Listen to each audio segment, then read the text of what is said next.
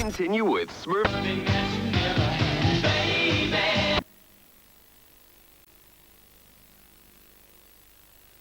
If you're inside the building, a blue dude with a ponytail. All American households have a gun. Thank you. The secret police have come to this. The Make-A-Wish Foundation is expected to file for bankruptcy caused by one little child's wish for unlimited wishes. Be extra careful, okay?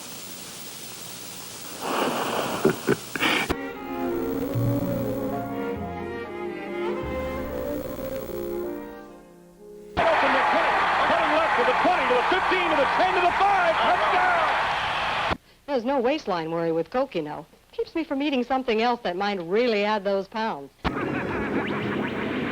Call toll-free. Let me help you. Oh, I'm only helping.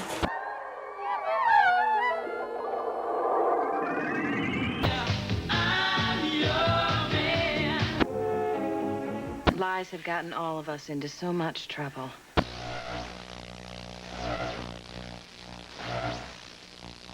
Breakfast! I'm hungry! I eat little babies. What my MTV?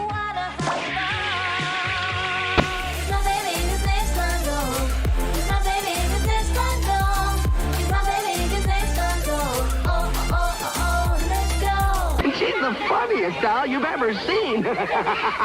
Just push the button and she starts to giggle. Savvy consumers are lining up today to be the first to purchase Sony's brand new stupid piece of shit that doesn't do the goddamn thing it's fucking supposed to. You can always cook up more with Pressman's Witch Doctor Head Shrinkers Kit.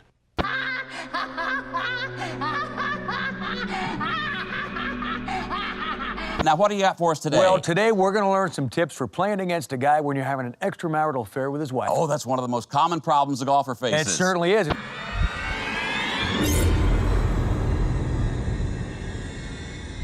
These shows are not negative, they are empowering. Oh, come on. They are. Yes. They teach young skanks that if they really try, someday they could take a crap on the floor of a beautiful mansion. Laura, these shows are basically teaching me I have to drink Jägermeister shots out of another skank's infected double-pierced belly button, or I'm not good enough. Well, if these shows make skanks feel bad, then skanks can change the channel.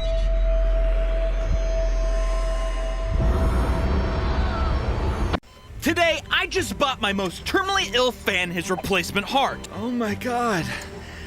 Is that Mr. Beast? Do you want a heart to save your life? Or do you want a Mr. Beast rap Tesla? Tesla. Good boy.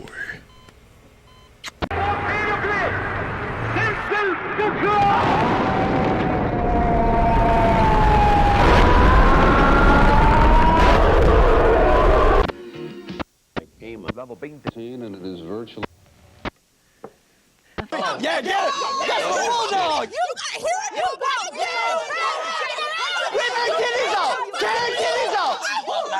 One small step for man, one giant leap for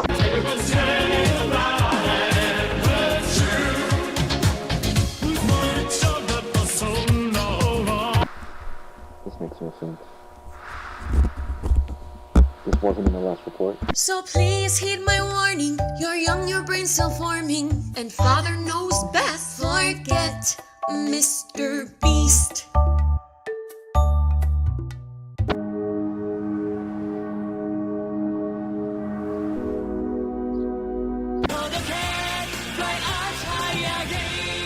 In the criminal justice system, the people are represented by John Cena.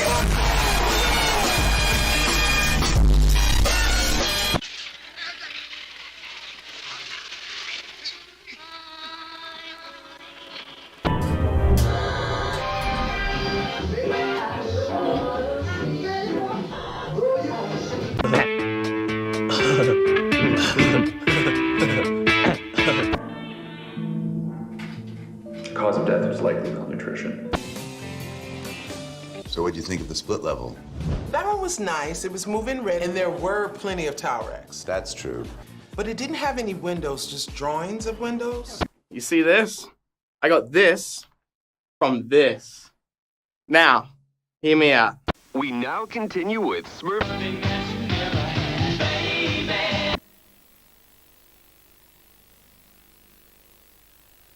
If you're inside the building, the blue dude with the ponytail. All American households have a gun. Thank you. The secret police have come to this. The Make-A-Wish Foundation is expected to file for bankruptcy caused by one little child's wish for unlimited wishes. Be extra careful, okay?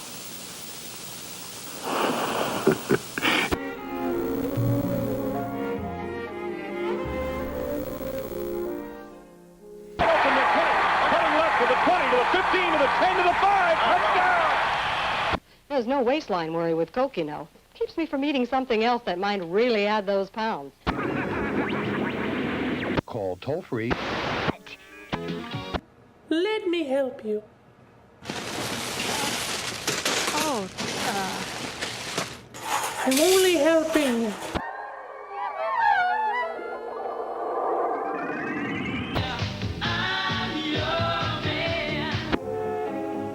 Lies have gotten all of us into so much trouble.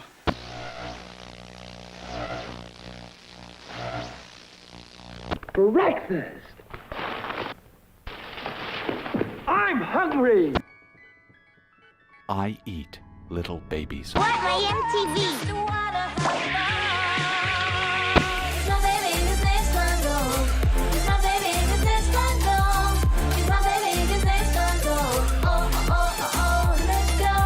She's the funniest doll you've ever seen. Just push the button and she starts to giggle. Savvy consumers are lining up today to be the first to purchase Sony's brand new stupid piece of shit that doesn't do the goddamn thing it's fucking supposed to. You can always cook up more with Pressman's Witch Doctor Head Shrinkers Kit.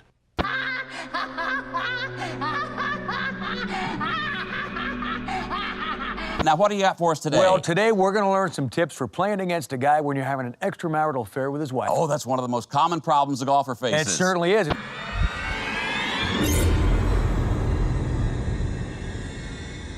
These shows are not negative, they are empowering. Oh, come on. They are. They teach young skanks that if they really try, someday they could take a crap on the floor of a beautiful mansion. Laura, these shows are basically teaching me I have to drink Jägermeister shots out of another skank's infected double-pierced belly button, or I'm not good enough. If these shows make skanks feel bad, then skanks can change the channel.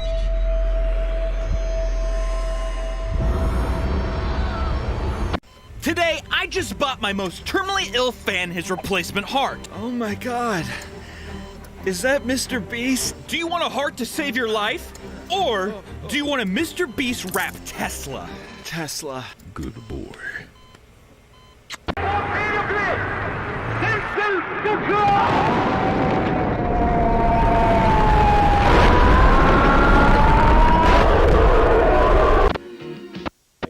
Level being seen, and it is virtually. Yeah, get it! That's the bulldog! You hear it? You go!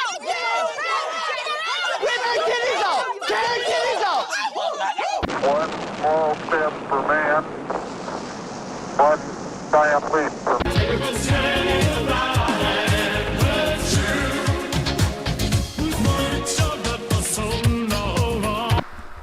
This makes no sense. This wasn't in the last report. So please heed my warning. You're young, your brain's still forming, and Father knows best. Forget Mr. Beast.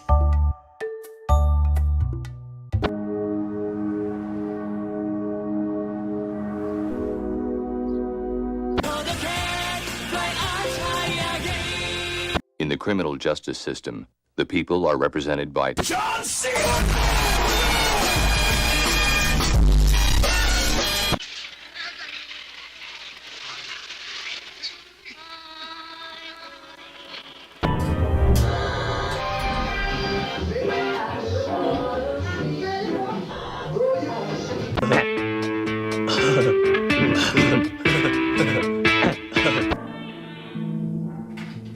Cause of death was likely malnutrition. So what'd you think of the split level? That one was nice. It was moving red, and there were plenty of towel racks. That's true. But it didn't have any windows, just drawings of windows. You see this? I got this from this. Now, hear me out. We now continue with Smurf.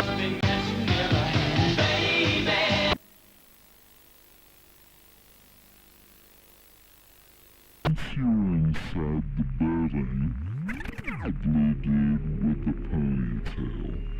All American households have a gun. Thank you. The secret police have come to this. The Make-A-Wish Foundation is expected to file for bankruptcy caused by one little child's wish for unlimited wishes. Be extra careful, okay?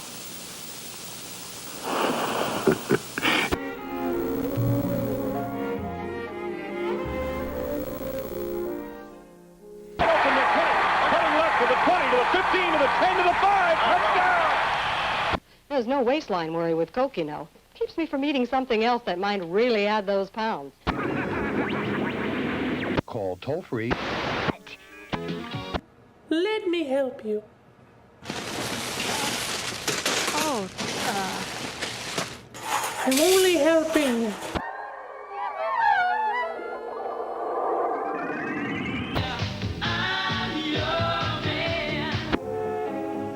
Lies have gotten all of us into so much trouble.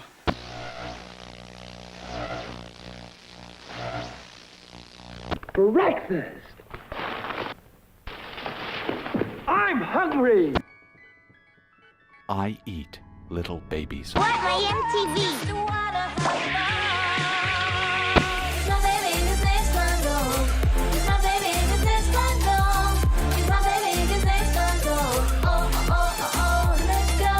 She's the funniest doll you've ever seen. Just push the button and she starts to giggle. Savvy consumers are lining up today to be the first to purchase Sony's brand new stupid piece of shit that doesn't do the goddamn thing it's fucking supposed to. You can always cook up more with Pressman's Witch Doctor Head Shrinkers Kit.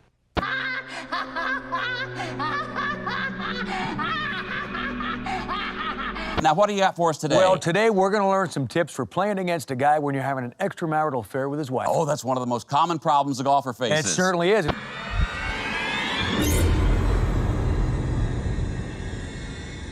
These shows are not negative, they are empowering. Oh, come on. They are. Yes. They teach young skanks that if they really try, someday they could take a crap on the floor of a beautiful mansion. Laura, these shows are basically teaching me I have to drink Jägermeister shots out of another skank's infected double-pierced belly button, or I'm not good enough. Well, if these shows make skanks feel bad, then skanks can change the channel.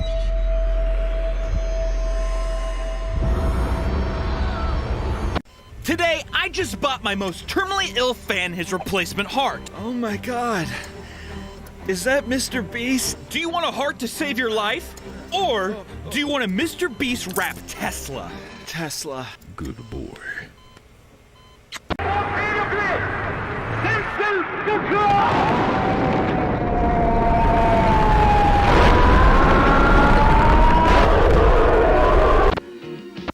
Game level 20 and I am sick, I am sick, I am sick, I am sick, I am sick, I am sick. Oh, left side. I am sick, out of my meds, out of my wits, in my bed, feeling like sick. I am sick, I am sick, I am sick. Oh, no way. Sick, I am sick, I am sick, bitch, I'm sick, I am sick, I am sick, I am sick. Out of my meds, out of my wits, in my bed, feeling like bro. Sick, I am sick, I am sick, down. I am sick, I am sick, I am sick, I am sick, I am sick, I am sick. Bro, of course I get Meds, out of my wits, in my bed, feeling like no, someone should have sick, taken. I am sick, I am sick, I am sick, sick, I am sick, I am sick, Bro.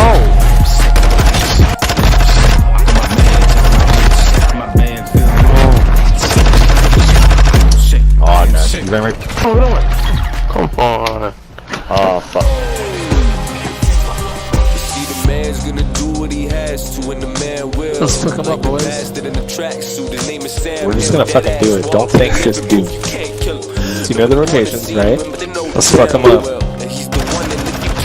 By now you just another one that lacks skill and the will to admit defeat. You rather get yourself killed. Well, it's fine by me. The real I lost the ability to feel what I gave my heart away. You probably think I lost it. I'm just getting started. The lack of confidence is gone. I'm no longer self-conscious. I'm so brutally honest that it's disgusting, but to be honest, it's gruesome. But yeah, y'all still watching. So don't blame me for you wrong. Tell me you know I'm right. Don't blame me, you leapfrogging ass bitch. I might take you down on being jab for the night. She don't want no pussy ass rapper. She wants Sammy the light. And there's the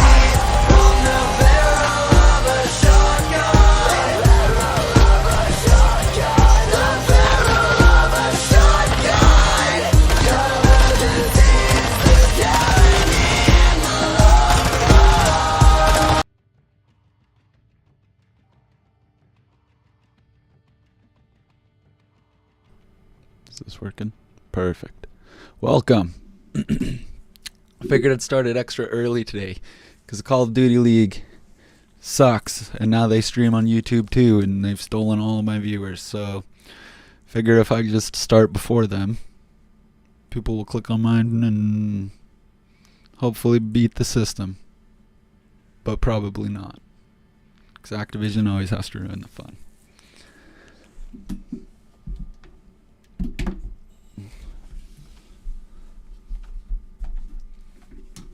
It's still not quite like fully set up yet. I need a coffee. Coffee. But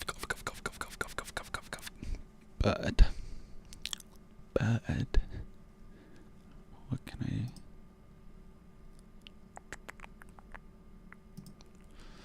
Let's mute that.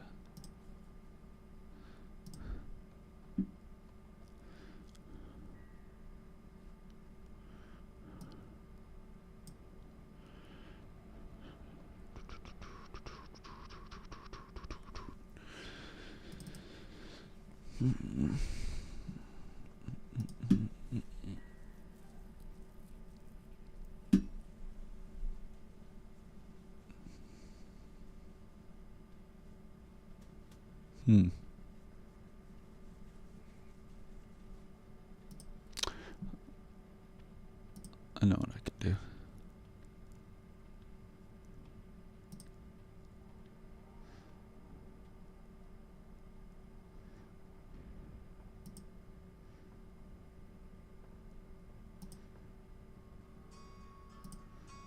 Oh, I don't want that playing out here though. There we go. Oh, that was loud. There. That's something.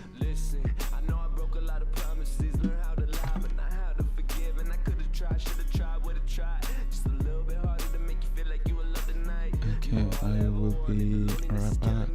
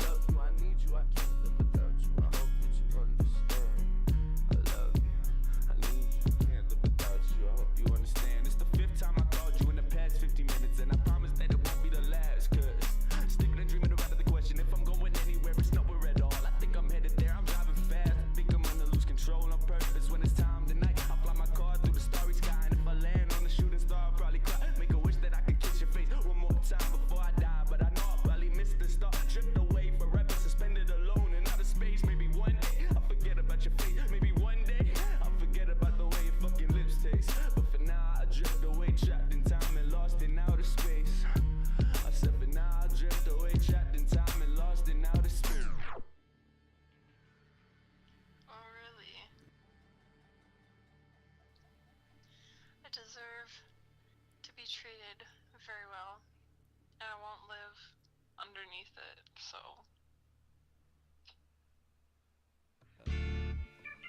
It's fucking Tay-Way.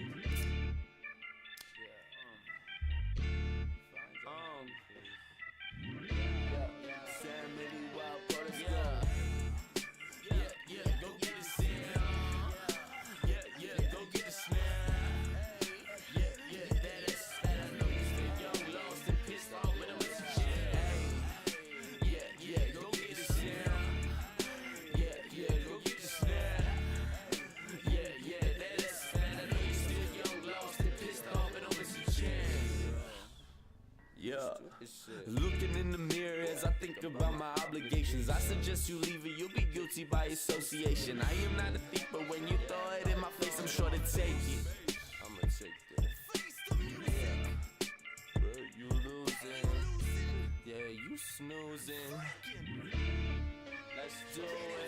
So before you speak of my name, you better pay some respect. I know you only hating simply cause you motherfuckers jealous. You know all the bitches love it, they all been trying to touch it. Take a trip around the sun with my brothers, and now look at what we done. Yeah, hey, go get the sound. Yeah, go get the snap. Yeah, that's fat. I know you still young, lost and pissed off, but don't miss a chance. Yeah, hey, go get the sound. Yeah, go get the snap. Yeah, that ass fast. Young, lost and pissed off, but don't miss that chance.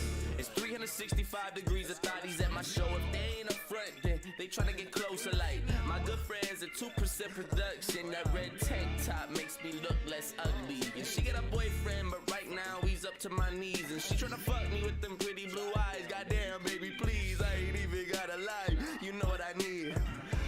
Get right. Put them legs between my face. Yeah. Sloppy motherfucker.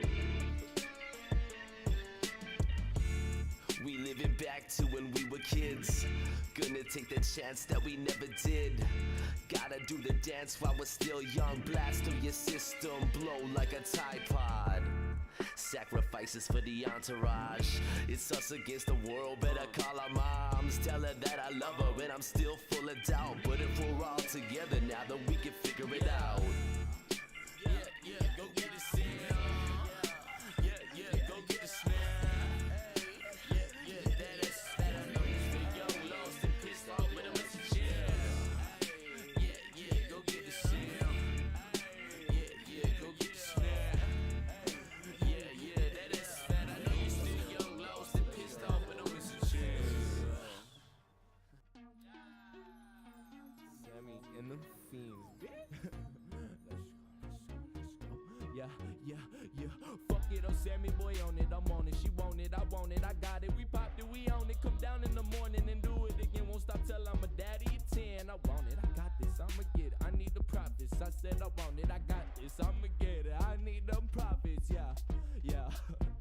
Run it up, man, be a bench, yeah. Eat up the pennies before I get in it. I'm mad, be tripping on shit that you never gon' see. Cause my mind is on cloud nine, so bitch do not speak.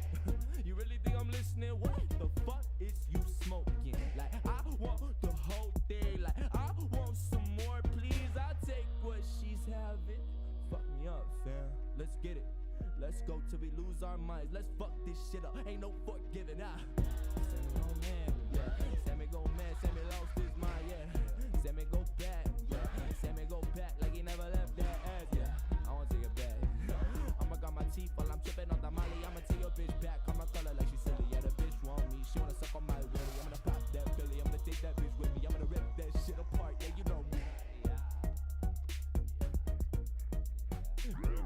Sammy a fool, boy, go off in the booth with a drip in the pack, blowing O's with the mic too. And now your baby girl, she want the whole crew. I said, bitches, you stupid, been back in true shit. She told me this guy about to blow, like what you been snorting, like what she been doing. That's word to my dick, yeah, but your bitch a slut. That's another one acting like a virgin with a belly full of cum. But you think she different? I'll show you how it is. When I'm a banshee, bitch, don't ask me shit. I'm about to tear your ass to shreds. You think I rap, but I ain't even begin to bask in it.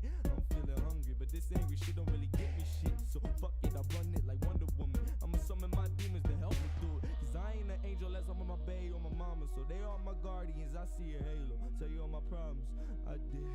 Now they'll never forget that. Sammy on man, yeah. Sammy go mad, Sammy lost his mind, yeah. Sammy go back, yeah.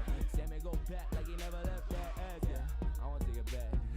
I'ma got my teeth while I'm tipping off the molly. I'ma take your bitch back. I'ma call her like she's silly. Yeah, the bitch want me. She wanna suck on my willy. I'm gonna pop that Billy. I'm gonna take that bitch with me. I'm gonna rip that shit apart. Yeah, you know me.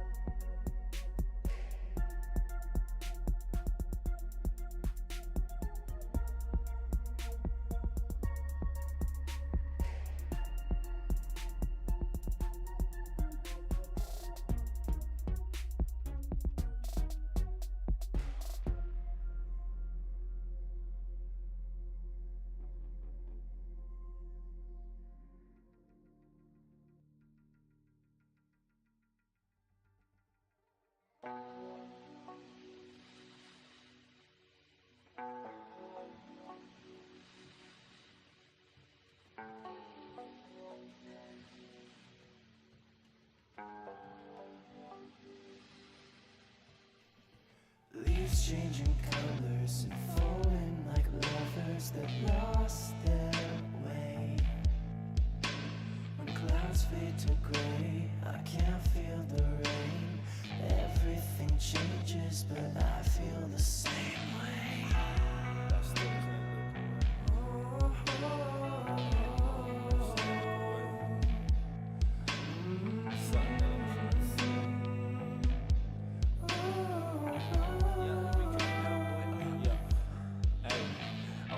See the pattern repeat, changing like the leaves on the trees. Like every weekend at the Four Seasons, I'm switching them up like the sheets in my hotel suite. That was back when I made your best friend drop to a knee. She's too sweet, I'm too tired to sleep. My tires squeaking, my eyes are tweaking, but I'ma keep driving even though I know I gotta leak till it pops. So I finish my drink. Let's go. Summer fall in the heat of it all. I'm in the steam room sneezing, cause I know that I'm the reason.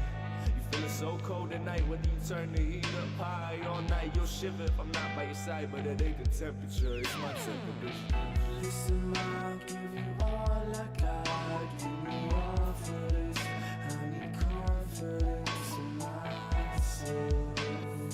Ain't the temperature, it's my motherfucking temperature. Listen, I'll give you all of me. Give me all of it. All of it to myself.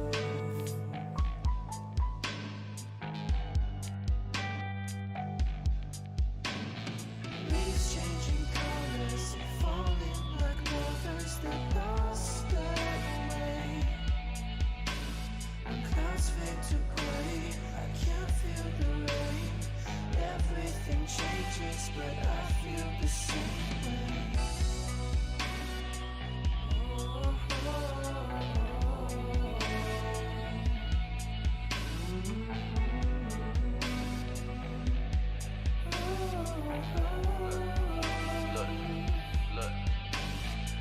Got my sights on your friend, I see that she been staring right back. I'm about to go in, cause I realized that this would never work if I kept trying to help, but you ain't gonna help yourself. Would've died for you. Now I feel like I'd be doing you a favor if I went out and killed myself.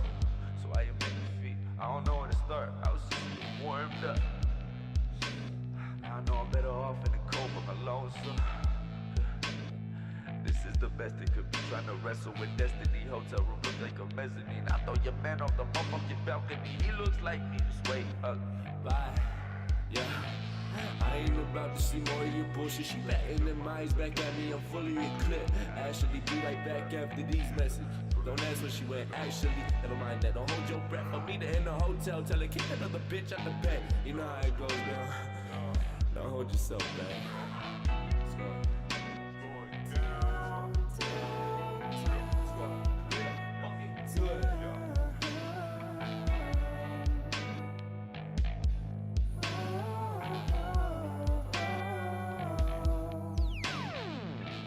Listen, I'll give you all I got.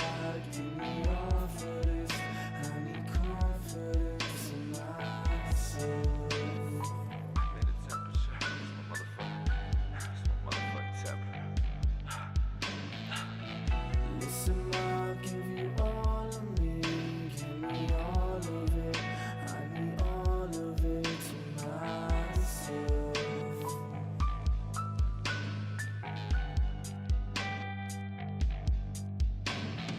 Leaves changing colors and falling like mothers that lost their way. When clouds fade to gray, I can't feel the rain. Everything changes, but I feel the same way. I feel the same way. I feel the same way.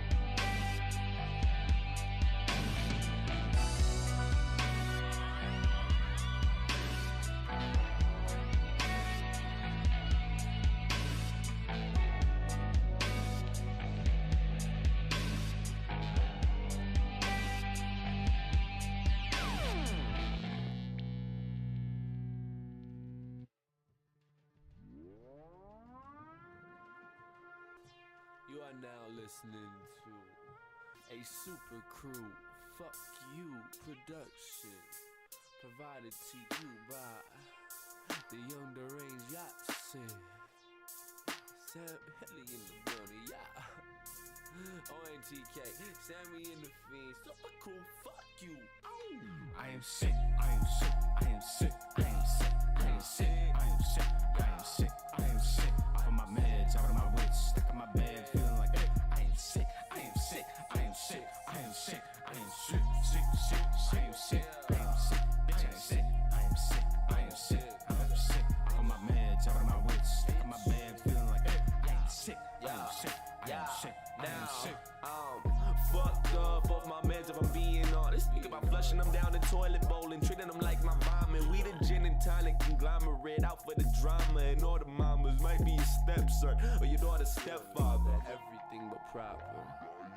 I called the doctor like something's wrong with me. I'm endangering my health and the safety of everyone around me. The voices getting louder, no one's even in my surroundings. So I wrote a 16 while laying down in the shower, but I can't get out, so neither will the album. I pop a bunch of volume when the restlessness surrounds. Since I am lit over the downers, talk about hopelessness about it. I am sick, I am sick, I am sick, I am sick, I am sick, I am sick, I am sick, I am sick. Off of my meds, out of my wits, stuck in my bed, feeling like I am sick, I am sick, I am sick, I am sick, I am sick, sick, sick, I am sick, I am sick, bitch, I am sick, I am sick, I am sick, I am sick. Off of my meds, out of my wits, stuck in my bed, feeling like I am sick, I am sick, I am sick, I am sick.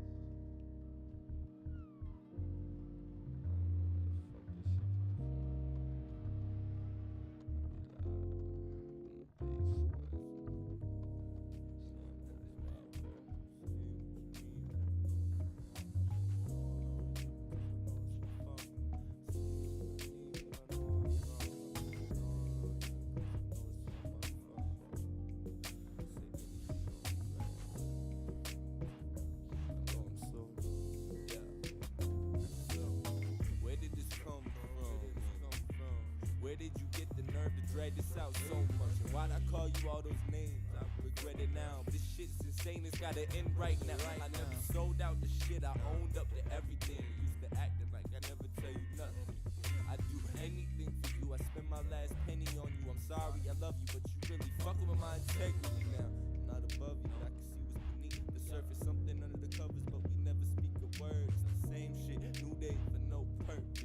Stuck in the past with memories of your worst days and worst hurt. This love is something ain't right.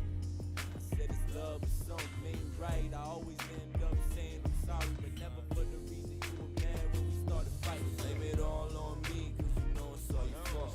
Say what you need, but I know what you want. So blame it all on me, cause you know it's your fault. Say what you need, but I know what you want. I'll blame it all on you, cause I know it's all my fault. Say what I need, but I know that I'm wrong. I'll blame it all on you, cause I know it's all my fault. Anything to be right, I know I'm so wrong.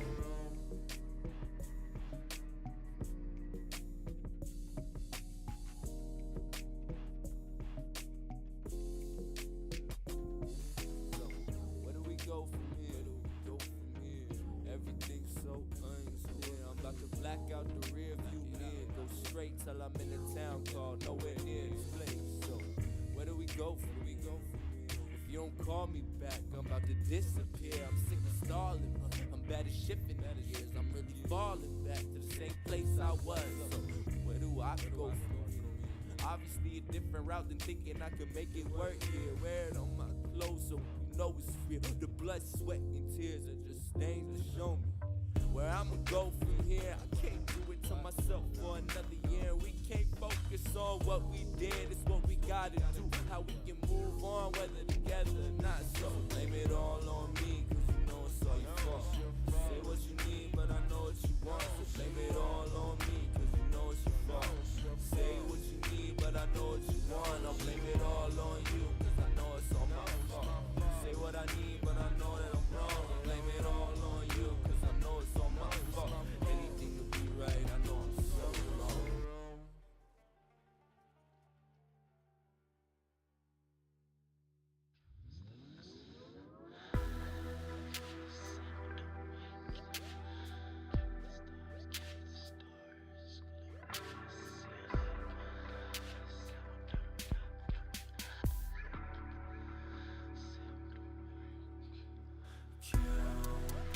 Stars on the ceiling, stay away from me.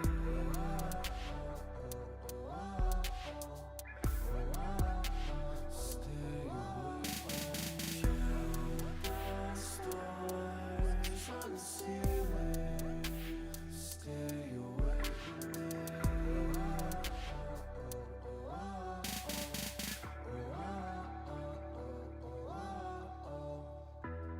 Dreamers across the nation, we've fallen victim to temptation. Let our aspirations and dedication and our frustrations define us.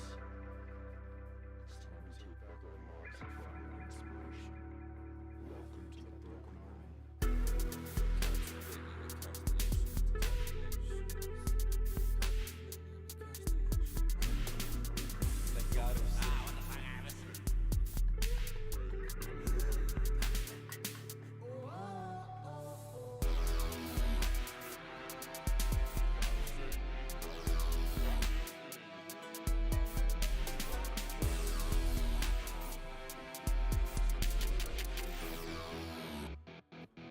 Yeah, look, I ain't never been contemplating the constellations like God'll save me. I ain't never gotta change a goddamn thing. I just stare at the roof and pretend that tomorrow never came. I ain't gotta do shit like this was written already. I just had to spell it out. Ain't that some bullshit? While you up in the crib just babysitting, I've been going ham even though you know I'm hammered. I've been going MC hammered. I'm a sociopath, well according to my manager, but that don't really matter though. It's over for you bastards, I know. Calling the kettle black like I wrote this shit with my right hand, I'm right backwards. Like the lefty I am, I'ma loosen up a tight and righty tighty left her loosey. Now she won't leave my side, oh gooch. Alright, and we are back now. Oops. Oops, fuck. Just breaking everything.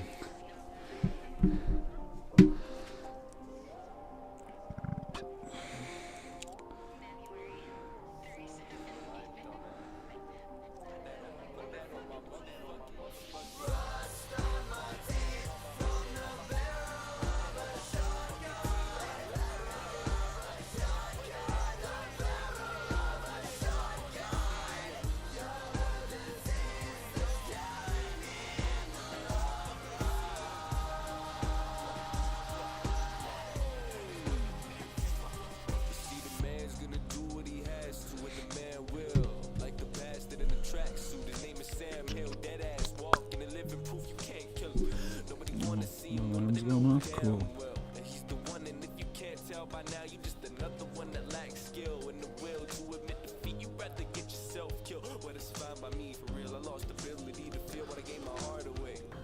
You probably think I lost it, but I'm just getting started. The lack of confidence is gone, I'm no longer self-conscious. I'm so brutally honest that it's disgusting, but to be honest, it's gruesome. But yeah, y'all still watching. So don't blame me for your wrongs, tell me you know I'm right. Don't play me, you leapfrogging ass bitch, I might take you down on Ben Jab for the night. She don't want no pussy ass rapper, she won't send me the light.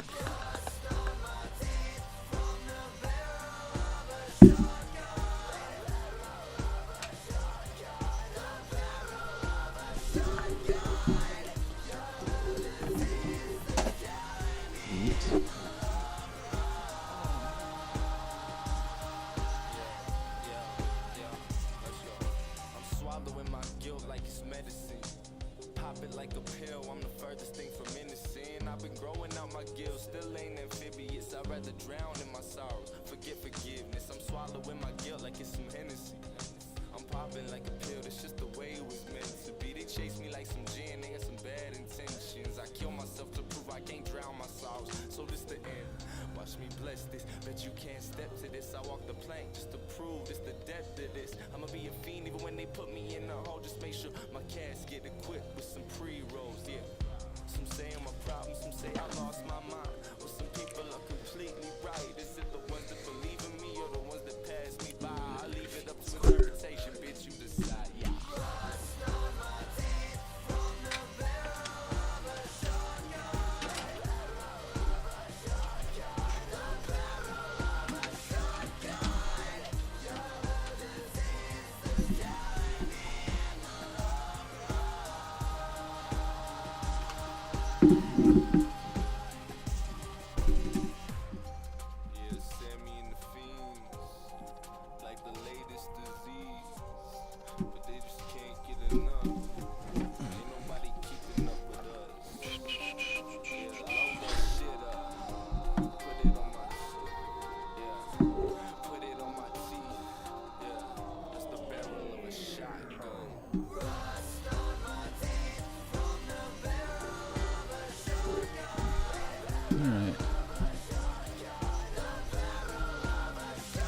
Should be everything.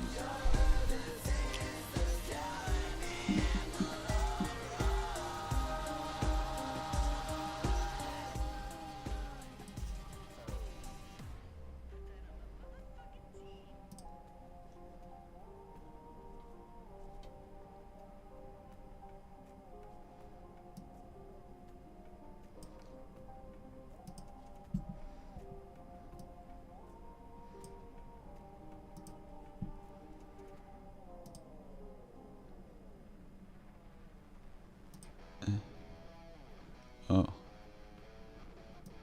Well, shit.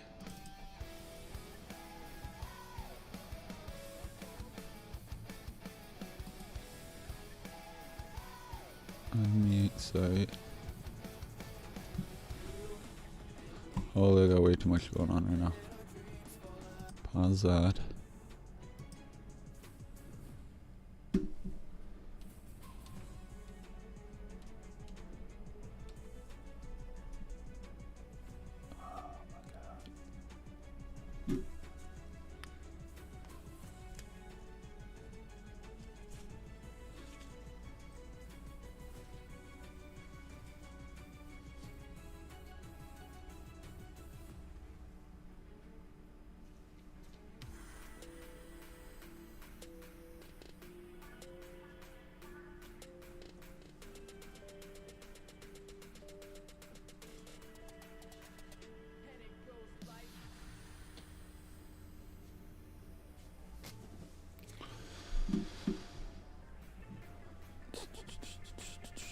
That's what we want there.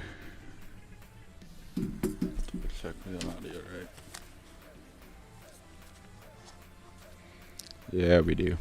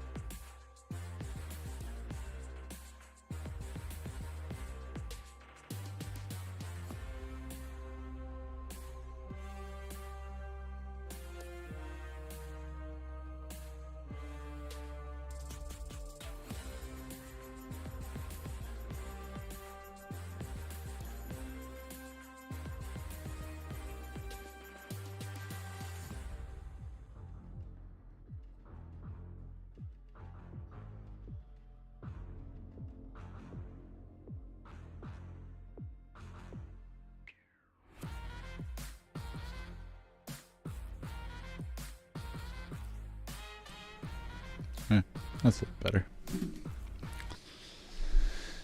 And then perfect. Perfect.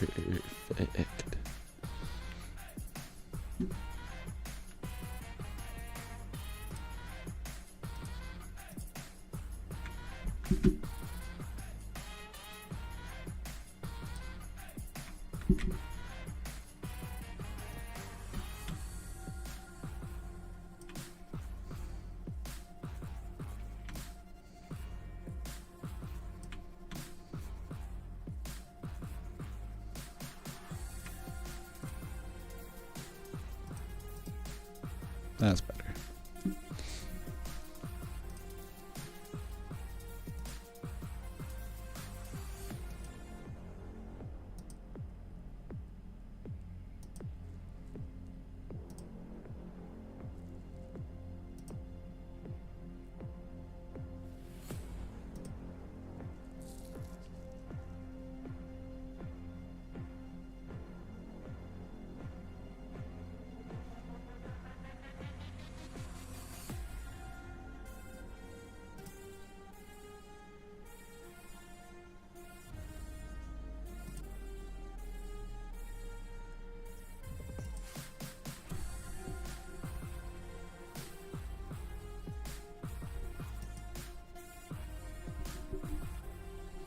Cool.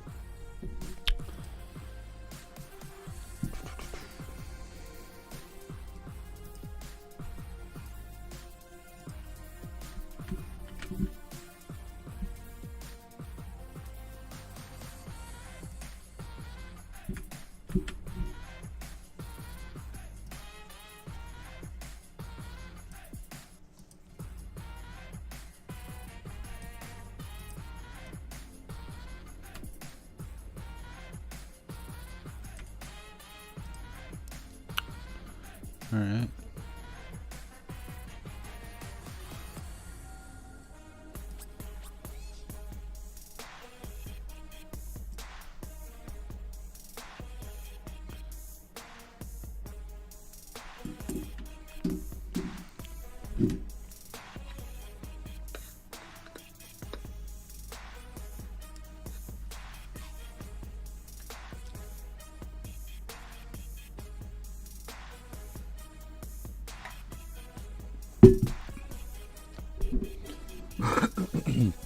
Excuse me.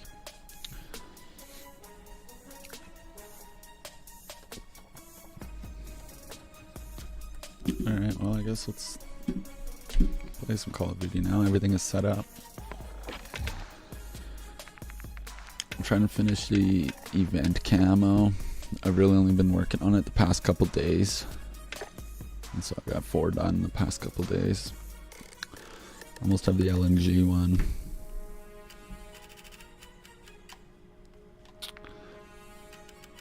The rest are pretty tough.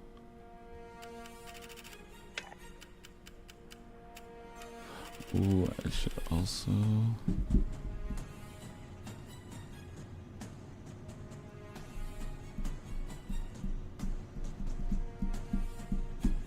I don't know how I would do that.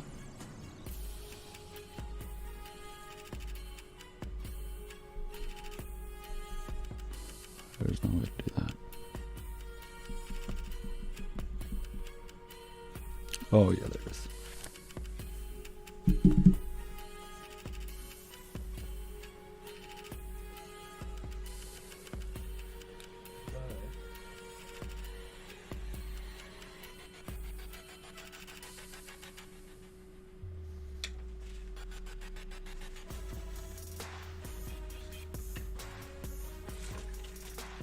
Nice.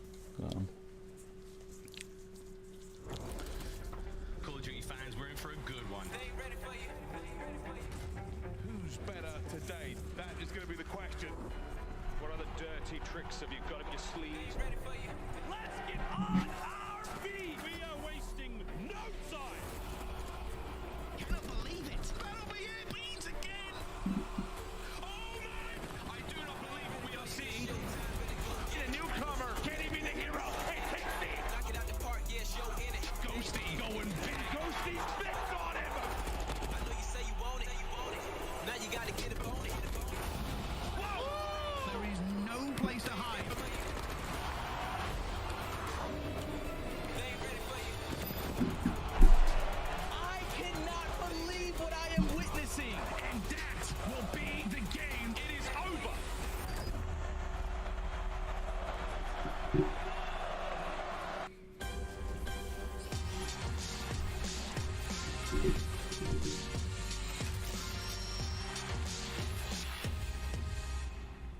Laying down deep. They're both there. Same spot. Same spot. He's done. You stop his heal. Left or right side. Oh, he's there.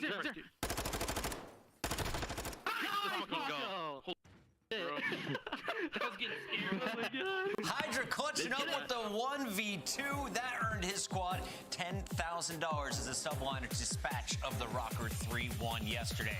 Welcome back, everybody. It is day 2, week 2 of Major 4. Pucking alongside Alley Cat and Nameless. And Alley, we've got another Super Saturday, 4 matches. But why should the fans be excited? Because there's a bunch of money on the line as well. It's Bounty Week still. Bounty Week continues on, and Nameless, we're going to see a big battle at the end of tonight. 7:30 p.m. Eastern will host Atlanta versus Toronto. 10 grand on the line, and this is a rematch from our winners final. Absolutely, and it was an absolute banger. We saw Toronto Ultra beat them in a search and destroy, which then set up Toronto Ultra to go on and win the whole tournament. In Atlanta FaZe, we've seen they're trying to improve, they're trying to get back their crown, and they have to go through the Major 3 winners. And you can see, of course, we have 2 more Bounty matches. Those are going down tomorrow, so stay tuned for those. But for now, let's dive into this matchup if you two don't mind. I want to start here with what happened last time in that winners final, because I wasn't in Texas. So break it down for me, Allie. What did I miss? Because this one only went 4.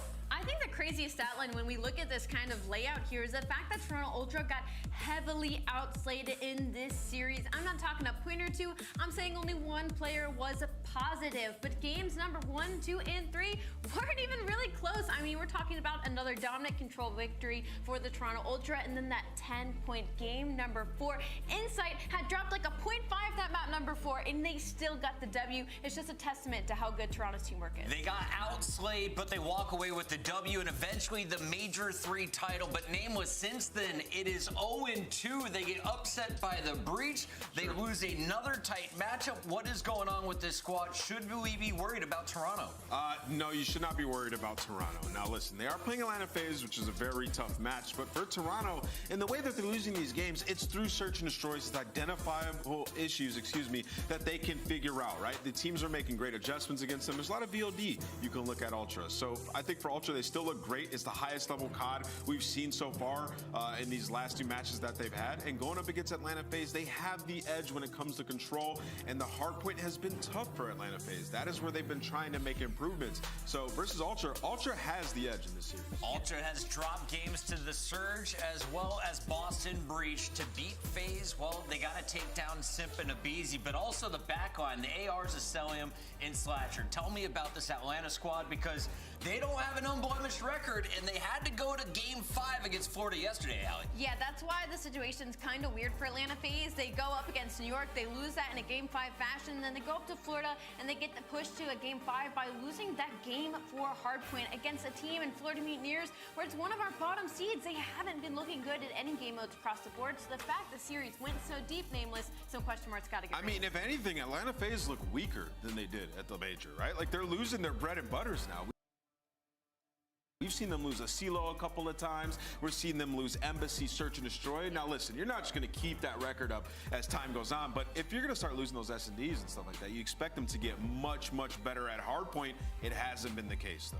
And you're not expecting those losses to come to a 10th or 11th seed either. Atlanta, they went to Game 5 against Florida, but if you're looking at the numbers, well, they got about a 150-point lead over their rivals from yesterday. Taking a look at this leaderboard, though, the big ones to dial in on: Toronto could close the gap against FaZe, and of course, Vegas Legion still in the chase for 8th, currently in 9th place with 100 points, 3 games back of Rocker. And Legion, they have a must-win on their hands today. Allie, let's talk about this battle, because Legion, I think, are the clear favorites coming in, right? Oh, absolutely. Especially with the addition of Sandy in the lineup. I think they're the clear favorites when it comes to this series, especially with how London Royal Ravens have been looking lately. Taking a look at this Vegas roster, we've noticed that they improved a bit when they added 2 Real to the lineup. But the whole team has reached a new level with the addition of Sandy to the team. They all popped off, and Clayster kind of told us this man is opening up the rest of the opportunities for the squad. Yeah,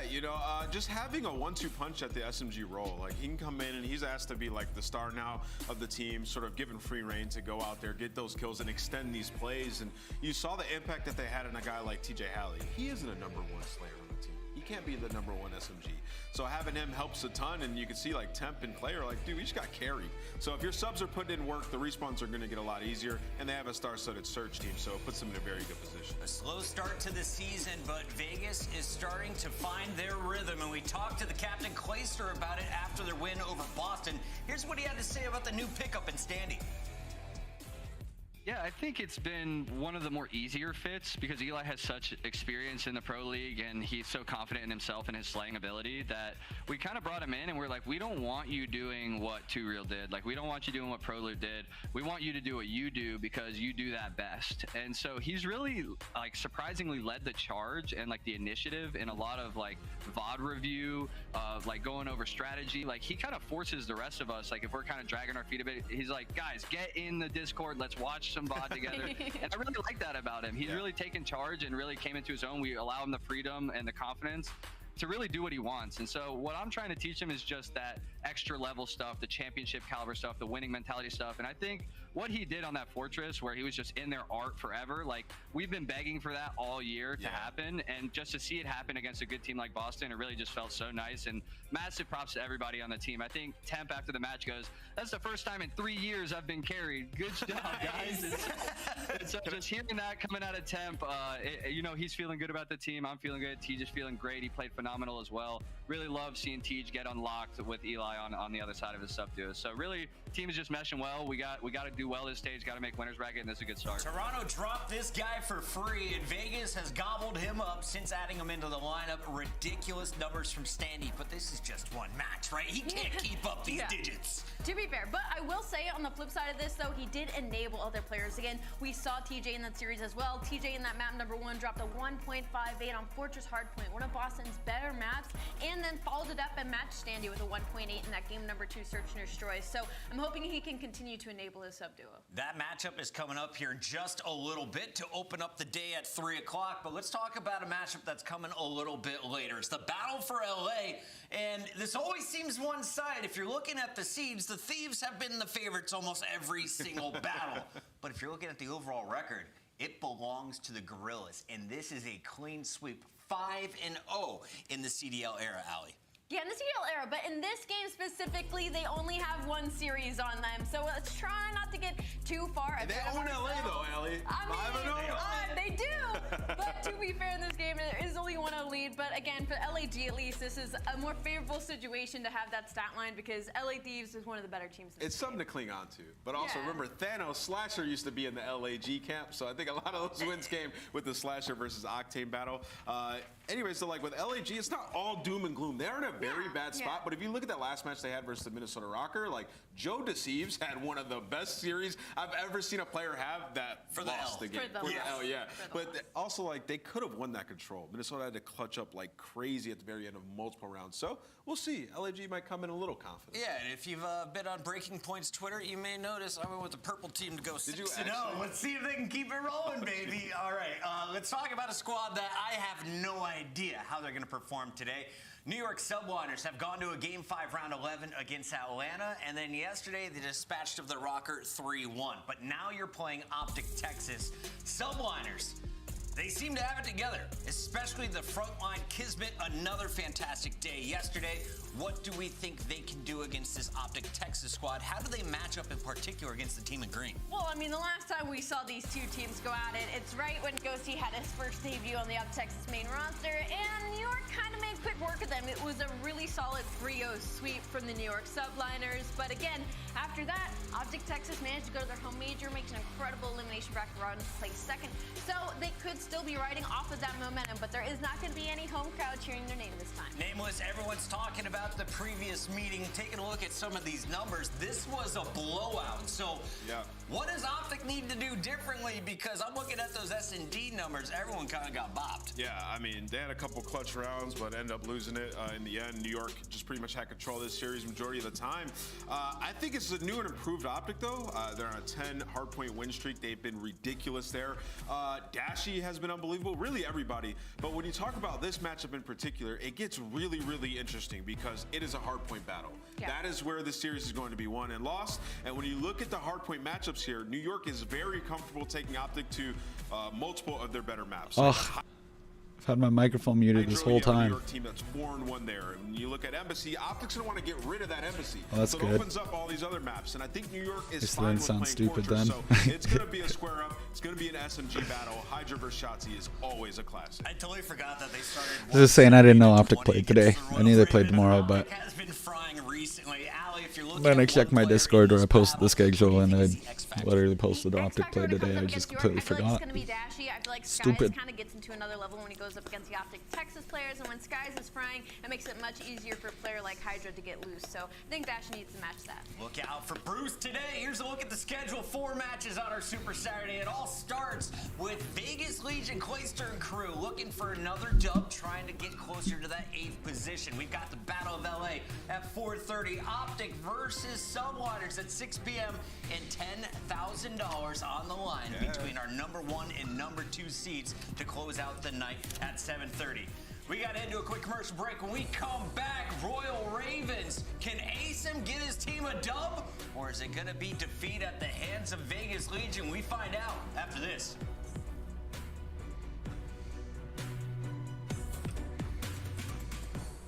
Call of Duty League Pick'em is back. Bottom defend, a few more points, and then will be it. Pick the winning team.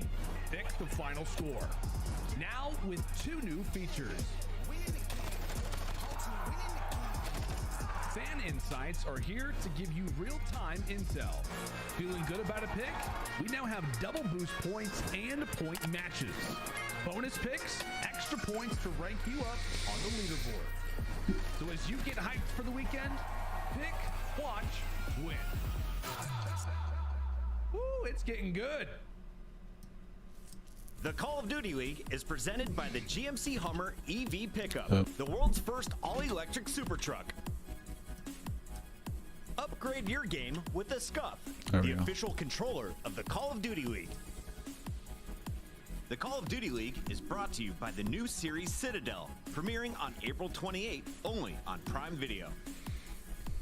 What's up, you beautiful people? I hope you're ready to bet all of your channel points today because we have a number of matchups. Some that we think could be one-sided, like this first one. Others could be way tighter, like our last one. Let's start, though, with this battle. Vegas Legion going up against London Royal Ravens. And while it's just 9 seed versus 12 seed, you have to think it's Vegas that has the edge coming in.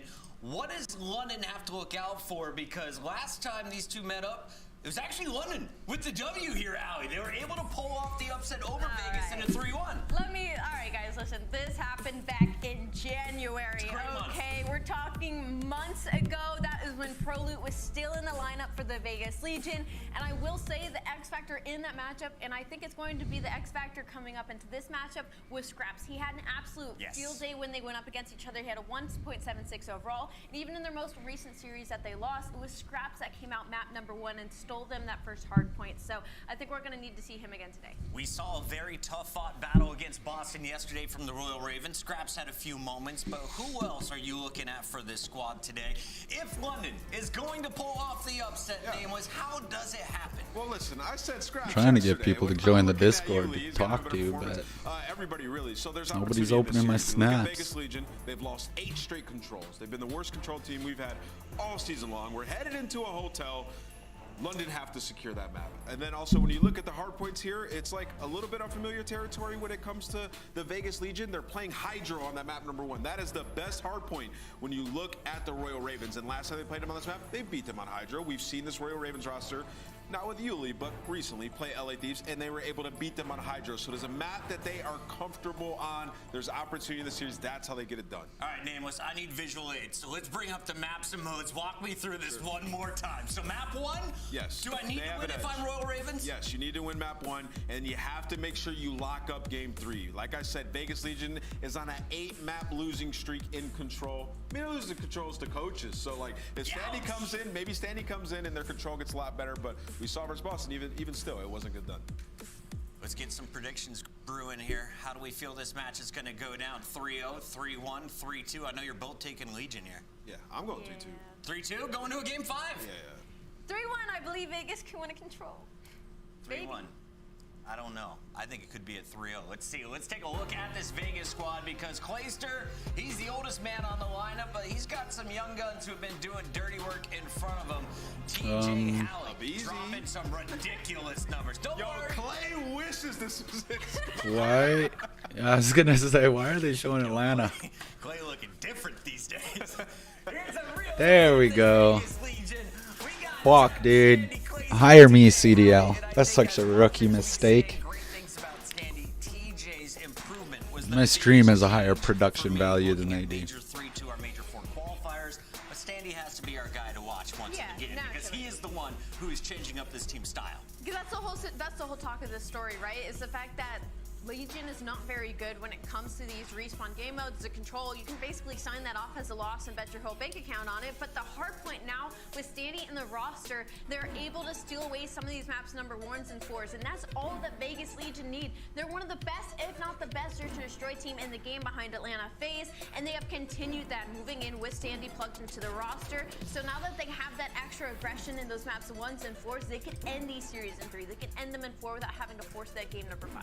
We're closing in on 10 million channel points betted for this match. 80% of those currently in favor of Vegas Legion. Let's see if the chat's going to be happy as we kick this baby off. We got your casters for the day, Miles and Chance. Gentlemen, take it away.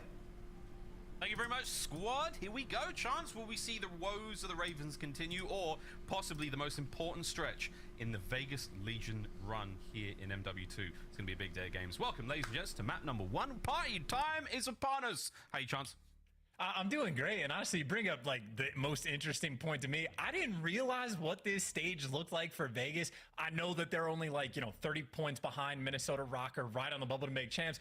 I didn't realize they got to play the 10th, 11th, and 12th seed all in this stage. So Vegas, literally, it has been timed perfectly that the easiest stage, at least on the online portion, that they're going to have all year long comes at the exact time that they need the points to play catch up to make champs. So they are in prime position to apply that pressure to Minnesota Rocker. But of course, you still have to actually win the matches. And make no mistake, I know London have been on sort of a poor stretch, but of their last 5 matches that they've had, 2 times they've played OpTic, 1 time they played against LA Thieves, and one of those matches was against Toronto, and they beat Toronto, and they nearly beat OpTic. So London are just, I don't know, they're a very particular team, and I know that, Nameless already talked about it quite a bit.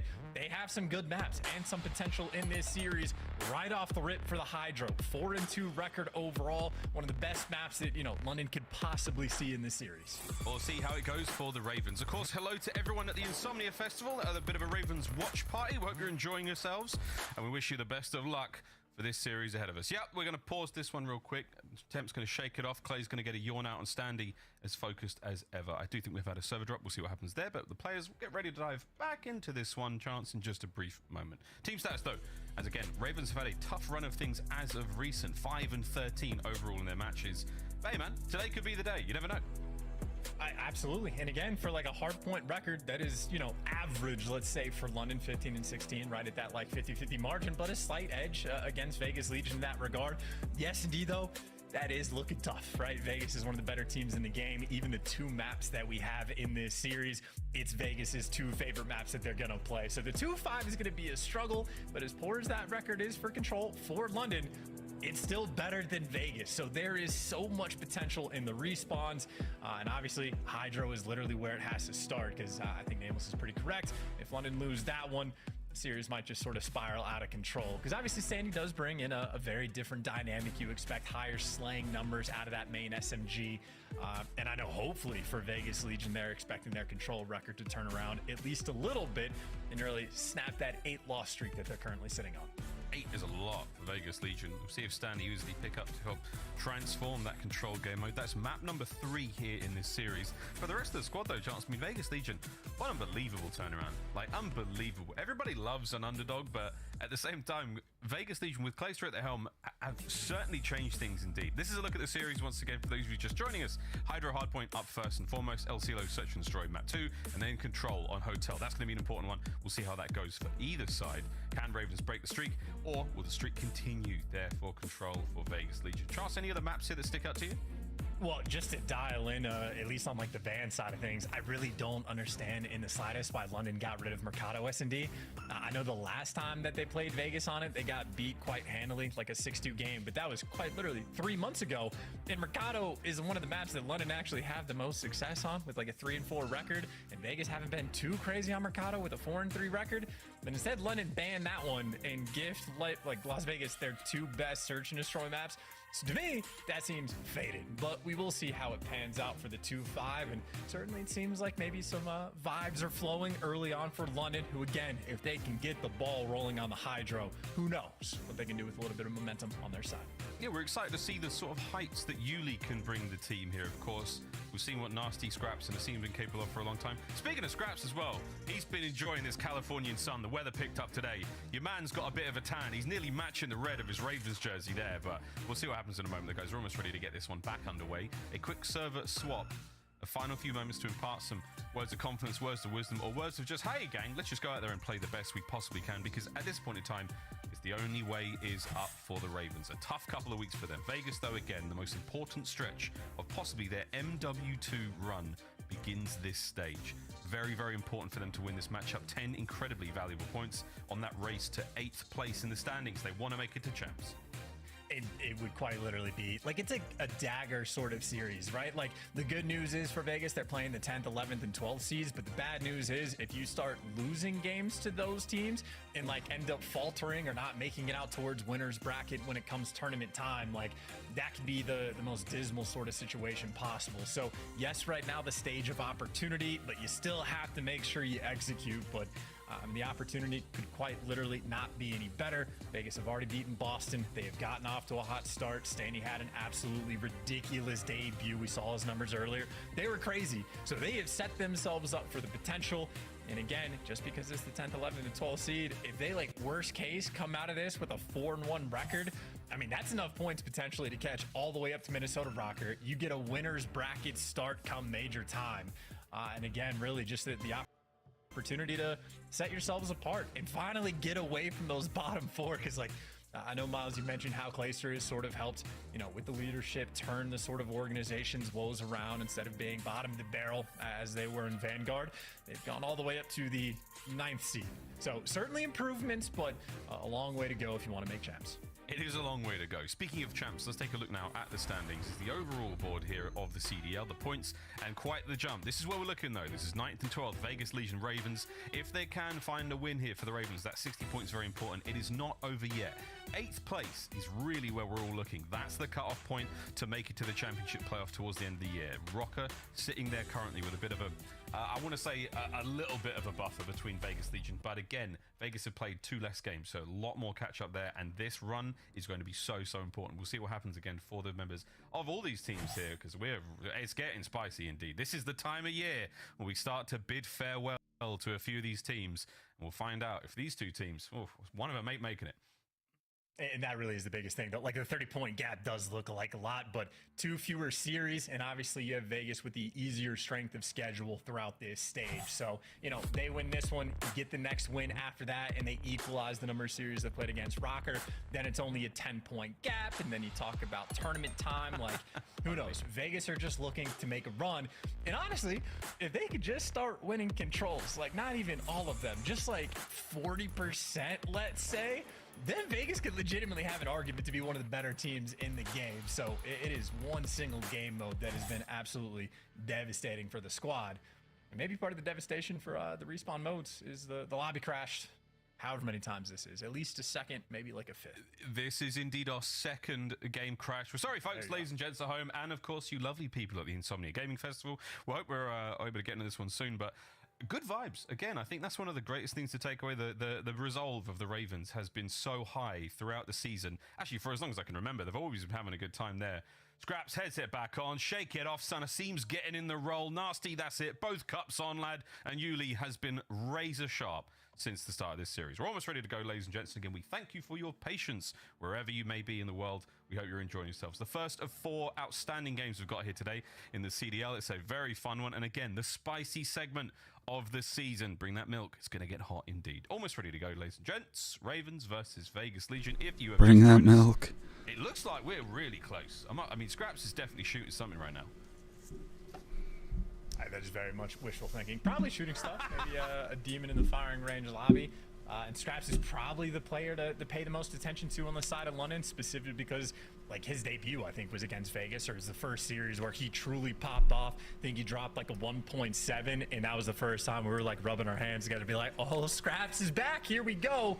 And it's obviously been a bit more turbulent since then. Some hot series, some very cold series as well. But certainly the last time he was able to shoot his gun against Clay and Temp, Scraps was having himself an absolute blast. So a lot of eyes on him, specifically on the Hydro as well.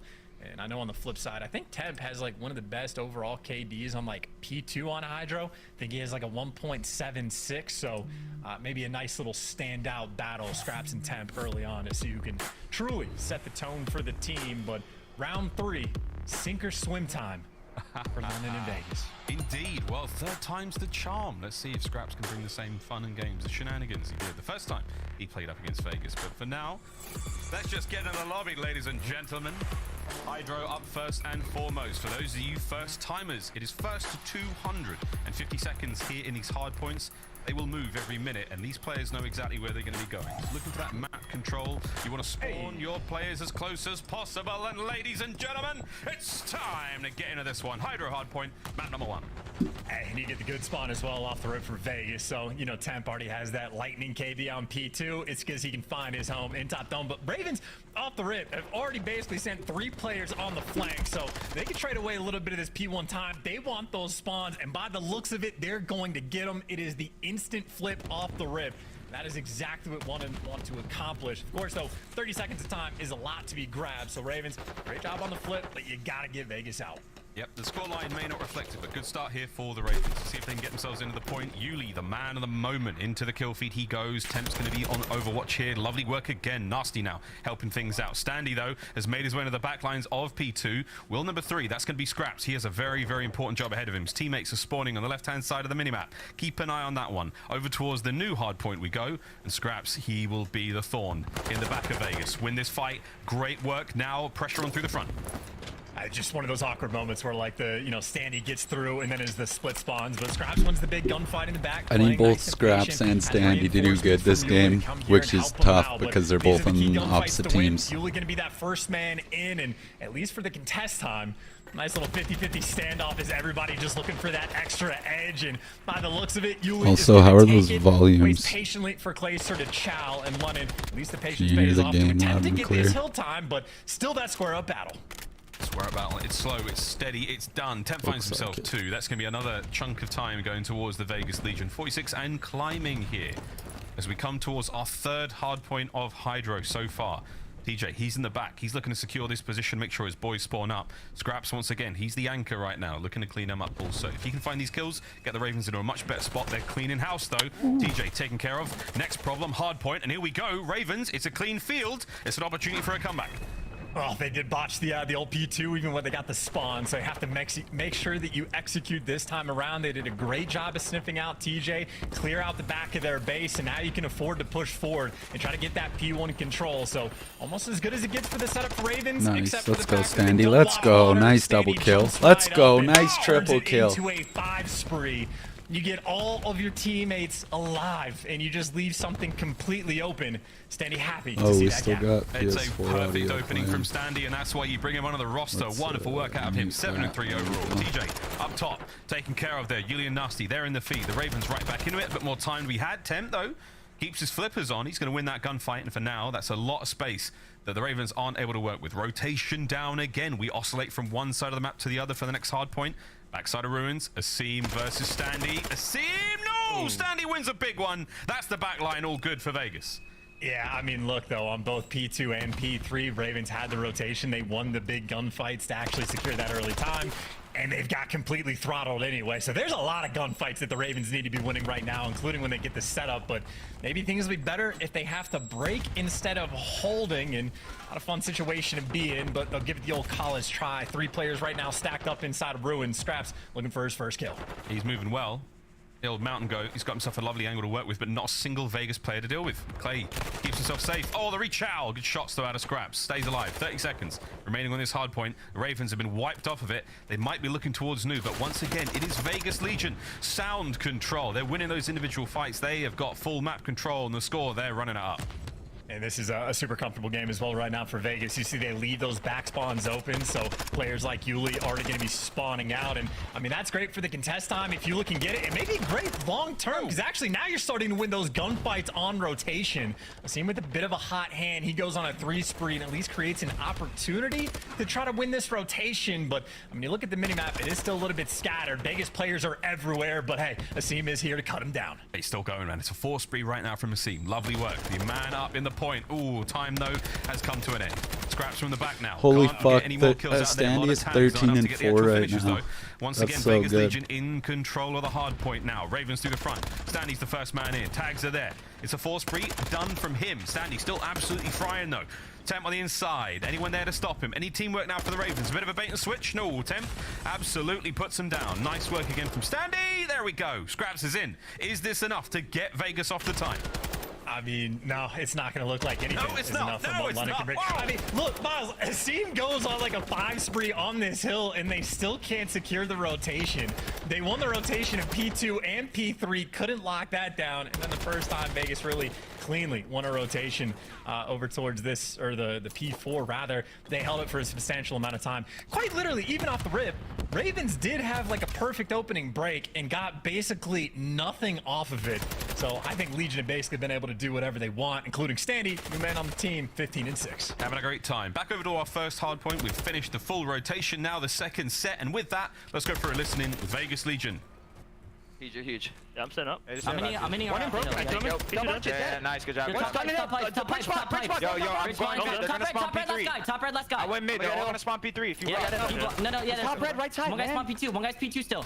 I spawned out. Back P2. One Back shot. P2. Make sure we try and rotate, guys. Just go right. Right Go right. P2. Go right. Let's go. Go right together, yo. Play together. Oh, Play dead. One more together. hill. One more hill. Yuli. And one's mid dub arch. Close. Mid dub arch shot me. Asim's dub arch. Asim's dub arch Someone on our left, broken. someone on our left. Still dub Right side arch. broken. Still dub arch. Let's hit Going by the way, Someone on our broken. He's in broken, I think, guys. Top broken, yeah. Scraps.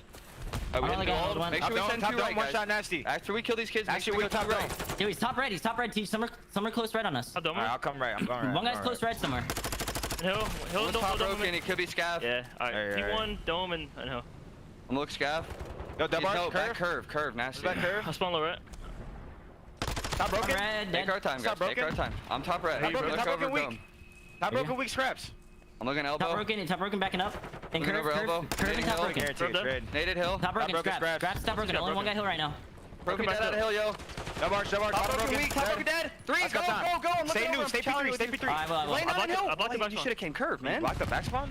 Lane on hill. Two. No, they're spawning on you guys. Nice One more break. P1. I'm blocking P3. We're I'm gonna spawn blocking P5 P3. now. Hold on, We're gonna spawn P5. Go. We gotta bang that dome. Yeah, he's dome. He's dome. One elbow, teach. Spawn P5. Lane down. Two on us. Teach. Don't back window. One P5 weak. I'm going to the back on. Front dead. I gotta go top. They can hit water I hop. heard you. They can hit water hop. Yo, I'm just gonna stay deep water. I'm staying deep water. One shot going dubs. Everyone Spawned out. Everyone One out. guy's deep green. Asim's Two deep green. spawned out. I'm gonna spawn out. Me and Eli. Guys, it's no small feat dealing with Scraps there. A couple of comms mishaps from Vegas Legion, but ultimately good work out of them. They're retaining full hard point control. We'll see what happens on New, though. I mean, hey, London had some pretty good work on P2. I know Vegas got the break, but they end up flipping the map, and Ravens again with an opportunity where they win the rotation and try to secure a decent amount of time. You get Yuli pushed out in a halfway decent position. Yeah, I fucked that up. Can't man. win the Sorry. gunfight though. Sandy just there to fry him. It looks like Vegas have won basically every single kill in the feed. At the very least, it forced Ravens towards that back spawn as Sandy continues to fry. We're seeing now close to personal hard point. Clay wins that fight, gets himself 2 more. Nasty on the pinch. Might be able to give this one up. 20 seconds remaining here on this hard point. No one's really been able to get a massive amount of time. So now we go over towards next. Lovely moves out of Nasty there to stay alive. He's got to get himself towards the backside of this map. Let his boys now push up. This is going to be a difficult spot to be in for the Ravens. A massive comeback needed from them. Here comes the next hard point. Yeah, Nasty knows. I don't know if Clayster actually spotted him, but Clayster's certainly ready for this push nonetheless. And Sandy in a bit of a cheeky spot as well. Nasty might have read it, but wrong gun for the job. And that entry sort of AR, not something that's always going to pay off. And first couple gunfights rather, get won by Vegas as they are just cleaning house everywhere around this broken hill. Swedish chance for a moment there. Over 200 points now for Vegas Legion. Business end of the hard point. Game clock might come into effect as well. We don't see much of that in MW2, but for now, it's Vegas in firm control. Ravens now making their way forward. Temp has the entire cross covered. The reinforcements will manage to make their way through. Good work out the Ravens. They're in for now. 25 remaining. A big gunfight win from Yuli. Teach, though, over towards Nu. He goes. This is an important 20 for the Ravens to try to get. Clay denies as much of it as he can, and this is big.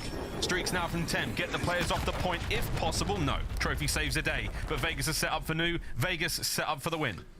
They said a statistic once that cruises are only. Hey, there it is. On the rotation, he gets set up for the I was gonna intel. say they said before it was only about 20% success rate. Blocking the spawns in the back, someone over towards that Zinni rock and try to keep control of this, and that's Temp at least able to take one down. And there's Clayster in the wings. The setup was nice and clean, and now you're just hand delivering the freebie kills to the SMG players inside.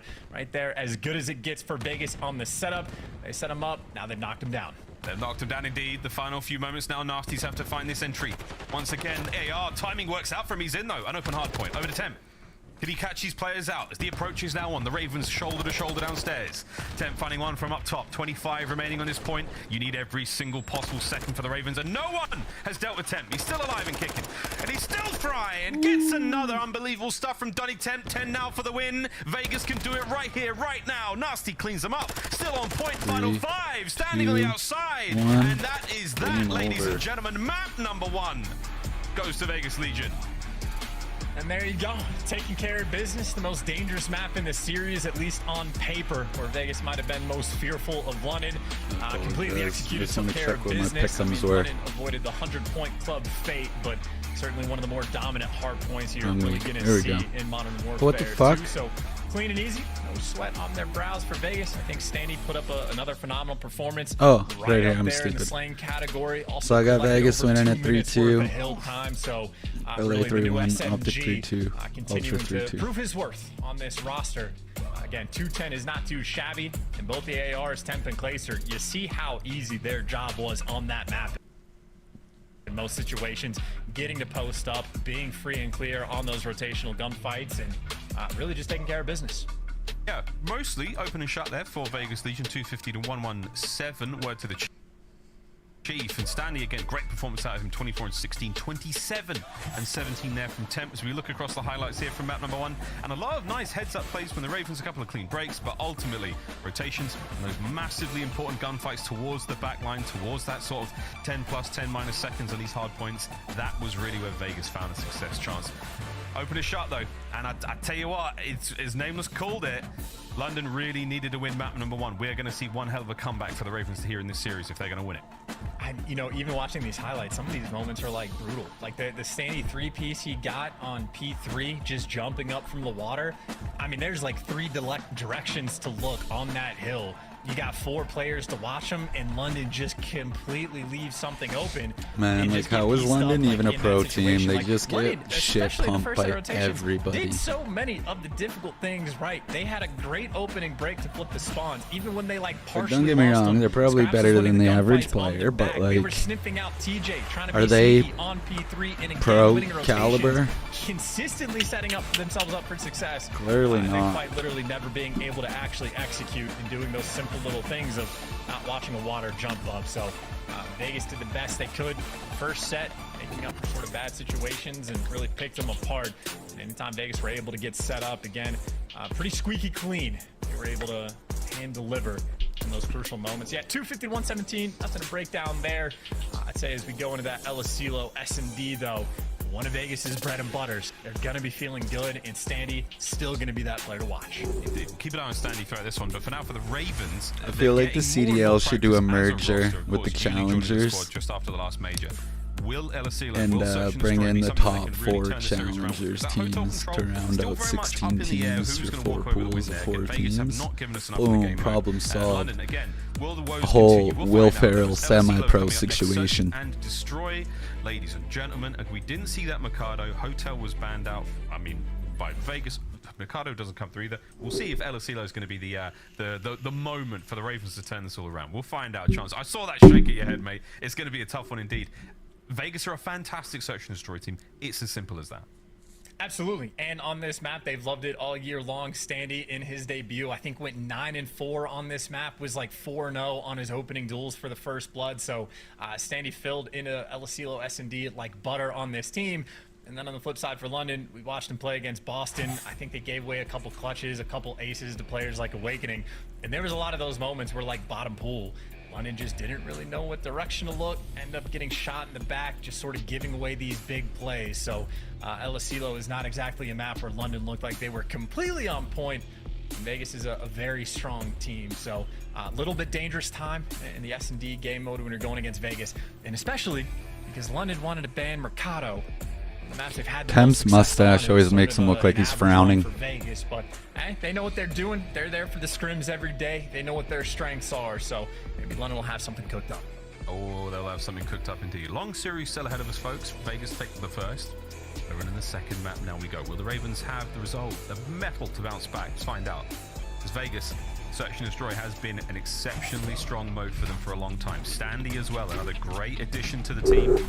We'll find out what happens. So here we go. There's the stats overall. The record's not fantastic. Much more play out of Vegas Legion here on the map and mode. It comes to the First Bloods, no probs. Chance the retakes, though. That's a very, very strong indicator of how this could go. That is almost operation like we need to be aggressive as a team and just not give up these bomb plants. And I mean, keep in mind on Asilo, if you're getting picked apart and like losing the First Blood battle on defense and then they just go for the bomb plant, it's going to be a tough, situation no matter which way you look at it. But 19%, if that's not worse than the league, I would be very surprised. So, yep, don't let the bomb go down. Play aggressive. Maybe somewhat of a key for London. I know certainly in their match against Boston, quite a few of those rounds where everybody was just sort of turtled up in and around like the pool area of the map and like trying to play corners and whatnot, which like structurally makes sense, but they ended up getting picked apart. So maybe the extra bit of experience they've had, they can talk things over. Obviously, Yuli, the new man on the squad, try to get him a little bit more comfortable on the map. So opportunities to be sure, but no lack of comfort, I would say, for Vegas. Again, Standy, who had a ridiculous debut and seemingly has not slowed down. Not at all. We're almost ready to roll back into this one, folks. A slight lobby drop there, but here we go. Vegas raring to get into this one. We'll see if Standy can put up another brilliant performance, as everyone has been shaking it off today. Tay Swift must have been on the playlist. We'll see if the same energy is brought in game. For Nasty, I want to see him go wild here. El Asilo of small map, tight corridors the inside, looking for those long lines of sights. AR's still having a good time. We see snipers used here quite regularly. And on the outside, don't forget, snips are plenty. There's that B-bomb site in that little building with the AC unit on top of it. We will see that bomb go down. It will not be a great look for the Ravens, but we'll see if they can up those retake stats. Here we go. Ladies and gents, map number 2. Let's get it. Did you say Tate? I had no idea you were a Swiftie. I'm a Swiftie. Something new every day. Yeah, man. I'm a fan. What can I say? Big fan of Clayster as well. Sniper in hand. Let's see if you can catch a player out. As things are about to get very, very ugly over by the bomb site. Oh, Scraps is here too, and he's dancing with death. Clay has given up that line of sight. He's backed on over. A bomb site. Here comes the plant. Ravens, time to retake. And I know the retake rate for London wasn't particularly great. It wasn't fantastic for Vegas either, but at least you get that intro kill. Clay with the snipe, one of the most impactful of all time, and this year especially. Gets you the First Blood, but now it's sort of a 3v3 for his teammates around the site, but Clay does have the intel. And again, he passes that information over. Here comes his teammates to into the fight. Scraps, though, makes it a 3v3. Clock's ticking now. Listen, 20, and that bomb goes boom. There's the play from Nasty. Traded out immediately. It's a 2v2. Time ticking. Clay can't find anything with a pistol. Big wins out of the Ravens. That's going to be the retake, and they're on the bomb as well. That one goes to the stats. Nice start. Yeah, and I totally didn't get confused about who was on offense and defense, but either way, that 19% right there for London, immediately able to clutch up in spite of the first blood that comes through. I know what Stanley loses a gunfight down low. Scraps started with the sniper, ends up picking up 2 in the round with the Vastnev in hand, and I know if he loses that gunfight to Temp, I believe Yuli is still very weak from the previous gunfight, so could have been an opportunity for Temp clutch. But London, they shut that door and defused that bomb. That is the exact sort of start that they need on this map. London 1-0. That's a nice start. Recency bias is one thing, but again, it was a very, very difficult showing against Boston. My shoulders just cracked so much.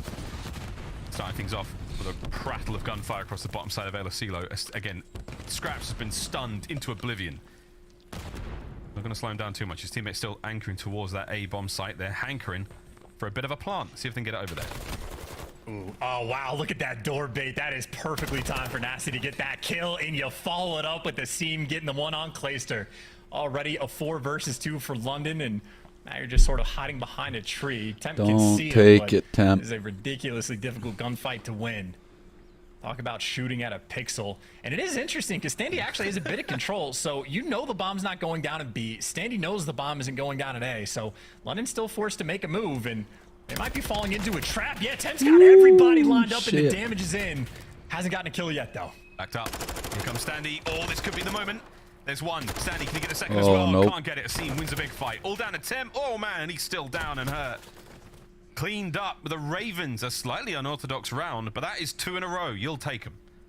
Yeah, shout out to Asim as well, because if he loses that gunfight to Standy there, you leave that in a 2 versus 2. That could have been incredibly problematic, but they don't choke the 4 versus 2. They had fantastic work just to get the first blood and the follow-up as well.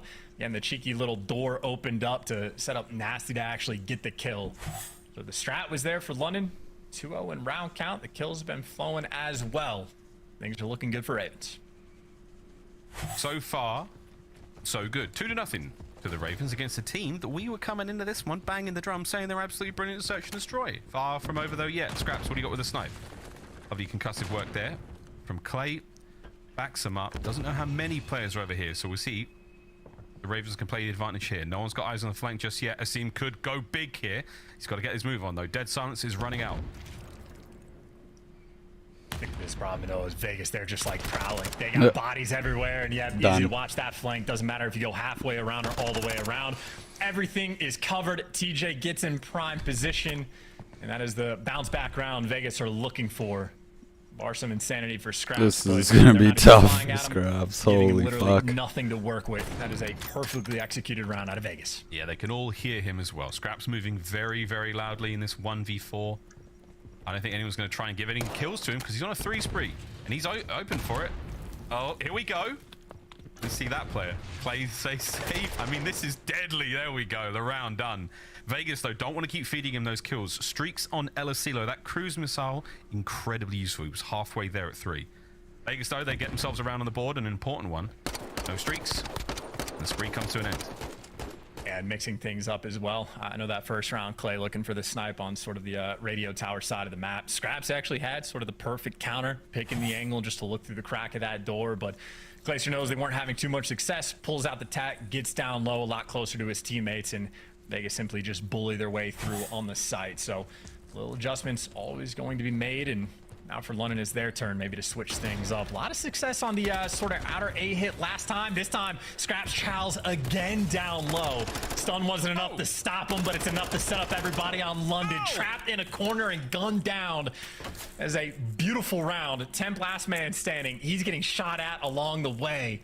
London waste 0 time to get that offensive win. Will it be perfect? It is indeed. The shoes on the other foot now, and the Ravens are kicking. Perfect rounds back to back from either side. The Ravens have to be feeling good after that one. Extremely confident open there from Scraps, and I think it was 3 on the round. It was indeed for Asim. Beautiful work from him. An immaculate bounce back there out of the Ravens. Hey, I just like the aggression as well. You know, the first time we saw Scraps go down low and chow that like mid lane gunfight, like 3 or 4 stuns and like a couple frags landed on his forehead to back him down. Didn't care at all. Goes for the same square up chow, looking for the early pick if he can get it. And that might be some of that homework coming through, catching a player being aggressive down that lane. And obviously, Asim had the perfect follow-up. Attack usage was there. And London again with attack usage, at least connecting with the stun to slow TJ down. But all about that information game. This is a very passive setup right now for a team with a 19% retake success rate. I think after this one, it might be going up, mate. Let's find out, though. On planted, 40 seconds. The round goes to Vegas. Will we see the retake now from London? Fanning out across the map. Nasty's pumped the brakes. Clayster going to be activating dead silence. He can move silently now-ish across the map. He has the bottom side of the bar covered. Asim looking for an entry. Bang, noisy entrance. Clay spotted on the stairwell. He's got a present for him in the form of this frag grenade.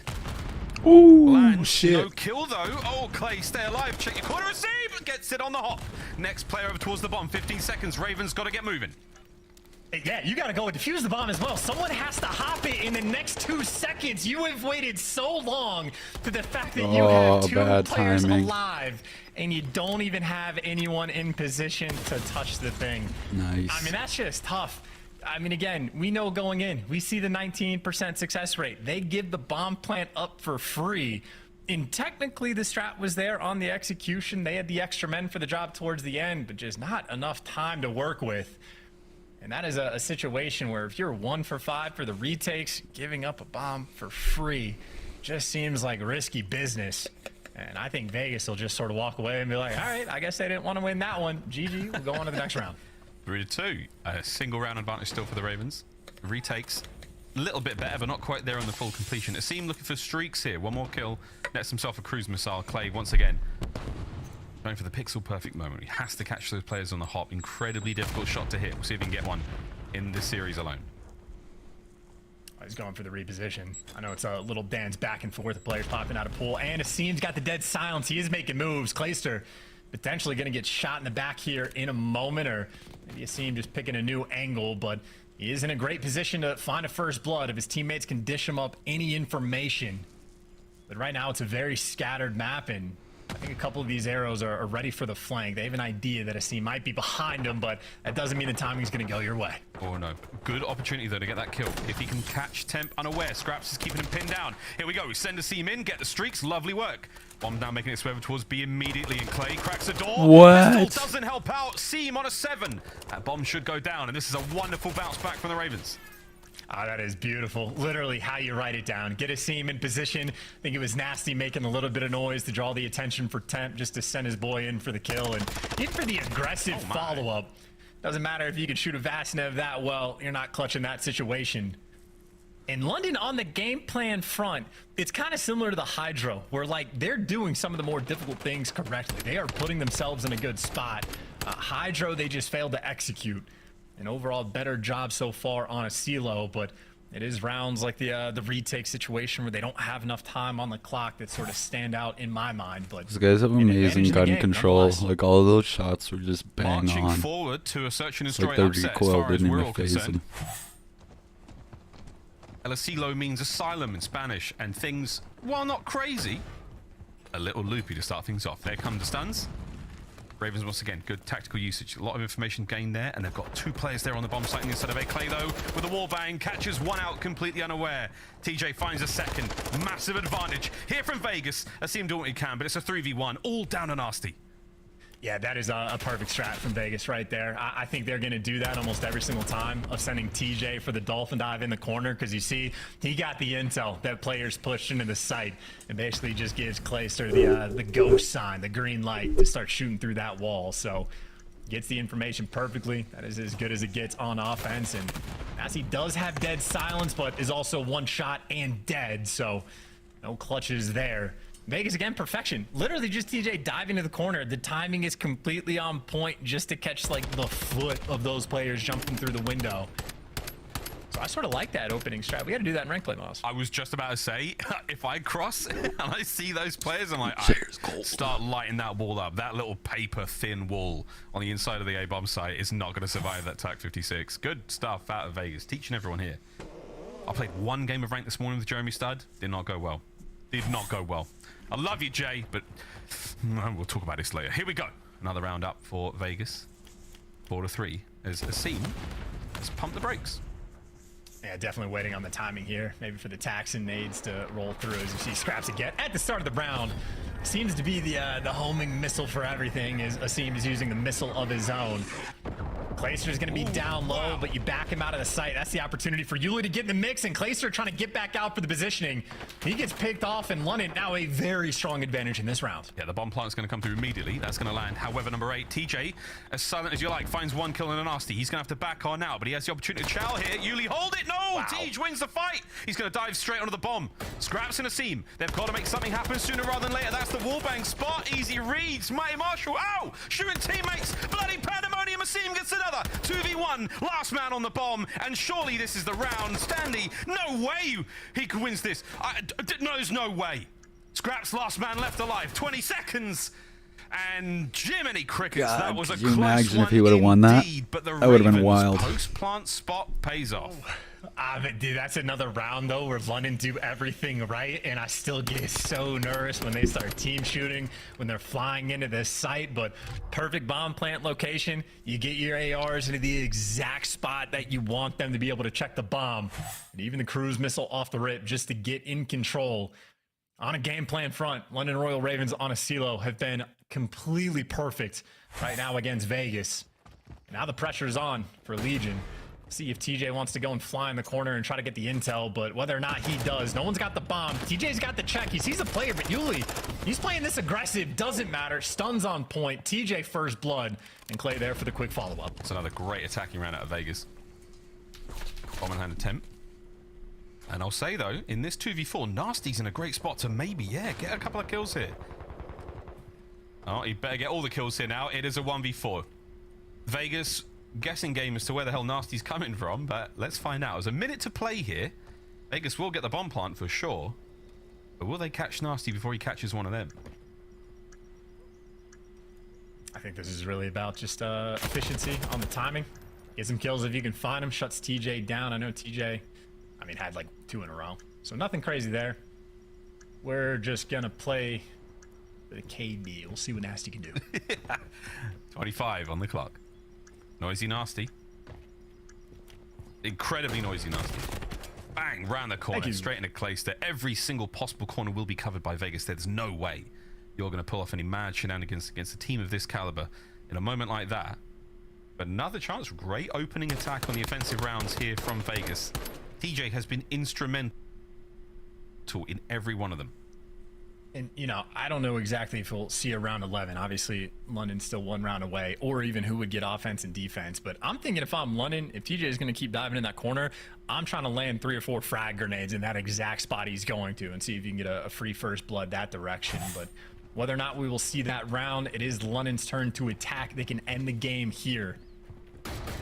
And Vegas this time, they've left B almost wide open. They are expecting the A hit. They are ready for this pressure. Yep, a lot of pressure. Place is going to have that top tower coverage.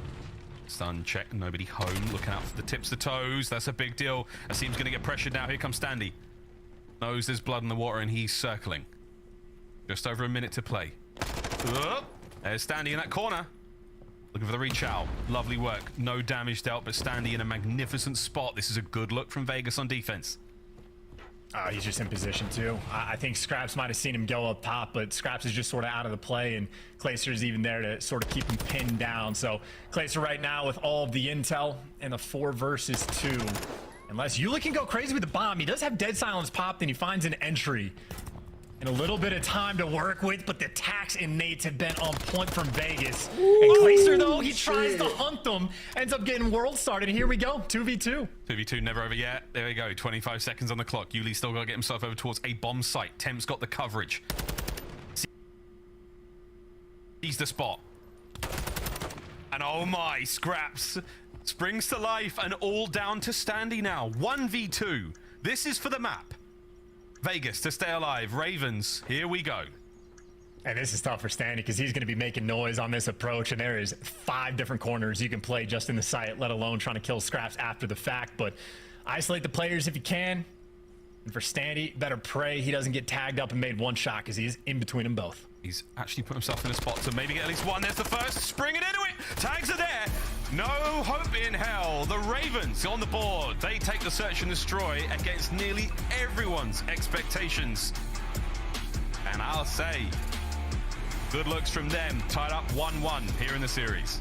And, question answered as well. I was very particular about why they banned Mercado and let a map like El Asilo through, but the game plan on point from start to finish, even clutched up the 2v4 in the end.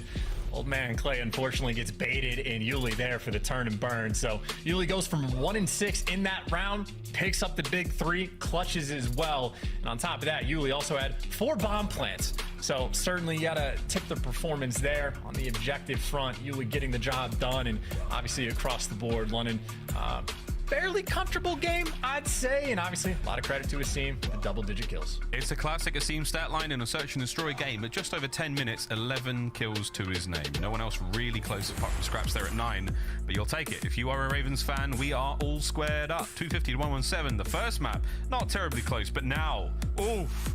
Questions. Hotel control. Who the hell walks away with this one? Desk thought, was it Chris thought it was game 5, or Nathan thought the game 5 going the way of Vegas? We'll find out though after those kind of search and destroy performances. Hotel, very much going to be an interesting one. Chance, I've no idea. I've got no idea. Hotel as well. This could be an absolute banger. Stoppable force versus a movable object. You have Vegas on an 8-loss streak, and you have London with a 3-10 record on the map. So an opportunity for someone to have some fun. Certainly indeed. Fun we will be had. But first, a quick commercial break. On the other end of it, though, plenty of fun. Hotel control. Don't go too far.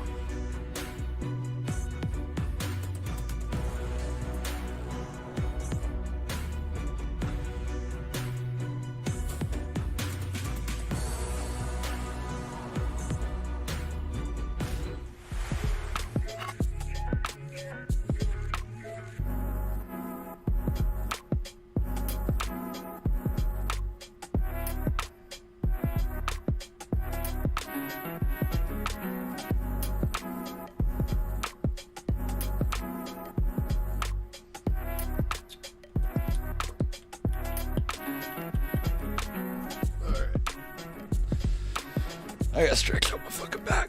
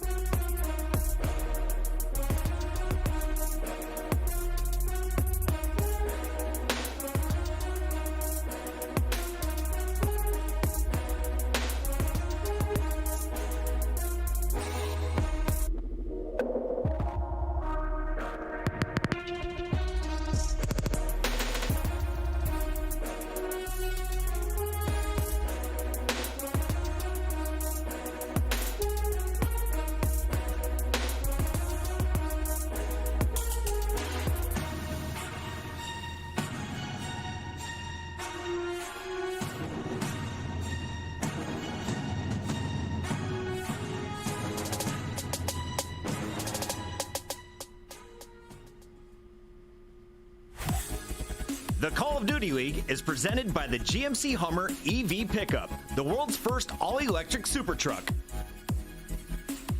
Upgrade your game with a Scuff, the official controller of the Call of Duty League. The Call of Duty League is brought to you by the new series Citadel, premiering on April 28, only on Prime Video. An electrifying finish there on Elasilo sees the Search and Destroy go the way of the Ravens, and now we're all squared up 1-1. Vegas, now, will they be able to win a control? That's the question. They're not going to be able to do much without TJ at his seat, but that chance is a tough look for both squads in the mode. Yeah, well, absolutely abysmal. I thought it was 5-19 earlier from Vegas, so whatever happened there, obviously not great. And this kind of correlates to London's success on hotels specifically as well. 5-13 record overall. They're 3-10 on hotel. So the offense and defensive win rates are basically what it is on the map that we're going to. And a defense rate right at 50%, not too shabby. And offense being at 40% is about middle of the pack of the league. So statistically, in terms of like round win percentage, London are kind of average, a little bit below average, but not as bad as the record sounds.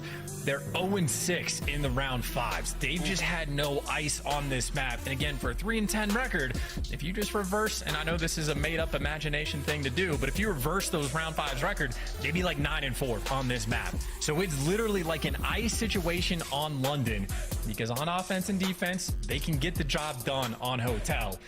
And none of that sort of limelight for Vegas. They've just been bad straight across the board on this map. It has not been a good look.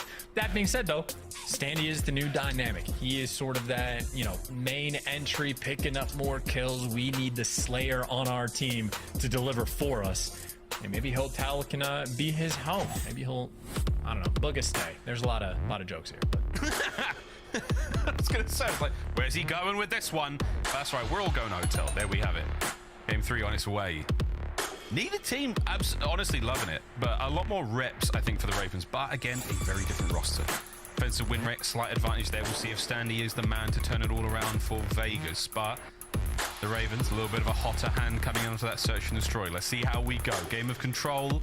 You don't want to go to the final round 5 if you are London. You want to get this done ASAP. Let's get into it. And keep in mind for Vegas, with like that hunt to try to get top 8 for champs, they're down by a bit. And if you lose to London, you are going to be shook. Like, this could be devastating to lose to the 12th seed. So London an opportunity to play spoiler, and cheeky little start, letting him spread the map. Certainly more pressure over towards A, as I see him getting tagged up, stunned, naded, everything but child. Lovely dance from both teams to start things off over here. Asim not on the A zone. Again, it takes a fair minute to capture both zones, A and B. You've got 30 lives to throw at each other depending on the round or how it goes. But for now, it could be a 2-man stack out of the Ravens. One player on B as well. Yuli's over by B, so you've spread the map. Will this pay off for London? Well, at the very least, you see Yuli just dragged 4 of those arrows down towards that B zone. So they're just playing aggressive and playing for the kills if they can get them. You see Nasty picking up a kill in the feed. You got the exact same. Nasty's picking up 2.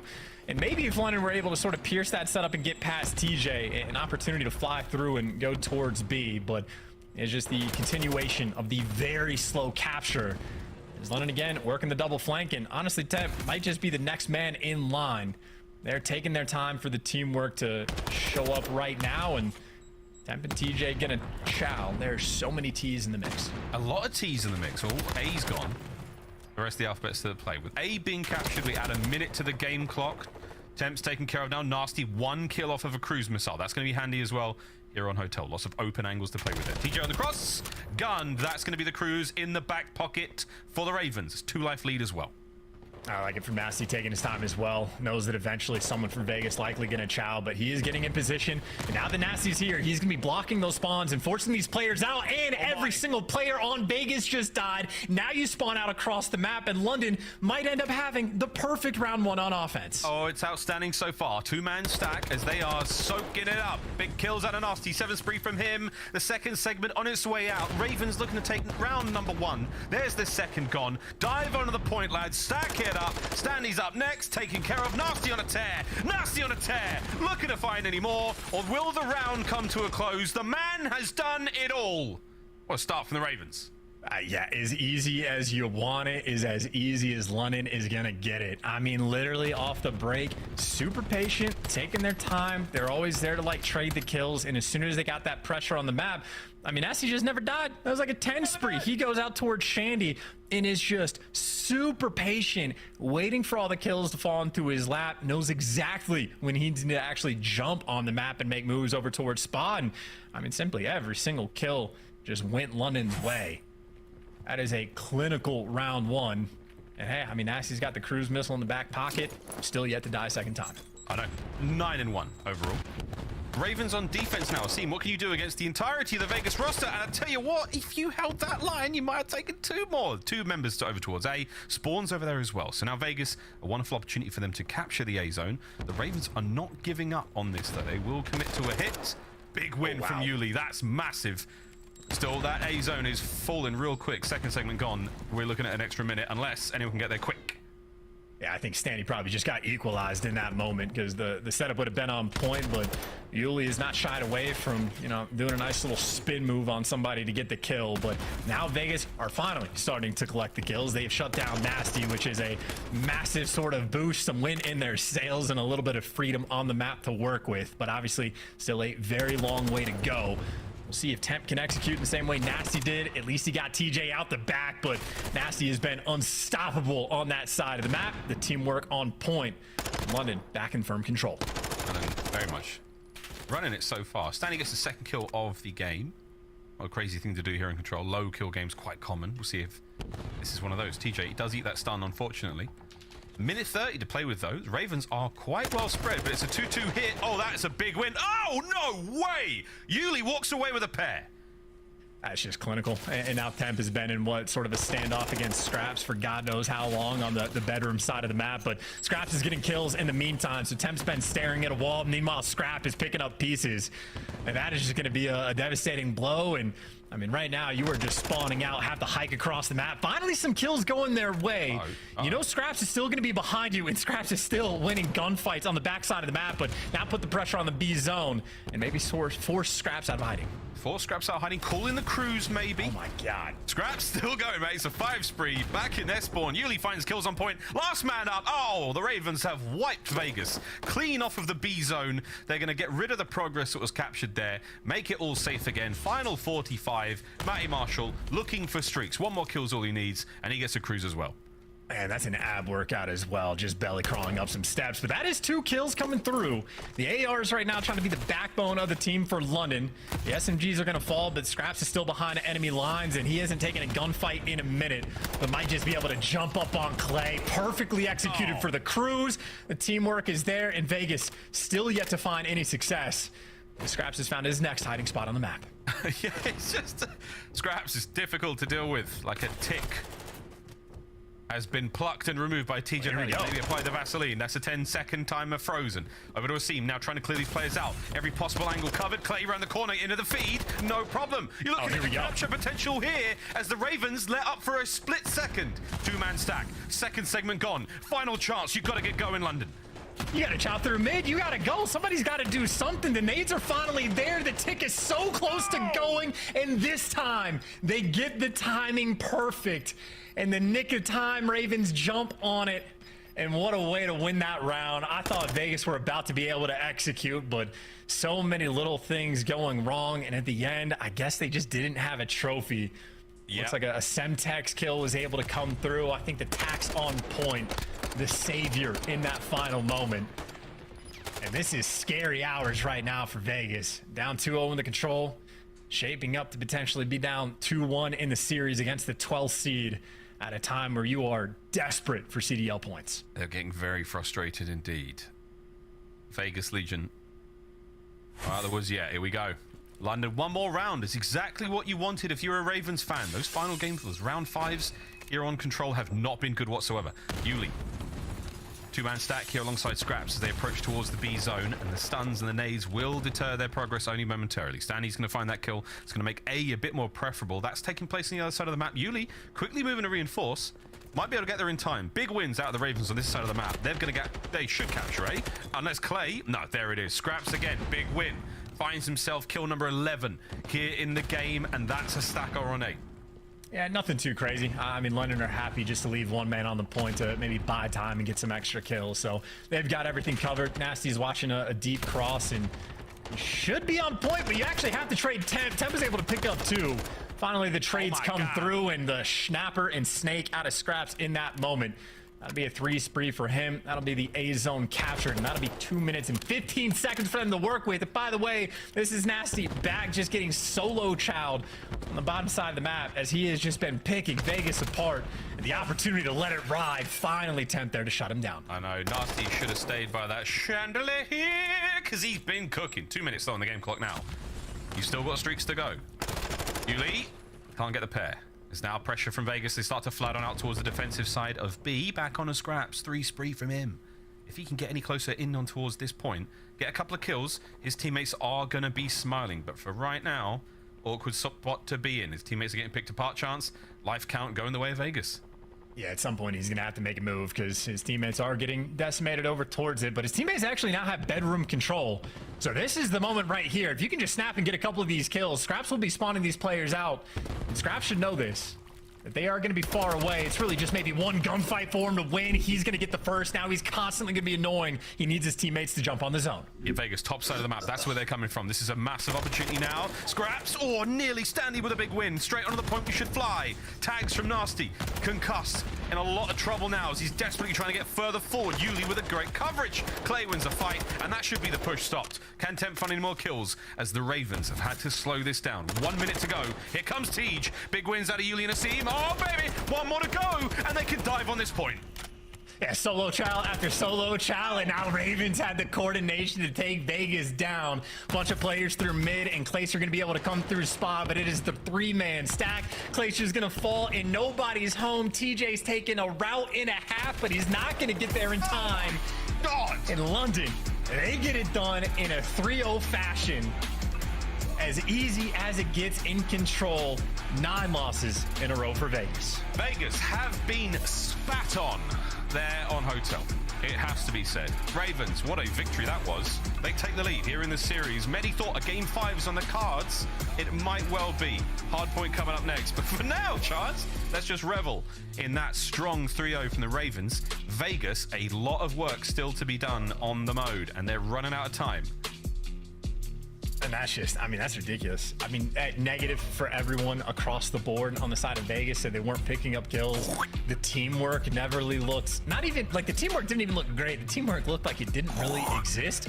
Even in situations where like Scraps is back bedroom, like Scraps goes on like a 5 or 6 spree on that side of the map, and there was never like coordination. It felt like to try to take him down.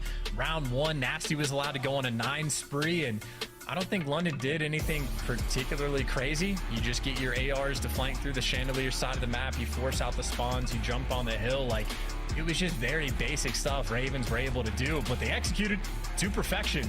And it wasn't like a crazy performances necessarily, just a game like clockwork. They're happy to take away that 3-0 win. Ravens followed the game plan very happily indeed. Here are the highlights. Mostly the Ravens. They had the run of things here, in particular Nasty. I think it was a 9 spree before he was finally brought down. Beautiful stuff from him. And again, it's a lot of map control. It's not just running around, chasing red dots that don't exist. Very much playing the spawns of Hotel here. Nasty again, that was the 9. Beautiful way to get things going. They started the round off strong as well. Great work indeed. That 2-piece from Yuli as well. Glorious. We had streaks from Scraps in case you needed them, Chance. It was all Ravens all day here on Hotel.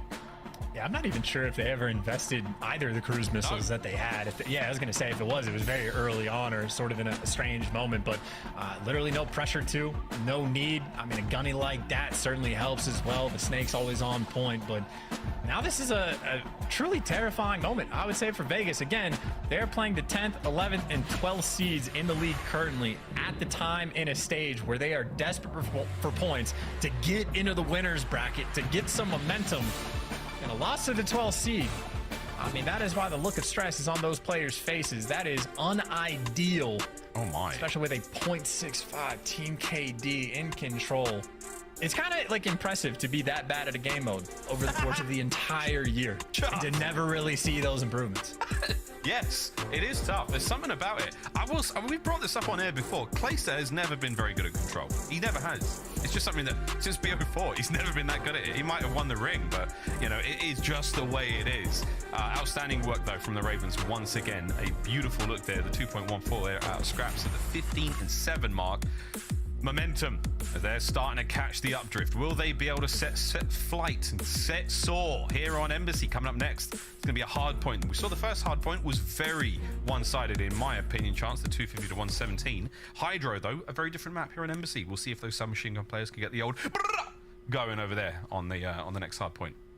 And I mean, I suppose like that is the good news on whatever happened on the left side of the screen. But the good news is, I guess, for Vegas, you won the Hydro. Like, that should have been the more difficult hardpoint map for you to win. You'd imagine Embassy is going to a little bit be stronger for them, but maybe not necessarily by a crazy margin. I think London have only played it twice the entire year, so 1-1 record. So, obviously, Yuli, the new man on the squad, kind of undetermined the amount of impact that he is going to have on this map. But in terms of game plan, I'd say London have been on point the entire series. Like, fundamentally, they are playing most situations incredibly well. Even in the Hydro, they were consistently setting themselves up. The execution just did not exist. So if you're just able to execute, get a couple early rotation wins on, like, you know, the AC hill on a P2 on Embassy, who knows if they can make the goods happen. So a lot of pressure now on this Vegas squad. I mean, truly, about the most important time of the year. It's coming up on it. Oh, absolutely. The chips are certainly down right now for Vegas. There's no going back. You want to force that game 5 as hard as possible. And even then, the Ravens have been looking very solid in Search and Destroy as well. So that game 5, that'll be one hell of a decider if we have to go there. But the Ravens, you can pull it out here on Embassy. You will be smiling. A 3-1 over Vegas Legion. Good luck on the pick'ems, ladies and gents. I bet there's a few of you sweating right now. Me? Not so much. Let's get into this one. Almost ready to party. Map number 4 here in the series. Well, Temp was certainly a top performer, certainly in the kills column and the damage, completely on point on Hydro, and obviously a big result in their success. I know Stanny as well had, you know, more than 2 minutes in the hill. Also, the slang was on point, so certainly looking on those players to pick things up, because I think it was quite literally Temp and Stanny that got off to like a 2-10 start combined on the hotel control. So you need your hot hand hot when it comes to the respawn. A lot of pressure on Vegas to get that bounce back. I'm genuinely nervous for him. Hey, let's find out what happens, my brother. Into the map. Oh, son of a... That's not a great start. It's a lot of map presence lost, but you haven't lost P2. So Embassy, folks, again, for those who are just joining us the first time, the Insomnia Gaming Festival, folks, we're having a fantastic time. And obviously you're rooting for the Ravens, because let's face it, you're in the United Kingdom. Yuli, though, with 2 there. This is a small map, a very spicy one indeed. Look for those submachine gun players to go absolutely wild. Embassy certainly gets the blood flowing. Certainly tickles the pickle in rank play. But for so far, so good for Vegas. Lovely start for them. They've got that center of the map controlled. Low right-hand side of the minimap. That's where we're going next, though. Yeah, very interesting moment of the game, right? Just because those P2 spawns are going to have them, at least for the initial, but you are trading away a decent chunk of time on P1, and TJ wins the gunfight in the hills, so it'll be a small lead for Vegas, and now on the approach to P2, it looks like they're getting quite a few of these kills. You see Yuli gets traded, and Nasty, that last man standing, and Nasty, big responsibility, hold off the entire team. Good luck with that one. Yeah, he's doing what he can. From that back line, these trucks, once they blow up, a happy place to be for an assault rifle player. Stanley with a big tags. That's going to be pressure now. Uli makes his way forward. Scraps on the pinch. Oh, it's all coming together for the Ravens. Stanley, though, into the point he went out fly. Contests. No score for anyone until you clean him up. Beautiful shots there from Standy as well. Reinforcements arrive, but Seaman Nasty right back at it. Somehow, still alive! Yo! Oh, Nasty! Mr. Plumridge in the feed. What a kill. Yeah, he had a big job to do, hold off the entire team, and that is exactly what he did, unmovable from that back truck until eventually TJ goes and shoots him in the side. So looks like Vegas going to sort of chalk it up and get that scrap time. But on that rotation, the team right now trying to fly and fry. I think Temp going to be up top as well, but Temp is lonesome for a minute. A lot of Ravens in position, and if Temp falls off, well, there you go. That's all the control you want of the up top section where the actual hard point's going to be. So London maybe going to get there first. It has been a scrappy battle. You got arrows all over the place. No one inside time. It's a bloody mess, isn't it? Here comes the next one for Yuli. Will Standy check this? I'll be amazed. Not a hope in hell. 6 and 4 out of Yuli. Over to the hard point we now go. This hard point, a tough one. On the highest of high ground here on Embassy. Not a lot of ways up there. So look for the nades to land. Trophy system now in place from Temp. That's going to eat anything thrown at the hard point, and the double trophy certainly make things there a bit easier. But for now, Ravens got to get close. They've got to get a man on the point. Standy holding it down. He's finally been killed. So again, an open hard point chance. No one's really able to get near the bloody thing. Yeah, this has been like the least grabbed hill I think we might have ever seen on AC. Finally, Vegas are there to get the final 20 seconds, but that was probably one of the more awkward situations where neither team able to get full control. But at least as far as the rotation game sort of goes, you know, Ravens in a bit more control, get a couple more bodies, but no one actually over towards the back. And you see Vegas get those back spawns. Number 3, Scrap spawns out, so I know you got a body inside of the hill, but it's going to be Yuli by himself, and he's got, again, a big responsibility to try to kill everybody. He gets 2, but it's not enough. Vegas are going to get that time. Getting there, they get that time, and they break early on, so there's a lot of time to be had here. Let's see if they can soak it on up, because they need it. Ravens still nipping at the heels. Standy oscillating from one hallway to the other. Perfect check, lovely shots, good moves. Snake's on point, however, not from behind. TJ's up next. Will Scraps check this possible corner? He should be in position to get it, maybe. Good crossfire. Vegas hold it down. Another out of TJ. Lovely work from him. 5 in a row. Looking for streaks. Yeah, he would love to get that cruise missile as well and keep this streak going. Simple stuff there for Vegas. After they get the break, they just get to set up, and now Standy, an opportunity. He is by himself on the map. He's waiting for Clayster for the support, but he gets a little bit of that support. Question is do you hear the guy behind you? That is not the case, so nothing equalized there in that moment. And now Clayster just needs to stay alive, live up top, wait for his teammates to get nearby, because it is very distant, a far run the rest of the Legion have to do. Yeah, really tough. Huge lead now from Vegas, continuing to develop. Ravens, they managed to get into the kitchen. It's a tiny little box, and they're in. The doors are shut. Clay's not going to have much effect. He's going to have to get closer in onto it. Here we fly. Open for a sec, and he's in. Teammates with a perfect pinch. Shots are in. This should be the hold from Vegas. Clay's got the time. TJ clears out laundry on you, but for one, nasty in on it. You should be able to get some more pressure out of this if you're the Ravens. Oh, that was a good reaction from Clayster. As soon as he opens the door, he's like, oh, they hopped out of the hill. I could just freely push forward. And in spite of that, when everything shakes up on this hill, London eventually just win the gunfights in and around the point. So they get back inside potentially for those final 20 seconds. The nade's going to force him down, and that nade smoke, too tough to see through. I seem happy for it, as he is still collecting this time, and as you still have Vegas players just throwing their lives to try to get away for those extra few seconds. Obviously, we're going into a P1, so nothing too crazy there. You just want to get those power positions, but hey, first set of rotations in, similar-ish to what we saw on the Hydro. Vegas with a comfortable lead. Very comfortable indeed. Kills theirs as well. Back to the center of the map we fly. Standy plays Yuli like a fiddle up top. Meanwhile, from the men's bathrooms, Scraps is whizzing his way around. Tej, no, does manage to stop that one. So 130 and climbing right now for Vegas. As the Ravens have got to get themselves a little bit closer to this hard point. And again, Embassy, a fast one. We're already back to the center of the map. We're already back to our next set. And so far, so good. Vegas still in the driver's seat. Yeah, worth pointing out as well, TJ having a great game so far. 16 kills in already nearly 2 minutes inside of time. He's gotten almost every single second the Vegas have collected. And I think even inside of P1 as well, he's been pretty on point. But that is the final 10 seconds going to London. And this time, fantastic news for Vegas Legion. Nasty is not on that back truck. So already making the adjustments. This should be good for him. Let's find out. Yeah, there we go. That's the back truck, and it's Clay and Temp, the ARs of Vegas. They're letting it rip. Although, look, who's that? It's Nasty, even at a distance.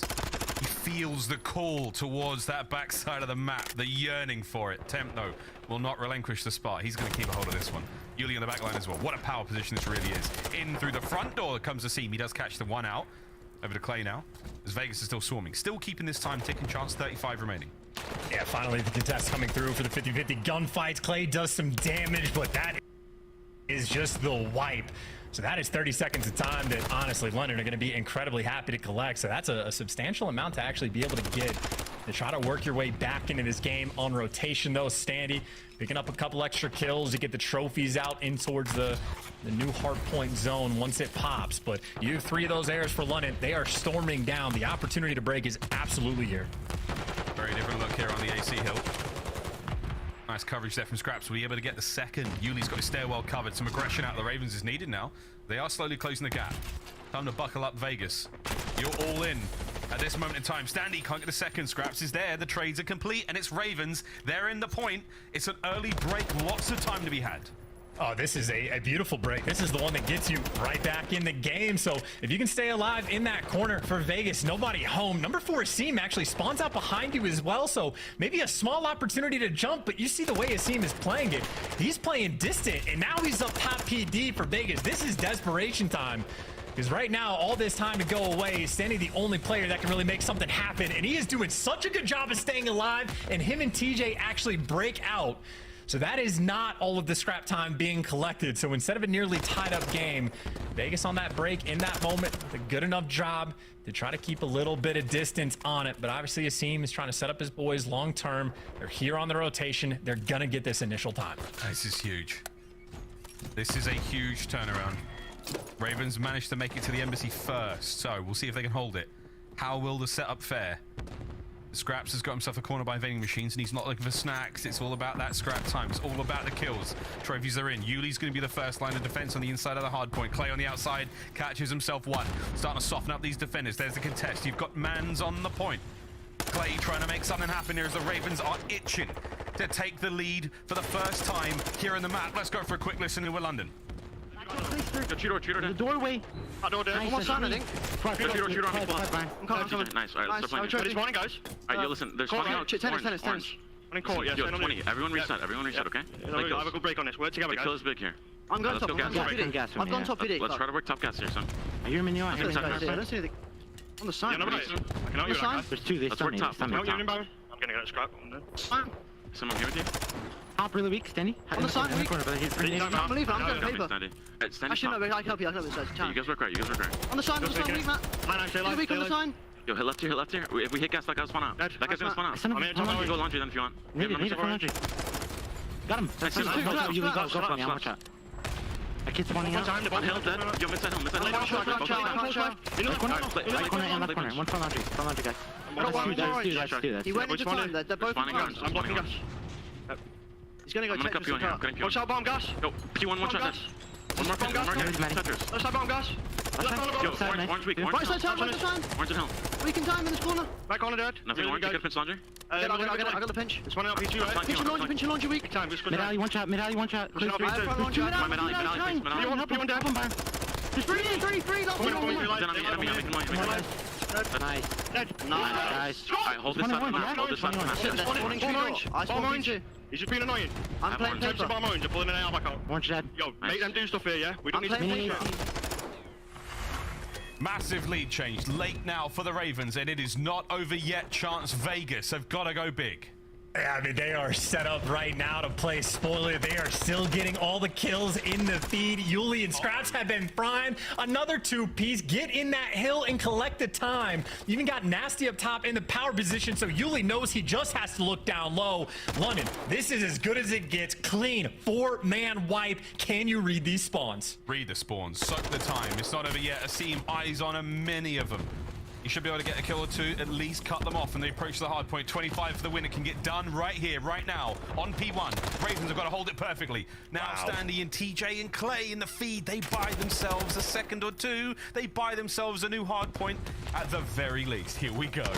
And look, this is keep Nasty and Scraps away from that back truck. And you see Scraps already picking up the kills. He wins it on temp. And London, they are going to have the backside control on this P2 hill, on top of the fact that they have that 14-point lead. Maybe make it 15. And they got the initial. London in prime position to win it. Standy with 2, though. Can't get the third. Does some damage. But London's still inside the point. Nasty can't stay alive for much longer. The point is now open. Scraps cannot give up the back line control. Standy now on the flank as well. It's all down to the rest of the Ravens to hold this one. Can TGS find an opening? Standing with 2. God. The break is on, but Nasty still alive and kicking, holding it down for the squad. Dude, Standy has been that 2-piece machine inside the hill, just buying Vegas that little bit of life, but Nade's coming through. Nasty still in position. You can jump on it right here. Oh, Nasty dives in. 1 kill's all he gets out of it. No seconds either. Asim with the last-minute dives. Heroics. Here we go. They take care of Tej. They're managing to pull it out. Ravens now a few seconds from the win. Clay got to get this player off. 5 for the win. I think it's done. Asim brought down. Jiminy Crickets. We're going to a new hill. The Ravens are there first. This is it. Chance, it's over. If Ravens hold it, we're done. Got to fly and fry. I mean, TJ for 1, but just get shot in the back and you are in the time. 2 more ticks to go through. And just like that, victory has been spoiled Ravens with the upset. Pick'ems or chalks. In a series like that, potentially Vegas R2. That is a massive moment for the Vegas Legion in their run. The season could be done for them. We will find out. For the Ravens, a much-needed victory, a 3-1 absolute shocker. The pick'ems for most are chalked. For some, wise, well-educated, hirsute, madams and messieurs. It was just another day in the office. 3-1 though from the Ravens, a massive victory from them. GG's, congrats in the chat. And for the folks at the Insomnia Festival, I bet you're loving it right now. There's the final scores. Embassy always comes down to a nail biter. GG's. And I gotta be honest, even looking at that scoreboard, that is a tough game for Vegas to have to swallow, because TJ was pretty on point, especially through the first half of the game, collected all the time, was getting kills. And even on the final 3 hills, Standy was like a 2-piece machine to keep Vegas in it and keep them alive. But frankly, just not enough production there. I mean, Temp 16 and 29 wasn't too on point with the damage. And on the flip side, you had guys like Nasty and like even Scraps just on the P2, like it's just the power position. Get like towards that back truck. And you heard in the comms from London of like when they're trying to break through, like get that gas station control, spawn them out, like on point on the game plan. They were systematic, like anytime they needed to execute, at least for the final few maps, completely on point. So London genuinely played well. And again, for their past 5 series that they have had, they have played OpTic twice, one of which they take them to a game 5. They had a win against Toronto on like their 5th to last series. So London, make no mistake, I know they're at the bottom, but a super dangerous team. And they delivered there against Vegas, bounced back after that game 1 performance. And I mean, especially that LSELO win. Like, again, Vegas is an absolute top-notch S&D team. So that is a big win for the map, too. Throttled them in the control, and nice little, 70-point comeback I think they just had on Embassy. I mean, I'm shocked. I think most people are shocked. I know Puckett said it was like 80% of people picked Vegas to win this series when it comes to the CDL points. So a lot of points just changed hands. What can I say? Yeah. Desk, what are we thinking? They're pretty salty right now in the chat, fellas. I'm not going to lie to you. But I have the president of the Yuli fan club sitting right next to me, Miles and Chance. How he called it. This guy was the difference maker. After he turned on Clayster, he took over the series. Yeah, I mean, yeah, Yuli, I mean, I do have to tip my hat to them at number 4. Obviously, a lot of question marks were raised with Yuli put into this lineup when London were just about there. And then obviously their first debut was a little bit lackluster. So I felt like Yuli, at least on map number 4, definitely slowed down a bit and played to his own pace. And I hope he continues to do that moving forward. Let's talk about this series nameless. London picks up just their 6th victory since starting the league back in December. They get it done in another 4-game fashion. It was 3-1 last time they played Vegas. They get back-to-back dubs against this squad. You know, Kristen, when we were talking about this series before, you were looking at chat, everybody's picking, Vegas. I picked Vegas to win, but in a 3-2 fashion is because of kind of what we just saw. The control is so bad for Vegas, and you saw Royal Ravens, not a great control team by any means, but they know what they want to do. They have identified goals on that map. We've seen the offenses were absolutely wonderful. Yes. Also, when we talk about the search and destroy, it was one of those games where ASIM just did what ASIM does. Gets to your side and wreaks absolute havoc. That being said, it's still massive opportunity for Vegas Legion in that game. There was a 2 versus 4 clutch that just should never happen to a pro team. We saw that happen to Vegas Legion, and it spirals out of control from then on out. Embassy, we get to this game 4, and I'm like, okay, this series has game 5 written all over it. Yep. Well, Yuli decided to show up. He decided to show up finally to the league. My man Ulysses had himself a hell of a map. Some huge rotations, playing his life from P3 to P4. I think that was the biggest play, finding those 2 kills to ensure the rotation into bottom P4. And for anyone outside of our inside joke, we were all really excited for Yuli in his first matchup. He got crapped on. Yeah. Second matchup, whole team gets crapped on again. Today, the whole team looks clean in the victory over Vegas, and you can tell the Royal Ravens getting rowdy. Meanwhile, frustrations are brewing out there in Vegas. Taking a look at the numbers, TJ shut down, Temp shut down as well, were my big takeaways. Yeah, no, big takeaway as well is the fact that I said it before we headed into this series. The last time these teams matched up, even though it was back in January, they found success because Scraps dropped a 1.7 overall. He does not exactly 1.7, but something incredibly similar. Yeah. I mean, the search, destroy, and the control over a 2.0 KD. He turned up for the squad in this series. Listen, and these things are going to happen. Like,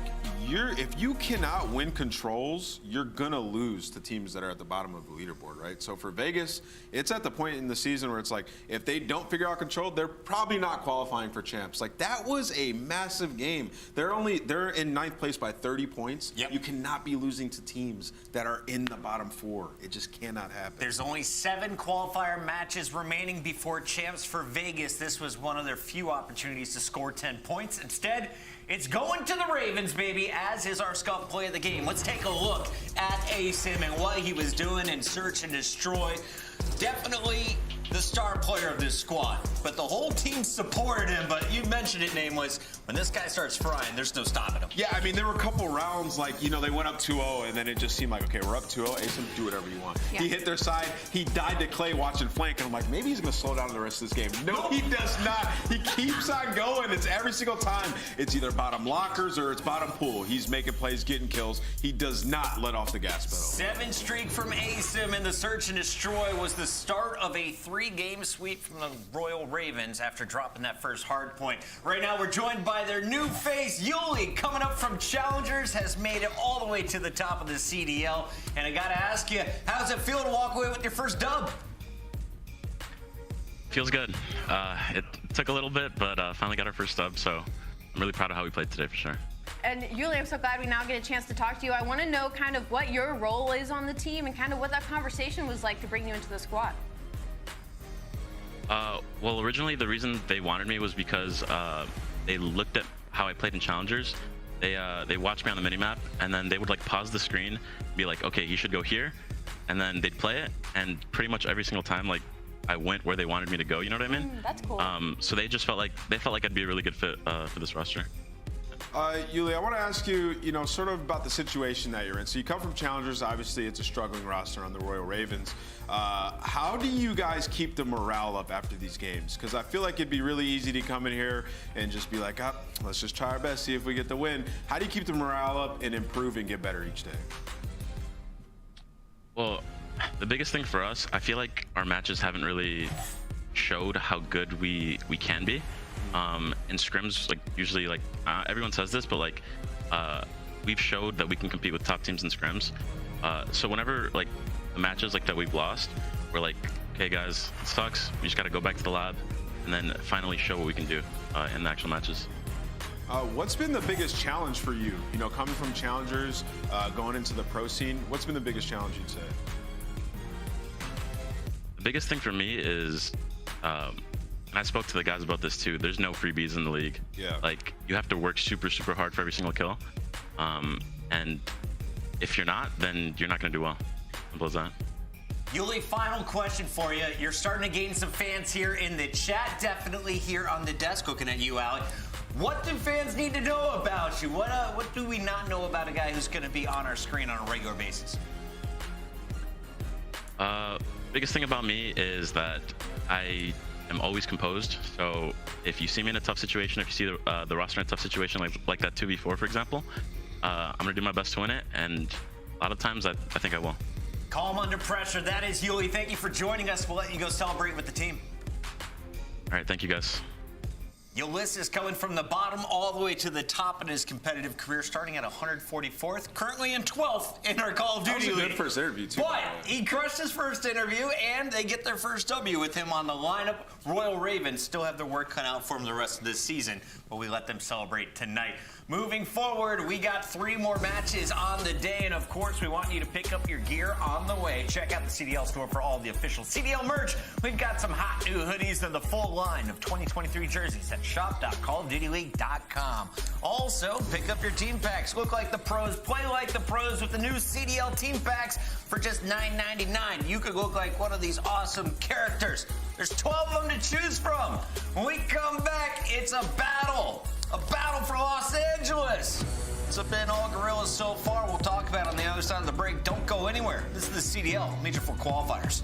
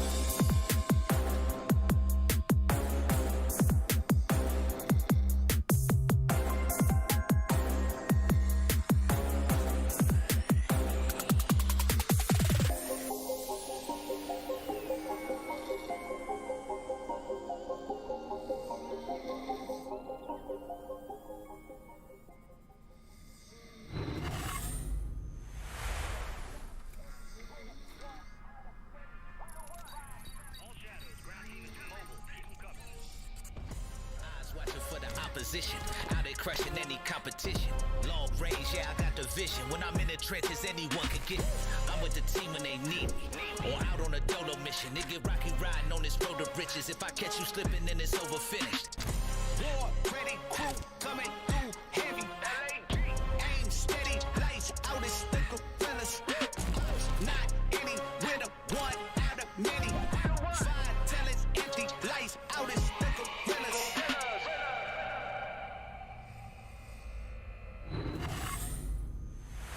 So what's the plan?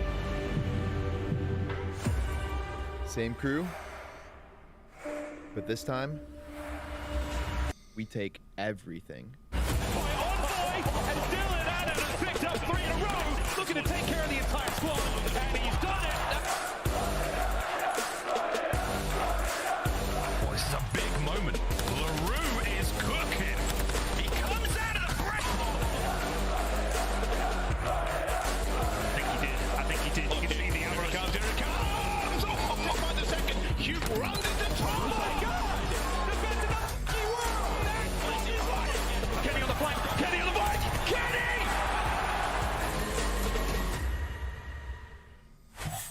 How you feeling after the dub? Feeling great. Some dominant COD out of us, so that feels good, especially like when you're practicing and everything that you worked on in practice kind of just goes the way it's supposed to be in matches. That's something I've been working on, so pretty proud of the squad, and I went 0-5 in the S&D and won 6-0. That's a good teammate. That's just good teammate, right? That's what I'm talking about. Come on, bro. Come on, bro.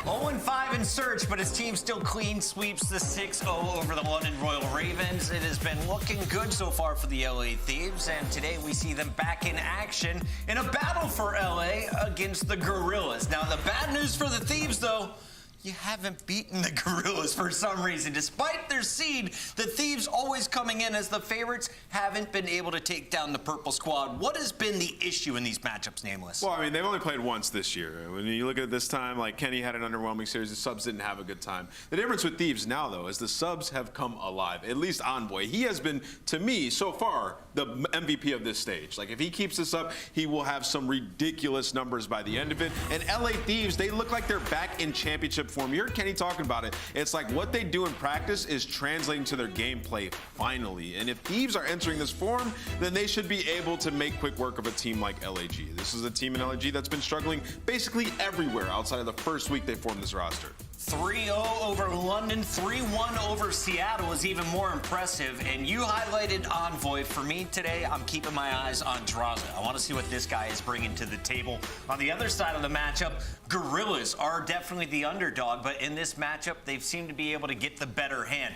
Arcides is going to be a key feature to the team across these 5 maps. Allie, tell me, where can this LAG squad steal some maps today from LA Thieves? If they're gonna steal a map, maybe in the search and destroys. I mean, both these teams are extremely average across the board. The biggest problem, though, is we look at our maps and modes that LA Thieves got their hotel hardpoint, which is one of their better hardpoints, as well as that Embassy. We're talking about the #2 hardpoint team in the game versus an LAG squad who came out strong at the beginning of this season when it came to hardpoint, but it's been nothing but a decline since then. Yeah, I would say LAG had opportunity in the S&Ds, but when you look at the Embassy, Thieves have won their last 2 Embassy searches, so that's back in the fold if it goes game 5. And then when you look at game 2 on that Fortress, LAG allow plants more than anyone else in the league on their defenses. We know what happens when you get plants down on that map. You typically win the round. So it's going to be a world of pain for LAG. They need another Joe Deceive Superstar Series. All right, quick picks, fam. In the chat right now, we have 5 million channel points to 1.6 for the Gorillas. That's 75% of the fans in favor of LA Thieves in this one. Thanks, Nameless, Matt. where are you going? LA Thieves 3-0. 3-0? Yeah. LA Thieves. 3 what? 3-0. Gorillas in a game 5, baby. Let's get this one going. Super Saturday continues right now with your casters. We got Lando and study for this one. I mean, it has been that type of day so far, Chris. So it really wouldn't be too odd to say a prediction like that. But Jay, here we are, man. Battle for LA. Every time that we talk about these teams facing off against each other, it gets wilder and wilder, given the fact that, as the Des touched on it, Thieves have yet to beat the Gorillas franchise. Let that sit in for just a moment. The Thieves, who literally won back-to-back championships last year, who are literally world champions, have still yet to beat the guys on the other side. That's insane. That's insane to say. What's the record? Like 5-0 ever since the CDL has began? The Gorillas, as an organization, has been able to take down Thieves 5 different times. That's nuts, man. But I just think that the way that the Thieves have been playing so far in this stage, basically flawless Call of Duty. So the Gorillas have to do the same exact thing that they did last time they played them, and that's try to take both hard points. That's not going to be easy because we know the Thieves are our #1 hard point team in the game. Yeah, based off of record, it's just every time we talk about it, right? Every time the Gorillas face off against the Thieves, it just feels like we're in a situation where we're like, surely the Thieves, who are the massive favorites, are not going to squander it this time. So we'll see maybe if the Thieves can finally take down LAG, or maybe if the Gorillas can come away with another massive W and keep LA maybe for their own. Who knows, Jay? Rumors are saying that they're actually playing this in the crypto arena, so I'll have a few people have to confirm that one, but the stakes are high. The matches only continue to get more exciting as the day goes on. But into P1 we go. Half of it's through, and right now it is Thieves with 10 uncontested points. And both of these teams, they recently did match up, and they did play this map. The reason why LAG was able to beat the Thieves on this one, because they were the best breaking team at that time. That was all the way back in stage 2, where they came in with the entire new roster, and they were just having so much success in hardpoint. But ever since they were the #1 breaking team, now you fast forward all the way to stage 4, where they dropped all the way to 7. So they just have to get back into that form, because those are the issues that caused Thieves problems last time around.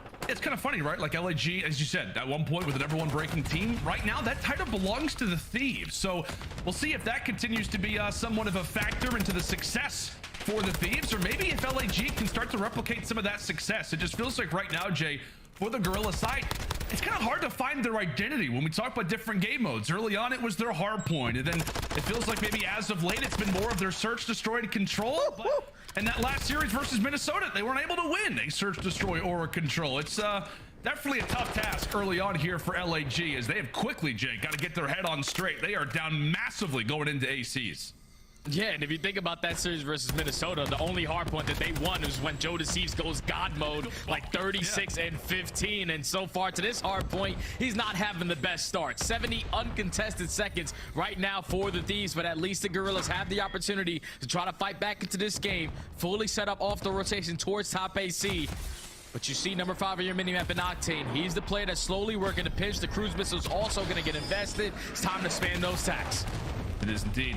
Streak is in. Draza able to cut away 2. That is wonderful work coming in from the Alaskan Assassin. He'll look to reposition and allow for Kenny and Envoy, the subs, the Vaznevs to go to work. And how about the clearance that provides? Only 9 seconds is what you get if you're LAG. What happens right as you come off the spawn? You're greeted by a nade at your feet. This has been perfect hardpoint so far here out of the Thieves, Jay. As we said, another rotation for Gorillas, where it feels like confidence-wise, score-wise, they got to get a few points on the board, for God's sake. Yeah, at least now you're going into the embassy building to where you don't have to worry about cruise missiles, because that was well played right there from the Thieves, setting up that break. And now growing the lead even more. But off the rotation, the Gorillas need a response now. You have 3 players in towards the hill. 1 player who is going to get that close spawn towards back street. So you have the opportunity to pinch, but you have to worry about Kenny. He at least takes down 1. Joe Deceive spawns up. He's able to find 2. So they hold the first push. Gorilla getting some much needed time. Octane puts that Vaznev to use. He eventually falls. So good early wave cleared here for LAG. Maybe a bit of a moment to grab a bit of confidence. You got multiple ARs actually running Vaznevs. Assault eventually drops toward the outside, and so there you go.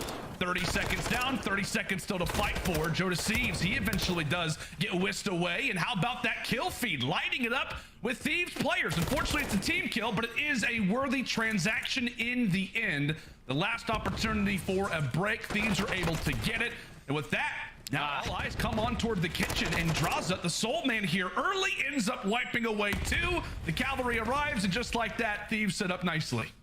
That's just a perfect situation. Perfect play right there from Draza to put himself towards back alley. He knows that the Gorillas are going to get those orange spawns. You cut a couple of those players off. Eventually, your teammates join into the play. You win the rotation over towards kitchen. One of the money hills on some embassy hardpoint as they find 3 in the feed. Assault just trying to play his life. sitting towards top plat, waiting for the pinch opportunity as his teammates are trying to take orange control to try to get those close spawns, but these aren't even worried about it. They're just running up this score, up 100 points now. Yeah, up 100 points and trying to not look back. LAG just trying to make it seem as if they can get something going. Bit of a footnote, really, through the first set of rotations was simply just their hold at office. That's where basically every single second has come from. A bit of daylight here in the kitchen, but those doors will be closed again. That just feels like how this hardpoint has gone so far, Jay. Every time that LAG tries to make a play happen, door slams right in their face. So as we head into the second set of rotations, feels like we've said it multiple times. We're probably going to say it many times again. It has got to be a quick changeup here for LAG, down 100. Can they start to bring this one back? Well, it has to start somewhere. And already in the kill feed, it's not starting there. That's a clean 4 dead. All of the gorillas spawning out towards Embassy. Octane going to be the first line of defense, holding this side position. But at least you put your teammates in a situation now where they can start to soak a bunch of this P1 time. You know where the pressure's coming from. You have top paper control. You're watching the cross until Exceed is able to fly out. He takes down 2. LAG finally get a break. This is 30 seconds that they definitely need to get back in this game. And take a quick snapshot of that mini-map. We'll see what LAG can do with this bit of positioning. Octane now makes it 16-6. Clears away 2. That does allow for plenty of time to be accrued over at P1. Any time right now, if you're Thieves, is great time. Trying to kind of cause a bit of havoc toward the parking lot. So while LAG do have to give up a few more seconds at P1, they at least can resign and hold on to these next side spawns. And they are going to need to do a wonderful job at it. A full 60 and then some is required just to make them somewhat competitive in this game. And my boy just kills all 3 of them. He just literally flies through bottom bathroom hallway. He's able to find a 3-piece with the Vaznev up close and personal. And RCD's just sitting there like, what happened to my team? They all just got cut down, but at least Jodeci's is there to find 2 of his own. Not allowing the LA Thieves to get any time off of this P2. But with that 2-piece coming from Envoy, the spawns are now going to flip. Final that 30 seconds should go in favor of the Thieves. And now you're forcing the Gorillas once again to early rotate, man. They have to cut their losses. They have to find some much needed time. It's gonna be an Arsenal just trying to make that rotation. It was so funny, man, looking at the mini-map, a bunch of those purple arrows just coming around the corner, trying to make sure and see if Envoy was still alive. Octane, another big gunfight victory for him. He stays alive, and this could be a game done early. Climbing up the ladder, eventually falls once again. LAG off the rotation. Gonna need to lock this one down, but it just feels like it's a matter of time, especially if Envoy is alive. He eventually drops. And now it is Gorillas looking more likely to possibly reach that century mark, but 2 go the way of Thieves instantly. And now they find the break immediately. There's still 1 player in Jodeci trying to play his life in towards orange. He gets easily read by Draza. Draza with the snap onto the second. You're feeling yourself, young man. Let's go for the 3rd. But he's just deciding to stay down. He knows that the Thieves can close it out on this hard point here. The very dominant map #1 victory, putting them in a 100-point club. As the Gorillas know that they have to put the pressure on. 15 seconds left. Octane still here, though. Oh, God. Just get him out of here. Get him out of here, Sam LaRue. 10 more seconds left. 21-9. Is he going to make that score line look a bit prettier? Maybe. With an assist at the very least. This one is done. Get him off the map. 250 to 80. Sheesh. Is how Embassy Hardpoint will wrap up. Impressive work there from Thieves, and it just never felt close, Jay. I mean, even from the beginning, it just felt like Thieves were off to a different level of pace. I don't know about you, Lando, but I feel like I've seen this story before. And this was last year for the Thieves. Around the same exact time going into the Major 4 event, they have just put themselves in this form in Hardpoint where their teamwork is just on point in every single aspect. There's only 3 players who actually go positive, but it's not like some insane stat line from any single player on the Thieves. Beside Octane going 21-9, 2 minutes in hell. He was doing it all off the rotations, but the Thieves, they're just making the game look super easy, man. Doing the little things right. You even started when Draza was the only guy to rotate over towards Kitchen, while all of his teammates are still putting pressure on towards bottom Embassy with about 25 seconds left. They are doing the small things correct, and that's That's why you see the score line the way that it is. Every time they need to find a break, they get it done. They were the worst rotation team in the beginning of the year, and now they're winning a majority of the rotations and back-to-back series. LA Thieves, they are just looking in a completely different form as of lately. And if they continue to play like this, man, they are definitely one of these teams you gotta be on the lookout for. Yeah, I mean, the funniest thing about the scoreboard at the end of the map, Jay, was that, as you pointed out, Octane, 21 kills. 20 of them were non-traded. So, like, the guy... Yeah, like, he's just holding out his angles. He was having a blast. But that's the things that you talk about, right? Toward the end of the season. Little mistakes, little issues that you've suffered as a team that you're trying to work on. We obviously knew it. Thieves, an unbelievably talented hardpoint team. If they just clean up the rotations and still remain solid at breaks, I mean, you're going to see score lines like this. I mean, so far throughout Major 4, the enemy score lines have read 89 points, 180, 160, and 100. These have not been close games by any stretch. As you can mark it up, 4-0 in hardpoint here for the Thieves and Gorillas. Desperately needing an answer and maybe a bit of life coming into this next search and destroy. But as we said, man, the nice little score line there across the board, pretty much from everybody. But if there was an award to give, it would go to the human turret. And now if you are the LA Thieves, that's job well done in that map number 1. Now you're going into this map number 2, where neither one of these squads have played it a lot. You have an overall record for the Thieves sitting at 2-3, then on the opposite side for the Gorillas sitting at 2-2. But one thing that the Thieves like to do great on this map is find that first blood. Whenever they find the first blood, it's the second best in the league. They usually find success in winning a majority of these rounds. The only thing that scares me, though, is on their defensive side. If they end up getting first blooded on that side of the map, they only have an 8% win rate in 3v4 situations on defense. So I think if you are the Gorillas, definitely play for your first bloods on your attacking rounds, but also play for your post plants as well. Get that bomb down towards A, force LA Thieves to retake where they're about 50%. Alrighty, man. Well, you've set the stage quite nicely when it comes down to that search and destroy, and it's going to be fun. It's going to be interesting to see exactly how that one plays. You know, I know we were looking at the stats, looking at the numbers really for both these teams. Fortress, not one that they've really played all that often, but it's a mixed bag, and you're really hoping that for the Gorillas, maybe it's a map that they have been practicing, maybe in the wings, you know, throughout scrimmages, whatever it may be. Hopefully it is a map that they can start to improve on, because they are going to need it. In the meantime, though, we actually do have a very interesting video that we want to go ahead and throw this one over to. It is a nice little analytical breakdown with Nameless talking over LAT's hardpoint. All right, we have a clip here on Hydro Hardpoint. This is a beautiful rotation out of the LA Thieves. They had a 2-0 week last week, so let's see how LA Thieves get this rotation. So what you're going to see here, this is P2 on Hydro. We all know about this rotation. If you play ranked, it's very tough. So you can see LA Thieves here, they're set up. They have their 2 AR players, Octane and Draza, playing for their first blood. On rotation here, you're going to be at a disadvantage. So you want to be ironed up with your ARs, and you have to have your SMG either make a play through the water or in front of one of your ARs. So that's going to be Kenny. He's right here getting ready to take a water route so they can get some kills potentially front and flip them out. Now what happens here, and this is the key component of this play, is the player that is soaking the hill time at old, he has to immediately leave so you can spawn them out on rotation. If you get kills on rotation, the opposing squad will spawn out back P2, and you have a way better time controlling the new hard point. So let's see how this plays out. Notice how they're ironed up, and you'll see how LA Thieves secure this rotation.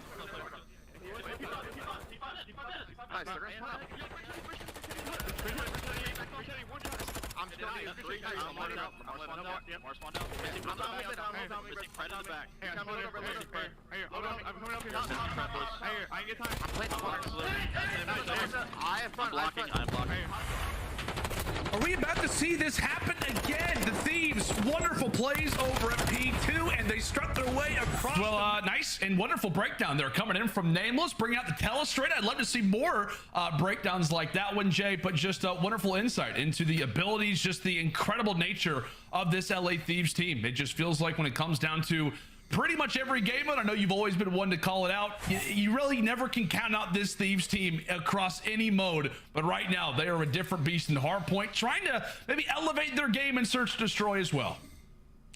Yeah, this is the biggest thing that they have to focus on, because whenever we talk about the Thieves roster, it's usually their respawn. It always stands out. The search and destroy, though, Thankfully for them, they don't have some El Asilo, where they're usually going some 6'4", 6'5", every single time that they have played it. They decided to throw something new into this series, and that's the Fortress Search and Destroy, where they haven't played in quite some time. So, like I said, they're usually great whenever they find that first blood. On the defensive side, if they get first blooded, they only have an 8% chance at winning the round.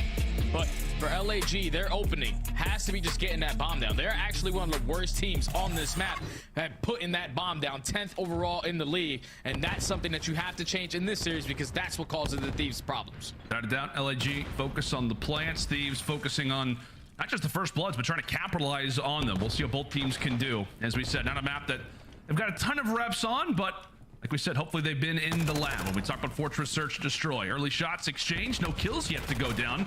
But just as we say that, Kenny and Draza answer both with some of their own. One with the nade and one with a lovely weapon. Draza from afar also tagging up Arcitys. Alec gonna have his hands full, not at all sure where the next line of gunfire could come in from. Yeah, they got him locked in. There's multiple players holding down this angle where Arcitys is. He's at least able to take down one, but that's basically a flawless round right there from the Thieves. You spread map, you play for the aggressive plays. You hit your tags. You know that they like to jump up towards the top single window, towards top double window. Get a couple shots down, get that first blood with the nade, and then Draza finds a second. Already in the 4v2, they knew exactly how LAG were playing around their setup. They don't even put the bomb down. They play for the kills, and they're able to close out the round. Thieves, 1-0. It's just so, like, it's gonna be annoying as a competitor if you go back and watch the VOD and you're facing off against the Thieves, just to see them like smile after every single map they win, after every single round they win. These guys love themselves some COD, Jay, for good reasons. They're pretty darn good at it, defending world champions, by the way. Round one goes to them. We'll see if LAG can wipe those smiles right off their face with a round of their own. First time taking a look at attack, and we stare through the eyes for the moment of the rookie and Exceed. Barking out comms, trying to initiate a bit of information over to the teammates. Gorilla is still yet to be fully confident to make that cross, make that bomb plant down over at the A site. Exceed there to cause a bit of a stir, but it's Kenny who once more walks away with the opening kill. That's just good work right there from Envoy to keep Exceed in that corner for a little bit. Finds the opening for Kenny.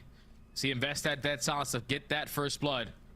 So now he puts himself in a great position. LAG now in the 3v4. Have to try to clutch on up. But with Kenny in this position, he's just waiting for his opportunity to strike. Probably going to get a couple sound cues that the rotation's going to come over towards the left side. And with Draza dropping, now they know what LAG's plan is. With 20 seconds left, now's the time to get going. If you are the Gorillas, Envoy spotted on the cross, pops that dead silence, just wants to make sure that A site is clear, and boy is it. Assault once more, have to be solid with the AR, puts in the work again. Finding Octane, finding Draza. Does he have one for Envoy? Potentially. Has to go for the reload. In the meantime, the bomb has gone down. Now it's Arcitys who's there to watch the cutoff. Envoy now left in a 1v3 in a world of pain. Says hello to a former teammate in Arcitys before he does hit the ground. LAG, for a moment, looked to be a bit panicked, but started to grab a bit of their confidence. And how great were the ARs in the middle side of the map, Jay? Yeah, that was a great 3v4 clutch right there from the Gorillas to regroup, get a team push over towards P1 side. Find that first one onto Draza, and then do not hesitate over towards that B bomb. It's actually the first time the Gorillas made it to that side of the map all year long and were able to plant that bomb over towards B. So 100% win rate when they get that bomb down over that B. 1-1 now. You heard it here first. See if they can maybe do it again. Regardless of it, though, sides will flip. And how about Joe Deceives? Fiery as ever. Always a player that we love to talk about when it comes down to the Gorillas' end. Answers for the first, but it is Arcitys who ends up dropping just shortly after. So into the 3v3 we go. And really all 6 of those arrows that are left on the minimap. Not a ton of movement right now. Yeah, they're just waiting. Either one of these squads caught off guard by some COD timing. As they know, Joe Deceives was that player who's playing in towards bottom art. But now the rotation for the Thieves. Gonna come over towards this A site. Kenny still holding down top double windows. Keeping players at bay. So he's slowly working up towards P1 side. He's getting a lot of info for his team right now. Trophies begin to fall by the wayside. 3 pick'ems. And from there, also escape with his life, or maybe finds the timing. Oh, can't finish it off. A massive one there for Joe. And from there, time continues to tick. That bomb needs to get planted. Draza, in the meantime, laying down some shots, laying down some bullets. Is it going to be a bomb rotation now here for the Thieves? And it appears as though they're going to have a free lane to get here. Oh, this is good rotation coming in from LA. Both squads are LA, but that's going to be the Thieves able to get this bomb down over towards B. It's their turn. Try to clutch up. 45 seconds, 2v2 situation. Neither one of the Gorillas players have dead silence yet. This is just holding strong on their setup. Draws is holding the push from both angles. Talk so often about how unlikely B bomb plants are, but how difficult it is to try and retake, especially if you're the defensive team. Let's see what Gorillas have cooked up. They are wasting a lot of time.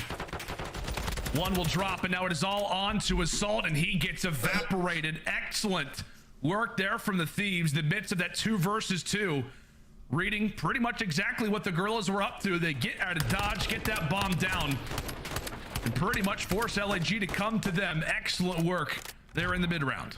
Yeah, that's just a great rotation. With only 15 seconds left to push through open arch, get that bomb down towards B. And just, you see it on the mini-map. It caught the Gorillas completely off guard as they were working their way back over towards A site. By the time they got over towards B, there was only 25 seconds left, so they had to be aggressive on it. And it plays right into the hands of the Thieves setup to now allow them to go up 2-1 on the map.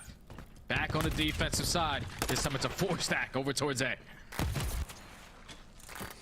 And I was laying on LAG the looked to floor handle for it. a Exceed who's yet to while. get on the board. Well, it could be another round before he does. 0-3, brought down to 20 HP. Positive, though, is that Back 4 has been Gorillas. so sore. His body stack at least helps allow for the plant to go down. Thieves, who have pretty much been in this exact area for the entire part of this round, now have to get a move on. All 8 players still alive. Exceed, nothing's going to be there. Same thing for Joe Deceives. Watching a flank that has still not occurred. Drasa just jumps right on the bomb. Thieves run right on into the bomb site. However, they are getting taken down by Exceed, by Assault. Octane jumps forward. The nice and tricky play that the Thieves tried to pull off looked like it had a bit of hope there. But LAG end up locking it down. Sunny. It's Exceed and Assault who come away with all 4. Oh man, that's such a big round because it looked like the Gorillas were moments away from throwing that one away. If Exceed does not be the aggressor towards back steps, wins the first gunfight, and then is able to take Draza off of that site.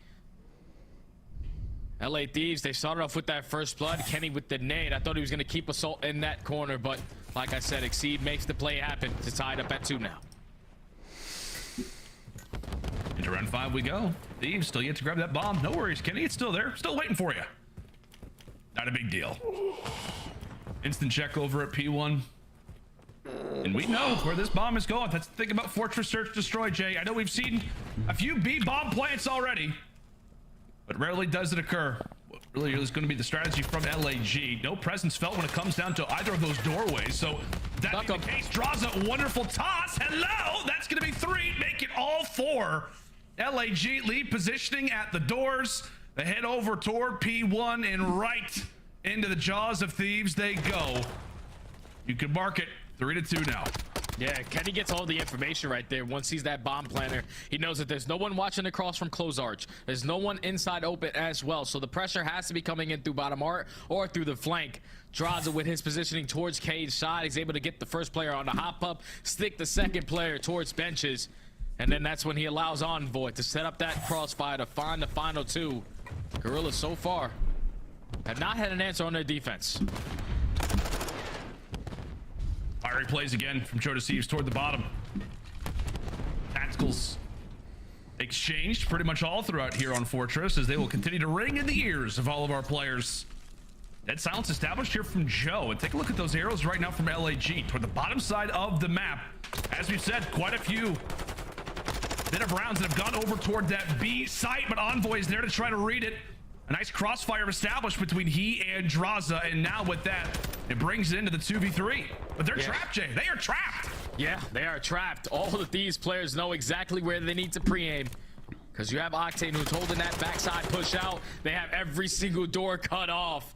And Envoy, the playmaker, who jumps in towards top double windows, gets all the information from his teammates that the pressure is coming towards B. He times his flank beautifully. He's able to find one, forces it to a 4v2, and then finds the final 2 to close out the round. Thieves finally take the very first defense of the map. About time. It was a lovely one at that, man. Just at the end, it was like I realized on the map, it was like, oh, Octane's toward the backside. Oh, okay, they know exactly where LAG are hiding. They gave it a heroic effort at the end, but now we find ourselves in the swing round. A huge map here for the Gorillas, one that they desperately need to take. Kenny actually nearly took a grenade to the foot while in the middle of a dolphin dive. Sniper gets brought up from Exceed. He'll take one. In the meantime, for Kenny, he has found himself in a lovely first blood position as well, but the same thing can be said here from Arcitys. One man from LAG that has made it behind enemy lines is going to be him. Arrows scattered all throughout Fortress. We'll see where the next pick comes in from. And you see that these players right now, they're just thinking that someone had to have made the opportunity to push through that A site. So they're just slowly trying to work it. So Arcitys has wrapped his way back towards Dubs. He's going to get a freebie onto Envoy, shuts down the Cruise, but Kenny should be here for the trade. Now it's a 2v2 situation. Kenny tagged up, but not dropped. I feel like in that situation for Arcitys, understandably so, wants to escape with his life, but just runs out in the middle of no man's land. Bond does get grabbed. Draza and Kenny, father and son, still left up alive. And they should surely have that free plant over at A. Well, it's Draza on the cross. So information found for Thieves. Let's see what they can do with it. He's got all the info that he needs. He watches both players cross over towards P1, so Kenny's going to be able to get this bomb down for free. 2v2 situation. You got a trophy down. Thought you had dead silence. You were trying to make a play, but Kenny does on the other hand. Assault is able to take down Draza, though. Now it's all up to Kenny. 1v2. And he has that dead silence. He has that dead silence. Nice. Oh my God, he nearly doesn't finish his food. Eventually drops Joe to Sieves, and now we enter into the 1v1. Kenny versus Assault, potentially for the game. Kenny doesn't check his right, and from there, Assault will drop him, winning the 1v1. Kenny cannot believe the one corner that he doesn't check. Assault will win it and keep LAG's hopes alive. My God, what that does to the score, 4-3. Yeah, the Assault knew right there in that situation. I do not have dead silence. I cannot run around for free, but I know Kenny is nowhere near this bomb site. The only opportunity he had was to wrap all the way through that P1 street side and try to get an angle to look at bomb from that way, but Assault plays that 1v1 beautifully, camps the corner towards bottom middle box, knows that Kenny eventually has to hit that rotation, and is able to clutch up in the 1v1 situation to now put the Gorillas down by 1. It's like we are just speeding right now through this search and destroy. Already 7 rounds in, and now Sniper brought out once more, but I think Exceed, a little surprising, backs up. Maybe takes a bit of a heat check when it comes down to that snipe. Wants to bring it out again. Bit of a stalemate so far to kick off this round. Exceed versus Octane. Who will answer first is really the question pretty much on everybody's mind. And that bomb will actually get tossed over to Exceed. So he'll not just be the man to hopefully find the first blood, but now his position gets turned into maybe being the objective man. Time ticking and work needs to be done, specifically for the Gorillas. Yeah, he's got the sniper pistol, so that's the player you want to get this bomb down in this situation.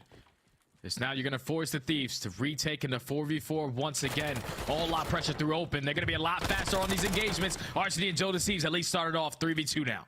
Once more, Draza and Kenny still alive. Sniper out, and it will deliver. Not for one. Okay, just for one. That's it. Kenny also gets picked apart. LAG take their time, and that is what it's all about when you're down in search and destroy round by round, as they've answered back with 2 of their own. And just like that, Jay, we are all square 4. All squared at 4. Gorillas do a great job of just gaining the information early into the round, and then Exceed being a guy with the sniper pistol in hand. They call out, you got to plant this for us. We got Vaznevs. We got Tax 56. We can watch over you and most likely get that trade. Gets the bomb down. You force the Thieves to retake, and they just couldn't win the trade fights. Now tied up at 4. Back on the attack for LAT. Talk so often about momentum, man. We'll see if LAG can make it 3 rounds in a row, and that is a wonderful play coming in from Exceed, who, as we said, a little bit slow to the party. Did not have a great opening hard point, but who really did? Oh my God, also escapes with his life.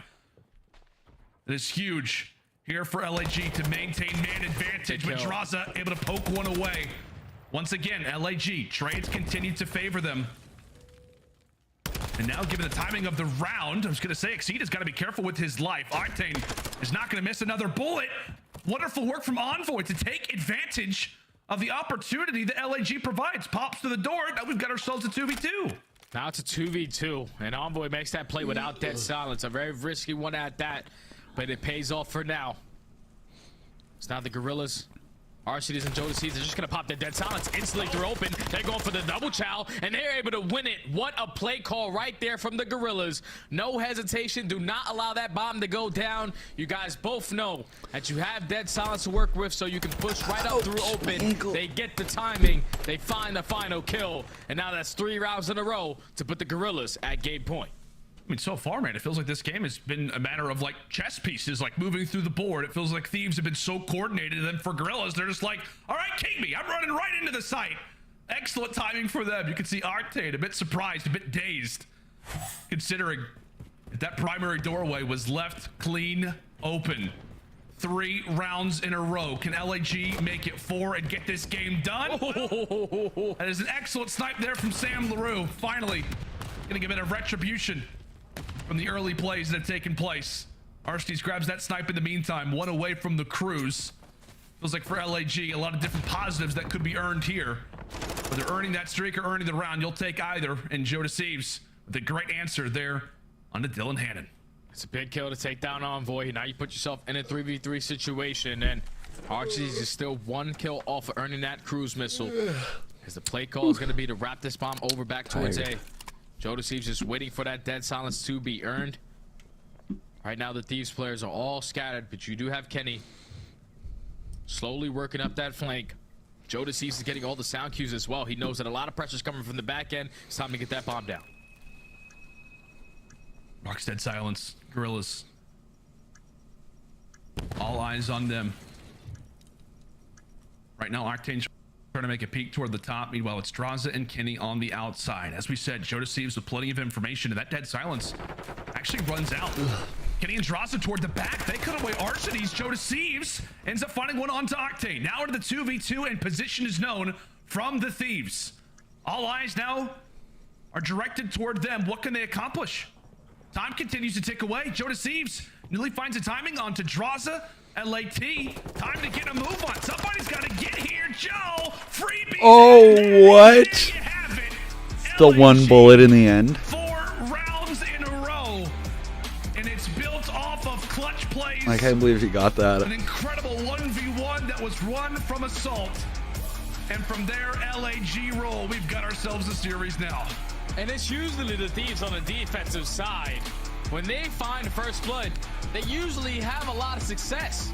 But when they get first blooded is when they only have an 8% chance at winning the round. Man, That's it's 2 so times cold in now my room. on that defensive end when they get the first blood, and eventually they fall short on the round. What a beautiful play right there, though, from Jodeci's. He was the guy who was able to even up the numbers early on, force it to a 3v3. He gets all the information for his teammates that the pressure's coming from the flank, so you guys can get this bomb down. Octane is also that player who had the sniper, so even if he was holding that front angle, he's not in the best advantage situation with that sniper pistol in hand.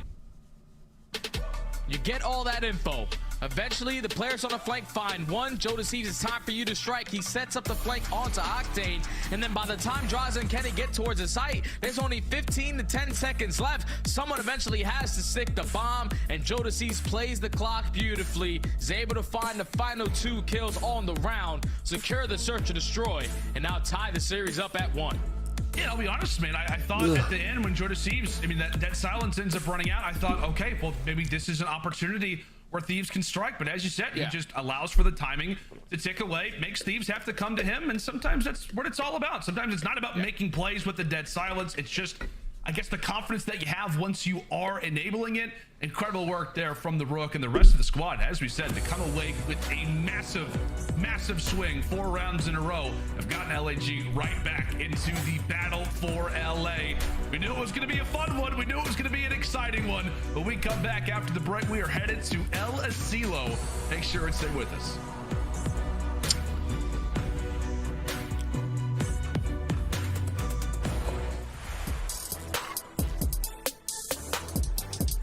Ugh.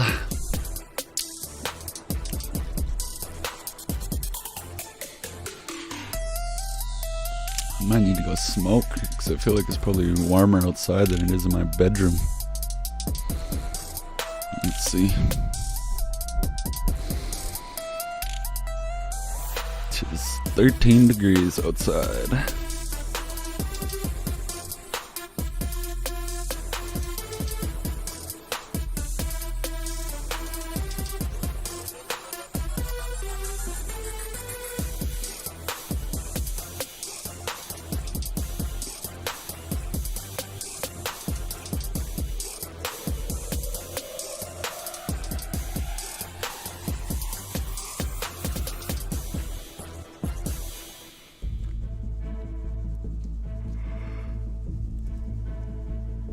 Ugh.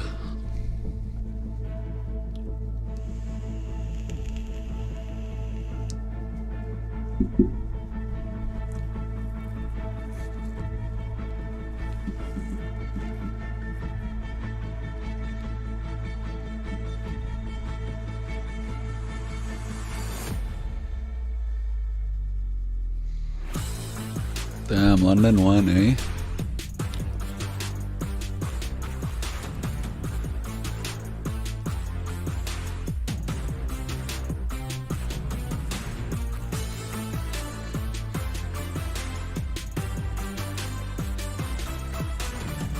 Well, that was tough for my pick'ems.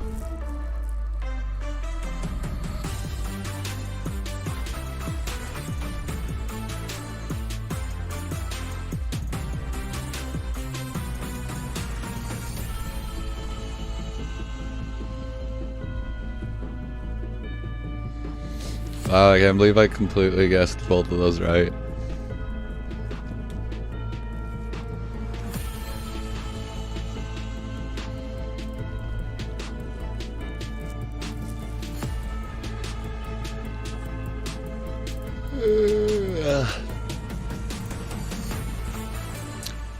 Dun dun dun dun dun dun dun dun dun dun dun dun dun dun dun.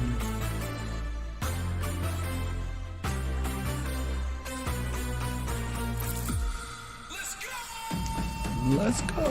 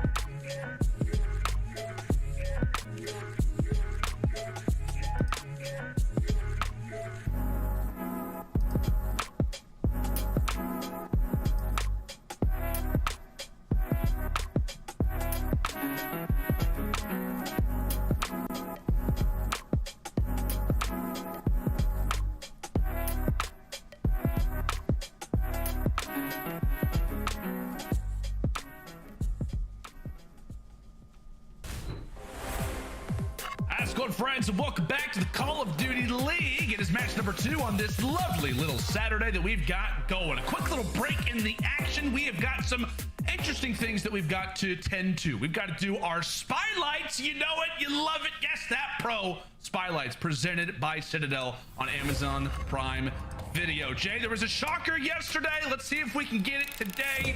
Let's go ahead and read through a few of the hints that we have. 4 final appearances as they made it harder by really like pixelating the picture. First champs appearance, interesting, teamed with Merc in Merc's final pro tournament. Shout out to Joey D. Jay, do you have any idea? I think it's me. Is it really? I think it might be me. Yeah, that's me. Yeah, that's definitely me. The hairline's not good, but yeah, that was me. My stats are awful. Jesus. No, 4 final appearances. Yeah, that's good. Look at that. Yeah, I know, but I was the Silver Surfer, brother. Like, that sucks. That literally sucks. Stop roasting yourself. This is not how this segment was supposed to go. It's supposed to be exciting. Love well, it. It definitely was exciting. I'm a little sad that I didn't get it. I'll be honest. I'm a little disappointed in myself. Although the Merc thing did kind of make me think that you could be a finalist. Regardless, we absolutely love that. We definitely need to do more of those. Shout out to the production team trying to make it more difficult, going with a bit of the talent team as of late. Love that. Let's jump into game 3 now. To El Asilo we go. Jay, what do you got for us as we jump into the swing mode? This map is a map for both of these teams that they haven't really played it quite a lot. The LA Thieves, they just recently started to play it a little bit more. They had it in their last matchup versus Seattle. They ended up losing it, but at least in my opinion, the Thieves were in the driver's seat a majority of that map. They should have been able to close that one out. And then on the opposite side for the Gorillas, they also just played it in their most recent matchup versus Minnesota, and they also fell short all the way in round number 5. And they did a great job at slaying. That's the biggest thing that you have to take away from it. Joe Deceives went like 39 and 30. He was the main guy for the Gorillas. Everyone went positive, but they still fell short. So it's all about finding the kills at the right moments. And versus a team like the Thieves, if you don't do that, they will put you in that early spawn trap. Yeah, I mean, right now for the Thieves, they're the #1 hardpoint team based off of record. I believe they're the #2 control team in the game, just behind Toronto. So Respawn Kings indeed, and really just trying to make sure that map pool is looking as solid as possible toward the end of the year. Same thing can be said for LAG. However, in a different spot when we talk about the standings, every dub means everything really for them when it comes down to their bottom 4 position for the moment. Now we're going to start off this stage 0-2, that is for sure. But into the early stages here of round number 1, it's Thieves who got that early ticket A, then began to make the reposition over toward that B zone. In the meantime, it is Octane pretty much in prime territory with TAC 56 out, now finds himself on the 3 spree, trying to make it 4 in hopes of the cruise. Oh, it's a big kill from Envoy, though, to shut down that player in Arcides, who was the guy that was going on that deep flank. You have full map control over towards B. You only have 1 person on it, as everyone else is playing for the kills.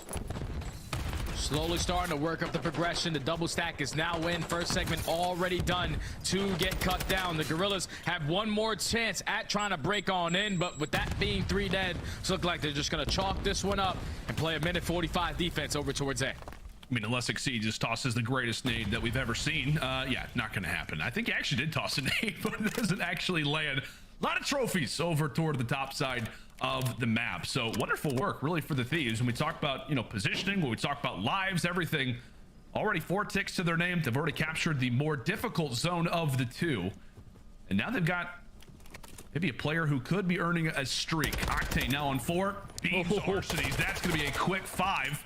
Eventually tagged up from behind. So LAG trying to stabilize as they'll be able to wipe away 2. Envoy, easy pickings, wave cleared, but a lot more work to be done as Kenny's in the back of the base.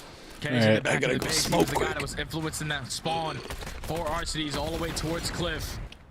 While he was causing so many problems in the back of the base, his teammates are able to find a couple kills. Now they're able to push right on forward through the courtyard. The stack is in. That's going to be 3 players on it. It's going to start to go really quick. Only 1 segment left. The Gorillas have to get a push on it.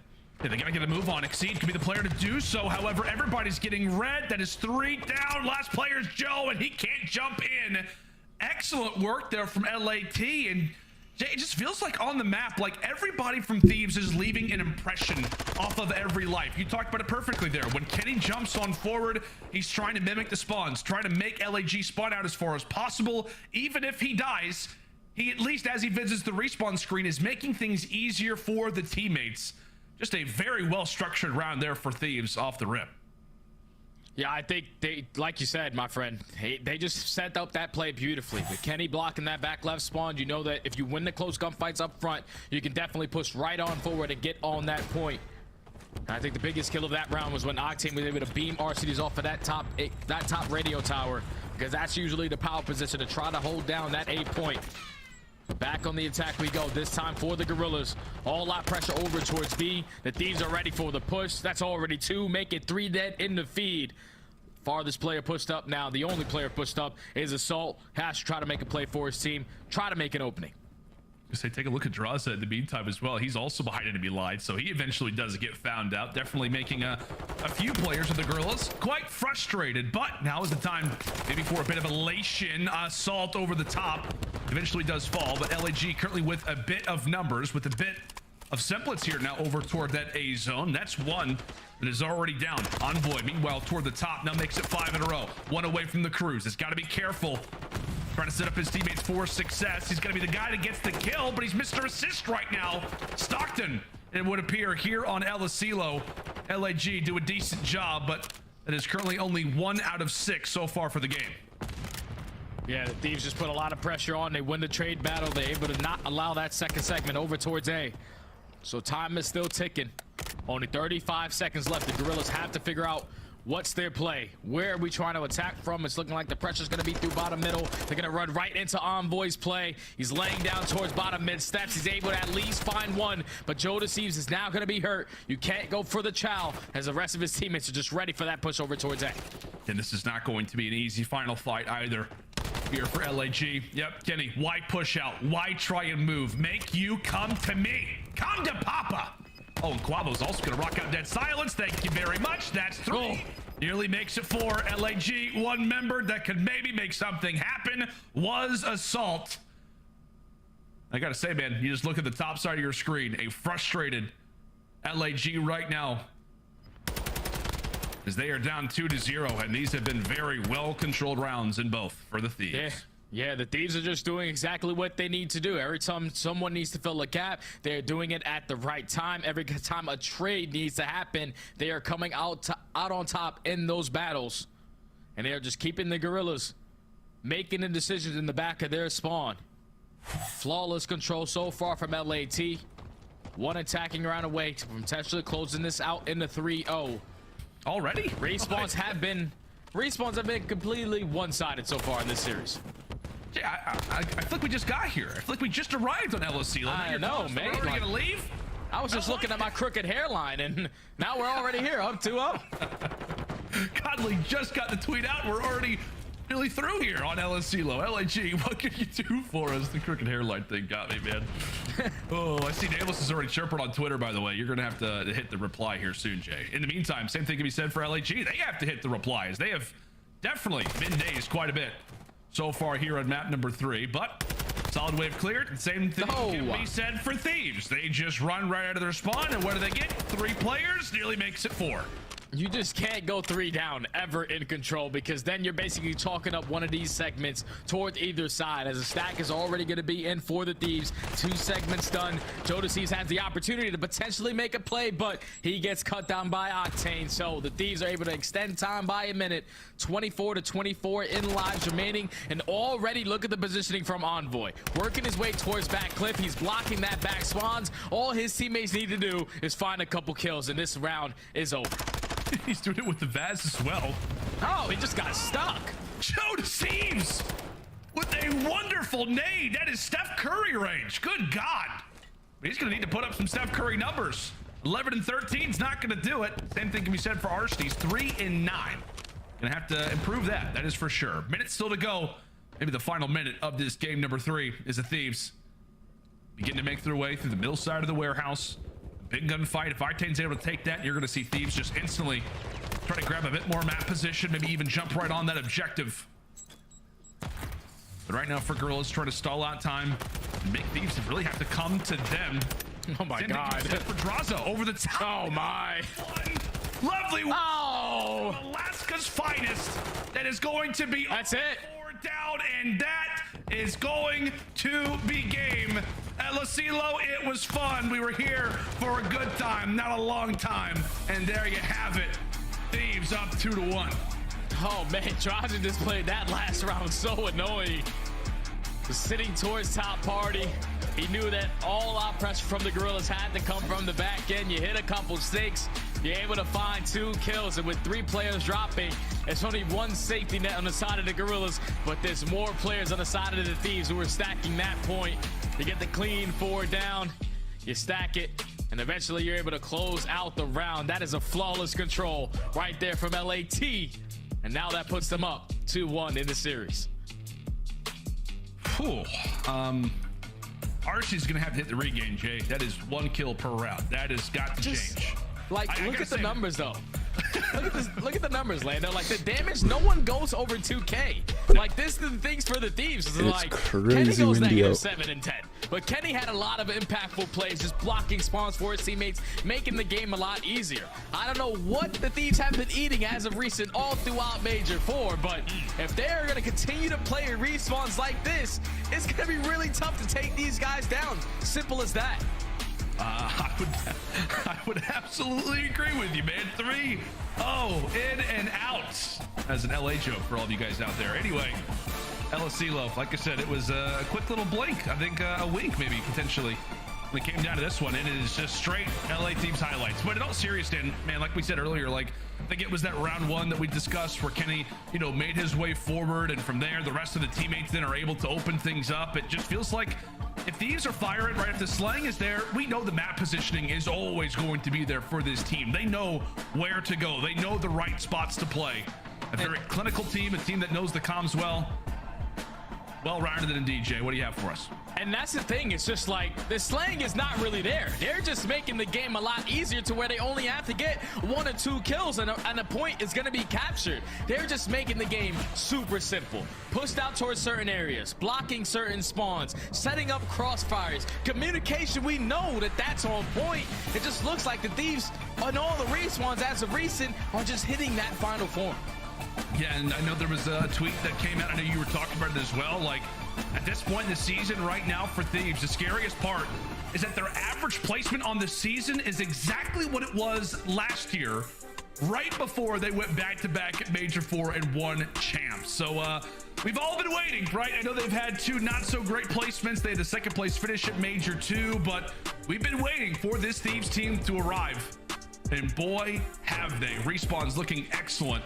Obviously did lose that Fortress Search and Destroy, so this one is by no means done yet. But if the Respawns do tell us anything, Jay, it would tell us that Game 4 is going to be the final map of this series.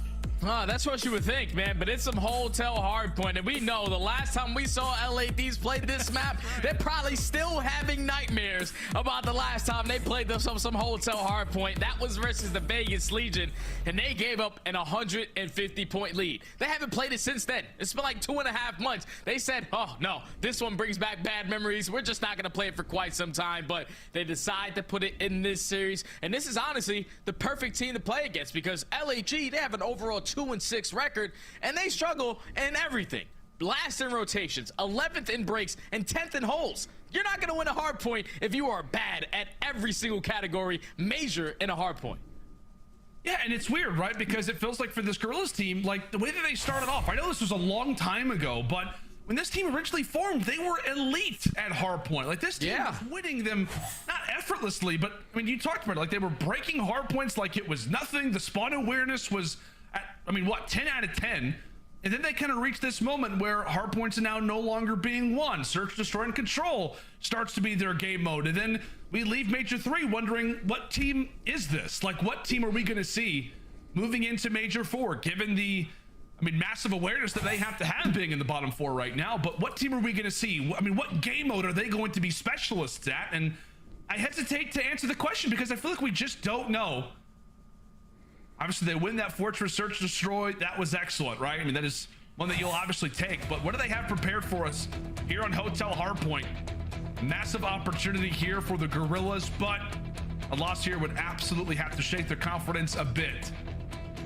But you can see the record so far throughout this season, much more favorable for the right side of the screen. And Jay, I gotta say it too, man. We are 1 map away from the Thieves finally reclaiming Los Angeles. Does it happen here, buddy? I think so. I just think the way that they have been playing, especially in that map number 1, they weren't winning a couple of those rotations, but they were finding the breaks instantly. So for LAG, you got to put it all together in this map number 4 to try to force that game 5. And biggest thing for me is that they have to at least win those rotations, because that's the thing that the Thieves do struggle with on this map. 10th overall in the entire league. Gotta try to make him pay for it. And well, all right, lovely little break here off the start. LAG 9 uncontested seconds, and Thieves say, well, the reason why there was 9 uncontested seconds is because we just waited to try and attack for it. Interesting spawns currently going on the map, but we'll see how those elect to try and play on out as Thieves rush on forward. Spawns flip again, at least for the interim.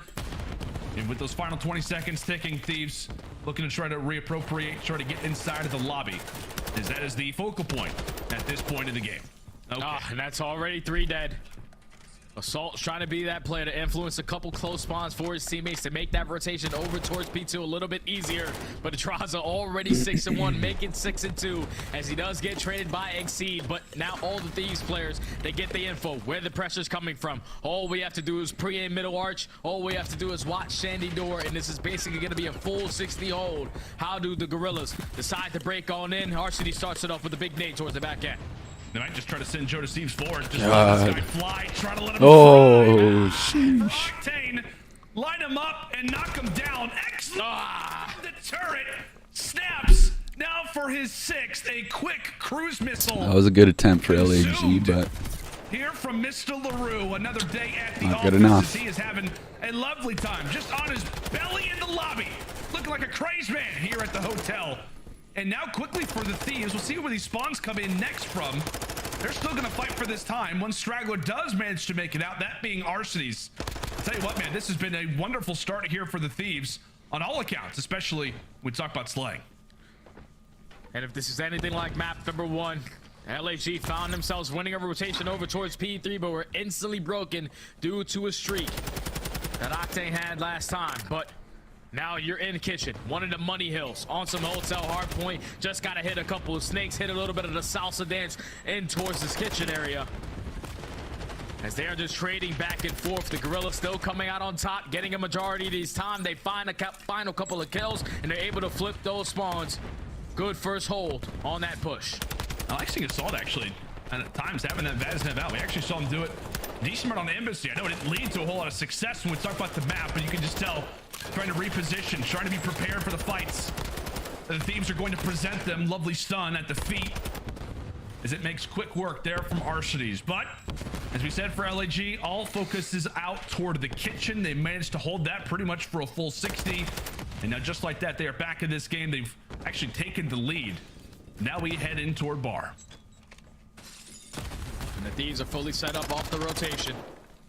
Octane is able to play his life towards bottom bedroom. That's going to cause a couple problems for the Gorillas players, because now you have to focus on him while you're putting pressure on from the front end.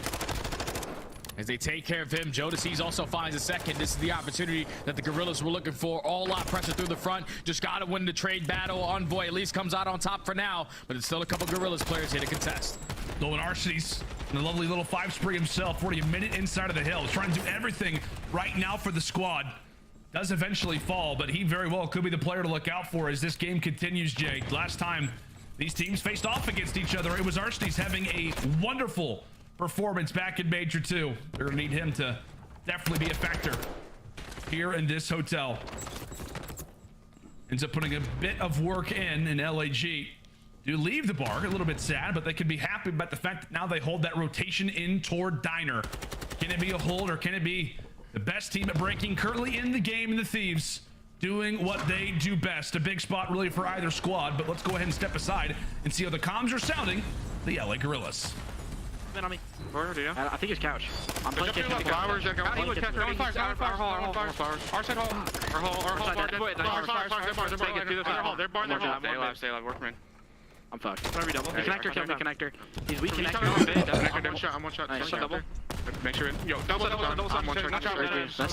That's two. That's both subs. Yo, they're hole. One shot. I spawn kitchen. Oh, I got one. Oh, I got two. Sam. I'm one shot. I'm getting good peek. What's bigger for me? I spawn out. We take her out. Give me mid. Sam's peeking my side. I'll go with mid. I don't know where he went. I'm getting. We're still spawning. I spawned out my life back. What's going on kitchen? Listen, once you have 3 better. Kitchen. One kitchen on me. Sam's still no. Mistake me weak. There's 2 on. Oh, there's you. I got 80. Thieves have started to run away with this. You guys are blocking It was so close before. What the fuck? Come into Sam, push your kitchen. Waterfall. I suck him. He's dead. Sam's through kitchen. Keep on me back kitchen. Yeah, Sam. He's on the back truck. He's on the brown truck. I got still spawn. He's in the back. He went waterfall. Go side door.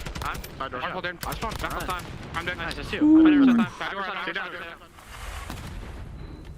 Nice little check-in there with the Gorillas, down but not out as we head in toward the final rotation here on the first side. Let's go ahead and now go to the other side of the screen. A check-in now with the Thieves. Good job. In bed, weak. Mid, spawn right. Yeah, it's hot up already. Zach, go to hop. I can't kill him. Hop. I get it. Watch out. I have your push. I have you. Spawn in Zig too. Hot up. Good job. I get you right.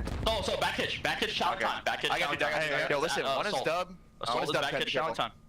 Play through bed, bro. We have that side of map. Play through bed. Easy. Back hitch. Lights, Zach. Pre-fire. He's another one, Zach. We dumped the one. Caution. Joe, I don't know where he's going. It's my control. It's my control. Come to me. I'm going counter. We can play.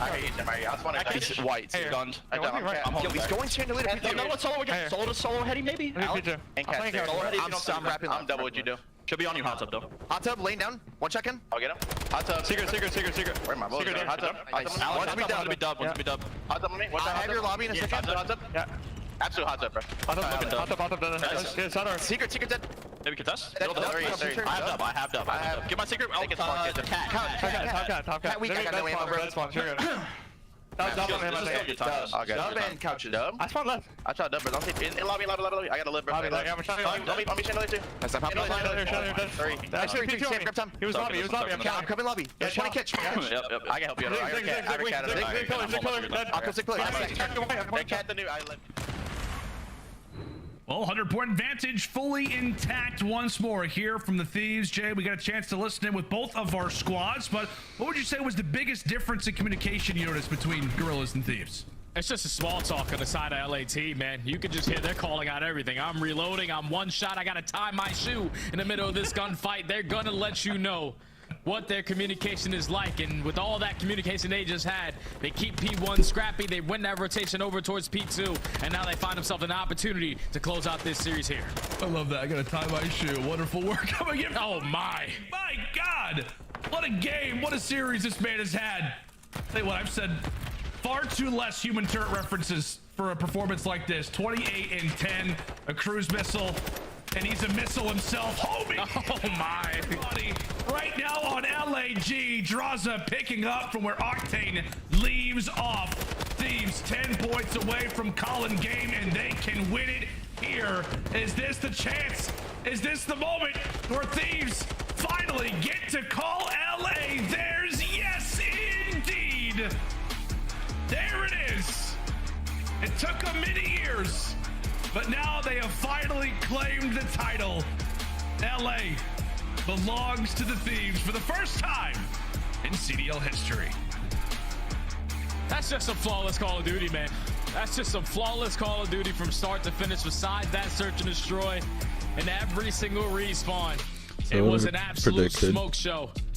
First map, 100-point club. Second map, 5 minutes long. Third map, the Gorillas. Hell yeah, it was. The Gorillas were able to avoid that 100-point club by 2 points. Fucked up just here, the though. way that the Thieves Well, they have been fucked playing, up. and more specifically, Octane had himself one of the best series I've seen him have in quite some time. It's probably because, you know, Not too he's bad playing at against this. another LA squad, so the server, everything is great in this series for both of these squads. But Octane, he looked like he was playing But on land. He no definitely one's here to see. sounded like he was playing on land. And I'm pretty sure he ends this series with a 2.0 KD. The Thieves finally win the Battle of LA.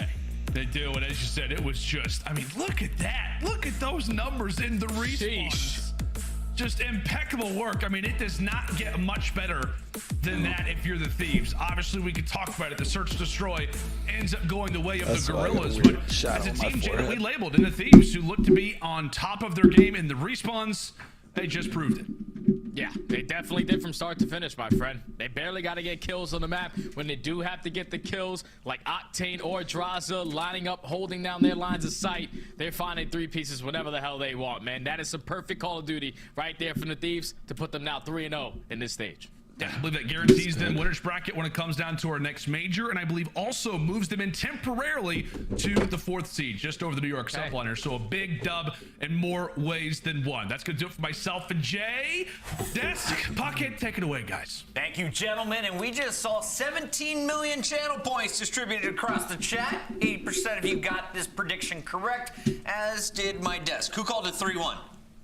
Oh, No, I said 3-0. 3-0. 3-0. Didn't didn't see that search and destroy comeback coming, but let's talk about this matchup. LA Thieves in the driver's seat. 250 to 89 is a blowout. But then to do it 250 to 102 in the second hard point, this wasn't even a close match this time around. This is when LA Thieves looks the most scary, right? Last year at the beginning of the season, it was hard point where they were just simply the best team in the game at the beginning of the season, and they round that season out to being back-to-back world champs. And now we head into this season, they had a little bit of a rocky start. They didn't really have a game mode that they could call their own, and it seems like, at least at the start of this qualifier, those respawns are getting under their belt. Yeah, there's a reason the LA Thieves are the #2 control team on the season and the #1 hardpoint team on the season. It's because they do the little things right. When they lose, it's because somebody has an off performance, and it's like the clip that we went over in the middle of the series. Like, the small things they make look so easy. Their communication is always on point. When they need to slow down a play, they make it work. You saw on that map #1. If you didn't watch it, go back and check it out. There's a situation P2 to P3. They're up like 100 points, right? And this easily LAG could have came back into the game. What do? They slow down, throw all their attacks, then the streak comes in, right? Never jumping the gun, always taking their time when they need to. And that's how bad they're gonna beat some of the teams that are strategically just not on par. All right, taking a look at their one weakness. They went up 4-2 in search and destroy, then gave up 4 straight rounds. Allie, anything that you want to see them fix, or are you good with the way this series played out? I'm pretty good with the way this series played out. The LA Thieves, obviously, they were in an advantageous situation when it came to that map #2, and it's just about making those in-game adjustments. They were getting the first bloods, and they weren't capitalizing on their numbers. I also think Fortress Search and Destroy just isn't really a map that fits them. So, to be honest, I don't have too many notes. It's not a consistent map in general. Teams at the bottom need to look out because you have London starting to find their form. They could pass Gorillas here shortly. LA Thieves, they'll pick up another 10 points, and also our scuff play of the game. This one coming from the end of control and the whole green room. We lost it when Draza pulled off this snake fest, turned into a 3K. Yeah, this was beautiful. I mean, he's sitting here, he's pushed all the way up to bricks, just playing for information. They spot him, he gets down, and right here, just making the right play. They're wrapping back, but what do you do when Draza's doing that? Buys enough time for Octane to find the kill, and then you pounce for the chow. Good awareness, communication. They close it out with the team stack. I mean, that was flawed. The team stack for a perfect 3-0. LA cruising to a victory there on control. And I will say, right before these qualifiers started, I love seeing Draza play his life there. There was another instance as well in the respawns where I saw Kenny playing his life a lot more, and that was kind of the conversation. It was like some of the players in LA Thieves just jump the gun a little bit and go for the 2 or 3 piece instead of just allowing their team to help them. And I think that's an adjustment they've made so far in Major Force qualifiers. 6 meetings against the Gorillas, and this is the first time the Thieves still win and the title of Best in LA. And right now we're joined by Draza to talk about the victory. First off, Draza, how did you feel matching up against Exceed again? What's today? Yeah, I mean, me and him, we got beef and whatnot, so it's always good to beat him. And I mean, it was a pretty good and dominant series out of us. It really was, and those respawns, I mean, it's nice to see you guys kind of continuing on from how you were at the beginning of last year. And I gotta know, you and Sam, it feels like when you guys pick up a Vaz off the ground, you are just piecing with it. Do you ever just pick it up and you're literally just like, come on guys, you get to shoot with this? I try to tell my teammates every day that that's the best gun in the game for sure. And I gotta switch to it sometimes because it's that good. Jaws, I want to ask you a little bit about Control. So you guys have been playing Asilo a ton lately, right? It's a map you guys didn't like early on in the season. What clicked for you on that map in particular, and what have you been working on in Control? Yeah, I feel like it started clicking, like we've been talking about it the whole time, but I feel like playing our lives in mid and making sure that we get our kill before dying was a huge thing for us, and like I feel like we've been working almost perfect now on that map, and yeah, we've just been expanding our map pool, and I think it's showing every series. A 3-0 start now in our Major 4 qualifiers, and we're seeing teams like Atlanta and Toronto struggle. So LA Thieves in the running for that #1 seed currently. What's it gonna take for this team to eventually not only lock up a top seed, but win the next major? Yeah, I think we've been working on our S&D. Obviously, it didn't show, like we lost that series, or that map, sorry. But we've been working on our S&D. I think if our S&D, gets up to, closer to FaZe's level, I think that our respawns are always pretty good. And if we can get some S&Ds and our controls have been going really well, I think we can win almost any series against anyone. Draza, it's been rough on the chat the last 2 weeks here. Lots of upsets, but today the big dogs pulled through. You hooked up my man Z Shadow with 250,000 channel points. Anything you want to say to the fans who have been supporting you in the chat? 80% of them predicted you to win today. Yeah, I mean, shout out to the fans, of course. you know, we're trying to win every tournament, and I think we're starting kicking ourselves into gear, and I think you guys should be happy and look forward to the rest of the season. LA Thieves gearing up for the end of this season. The world champs going for back-to-back titles. We'll let you go, Draza. Thank you so much. Draza is the man for LA Thieves, but no one beat the numbers from Octane today. This team is rolling right now in the show. Well, it's rolling. We got 2 more matches still to go featuring OpTic Texas and the Subliners next. Before we get to that, quick reminder, you got to pick up the flow state, right, guys? Absolutely. You guys have this yet? No, I don't got the flow state yet. Well, it's been a while since I've been in the flow state, to be honest. Yeah, it's pretty dope. You know, I've been told you can get in the groove of the flow state bundle right now, and after the show, complete with 2 weapon blueprints and accessories available right now. And while you're buying things on the game, you might as well pick up some new team packs. Look good, play good. Oh, I have my phone this time. I'm gonna scan it and see what this actually. What does this actually take? That QR code, get the zoom on there, click the little linky. Wait, bro, hold on, keep it on no production, keep it on screen. Come back. It's match number 3 of the day. You guys can't hear me? Texas is gonna be taking on the New York Subliners. Stay tuned, you don't want to miss it.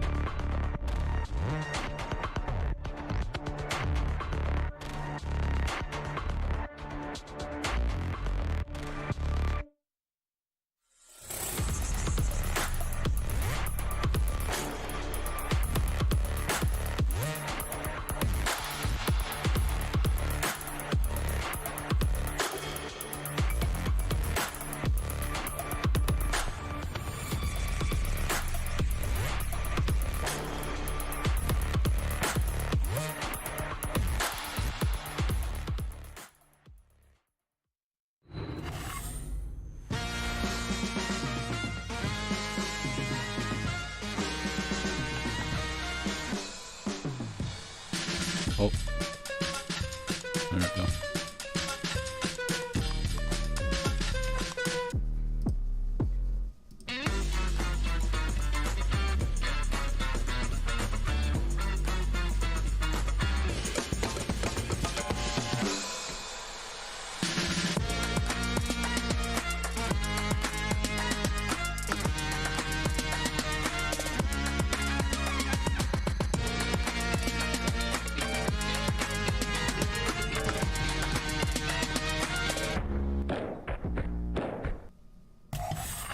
Welcome back, everybody.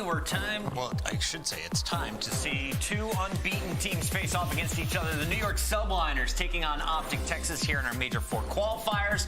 And we have two headliner matches on the day. The question is, which one of these is going the distance? The Subliners versus Atlanta, that went to a Game 5 round 11. Will the Subliners be taking the distance, or do they dish out a 3-0 potentially to an OpTic Texas squad? I don't know about 3-0. I feel like we're on a 5 game right now where it's 3-1s. All of our games yesterday went to 3-1. The 2 today went 3-1. So I'm not betting on any more 3-0s. So minimum, we're going to a game number 4. But I will say New York is sitting in a little bit of a favorable spot right now. They're 2-0. They have a solid win against Atlanta. Their search and destroy is looked on point. And they have a 3-1 win over the Minnesota Rocker now as well, where P-Dog has just been popping off. So this is a good matchup for them heading into possibly secure winners. Tough weekend here for OpTic Texas on the other side. Now they have to play the Subliners. Then they're going to have to play LA Thieves. Let's start here with the Subliners.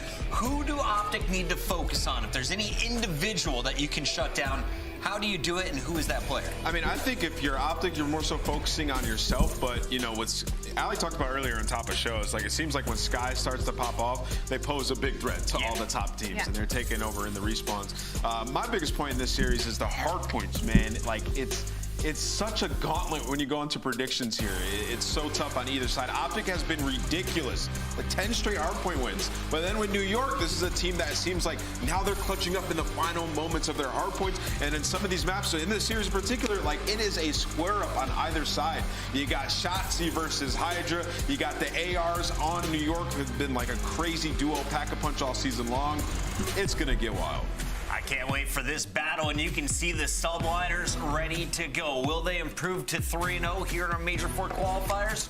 Or is it OpTic jumping out to a 2-0 start? Let's talk about the squad wearing green, because this is a team that looked like they were going to go out 9th through 12th at their own major. They go to a round 11 against London and then knock out 5 more teams on their way to a second place finish at major number 3. We've only seen them once since then, and it was a 3-0 over London. Yeah, and it was London, and we can say that, but to be fair, since the Major 3 qualifiers, OpTic Texas is a top 2 hardpoint team in the game right now. You could argue the best hardpoint team in the game right now. Now, at some point in time, New York Subliners was also in that conversation. All right, boys. So we can't count it out just yet, but just know that this will be a battle of 2 very big dogs when it comes to those maps, number 1s and number 4s. They are both 28-19 and 25-15 respectively in those game modes. So the biggest question mark right now is if OpTic can continue that momentum in the search and destroys in this series. Twitch chat's going crazy right now. Everyone asking for predictions, and I think this could be pretty evenly split. We talked about Skies maybe being a player to watch for the Subliners. How about Dan Ghosty for OpTic Texas? This has been the man with a lot of pressure on his shoulders. Didn't have the best starting week with the squad, but he's found a lot of success, especially on land. Yeah, absolutely. I mean, they had a crazy run. He really was like the guy that kind of kick-started it. You think back to the situation they were in against London. It was on that Fortress S&D. My man's is in a 1v2. He finds both the kills, and that's what, like, they clung on to that moment. He got confident. They started to fry after that series, and, you know, now this is a team, you know, and this is a team that some people could argue were in a honeymoon stage, or they rolled that out. Well, this will be the true test. They come in here, and if they dispose of New York like they did everybody in that losers bracket run, man, that's scary for the rest of the league. Chat, my mods have been looking out for you because they didn't want you to predict without seeing the maps and modes. Is Skies going to get 3 more nights in the hotel, or what is OpTic going to allow them to play? Let's take a look at the 5-game set. It starts Mercado, no hotel to open things up. We do go to search on hotel for game 2. El Asilo is our control. Hydro for game number 4 could be the best game of this series, and we'll close things out on Fortress Search and Destroy. Game's ready, so quick predictions, starting with Ant. Where do we go? How many games? I'm going with OpTic, I think 3-1 fashion. The hard points are so good for them. OpTic 3-1. New York 3-1. New York 3-1. I got a game 5, and I don't care who wins. I'm ready for a banger, and so are our casters. We got Miles and Chance on the mic for this one. Bearded One, take it away. Thank you very much, hosting one. I've had nothing. He got me real good there. Chris Puckett, ladies and gentlemen. Here we go, boys and girls. An absolute banger. For many, the highlight of the day. Chance is going to be an absolute showdown. Excited to see what OpTic can bring. Scrims beats been great. Confidence at an all-time high. Can they smoke the subliners? Because they owe him one. I mean, dude, certainly the way that they're talking, yeah. I mean, look, Shotzi's genuinely been like, just like a pure class level of confidence. Like, he's not talking anything crazy, but he's very much saying we have been smoking teams in scrims so bad that we're like playing different teams now. We're scrimming Atlanta FaZe more because like we haven't been losing at all. So he's been talking crazy. And on Mercado, it is a fantastic map for OpTic, and obviously not too shabby for the subliners either. I know the subliners were playing this a lot in stage 1. I think they pretty much took the entire stage 2 off from Mercado, but it's getting back in the mix, and you see the hold ranks, you see the rotation ranks. Very much a juggernaut battle. Oh, or a draw. Good game. Well, good game. GG's, everyone. It's a draw. GG's. Look, we're just going to give map 1 to both teams. We're going to move on to 1-1 apiece and get straight into the search and destroy. Good game. I'm only kidding. Last minute ping check, last minute update here. We'll see what happens again. OpTic Texas, New York subliners, all good and fun and game shenanigans. Looks at the teams though, head to head, baby. Here's how we're looking overall, and wow, 18 and 11 either side from their match metrics. Love to see that. The only major difference, I suppose, between these two is subliners' chance. They won Major 1 quite comfortably. OpTic Texas, second place finish of their own. We'll see if they can bounce back. Obviously, upcoming Columbus, and then, of course, Toronto as well. Oh, baby. Anything that sticks out for you there, mate? I mean, dead even in the hard point. Virtually dead even in the search and destroy with the ever slightest bumps towards OpTic, but then quite literally just control. Massive advantage there for New York subliners over the course of the entire year. That being said, for the purposes of this match, maybe not the case. I do expect it to be a pretty heavy hitter battle, again, especially the way that OpTic has been talking recently. So certainly going to be a fun one. And as you pointed out earlier, Miles, the only time, surprisingly, they've only played each other once that these two teams have squared off. It was a 3-0 for the subliners, but a very close 3-0, like a 50-point hard point game, a round 11 in the S&D, and then a round 5 in the control. So again, two heavy hitters, some fantastic placings for both of these teams, especially so for the subliners, but I think it is going to be a fun one. I know the desk talked about it. I'm leaning towards OpTic for this one. I don't know where you picked. It doesn't matter what I picked, baby. I'm still riding hard to the Ravens' victory, but we do have actually the result from the previous time these teams matched up. So this was a big one, and as you say, very close indeed. Outbagger 6-5, final round in the control as well there, but that Embassy, that was the only sort of blowout there, and New York subliners certainly pulled that one around. Now, in terms of just the way these teams are looking, I would say very different indeed. OpTic Texas on a spree right now when it comes to hardpoint. That's been one of the absolute standout modes this squad has pulled together with the addition of Ghosty. We'll see if they can continue that excitement and success against New York subliners. A very tough team. Never ever can you sleep on them. We'll see what happens here. There should be an absolute banger of a series. Can't wait to get into this one, boys and girls. But for now, just waiting to make sure everything's tip-top in the server front, and we'll dive back in and get ready to roll. Have been given word, Chance, the players are ready. In we go to our first hardpoint. Cool. I will say, by the way, for the graphic we had of like the game mode breakdowns for the team, I think OpTic will be probably at the very top of the list of most interesting to pay attention to for control now that Expo is in and Bagra is out specifically for that game mode. So I know that is where subliners had the record advantage overall, but now with the brand new map in the mix, more opportunities and things for OpTic to play within the control game mode. Obviously, we don't see it in this series, but I know certainly the OpTic fans will be happy the Bagra control is no longer in. Well, yes, yeah. Cyberbullying. I think the last time we brought this up, OpTic fans, no one hated it more, but let's face it, your boys played it and they got smoked all the time. You're happy to see it gone. Almost ready to rock and or roll into our first hard point. Mercado Las Almas, let's get it. Vamos, friends. Should be an absolute banger. Should be a hottie. Both teams raring to go. Can OpTic keep the hardpoint spree rolling? Or will the subliners be the team to stop them dead in their tracks? Let's find out. And I do know Subliners players, Study and Lando talked about this quite a bit yesterday when Subliners were playing against Minnesota Rocker.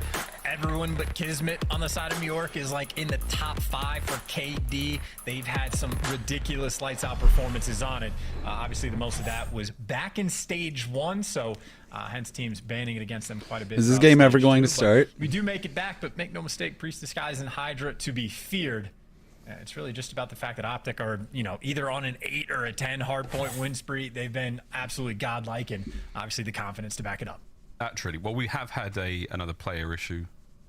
We'll get through this one as fast as we possibly can. For those with the more eagle eye, the keen sight, would notice that if we go back to the Subliners POVs, was it Skies? When he takes a drink, Skies has the pinky out, even if it's just a bottle of water. He is one classy individual. Ladies and gents, I don't know why, but I always do that too.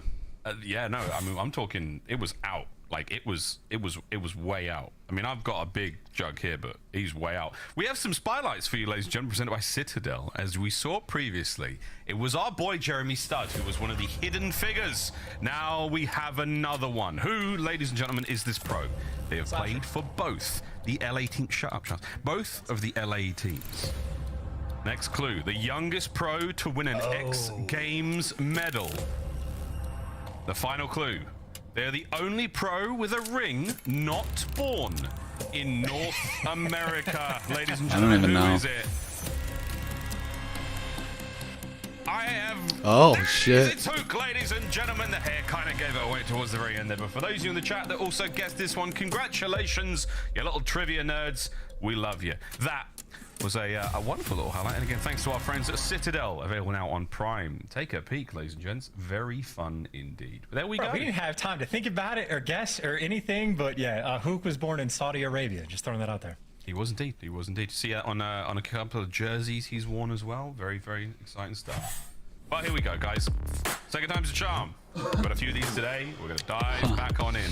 Saudi Arabia. Map number 1 is OpTic, Texas, New York, Subliners. Let's get it. I have no memory of the other X Games event. I remember the Ghost one for some reason, but I'm just drawing a blank. I just don't remember who's winning the X Games. I don't know why that's not in my head anymore, Miles. I apologize. Me neither, brother. That was the past, all about the future, mate. Here we go.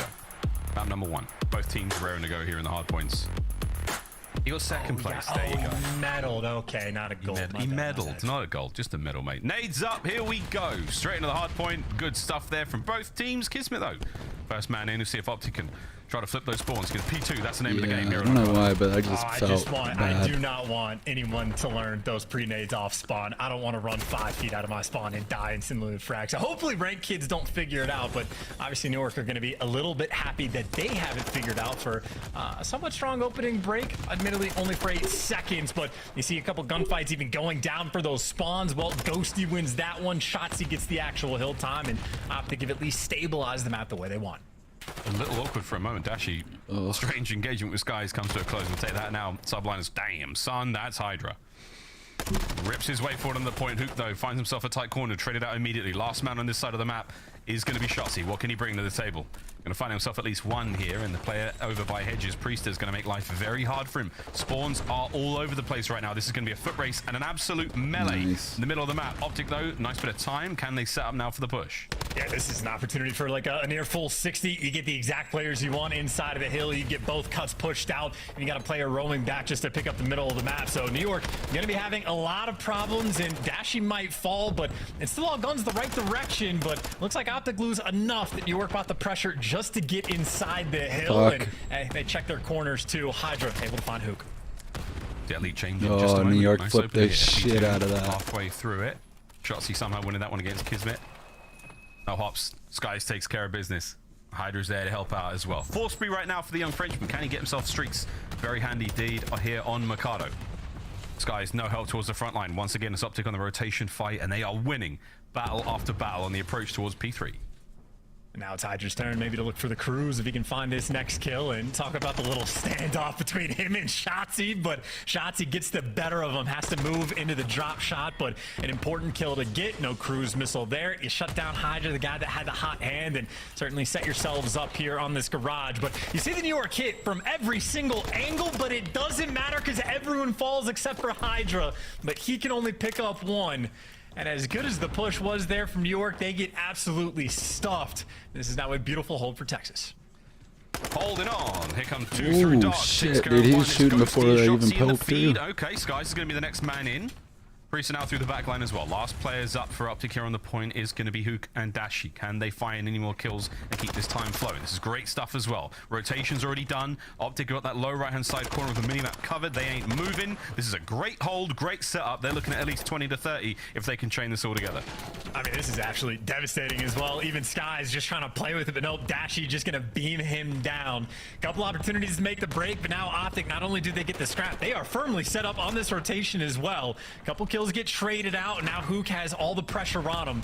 Back alley is going to get jumped on, and he has no help for the reinforcements. If he could take one down, he's calling it happy, but Subminers are efficient. They take care of business. Nice. But only for a moment. Shotzi's back in with the 2, and it is a scrappy hill over by Barber. Absolutely brilliant work there. Hydra 3 as well. Right back at it.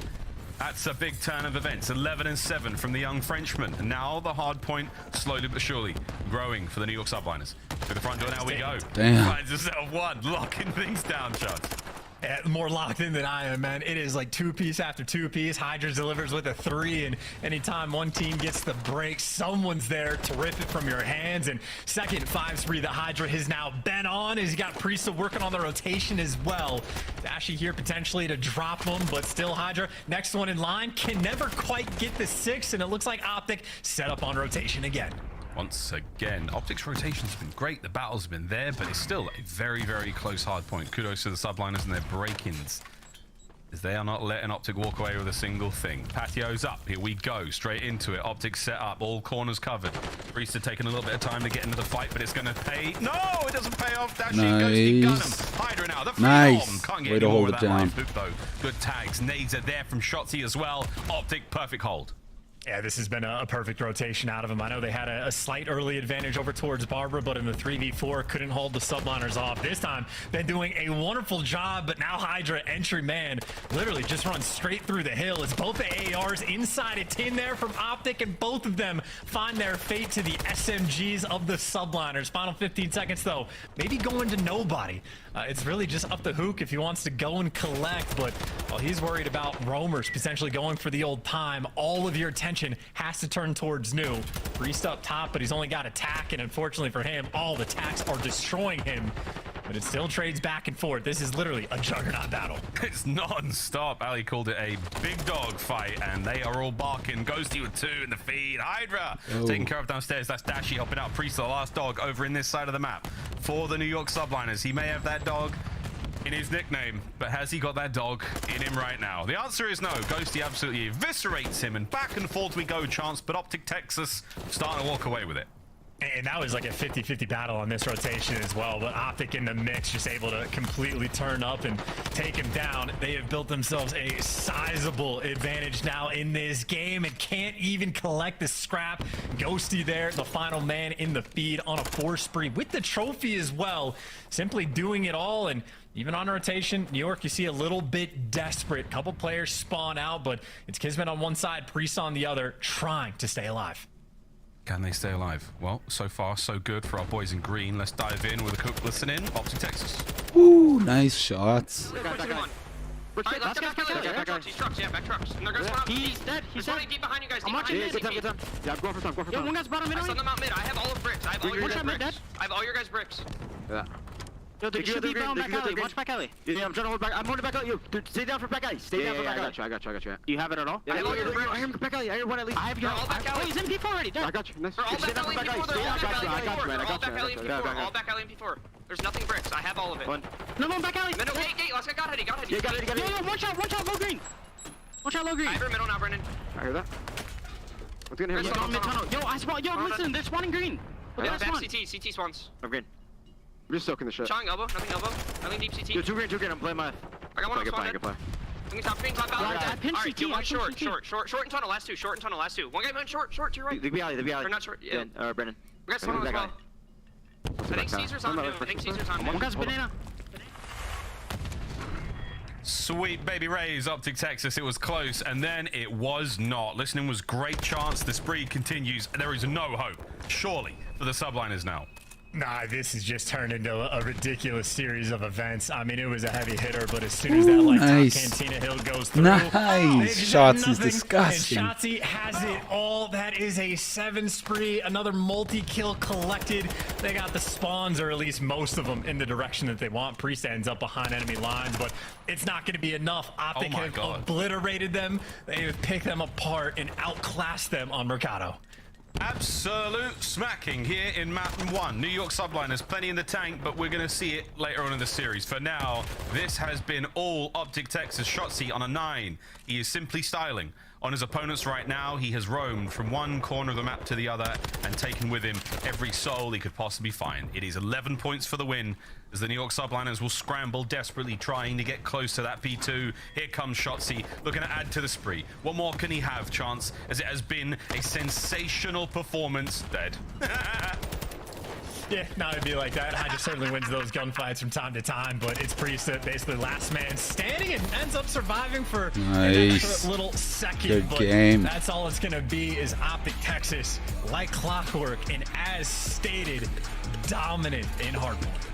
Absolutely crazy. That one's going on the hub. OpTic Texas, they take the lead here in the series. 1-0. The search and destroy comes up in a moment, but for now, hardpoint, the name of the game for OpTic Texas. They have not missed a beat. They have barely lost a map, if any, when it comes to the mode, and it's disgusting. They're in the stat lines as well. Good stuff there from Shotzzy. A 9 spree. Nasty.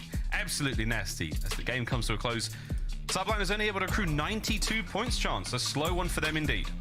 Yeah, new addition to the old 100-point club. I mean, that's one of those games for like Dashy where least kills, least deaths in the lobby by a noticeable margin.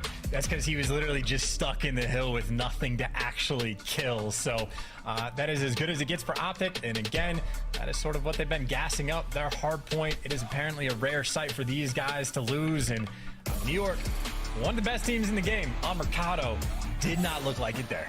Yep, disgusting stuff. Highlights from map number 1. Here we go. Dashy and everyone putting up the numbers. This New York subliners, it was great at the start. Early plays from them, very, very solid. Good breaks. Rotations were on point as well.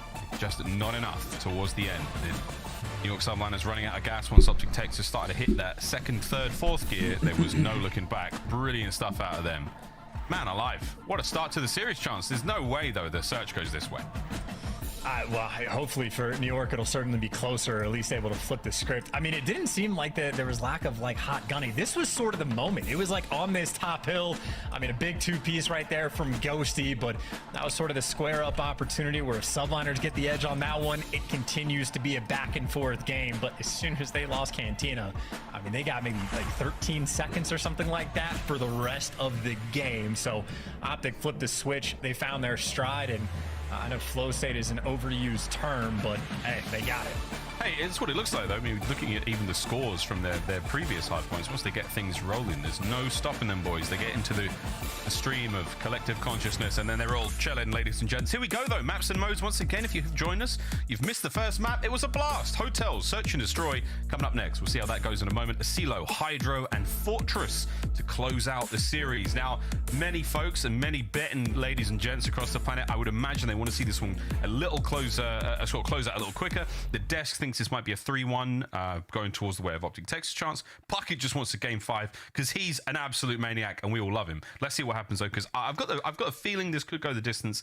OpTic Texas though, strong, really strong right now, really confident.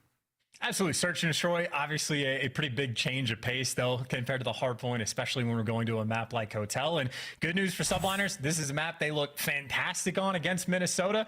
I know it got a little bit dicier as the rounds continued on, but got the 6-3 win towards the end. And I think it is certainly a map that the subliners have a pretty good understanding of. And on the flip side for OpTic, it's not their most commonly played search, though they have been picking it up lately. I know some of the setups they have towards the middle of the map, they are just stacking up and almost allowing some of these A bomb plants to go off. So that might be the name of the game. Your bomb plant win percentage and how good the retakes are for both of these teams. Retakes. Let's see how they go. Sublime is a very strong search and destroy team. Helps wins championships. Already got one this year. Intermittent sort of drop off there after that first major, I must admit. Let's see how they go. OpTic Texas came close enough to getting one at their own homestand. That would have been an incredible scene for those folks that were there. It was a wonderful week of Call of Duty. We'll see what happens with the upcoming major, and of course Toronto, and then champs later on this year as well. What a season MW2 has been so far. Let's see if OpTic can get themselves on the board as well with a big major win. I'm sure their trophy cabinet has got a little space reserved already, but until then, let's get into the search. Fist bumps should be out, ready to roll. Just to refresh everybody's memory, last time these two teams played, or the only time they played this year, it was a Bagra Search and Destroy that we played. I know it was around 11, but it was also the map where OpTic gave away 2 different 4v2s that they had. And a situation unlike that on Bagra, I think it was like a 98% win rate. And OpTic lost it twice in a single map. So the mistakes existed back in the previous stage, at least fairly early on when the roster got developed. And I know it's a different map now, but certainly going to be paying a lot of attention to those clutch situations, because the first blood rate, not too shabby for the side of the subliners. See if the first bloods amount to any more than an exciting stat line. Here we go. Bomb in the hand. I think it was a Kismet for a sec there. We're going to do the classic lobby drop. This gives the teams opportunity to dive from one bomb site to the other without that bomb overcommitting too much. Kismet's got the bomb back and on up, home towards A. That's it. Play call made. We're committing. Here we go. And Hydra might have gotten spotted with the stun, but he's going to slow these players down and gets out of dodge. You already get the first blood for New York, and there's the first bomb plant coming through. You get Hydra in bottom bedroom, and this is already looking like a perfect round for the subliners. At the very least, they had the exact setup they want.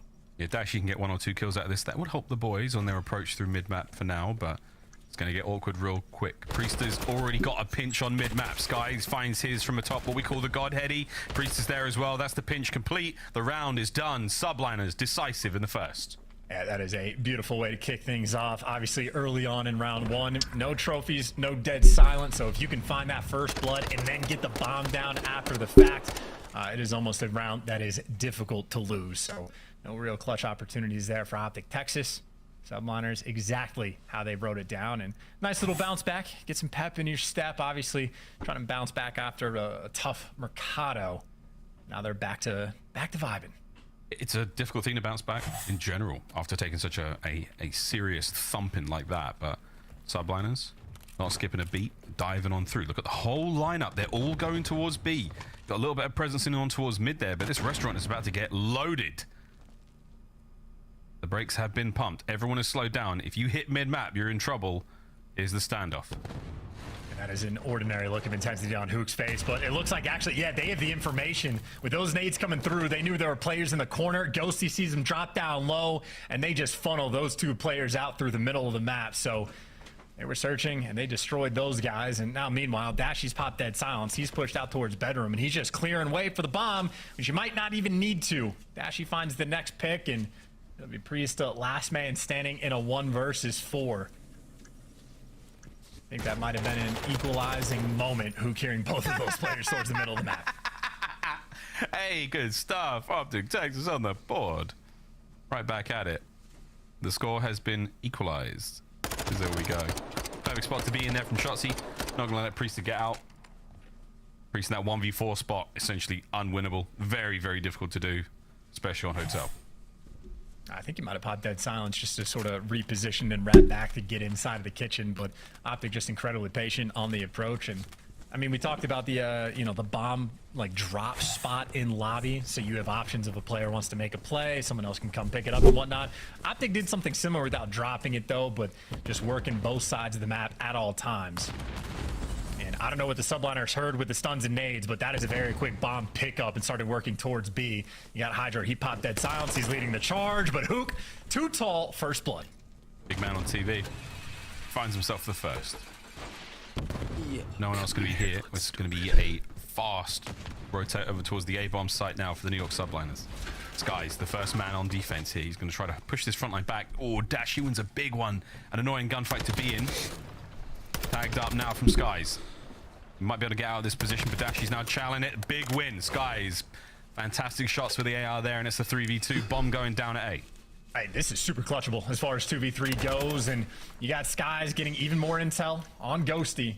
Him and Priesta working together. Both players, though, have already expended their dead silence, so in a second, they're going to be very loud. Bang. Noisy enough. Priesta flying in. The second on the hook. What a win. The bomb is being defused, though, and that's the one thing he couldn't account for in the situation. He pushed forward. Shotsy, great read. Good spot. 1v1, he managed to win without firing a single bullet. GG's. Super clean round as well. I mean, I know it got a little bit of a nail biter, but this is the win that Ghosty has. If he drops this one, then I think Skies would have been set up to either just get the two-piece himself, or he should have been able to stay alive for Priesta to go in and get the kill, excuse me. But Ghosty with the Vaznev, I'm assuming he picked it up off the ground, had the right gun for the job, making the big heads-up play, and another massively impacted one for the rookie. Tooling around there from Shotsy to see how we go. OpTic Texas now with the lead. They're on offense. Bomb in the hands of Ghosty, making their way over towards A, and not fully committing to this one. We've seen this time and time again here on Hotel. Wait for opening pick. Wait to flush out his players in position. And get that bomb rolling. Hook's made his way far forward. Hydra knows Skies is going to be there. The love taps, the warning shots. I know you're coming, Hook. Will it amount to much? I don't know what's scarier for Hook to have bullets whizzing above his head, or These for guys are Skies so to know that insane. Hook They could just know how to potentially be like behind him wall at any bang moment. everything. So that is a lot of ammo, by the way, actually being dumped through a wall. You don't often run out of ammo in rounds, but Skies does have to be a little bit concerned. Hook now making the play. Good timing. Oh, yep. Oh no! That was gross. That's a first blood. Ghosty though does get the plant out immediately. The boys have dipped now. Reposition. Get ready for the flank. Get ready for the counterattack. Here come the subliners. All about the timing for New York right now. Nice. Gotta make sure you just get the trades, and there's trade nope. number one. Oh my God. There is Mowed him gunfight down. number two, and I know subliners have had moments where they stack up in those moments and have gotten picked apart, but no mistakes there. Had an extra man going on the full flank as well in Kismet, so very efficient on the retake. And shout out Hydra. Might have been the only player to die, but if he doesn't World Star Hook for that first blood, how different things could have been. But it just leaves us. It's so weird how the gun camos change when they're on your back there, but as opposed to in your you'll hand. take good stuff there. Great retake. Subliners certainly fighting hard here in the search. That's what I hate about the riot It's shield. safe to say the mental bounce You back has can't been see there my from camo when Avocado. it's on my back. Here we go. All tied up. I'm not entirely sure if OpTic will switch things up That's my too forehead much. hurt. Been finding a little bit of success in New York, though. They are switching things up by the look of it, not wasting any time. This is going to be almost an instant A plant, or at least an A plant attempt. Kismet 21 HP, and he just gets caught. Try to switch things up, try to play aggressive, but Dashi gets you for the first blood. Good timing. Ooh, a little too quick on the trigger there from Priesta. He's going to quickly reposition. He's making moves, man. The Daddy's done. He got real far. He's not going to catch Dashi here. A very common spot. He should check it. If he doesn't, it's going to sting, but this is a great setup from OpTic. Here comes Dashi straight into the play. Wonderful work. Nice bait and switch. That's going to be the man advantage OpTic Texas. I'm just able to get a kill and get out. Does have dead silence pop, but he's going to run out in a moment, and he can get behind enemy lines, but not quick enough necessarily to get a kill. And there you got shots. He kills the inside, but trying to be a little too cheeky. Trying to get into his little cubby. That is the start of a potential 2v3 clutch. The problem is right now for New York subliners, no bomb side is open. You got Hook waiting for the kill. Hydra's out. Big tags. Hook's pop dead. He's going to try to make something happen here. His teammate Dashi making the long journey across mid-map right now. That bomb has been planted. Hydra caught out. I don't know where. Easy pickings for Hook. He tags him back. Skies can't get away either. Perfect retake there from OpTic Texas. Hook and Dashi find their respective kills, and now we wait for Dead Silence to run out. We defuse that bomb. They'll take the lead. That was a great play by Hook as well. That is some stones just to be Man, that they got so patient much to wait time for to the let their chow, dead but silence as recharge. soon as he gets Holy the fuck. information on both players, Dashi wraps back, and I was thinking Hydra was just going to walk up the steps and kill him, but I think that might be the difference maker of not having dead silence. You don't feel free to make that sort of hit. So Hook plays it patient, plays his life, takes care of business. We were talking about sort of the mistakes that OpTic made in the past. Nice, Nadashi has his for next round. Not right there. Not in that round. Take care of business after getting those bloods. 3-2 win. Or lead, rather. Wow. Yeah, it's a slight lead. We are going to swap sides, as we do. OpTic Texas, they managed to run that one pretty handedly. The retake's not always easy, especially on Hotel, and that was a very clean one indeed. You win your ones, get that defused. Subliners now. Will they be able to level this one back up? We've been going back and forth between our two teams today. Dashi sitting on that 3 spree. We'll see if he can't get any more in this round. Streak's always handy. Man's posted up. Anyone going to take the hit? Skies was there. Good work out. He managed to get his. So here comes a bit of a collapse. The rest of the subliners have to back on up. Skies cannot give up that bed position, though. Oh, there are 2 players wrapping back incredibly quickly. Well, Shotzi has eyes on one. And you see what the call out just came through. So Ghosty with the bomb just turns his attention, runs back over towards A. Shotzi's expecting both those players to cross, but New York read this as well. Weird timing right there between Shotzi and Hydra. So each team has 1 player behind enemy lines. The question is, who strikes first? This is a banger. Wonderful mind games. Dashi gets killed number 4. On down, man advantage. Skies now going for the straight re-challenge. Has to get out of there while he still can. Tough spot to be in now for Skies. Timing doesn't work out. Shotzi gets it. Hydra now 1v3. Can't shell that, man. 1v2. Surely they check this. There's nearly no way this No, happens. Ghosty! I refuse to believe No it! shot. No way!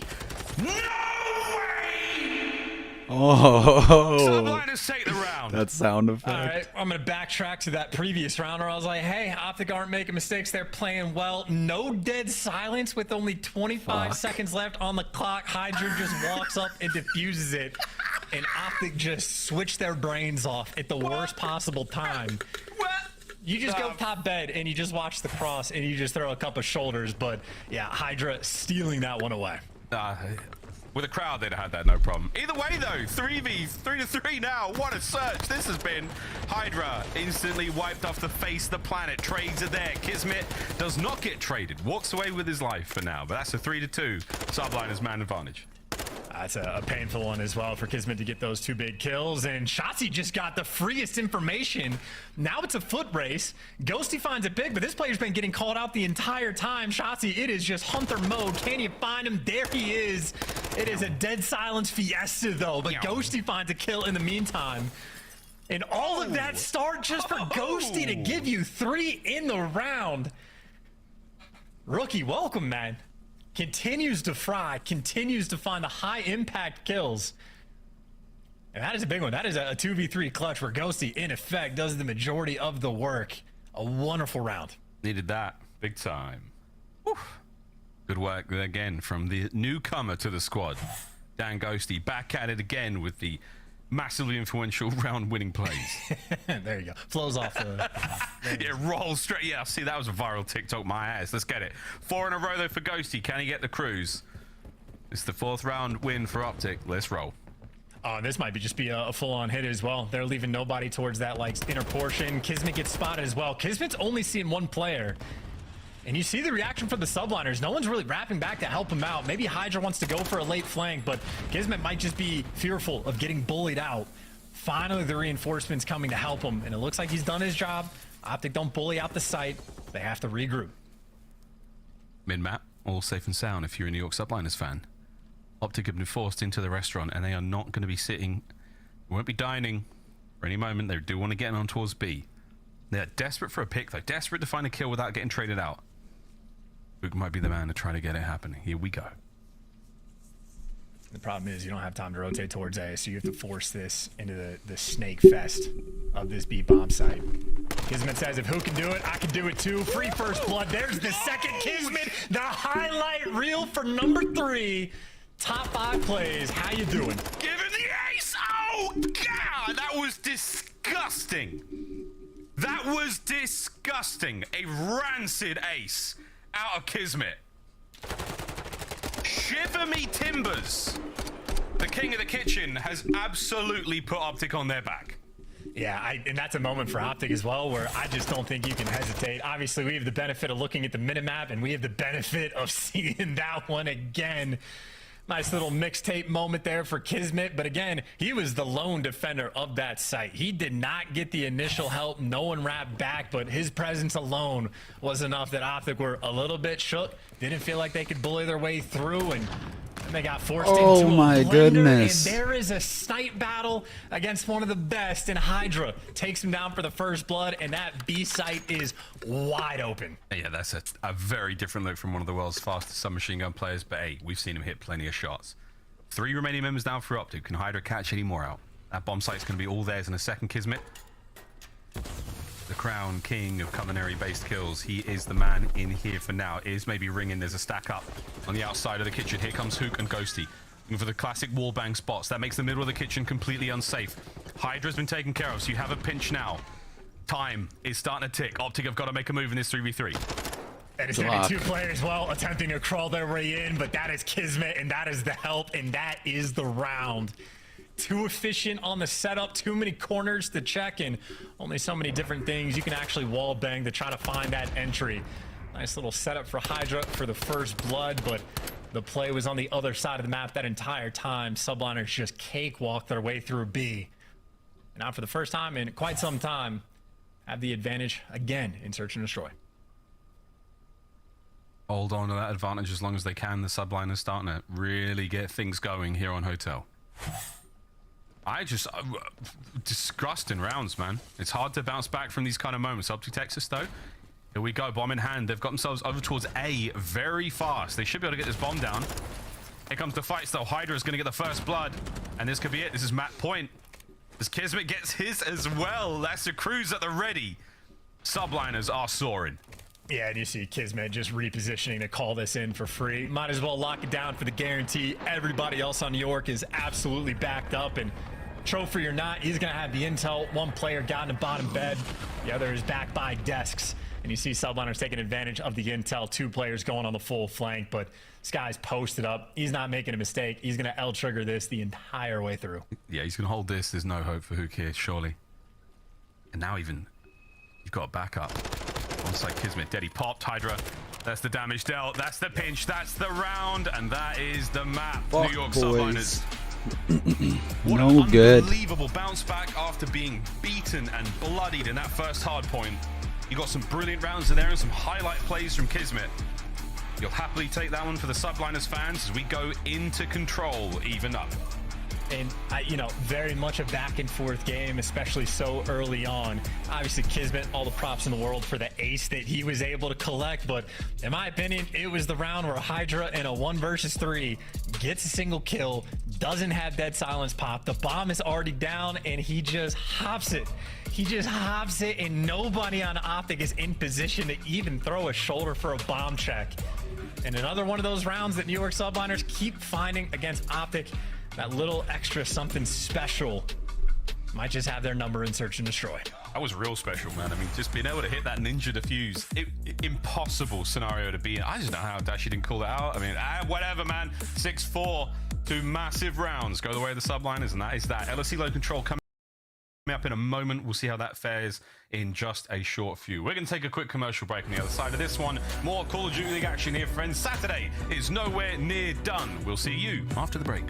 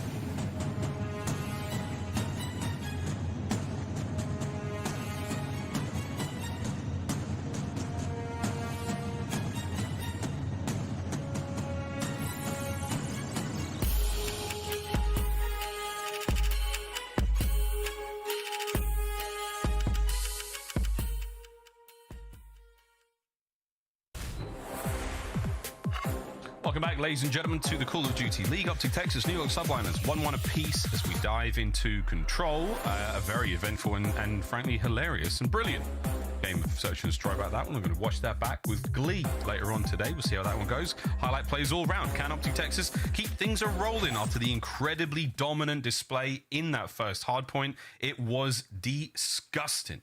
Now we go to Control. Let's see what's up. And, you know, we had enough time to settle down in between the break to, you know, put some of the hot, like, you know, the Kismet ace out of our mind and think about some of the funnier stuff. Shotzzy dying in the horse spot where he's trying to, like, play that cheesy little, like, angle. I don't even know what to call it. I wonder how many times Shotzzy has that happen where he actually, like, messes up a jump or is trying to do something wild like that and he just ends up like a free kill on the map. Don't get me wrong. You get so much value when he does the crazy stuff, but it does create some funny stuff where you just get a free kill on a man jumping in a box. It looks so easy, right? Like from that POV, he just looks like his controller's broken or something. But yeah, unbelievable. When it pulls off, perfect. Nobody does it better. But hey, these things happen. LS Helo Control, here we go. Subliners chance 1 and 5. Not ideal at this moment in time, but hey, current form could be an indicator of where we're going. What are we thinking, mate? What are we feeling? Well, defense has been a decent problem for Subliners there, right? You see a much lower percentage win by comparison compared to OpTic. So just about sort of those lock it down rolls. I know even Thieves, when they were talking about this map, it's how when you have the mid-map control, if your SMGs are down low, guarantee that you get the kills before you go out and die. So all about the timing, and it is the SMGs attempting to lead the charge, and it is who there to already slow them down. Literally perfect aim through the wall for Priest, like literally perfect. Yeah. That was crazy. Wow. Okay. Keeping mid-map flowing. It was the B site we got for a moment there from the subline, and shots he should be here to clear out Priest unless, wow, okay, 3 in a row from P-Dog. Woof, woof. That is the hell of a start. He's getting hunted down too. That man is gone. No shot. Priest, what an opener from him. His teammates have got that first segment of B cleaned up. Super slow. We've stayed on with Priest this whole time. His teammates are frying. Subliners, a spicy start. Dashy's down now. Oh, the spree's still going. No shot. Nearly a team. This is a wild opener chance. This is a perfect opener. I mean, B is chalk right there from OpTic. That is going to be the stack in. That is that zone gone. Repositioning is in, but New York Subliners have all the time in the world.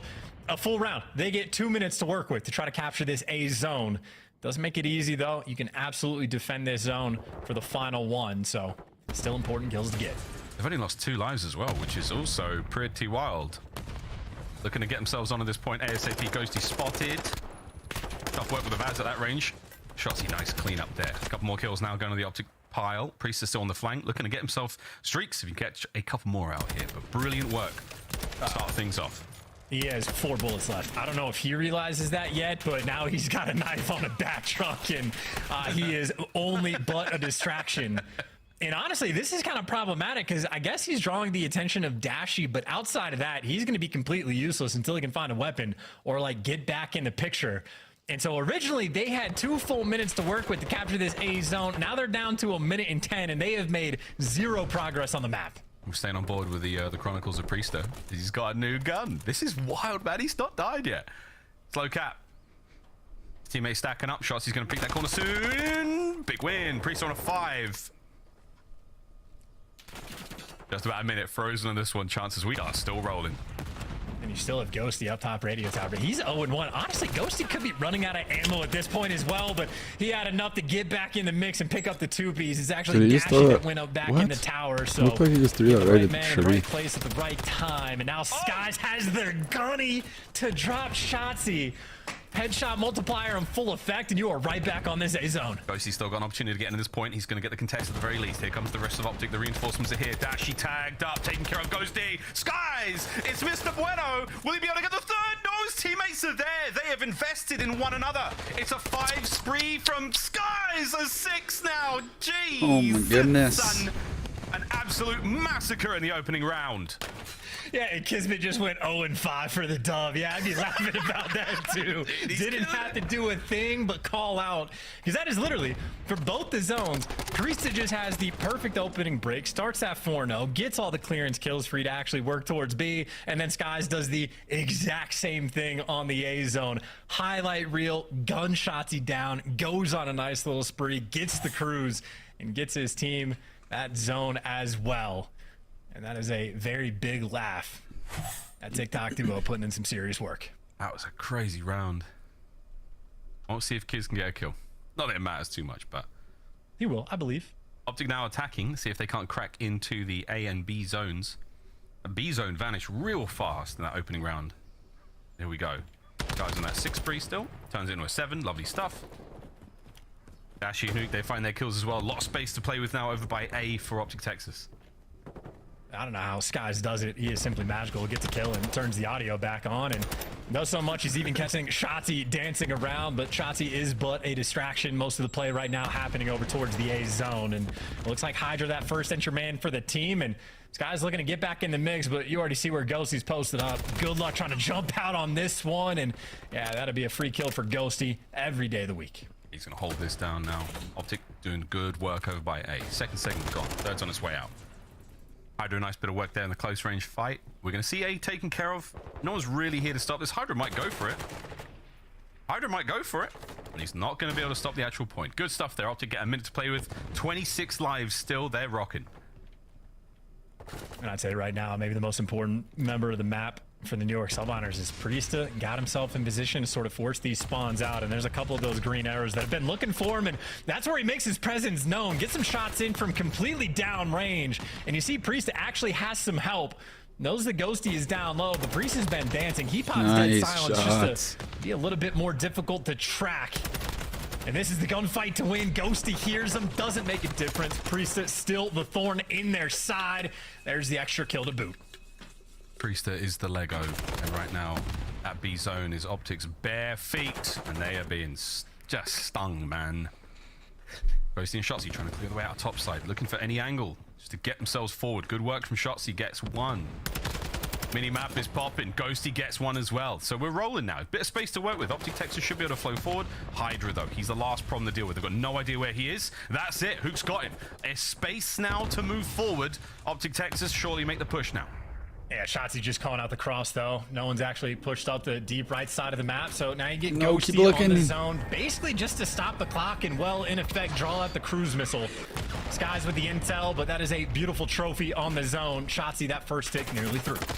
Trophy helps out. Smooth snakes. Ghosty should be able to stay there. Again, the wall bang. It's an awkward spot to be in, but they're going to hold it. Like, that's so First crazy how they didn't Seconds hold on that its shit. way out. It's only shots he That get the lines up capture. His teammates are perfectly. roaming, looking for kills. They haven't quite found him yet. Hook, he's got to go a bit wild here. Doesn't get the second. That's a good hold. Subliners, stay alive. Yeah, that is a win from Kismet. That could be the difference maker in the round, but it's still a 50-50 square up. Ghosty has the trophies out, and he starts it off with another nice win. So the clearance to the B zone is in. Hydra's going to be on the flank, and he wins an important one, but it's still a near second tick that's coming through, but with only Ghosty on it, it's going to be slow progress. So close. Here comes the stack. Dashy was there to help out for a second. They get the second seg. Big win out of Ghosty, still alive and kicking. You're looking to find a few more. OpTic looking to stack up here. Hook's now flying forward. Big wins. Gets the second as well. The player is still alive. Priesta now trying to make his way forward. Dives out. No one else from OpTic here who's going to survive. Stun grenades. The clock opens up once again. Can Dashy find the kills? I much prefer those over He being gets the entrance through. flash, Keep in mind an 8v5 with 30 seconds left, so Subliners cannot afford to die so in this annoying. situation. And now you just need to get the trades. There you go. No respawns remaining. Ghosty with another one as well. 3 players to survive, but the zone gets captured a little too quick.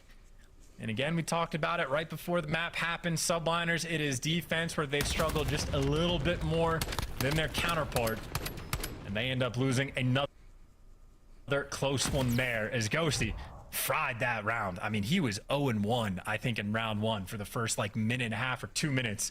I don't know when exactly it has happened, but he's up to 13 now in 2. He's been putting in serious work with attack. It was that great bit of work he did over by the A zone. In that top red position. Massive kills helping the boys capture that point. But yeah, 13 and 8 on a 2. Rolling forward. OpTic on defense this time round. Let's see if the subliners can find that decisive opener once again. Kismet started things off 0-5. He's now 5-13. So a little bit better, a little bit worse. Nice. Big poison on that one, and that is Good not double good start. kill. That is just patience from Hook to take those players down, and you got Mr. Bueno behind enemy lines, but he's only going to be forcing a couple spawns out, and wins an extra big one. Forces Dashy to go hunting, but I think Dashy doesn't mind being up top. Still a power position to behold. He's the hunter.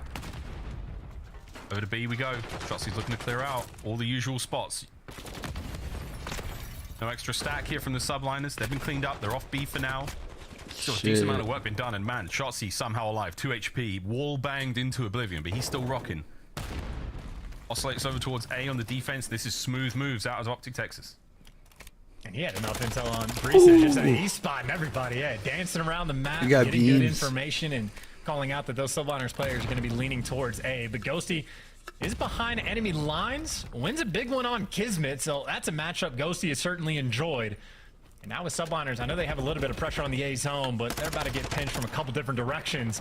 And Ghosty, the man, starting things off, setting up his teammates. That'll be number 15 in a 4 spree, and some damage on the next player in line. I was gonna say, just chow it.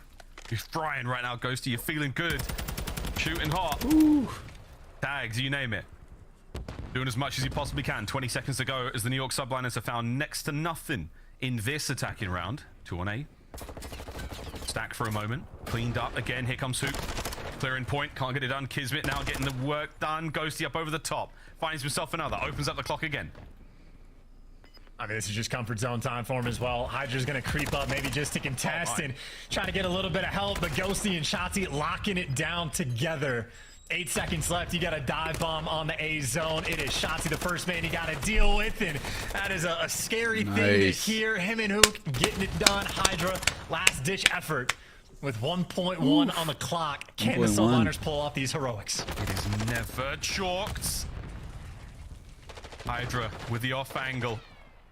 Here comes Dashy. Checks it. Wow. Hydra finds himself another one. Hook straight back at it. We have a minute now to play with. 8 lives remaining for the New York subliners. What an insane turn in the round. That's tough. That's like 2 lives each. Is, some stones to be able to hold on and ice up in that situation, but this is a very big problem at hand. You can't really afford to die in these moments. You need a perfect wipe of kills, and Ghosty got one before he fell. Gives him something to stop the clock, but there are green arrows everywhere on this map. And for the moment, only one body on this point. It's one body goes straight. I'm not sure if the trophy's going to be able to stop this one. We'll see, though, if anyone can get one in there in the last possible second. Abandoned B for now. Whoa, they stay alive. Oh, the second one comes through. The first was a bait. Only still takes care of one of those New York subliners players. 5 of them remain. That was sneaky. That's a moment I wonder if subliners even realize that there is a second one coming through. I know in game it can be tough to hear when they get comboed like that. And now OpTic have the setup. You got Hook over by White as well. You're just going to get funneled into a blender when you dive out the point. Kismet, it's all for bait. Nobody's winning the gunfights, and OpTic get the round done on defense. Nice. The advantage and control is theirs. That was huge. As far as the segment battle, though, a double cruise is a good play. New York subliners too bad they didn't get a kill, but because in game it would be good work there out of OpTic Texas. Just when things start to get tough to hear that call out. Iron up, take care of business. Shotzi indeed. Great patience from a player that, you know, that left stick is locked forward. He held down that small room, that side door towards the B site. No problem. Here we go. Map point, OpTic Texas. And I think Allie's probably impressed with Ghosty's performance right now. I can't remember what her exact quote is, but the idea of, like, as long as you're alive somewhere on the map and you have presence, you're creating stuff for your team. And not only is Ghosty the main slayer with 21 kills, but he's had a couple different lives in different moments where he's surviving for a minute and a half straight. So high value Ghosty's player. absolutely shitting on these pros. Does eventually get shut down as Ghosty. Kismet's been in the league for how long? He's 9 and 21. Good luck with that gunfight. Never gonna go your way. It's so hard, man. Here we go, though. Bit of pressure now. OpTic have been forced to the top side of the minimap. Kismet's found himself a corner. Dashy trying to find the picks. Hydra, tagged up. Not quite the kill there. Kismet on the run. Bad timing. His woes. This map continue. It happens in control of the best of them. 9 and 22 overall. 45 on the round. Dead Silence pops. Opportunity for Paco to start making moves. Could be behind 3 players, but he is being, searched for. Hook's arrow is turned. Dashy occasionally is turning around as well, but there's a nice little beanie shot for Hydra for the first. Still is the dead silence. Quick on the wraparound and quick on the reaction time. 1 HP. That is all Hydra needs. And this is Hydra just cutting OpTic Texas into pieces. He slashed his way through them. Onto A they go. The Hydra spree continues. Timing. Nice. Could be good. Oh, it's great for Dashy. 23 seconds remaining in this one. You've got to get them off the point. Priester trying to go big. He's got tags in. Hook leaves the point for a second. The segment is in. As OpTic Texas still alive. No trophies on the hill, though, so Shotzi at least gets stunned up. There's Ghosty for the reinforcements, and the Watcher from above. A zone nearly complete. Skies doesn't even want to jump on it. Knows you just get funneled into death. And you see Subliners have 2 players on the top side of the map. They are happy to try to defend B. Obviously for OpTic, a decent bit of time to work with. Minute and 10. Shotzi already to the zone. All tied up on the segments as well. Hydra with attack. Finding those kills. Kismet has pushed himself all the way to the top white building, so he'll be safe over there for now. Going to keep that spawn trap going. OpTic have got a lot of work to do to fight their way out of this one. And Hook, he's on call for another set of streaks here. If you can get one more kill here, playing as annoying as he possibly can. Ooh, so close. And yet so far away from the zone as well. OpTic, no more pressure on the map. A long way to go with only 35 seconds. Nice little entry kill there from Shotzi, but he is just, again, diving his way to try to get near this zone. Info on Priesta, info on Kismet. OpTic have a much better sense. Now info on Hydra. So Shotzi's able to call out where every single player is. His teammates need to jump on and help him out. Try to find the skills.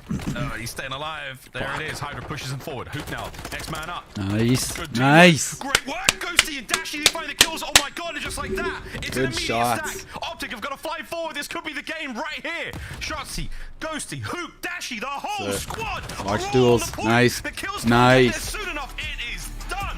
That's Throw it. in the towel. OpTic Texas, what a bounce back. And that is, I mean, look, credit to everybody because they were getting the kills, but Shotzi literally spots out one player top window, one player on back tent that's jumping off to go back garage, and hey, there's Hydra on the truck.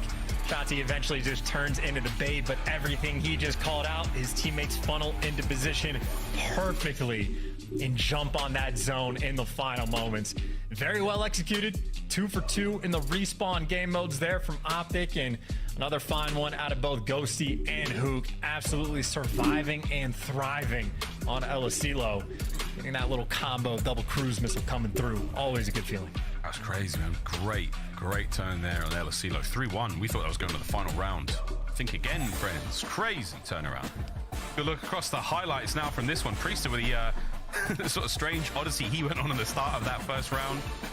Running around with a knife in hand, somehow picking up these crazy kills, but it's not going to amount to a whole lot. Because at the end of the day, one-man UAV, Shotzi, managed to feed his boys the perfect hit. All 4 down. OpTic Texas, what an insane final round. That was disgusting.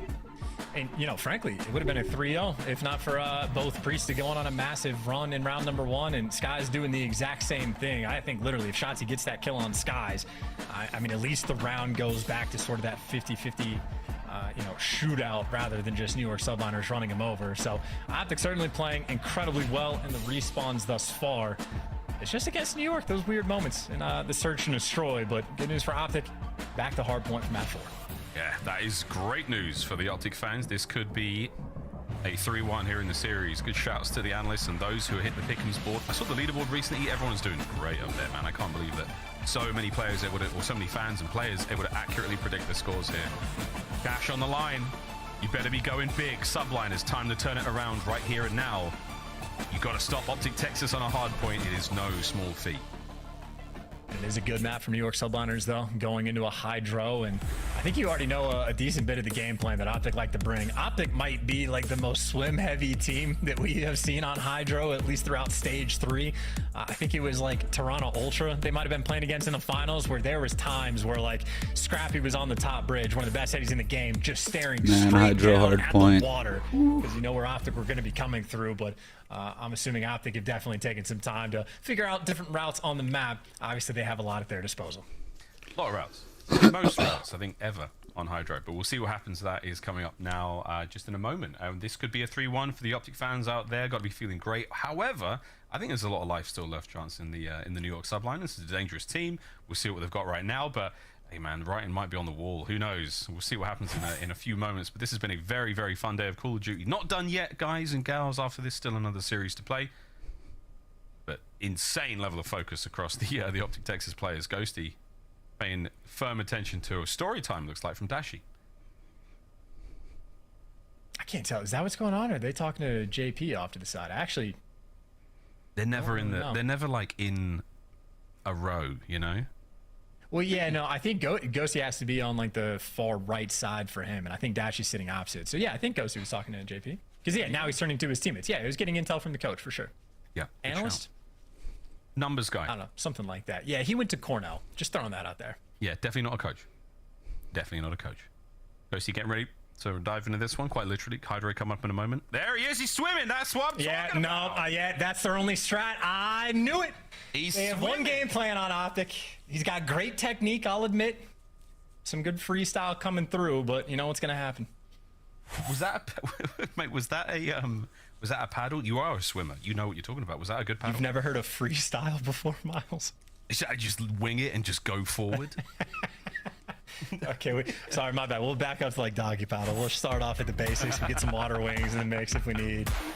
Get those floaties. All right, let's party. Floaties at the ready. Subliners.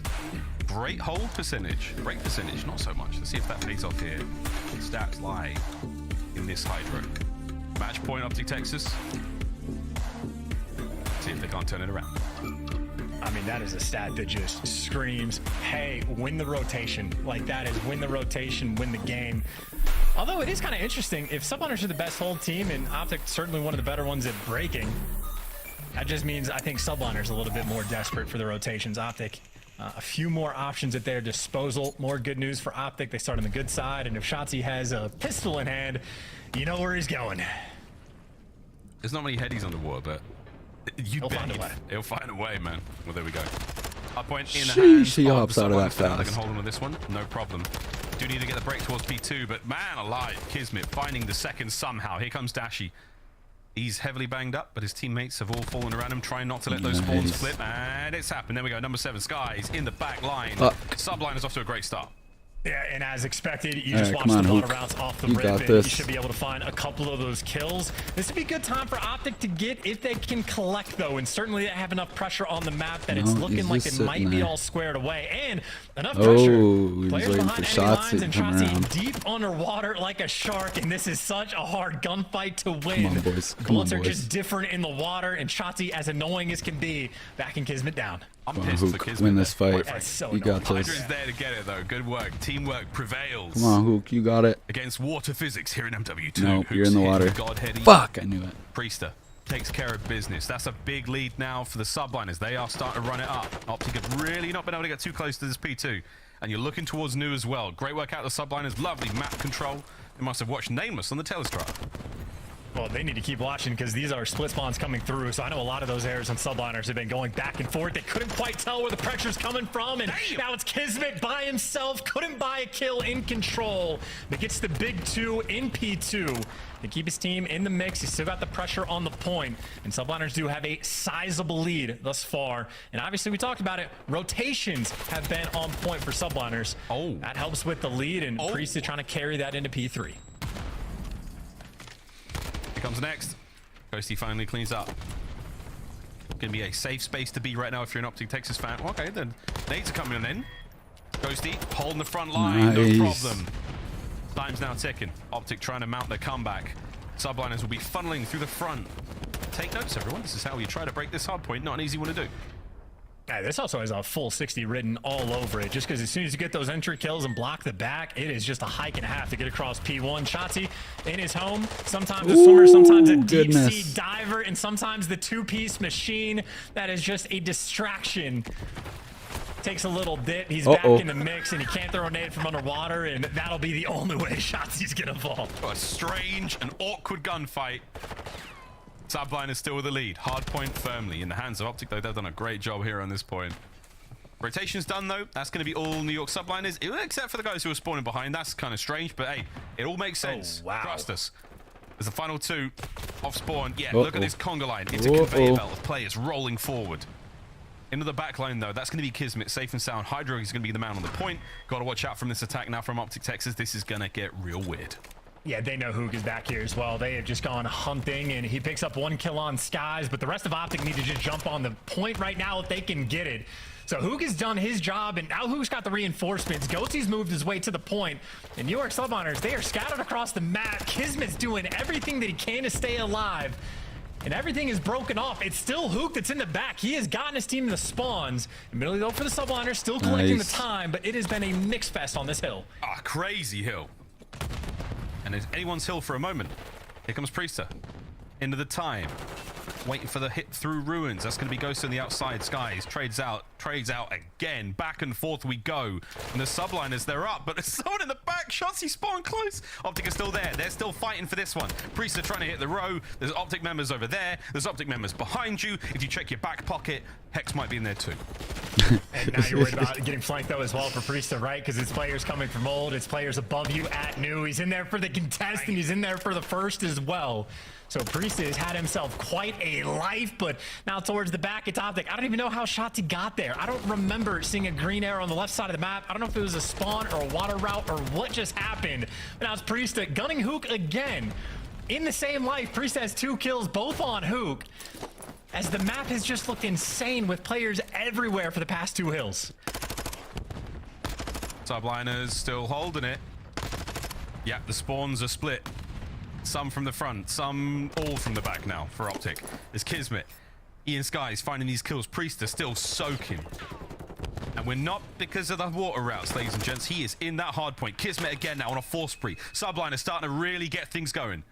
This is getting dicey indeed. Perfect time to go for a listen in with the New York Subliners. Come on, hold. Arches, Brandon. I get initial time, okay? I'm staying left. Yeah, I hear you. It's fine. Yo, I'm gonna play your front. I spawned out, guys. They're in, yo, yeah, Bill. Yeah, I can Go TP. Wait. Go TP. 2p2 guys. 2p2, 1 red. Yeah, 2p2. Bomb dome already. Yeah, bomb dome. 1 shot. Shotty. Take your time. Take him. He went P1 or P2 water. Yeah, he was big. Yo, don't push me. Push me. Elbow. There's 2 dome. One's elbow. One's. I'm hanging up. Yo, Ant's gonna go P1 water, okay? Alright, here. I stunned one elbow. I'm looking at dome and shit. I don't see dome. Yo, one's out, right side broken. Yo, P1 water needed. P1 water needed left side. Yes. One side still. I spawned now. Oh yeah, beamed him. Yo, bridge. Dead. Nice. Looking for take your time, yo. Get spam tag. There's spam tag on me. Yeah, he wallbang me. Yeah, he's still top dome. Top dome, and they're gonna be elbow. Play kills here hard. We can flip them still. Top dome, and there's 3 at old, bro. There's 2 on old and 1 top dome. I'm only looking for 1 new, bro. He's probably dead. I'm going right. Alright. If we get kills, we can still flip them here. Yeah. He's playing for me in the back.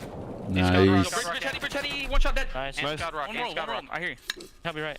Press the timer or something? He's gonna go P4 me. Close. One's mid-stairs. Send back dead. Yo, cut 2. Alright, I have it. P4, front side. He's on the god rock. High rock. Weak on the high rock. 1 shot on the very back. Jump to side P2, right? Yeah, P5 spawns. I'm watching back down. We should just go. Back down. Time dead. Nice shit. Yo, watch from mid. Back down. 1 shot back down. Yo, back I'm one shot. Nice. They all from P5. Yeah, I'm holding P5. Yeah. They have to go fucking. I'm trying to dodge. Pick up my elbow. I have it front. I'm looking elbow the best I can. Stay down time. Okay. Good. I got a trophy down here. Look at my top red. I'm watching me steps. Make cut. Right. I'm happy right. Nice. I'm another one. Middle hut. Absolute. Jesus, guys, Brennan, the only thing more dirty than his aim is his mouth. The language on that boy, absolutely cooking, though. A 50-plus point lead now for the New York Subliners. They are running away with it here on Hydra. They want that game 5, and they want it bad.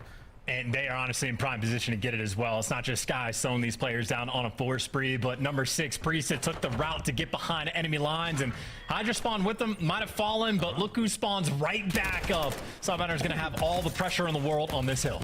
It's a nice bit of a snap there from Hook on the outside. Priester now funneling their way in through the back line is going to be the New York Subliners. Got to check upstairs as well. So many points to hit here on this hard point. Hook, though, crosses them up over the top. Kismet somehow finds the 183 dead. Last man alive upstairs. And like that, 50,000 people used to live in House of Ghost Town. It's all on Shotzzy here on that point. Trying to stay alive, man, and he is doing it all. The Subliners keep flooding. 20-plus seconds remaining in this one. They should be able to get it. Ooh, nice. Good timing. The deep sea diver, though, stays alive. Buys you a little bit of scrap time, and OpTic, I haven't blocked that back spawn, so that means Subliners, it is going to be a hike and a half to get across the map. Hook's going to be the cutoff man. And this is pretty well orchestrated so far. I think now that the back spawn's open, though, no, number 2 spawns up, out, forces number 6 back. So OpTic, right side of the pressure on the map. The stuns, though, there on Dashy. He got the trophy out too late, and he is going to get punished for it. New York's doing good. Walk their way through the front of the hill. Oh, still an opportunity for the break, though. Sky's got a hold on this one. Kismet's got the back covered. Oh, no. Hydra's got the pinch. It's all sweet. It's looking gravy for New York. Hook trying to make his way through the front. Nothing. Ghosty now through ruins. Okay, finds one. We'll take that. In and out. Reload, so this Ghosty. is a very, very strong hold from the New York Subliners. Once again. Oh, Ghosty nearly. Skies is there on the stairs. Shotsy from the back. This is getting wild. The break is on. Last man left up is going to be Hydra. There's the contest cleaned up, and just like that, OpTic are in. Now it's about the cutoff kills, though, right? Well, Kismet's going to fall, so he can't even buy you one. This is plenty of time for Shotzzy to work with, and he was able to flip these spawns once before on this hill. He has made it behind enemy lines again. Nice. Turn for it. He's going to get shot in the back because of it. Skies' head needs to be on a swivel. No shots, he's behind, and it's just freebies. One by one, they're going to fall. Shotzzy on rotation, setting his team up for success. Gets them the spawns, gets the break in, and OpTic still in this game. Good job. Deep breath. Folks at home, this is not over yet. Subliners doing what they can to crack on through. They have fanned out across the map. Hook's going to play this very slow. Gas him up. He's literally on the gas can. Toe-to-toe with Hydra. Here's the fight. Wings it. Stays alive. That is massive from Hook. And here come the reinforcements. Shots is going to be there on the back as well. No way the New York Subliners players read this. Up close and personal. Skies with the snapper. Backdoor. Dashy cleans up 2 on a 5. Still holding the point. You finally kill Hook. Shotzzy, the next one in line. That man's a Terminator. You finally get past him, and then Dashy beams you down before you can blink. For the first time in a long time since P1, OpTic, well, they can't quite get it, but so close to the lead. And you still got a player like Shotzzy, again, the facilitator, behind enemy lines, trying to flip those spawns, trying to play long term. You got a couple arrows right now turning, ready for that direction. And you got a nice little intro kill as well, so they might know Shotzi's here, but they haven't dealt with him yet. And the good news is, wow, those dude, 7 and 3 literally just spawned next to each other on the left side of the map, and then one player from OpTic spawns in. So it is Hydro. Good luck predicting this, but OpTic officially have the edge. Classic fraternization, baby. Here we go. Shotzzy. Nice. Awkward gets it. No problem. Into the hard point. Skies Let's go. taken care of. Let's go. 3 spree. Looking for a few more. The guns are up. The guns are hot as Priesthood trying to get into this one. Lead change is on the way, but the New York Subliners have cleaned house. Looking towards P2 as well now. A delicate balance for both teams right now. This is about as close as it's going to get. I took my off in the minimap after Shotzzy got all the kills. I don't know when or why Subliners ended up spawning on the right side, but OpTic might have gotten the lead. But now I don't know if they have the advantage, but Dashy is certainly trying to take it. Trophy's out of bounds, wins the first gunfight, gets the 2-piece, secures the rotation, and with kills like that, Mighty just secured you the game. Yeah, Subliners don't properly block the back or secure the spawn, and now OpTic are in. This could be it. Lead change, ladies and gentlemen. Shotzzy cuts off mid-map. Ghosty's there as well. Will we see a game 5? Or will it end right here, right now on Hydro? Soldier up for this one. It's 25 for the win. And this is just such a long way to go. Ghosty's picking up 2 pieces before you can make it to Dome, and Hoop is lying in wait for the kill. 2 after 2 in the cruise missile for the victory lap. Kismet, the hero play. He's the one that has to make it. Diving up into death. Dashy collecting all this last bit of time. 1 more kill to get. And maybe you got New York trying to desperately stay alive. But still, only 5 seconds to go. I'd say OpTic have options. Enough players are going to fall, but on that rotation, it is 3 bodies for OpTic Texas towards New, and only Priesta in between them. It is 5 seconds for the win. Can Priesta make something very special happen here? Hook, I think he can hear it. Ghosty finds the kill. That should be it. The clock now will tick. The final 5 seconds there. OpTic have got themselves the hard point. The hard work is done. New York Subline is good, but not good enough to take down OpTic in hard point. The saving grace here in the series. GG's to them. It's it was close, but not close enough. And honestly, I think one of the craziest stats that in this game is the fact that Ghosty even kept up in kills with Shotzzy, because Shotzzy just went ballistic. I mean, like a demented run he just had from like the, you know, P4 Ruins Hill, whatever it is, for like 3 hills in a row, where Shotzzy is getting his team the spawns constantly, where he is picking up 2 pieces constantly and just locking down rotation. So Shotzzy, as far as I'm concerned, absolute MVP performance in that game. I mean, hefty in the slang. Again, rotations are crazy. And the fact that Ghosty was anywhere near him, ridiculously impressive. Incredible. Well, great run. Hardpoint continues to be an exciting and disgusting game mode there for OpTic. 212 though, Hydro. See if that one comes back to bite them later. A difficult map to be very consistent on, I think, is a safe way of putting it. But that Mikado, damn, man, it was disgusting. 92 points. This is the best the subliners could muster there. If not for that search and destroy, this series would have been an absolute blowout. But I will say, Chance, my pick'ems are looking good. I hope you're doing good. And I hope the desk is doing even better. How are we doing, guys? Fellas? Well, I didn't pick London Royal Ravens to win like you did this morning, Miles. Well done there. OpTic, though, walking away with another W, and the crowd in my chat is very happy. The majority went with the green wall on this one, and Nameless, you called this exact score. You saw this coming. Did you know it based on maps, or you just have a gut feeling today? Yeah, so I knew it was going to be a hardpoint battle, but when I saw that the maps were Mercado and Hydro, I was like, in the losers bracket run, they had a lot of these maps, and they were frying mostly everybody when it got to these two. On Hydro, I would just never want to play Shotzzy. No. I mean, to be honest, like, this was a New York win right here on this game. These guys on the production team. But the solo plays out of Shotzzy were unbelievable. It starts on P3. He's last one left up top. They can't kill him. He finds one in the hill, turns around, finds another kill off of the sound cue, and then they flurry there and they keep it contested. The next 2 hills after that as well, he is the first man on rotation, getting the spawns and the kills to follow it up. Shotzzy was unbelievable on this Hydro. I completely agree. I mean, every single time OpTic Texas got a break to come through, even rotation just spawns, it was because Shotzzy had made a play maybe 5 seconds before. I mean, even when he hit the deep back of P3, I mean, him being in the water, him being behind, him being in hill, he was annoying throughout this entire match. And I just wanted to call out, the score was 188 to 120, a 68-point advantage for New York going into their final 70 seconds, and OpTic just clawing their way back. First it was Shotzzy, then it was Dashy on that back hill rotation. They clutch up, and New York handed a very difficult 3-1 loss after kind of rolling their last match against the Rockers. So what's going on with the subliners here, Allie? Is it simply OpTic is just a better team right now in the league? I just think this was a really good matchup, to be honest. I just think OpTic definitely has the edge when it comes to those hard points right now. They have continued that off from Major 3. They've seemingly figured it out. It was a big question mark. It was like, is this a honeymoon period? Do they still need time to gel as a roster? I mean, Ghosty alone also dropped 33 and 21 in that Hydro, so certainly starting to fill his shoes as one of the roles inside of OpTic Texas. They opened it up with a spanking 250 to 92 as they 100-point club the subliners, but our scuff play of the game comes from Control, a 3-1 victory, and this was off of some heroics. They close out on A, they get a little bit of bonus time, and then OpTic, kill after kill, they get 3 down, a 4-man jump on the hill, and everyone helps them lock this one up as they take game 3. Yeah, I wish we knew like time on the point in Control, because I feel like Ghosty had himself a hell of a Control map. He was also soaking so much time there.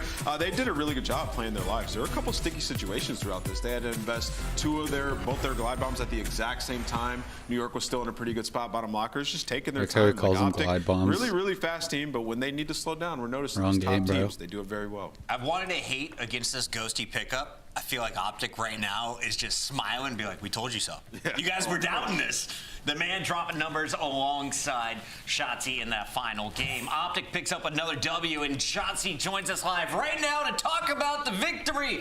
How much do you love playing Hydro? Literally my favorite map. I think that's probably definitely one of my best or my favorite maps playing in COD than any map so far in the CDO. So I love Hydro. Can you talk to me about that game 4 though? Because you guys were down as much as 68 points. 180 is where New York was at before you started your comeback. What switched in the game? Who made the play, or what opened up for you guys? I would say my 3-piece on P3. As soon as we got like that 3-piece, we were able to make that scrappy, and then I'm pretty sure we ended up losing the rotation on P4, but we were able to get the last 30, and then we ended up breaking P5, and then from there we chained that, and then on top of that we got the P1 spawns as well. So I feel like that 3-piece on P3 definitely changed the momentum, but dude, that was a crazy series for sure. It was a crazy series. It was a really nice one to watch as well. I'm sure it was more stressful being in game than out. But I want to ask you guys about your control specifically, because your hardpoint now looks fantastic. Control is where you guys kind of had a couple of missteps, and seemingly in this series, I mean, you stole an offense on LCO not once, but twice, and it looked pretty dominant on the defensive side as well. What have you guys been working on specifically to lock up that game number 3? I feel like our practice before was like, we gotta play controls, like, you know, boring game mode, but now I feel like we have really like a lot of fun playing control, just because like obviously that's the one game mode that we need to work on. So we're coming with a different mindset the past couple weeks, so I feel like that definitely really helped us a lot. And then on top of that, we're picking up on like, you know, the best control teams, like their little tendencies, so we're kind of like, you know, copy pasting that in our squad. So yeah, I feel like our control is looking good though recently for sure. Yeah. Shotzi, we've talked to you a lot about your guys' gameplay. You're always on the different talk shows talking about your guys' practice. I feel like we know everything we need to know there. I want to ask you about sort of like, you're the king of content now in the Call of Duty scene of the active pros. How has that been balancing, because you've been pumping out videos, balancing that while also being such a top-tier competitor? Dude, honestly, it's fun. I mean, obviously it's a grind, but I enjoy it so much just because everyone around me makes it so fun. So, you know, I guess you could say it's like, you know, tiring at times, but at the end of the day, I'm having fun and I enjoy it. So yeah. Shotzi, final question for you. You guys open up with a 3-0 over London. Now you get a 3-1 over the Subliners. Who in the league is better than OpTic Texas right now? Come on, promo for us. Wow. Who's in the league is better than OpTic Texas? Honestly, a good answer. Everyone. Everyone's better than us. We got to keep working on getting better. And, yeah, good answer. Good answer. Humble Shotzi right there. I disagree with that answer, young man. Thank you for joining us. We'll let you go celebrate the dub. Thank you. Later, boys. That is Shotzi. We've got another battle to go, and the next one has $10,000 on the line. Atlanta takes on Toronto after this, but first, quick reminder, start your collection today. The Upper Deck 2021 season cards are available right now. Collect your favorite teams and players on UpperDeckEpack.com or scan the QR code on your screen right now. And of course, if you're playing Call of Duty, make sure you're jumping back into Warzone. The World Series of Warzone has been announced. Nobody plays in War. North America and EU all battling for some serious money. The World Series of Warzone is back, this time bigger, badder, and madder, all concluding with a live in-person final for the first time ever. World Series of Warzone is going to be pretty seriously awesome, but is it going to be better than this next match? No. It could be. Stay tuned to find out, everybody. I like these answers. We're confident here. Toronto, 0-2. Is it 0-3? We find out after this series.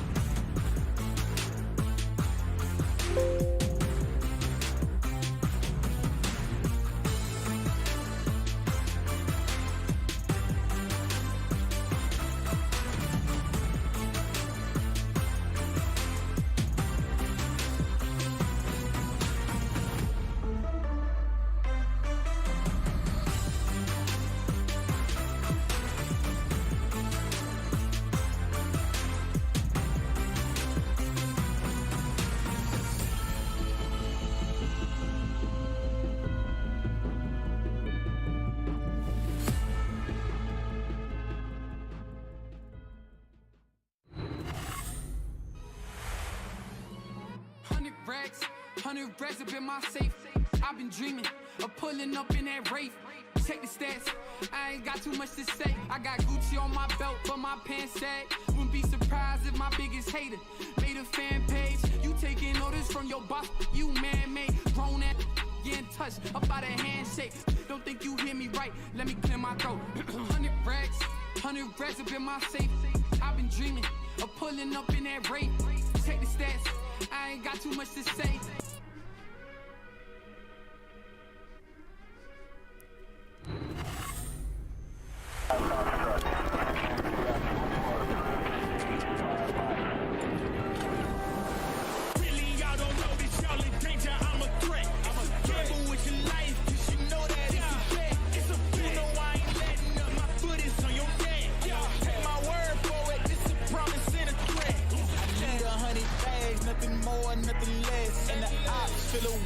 I'm next, I'm a threat. Oh yeah, really y'all don't know this, y'all in danger, I'm a threat. It's a gamble with your life, cause you know that it's a bet. Gotta one up the next, point to the sky with the one up, I'm blessed. I'm young, rich and black, so you know I'm a threat.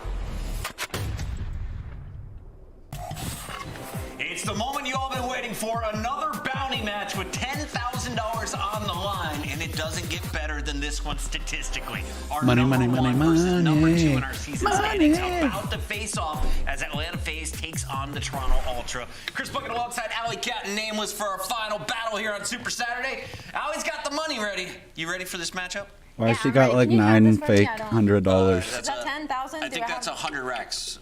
100 racks up in my safe? Let me put that away. Yeah, just put that away real quick. Nameless, we got to talk about this battle, though, because we saw it just a few weeks ago. If you were at major number 3 down in Texas, it happened in the winner's bracket final, and it was Toronto getting the best of Atlanta. Now, both teams here in Major 4 qualifiers, they've had 2 series, both go to a Game 5. Atlanta, they win 1 against Florida. Toronto, they've lost both of their series. What's been going on with these 2 teams? Yeah, well, I'll kick things off with Toronto, I guess. Well, I've been talking about them and their search and destroy, typically game mode. They're pretty solid in. Yeah. Well, it's been these adjustments the other teams have been making, right? First of all, Beans was sniping the hell out of them, so that absolutely cannot happen this time. And then the First Bloods, like, they've been going up in these search and destroys. Switch it up later on. Let's make some different plays and close them out today. Versus Atlanta FaZe, that's going to be very tough to do, although Atlanta FaZe have been losing some of their bread and butter search and destroys. Thinking back to this match that they had, they lost El Asilo to Toronto. Let's take a look at our maps and modes this time around. Allie, who's got the edge as we see Hotel, El Asilo for Game 3. Mercado is back in action for Game 4 Hardpoint, and we'll close it out, Embassy Search and Destroy. I mean, to be honest, these are the same hardpoints we've seen both these teams match up on previously. Atlanta took one and Toronto took the other. I will say that El Asilo is probably the biggest talking point here, meaning that Atlanta FaZe, as you can see on your screen, banned Hotel. They got 3-1 whooped by them last time. They were like, let's test our luck on a different map. Yeah. The problem is El Asilo, Toronto are just as good at it. And it's kind of interesting because with Atlanta FaZe, in their last 5 series, they've played Hotel Control in all 5. They've lost 3 of those, right? So we'll see if they're coming different here, a different veto strategy. I would never want to play Toronto on Hotel, basically in anything anyways. So last time they played as well, the Tiny Terrors were absolutely frying. They were outslaying them, still losing the map. They lose that Mercado and they outslay them by like 20 kills. So Atlanta FaZe got to do some better rotations, hold these hills a little bit better this time around against Toronto. This is going to be such an epic showdown. Both teams desperate for a win right now in the Major 4 qualifiers, despite being in the top 2 positions on the season. Finished in the top 8, you're playing in the winner's bracket. You finish with the top seed, you have an easy first round matchup.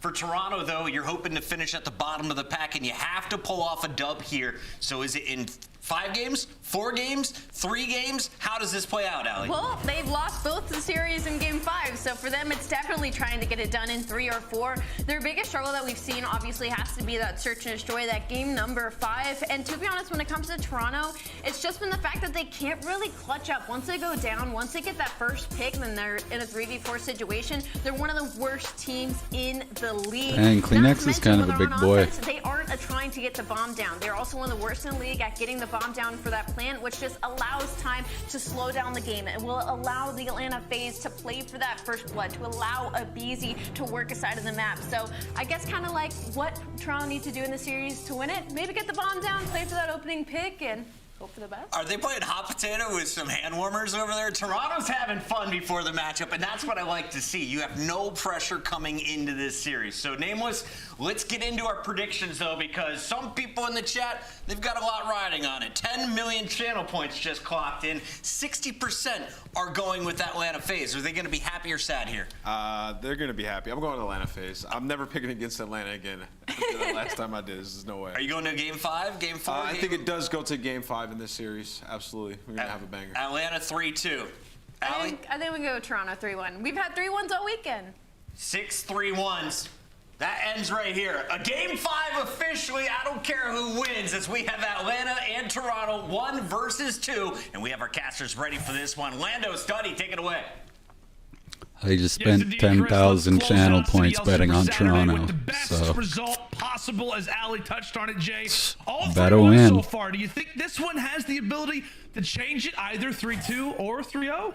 Well, it's us casting, man. So we're the Game 5 duo. We're most likely going to get a Game 5 in such a banger series between these two titans in the CDL, man. Every single map is going to be close. I just love the fact that Toronto, we're going to be Team B, so they got the ability to choose their more preferred control. They were happy with either one of them, but that LSCLO is a big one for me.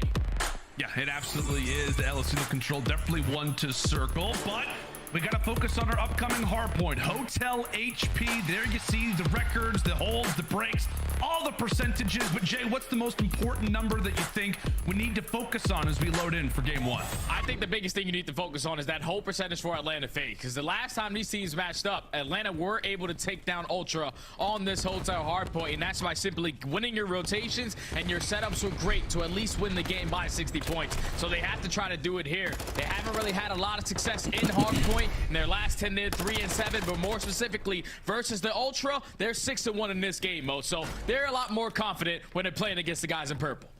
Yeah, it's so weird, right? Like we're breaking down the numbers, talking over the stats, just trying to get a good idea of the way that this one could potentially go, which of course it's Atlanta versus Toronto. Who really knows? But it really does feel like it's FaZe's hardpoint versus Toronto's S&D. Who's going to win it more or less? Who can maybe take the preferred game mode versus the other?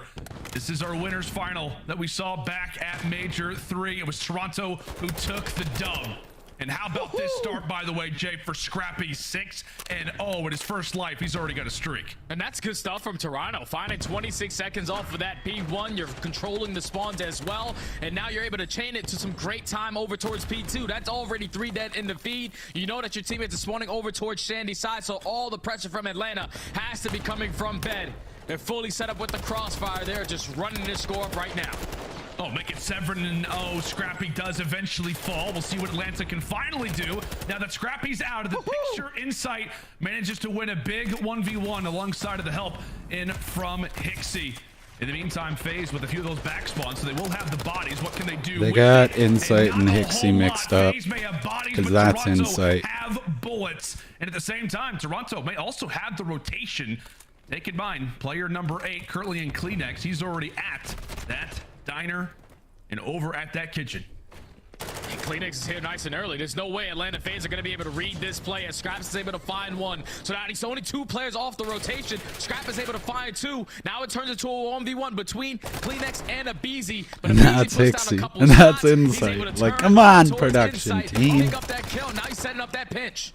Oh, it's really just about who's extra players can get here first. It's currently trades across the map. This is huge time right now from Toronto, but FaZe currently able to lock it down and finally get a few seconds on the board. So massive 1v1s going either direction, but as the dust settles for a moment here inside of the kitchen, it is FaZe who are locking up that time. Simp on a flank, trying to make things a little bit easier there for Celium inside of the point. He does that, and just like that, FaZe finally racking up some seconds. 45 potentially once this one comes to a close, but here come Ultra again.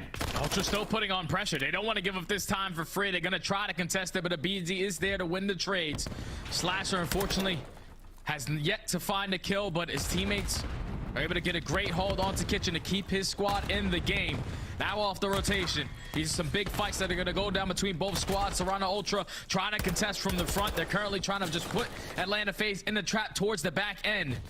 And they're doing a great job of doing so, but Abizi with that kill onto Scrap, that can cause problems that he's going to be the player on the pinch. He finds 2. Atlanta find the break. Yeah, great break there from FaZe, and now they can start to focus up a little bit. We'll see what Toronto's attack begins to be. But Jay, kind of getting back more into this hardpoint discussion, we've been discussing it a lot, right? Toronto has struggled a lot in the early stages of series so far here in Major 4. On the other end, we all know it, right? FaZe, their biggest culprit, their biggest issue is the hardpoint. Who do you think this game 1 is more important for? It's a lot more important for Ultra, man, because you got to just think. Atlanta FaZe and Search and Destroy all year long have been one of the best teams in the game. Toronto Ultra are the only team over 500 versus Atlanta in Search and Destroy with a 3-2 record, but you cannot rely on that game 2 mode. You have to come out and win this opening hard point versus a team that is struggling in the mode. But with Atlanta FaZe getting a great hold over towards Des, they're able to take the lead right on back and win a couple gunfights to win the next rotation over towards Diner. So tall task ahead for Ultra to try to find this break in, or at least hold down the push. They find 3, and that's the first push shut down immediately. Yeah, it was an early party of 8 inside of the restaurant. Right now, it is Toronto who are really just using all that leg room, every bit of space possible. They'll be happy to grab it. Just a 10-point advantage. We'll see if Toronto can build upon it, or if Atlanta can start to find a bit of a break, but they will not. At the hands, at the helm, currently is Scrappy. 16-9 already, maybe threatening for a few more streaks, but as the final 15 will begin to come to a close, we now focus our attention in toward the parking lot, and it looks like Scrap's about to invest that cruise missile for it. Yeah, he's invested that cruise missile to at least assist Hixie in this situation, because he's the only player on this side of the map. He gets that info. He's able to find that kill onto it. BZ cannot take down Selim though. So Atlanta FaZe early pressure from the front side. Should be able to start off with this initial time. Slash and chase down CleanX from the back end, but it's still a fight for these spawns. It's still scrappy. Neither one of these squads are gonna hop this time for free, because they're just trying to win these gunfights to secure some better side of the map. And this is a lot of time still to fight for. I mean, a chance for FaZe to maybe reclaim the lead, or maybe a chance for Toronto to only extend theirs. Right now, it's a 1v1 inside of the point. Meanwhile, really, for everybody else, they're just trying to help out their teammates who happen to be inside of the objective. Abizi will then to back on up and maybe look for a different type of chow. 20 seconds still to go before we go in for the second side of rotations. It's a nade there from Slasher that's able to clear the board for the moment, but Scrappy, again, just phenomenal performances early on here in this series. He eventually takes a tumble, and so from there, we will reset back to P1. Back to P1 we go. And if you are Ultra, your main focus is doing the same exact thing you did in the first rotation of hard points, and that's maintaining those spawns towards P2. As the fights are going down towards the middle of the map, trades back and forth. Atlanta FaZe not spawning on the preferred side until Simp is actually going to spawn over towards P2 for free, while all of his teammates are going to spawn out towards Kitchen. So his teammates have a full task ahead to try to find this break while Simp is trying to hold down the spawns. He gets at least 1 kill, and now that's going to flip it. Great plays from Simp to at least think in the future. At the same time, though, I mean, Ultra, they're getting a lot of free time over at P1. Pretty much every single second up to this point has gone to them. There's been quite a few battles, quite a bit of rattling going on here in the hotel, but did a good job to lock in some early time. Now, FaZe trying to take advantage of that, but here comes CleanX, takes away 2, and from there, Toronto begin their pursuit. A massive team fight that's about to go down. The Great Dane trying to lead his way forward, lead the troops into uncharted territory. Early stops coming in from FaZe, make it 2, another 3 down. Wave 1 cleared from Atlanta, and they keep this defensive hold alive. And Toronto's the #1 breaking team in the game on this map specifically. You actually get a blessed spawn right there for Insight. So I don't know if Atlanta FaZe get the info that the players are going to be behind them as they're coming from every single angle. Player towards mid steps, player from Spa, player from Sandy. They're going for the chow. Scrap is Inside, able to combine for all 4. What a play from Ultra. Definitely a mistake right there from Atlanta FaZe, but Ultra take full advantage of it, and the final 30 seconds is going to be theirs. Yeah, take a look at that score. It just continues to increase here for Ultra. And now, I mean, if you're Atlanta FaZe, you're taking a look and saying, guys, we got to chow for this. So many things to think about right now if you are FaZe. And in fact, let's go ahead and step on inside to the mind of what's going on in FaZe's comms. Nice. I'm in on you. I bet. Alright, I'm new. Holding your front. Go cross bed. Heard you. I'm hiding bed. I'm trying to open the back. Where you at, MC? I'm not showing. I'm hiding.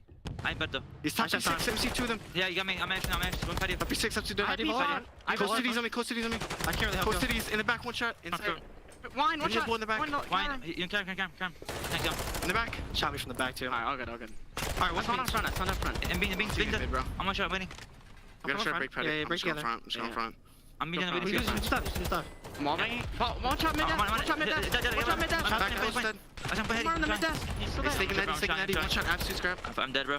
Is he there? Oh, good. There's one both sides, I think. That's one couches. The hell? There's one patio. There's one left side patio. I see a patio. I'm looking. Toronto break on forward and make this hard point theirs. 5 seconds away from calling this game 1 theirs. Nice. That was it. Puts them to bed. Ends things out on a 5 spree. And there you go. Ultra clean as you'd like. And finally, it feels like at the start of a series, our Major 3 champions have finally awoken. And that's exactly how you want to start off if you are Ultra. Currently sitting 0-2 in this stage. You went all the way to game 5 in both of those series after being down 0-2 in both of those series. So starting up 1-0 is already a job well done. Just talk about that map a little bit more, man. Scrap, he took over. That guy was going off from start to finish of this game. Obviously, in the opposing side, Slasher didn't really have the best game 1. But just to talk about what Ultra did great on this map was find a lot of success on P1. That money hill for them was P2 when they were able to hold it for a full 60 the first go around. And then the second time, Atlanta FaZe was just too aggressive on the map to force Toronto to spawn towards back spa. They were not ready for that break. They get a good 30 seconds there and then set up the perfect rotation over towards kitchen. You sniff out Celium, the guy who's holding down the plat push. You win your gunfight versus Slasher. Then you allow your teammates to eventually pinch from the front. Just textbook hardpoint from Ultra to put themselves up 1-0 in the series. Yeah, man, it just felt like on the, I think it was second set of rotations, we're over at P2 lobby, as you called it, where Toronto get that wonderful spawn toward the back. I mean, we went into a listen just moments after that play happens for FaZe, and they just sounded kind of dead. I mean, they really did. They just didn't sound there was a whole lot of life. I think at one point Slasher was asking like where Celium was, and he's like, I'm good, I'm just chilling. He instantly dies. It just felt like for Toronto, pretty much, man, everything went right for them, whether it was rotations, big gunfights off of those, whether it was, I mean, big and timely breaks, and then also on top of it all, man, Scrappy coming through with an unbelievable performance, 31-18. That's the result that you wanted to see, I think, most, Jay, if you were a Toronto fan. You talked about it, right? Who was this game 1 hardpoint more important for? It was for Ultra, and now they walk away with the dub, and a big one at that. That is quite a sizable score line, 250-143. And now if you think about the rest of this series, you got a Hotel Surge and Destroy, where Ultra loved themselves some Hotel S&E. The last time they played it, though, was versus Boston. They ended up losing 6-4, and that's just because they couldn't find a trade on towards Beans. Gotta be totally different now. But if you are Ultra, you know that you have your best control map in El Asilo in that map number 3. So you're basically guaranteeing that one. Starting up 1-0 in this series is exactly how you wanted to do. Can they try again to be one of the teams to take down Atlanta FaZe in Search and Destroy? It's a completely different map, but with the confidence they build off of that map number 1, they can definitely chain it into this map number 2. Yeah, and the interesting thing, I mean, so often, right, we're talking about the CDL standings, we're talking about how everything is going to line up when it comes down to champs time. A big feature about this series as well, Jay, there's so many layers, so many stories, given the history between both of these franchises, but this is number 1 and number 2 right now in the standings. Yeah. If Toronto walks away with a dub here versus FaZe, they play, Ultra plays tomorrow versus Florida. They win that. They tie Atlanta FaZe for the moment for that number 1 seed when it comes down to points. So a huge series for Ultra. As we said, they've got one going on tomorrow. If you are Atlanta, this is their one and only series for this week. So a lot of drama, not just in the 7, 8, 9, 10 situation in the standings, but also at the top, which is weird because for FaZe, it almost feels like every year they've got that number 1 seed on lock always. Yeah, I was just going to say that. I feel like every time we talk about this Atlanta FaZe organization, they've been number 1 clear cut every single year, leading the points by like 70 to 80 points. They usually just run amok when it comes to those CDL matches. And right now they find themselves in a situation where they're playing against another big dog, the team that just won the most recent major. And if they get this W, like you said, they take down Florida as well tomorrow, they can tie it up for the first time. Atlanta FaZe won't be that #1 seed. That's insane to say, but it all starts with this search and destroy. I'm pretty sure this is probably the wrong fly through. Unless I'm tripping. Are they playing some El Asilo? No, we're playing Hotel. Yeah, this is the wrong map. It's all right, Jay. We're going there for game 3. Just giving the folks, you know, they're preparing us. You know, it's all good. It's fine. Don't worry about it. Hotel is coming up next. The second stage. There it is. Lovely Greenberg. I love that little Rookie song, by the way. mistakes. Love that. Gold-plated and everything. We got some guitars in the case. Love that, Jay. Wonderful stuff. Man, whoever's running the production team today is just fucking snoozing. Some broken glass that you just really don't want to be involved with. Anyway, into round 1 we go. Toronto beginning things on attack, FaZe on defense, and well, it appears, at least based off of where those white arrows appear to be, top side of the map, a B hit very well could be in our future. Problem being for Toronto, they've got to go through a BZ. Yeah, they got to go through a BZ. This is the king of first bloods, and he has the ability to find one early into this S&D. Takes down Scrap, already in the man advantage, but accidentally stuns himself. But he's at least able to get out with his life, maintain that map control, maintain the man count. He's now going to force Toronto Ultra to hit that rotation all the way back over towards A, where Celium is ready and waiting. It feels like for Ultra, they're like, okay, BZ's over there. Yeah, I'd prefer to just not go that way. Can we just actually go over toward A? Yeah, let's make the rotation. Let's make the pivot. Simp has actually already sniffed it out. Same thing can be said for Celium. So great positions right now if you're FaZe. Toronto actually do have Kleenex, who's made his way toward top bedroom. Don't think FaZe are going to expect this. However, it may not matter because Celium has just picked them all apart. Kleenex at least able to drop one. In the meantime, time continues to tick. Oh, off the top rope. Tobias ends up getting dropped. FaZe walk away with round 1. Yeah, it all starts with that first blood from the BZ. You saw the game plan for Ultra. Let's head out B nice and early. Let's set the tone to at least change their defensive setup, have them play 2 players on this side of the map, and eventually find mid-round adjustments later on into this game. But he gets that first blood, he gets out with his life, he forces Ultra to rotate. Celium was playing towards bottom lights, towards bottom luggage, and he's able to find 2, put Kleenex in a 1v4, and then a BZ eventually finds the final 2 kills for both of those guys as they take round 1. See if the BZ can actually make it back-to-back first bloods. By the way, that first blood he got in round number 1, that makes it 101 on the year. Simple still this one, but unbelievable numbers from a BZ so far throughout this season, Jay. And it's wild too because he's first blood king by a large margin and also happens to have the #1 S&D KD in the game. The guy's walking away with early kills and staying alive. That's the name of the game. Positive for FaZe is that you've got really more than 1 terror. You've got 2. Simp answers early, and for Ultra, they are put pretty much in a bit of a stalemate. The BZ tags up Hixie, and thankfully the rookie does not falter all that much. Inside eventually drops, and now you've quickly got yourself a 4v2, and a BZ ready to go. Actually drops, and now it's on the Slasher. Now brings it into a 3v1, all up to Scrap. All up to Scrap. He does have that Dead Silence invested. He should be able to get a freebie onto Slasher. Picks up the AR as well. Get some information on at least 1 player. He still has Dead Silence to work with. Sim's throwing a couple shoulders. He's able to throw the right shoulder at the right time. Stays alive, sets up Celium to find that final kill onto Scrap. Another first blood goes in favor of Atlanta FaZe. On this map specifically, whenever Toronto find themselves in a 3v4 situation, they only win the round 19% of the time. So we can't give up that early kill because it hasn't led to success all season long.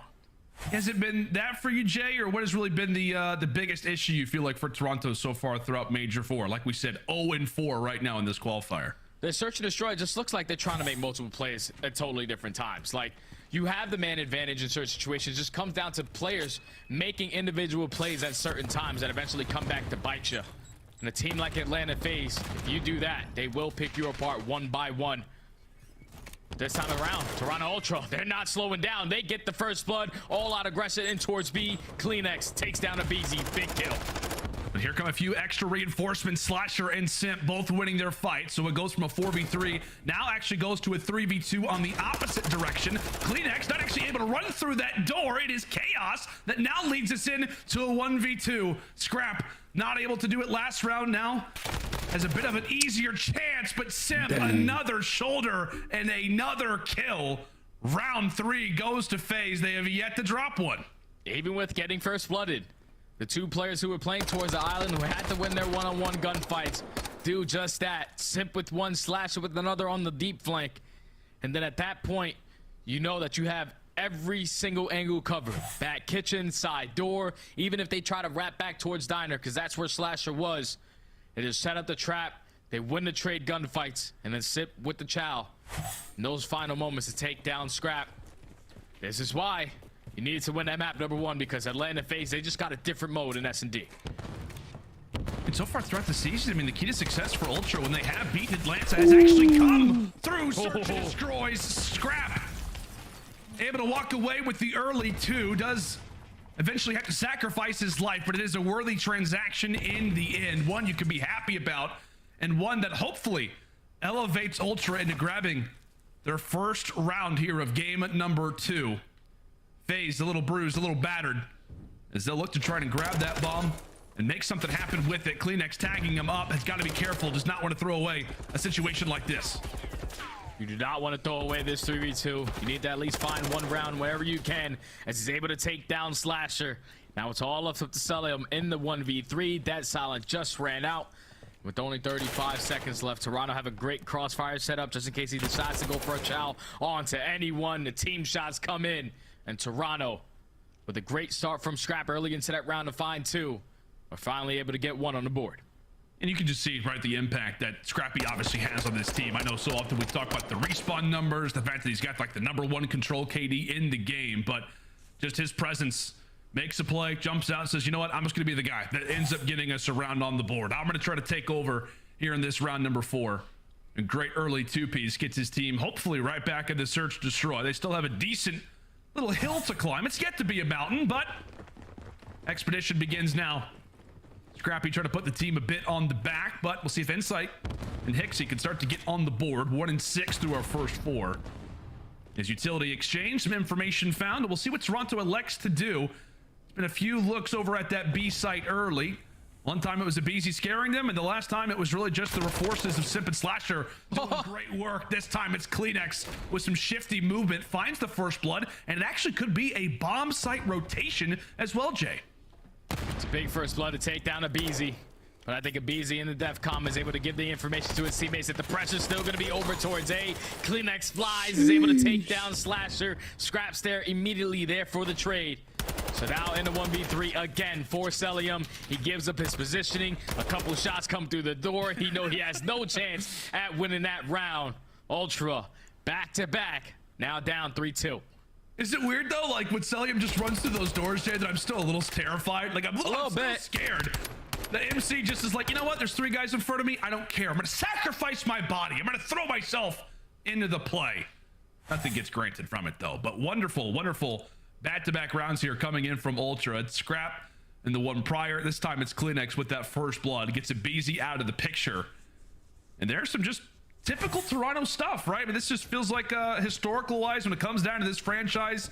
Always so pesky in the mid-round adjustments, whether it's been an S&D or control.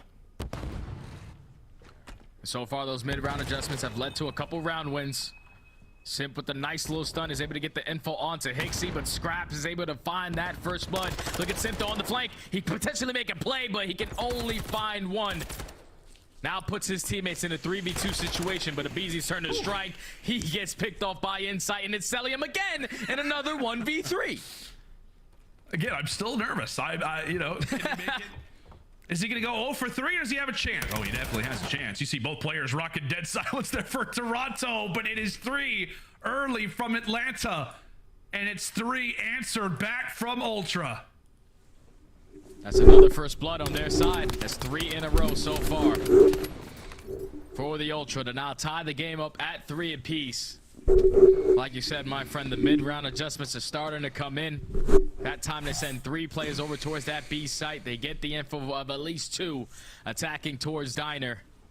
Hixie backs up. Scraps hit the first. They get the trade onto Simp. And then Insight with a huge one-on-one versus a BZ to even up the game at 3.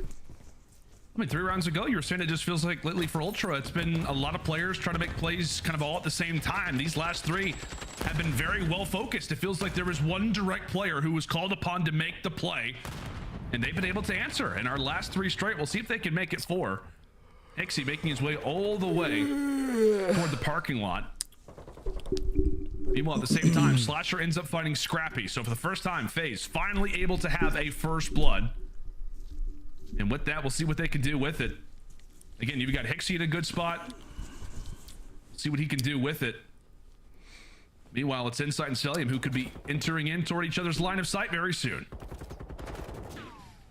Yeah, Insight knows that Celium likes to place in towards bottom luggage.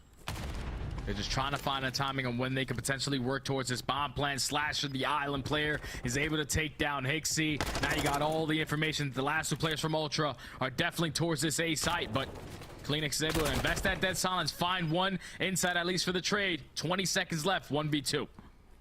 Yeah, 15 seconds to go. He's in the middle of the map. What is he going to do in a spot like this? Slasher able to find him on the cross. Insight knows that he has to go for the chow. Can he actually even make it here in time? There is no way. There is no way. JB Craven ends up finding himself in a precarious spot. 1 more to go. Does well with the slaying, but not necessarily with the time management. Yeah, that round just simply comes down to, though, the plays from Slasher. The guy who was holding down the mid cuts. He wins a huge one-on-one versus Scrap. And then obviously, you know, Celium is able to get a couple sound cues. It's definitely a player puts out towards bedroom. He wraps his way all the way back towards Jacuzzi, able to take down Hixie, the guy that was trying to make the play. And even in those final moments, just stays alive for his teammate to eventually go for the chow. Didn't matter that they didn't find a kill onto Insight. At least you get the round win. Atlanta FaZe back up. And you want to see Slasher have a good game. Obviously, we didn't really have a chance to talk about it a lot, but not at all a game 1 performance that he would like to replicate anytime soon. Right now, tying with Simp for the most kills here for FaZe in the lobby. Into round 8 we go. And it very well could come at the hands of a Simp first blood. Able to find it. Kleenex instantly there for the answer. So with that, we're going to wait to see if that bomb can actually get attained. Abizi falls once more at the hands of Insight. He's in the middle of a 5 spree. Like you said, he stays alive throughout the later stages of that last round, so he'll carry that forward. So a cruise missile could be earned soon here for Ultra. Meanwhile, a round clutch at the same time. Right now, they've got numbers in FaZe. Well, they've yet to get comfortable on that A site. Okay, they're just trying to find some information because not a single player from Toronto Ultra are giving them anything. As Kleenex finds the timing, busts the door wide open, and he's able to take down Slasher. It's Celium again in another 1v3. They put down a couple shots. I think they just try to set up Insight to find that final kill. If he did, he earns himself that cruise missile going into the final rounds of this search and destroy. He actually started off this game 0-3. You called it out, Lando, and ever since then, he's 6 straight, earns a cruise missile. Insight is able to tie the game up at 4 now. Insight has turned into Winside. It would have been one of the clutchest players in the league.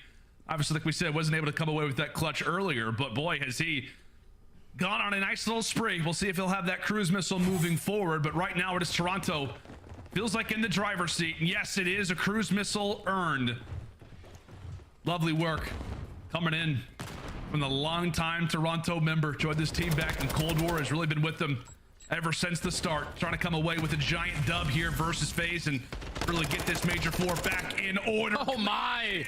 Insight answer for 2 early ones. That bomb is going down, and Simp and Abizi are nowhere near it. Simp and Abizi. What a dive. Tiny Terrors have to try to clutch on up. Simp does get cut down by Scrap. I thought he had some great movement to at least put himself in the advantage, but now it's all up to the other side of the Tiny Terrors. In a 1v4 situation, he gets cut down.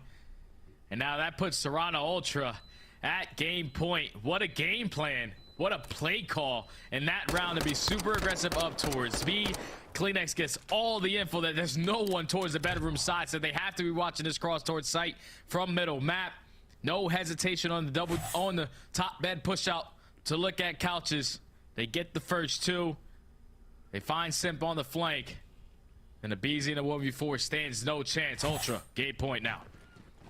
And now if you're Atlanta, I mean, you need the ice, right? I mean, surely they cannot allow for another search destroy to go the opposite direction. I believe they're 3-3 in their last 6. Teams starting to figure them out. Have Toronto crack the code once more. They were able to do it in that winners finals on El Asilo. Are they about to do it now here on Hotel? Here comes the streak. Scrap not able to win his fight. And so with it, it's now a 3 versus 4. Toronto with info, but not with man advantage. Not with man advantage, but at least they're trying to solo out Slasher and even it up now. So in the 3v3 situation, 50 seconds left. Atlanta FaZe is still yet to go for that bomb plant. Whenever they actually do go for the bomb plant on this map, they have a 70% win rate on those rounds. So just try to get it down as fast as you can. You're making this round a lot more difficult because now you have to be aware of so many different angles that Toronto can attack from.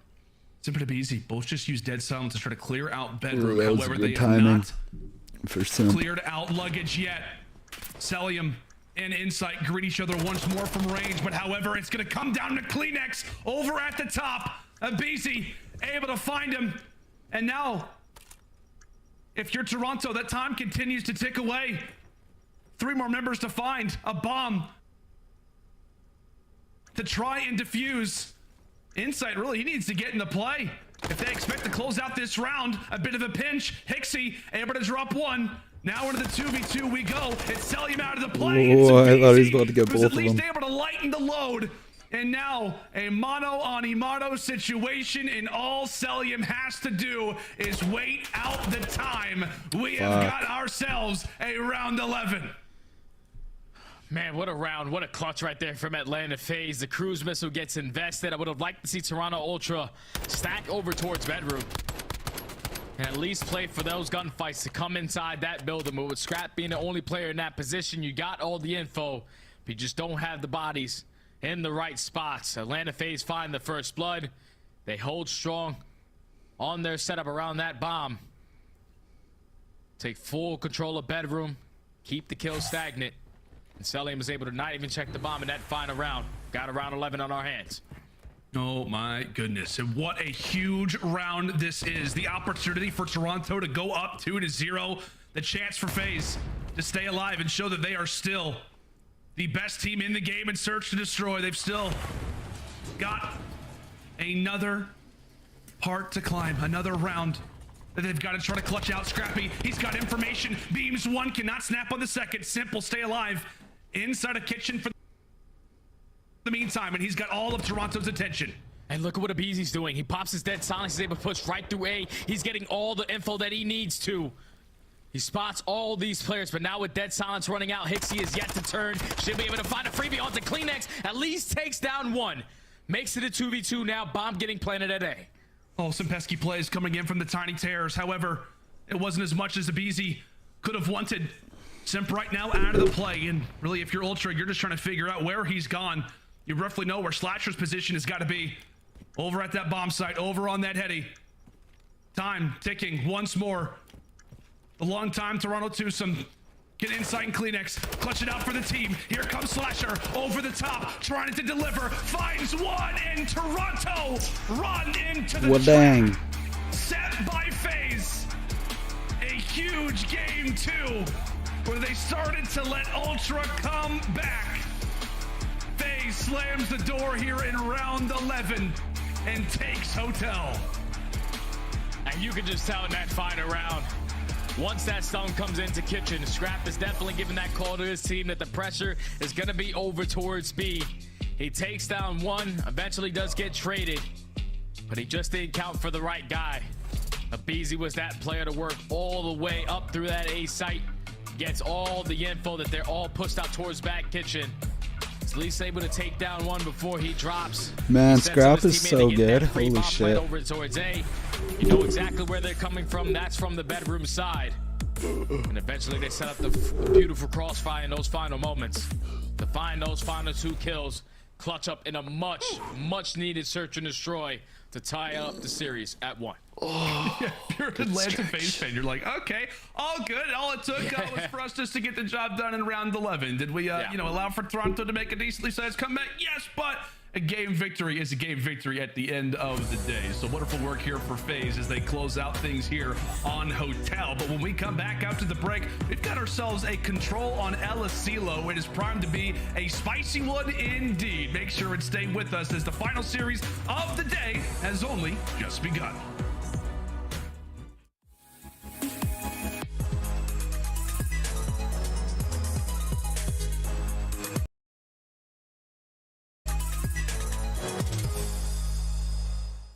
All right, hello and welcome to Player Profiles. My name is Bryce. I'm a CDL caster and general enthusiast of competitive COD. Joining me here for this one, though, a rookie for Toronto Ultra and now a champion himself, Hixie. First of all, how are you? I'm doing good, bud. How are you? I'm very, very good, and I'm glad to get to talk to you. We've spoken before, but it kind of feels like you're at a different level now. So, super enthused to see your win. I couldn't believe it, to be honest. I was... yeah, it all happened very quickly within like a month's time, but yeah, I'm infused as well. So let's kind of go down the path before we get to talking about your win very recently. First of all, starting in competitive COD, how did you get started? How did you even begin your journey? It was a long time ago. I feel like it's the same way everyone else did with Black Ops 2. You know, the growth of Black Ops 2, like me and my brother started watching, and we'd sort of like try play together. Obviously, back then with a little brother, you're sharing stuff, so that was hard. Yeah.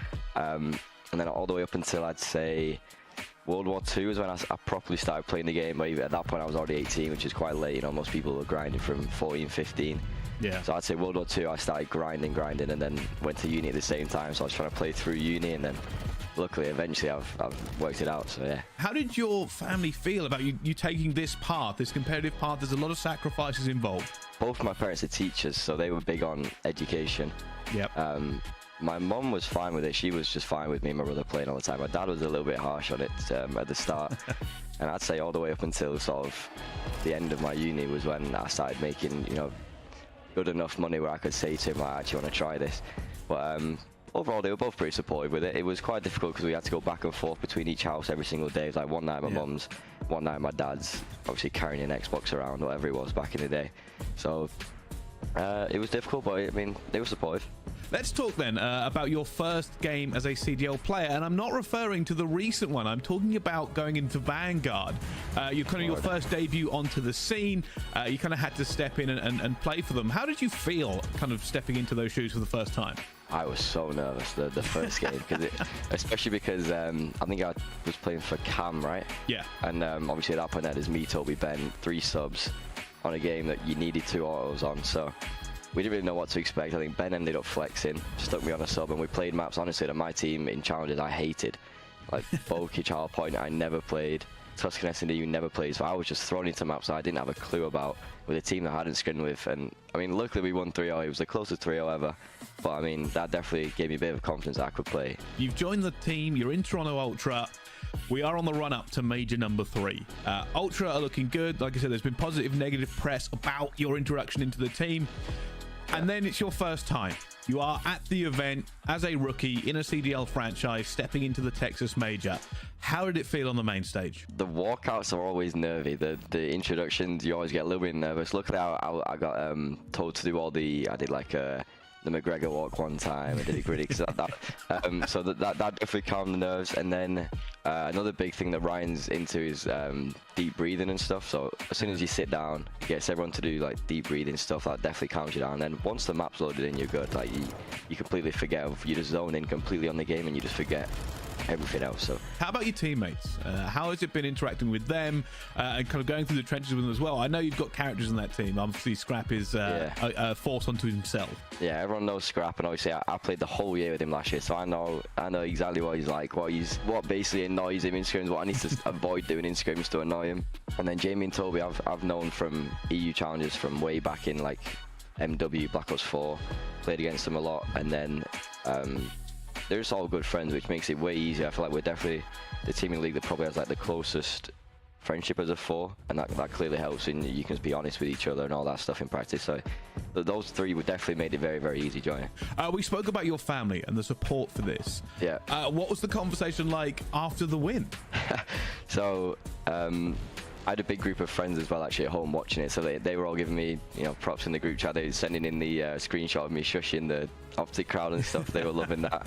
obviously just my mum and dad were really supportive. I still don't think they fully understand like how like big it is to win a major as like an EU player as well. I think that's one of I think I'm one of 8 players now who's won over here from EU. So it is not many. No, it's not many. So I mean, it's a good list to be in. I don't think they fully understand. My brother's obviously big into watching it, so he was loving it. He's definitely going to be coming out to a few events now. So all right, well, thank you very much for joining me here, Hixie, and I'm looking forward to seeing the rest of your career and may it be as fruitful as what it's already started out as. Hopefully, yeah.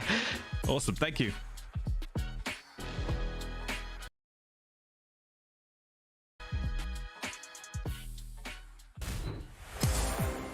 Alrighty, friends, welcome back to the action. Atlanta FaZe taking on Toronto Ultra. How about that wonderful interview there with Bryce and Hixie? Jay, it kind of made me start to think about Toronto a little bit more and realize that all 4 players that are on this team have come up through Toronto's Challenger system. Obviously, Hixie, the latest addition, he has been fantastic for the roster. Such an unselfish player, and that really comes into fruition in a lot of ways.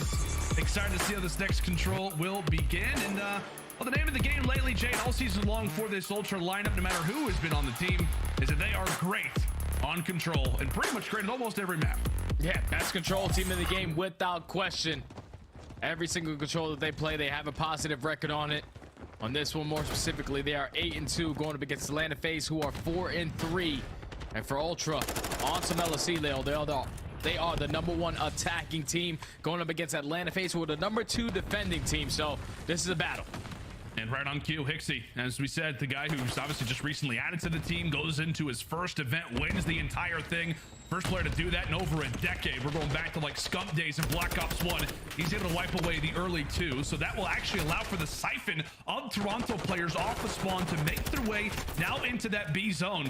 And right now they are live in fire, and eventually do end up all falling. So a great start for Toronto, but at the end of the day, it all only equals out to 1 segment. Toronto now caught actually in the backside of those white spawns. So FaZe are here, and they know exactly where to look. And this is why Atlanta FaZe is one of the best teams that we have on defense, because when they find their kills, they are taking the map control and they are controlling the spawns. And BZ already 7-0. He has a cruise missile to work with. He's doing it with the FaZe, doing it with the Tax 56. He's just constantly in your face.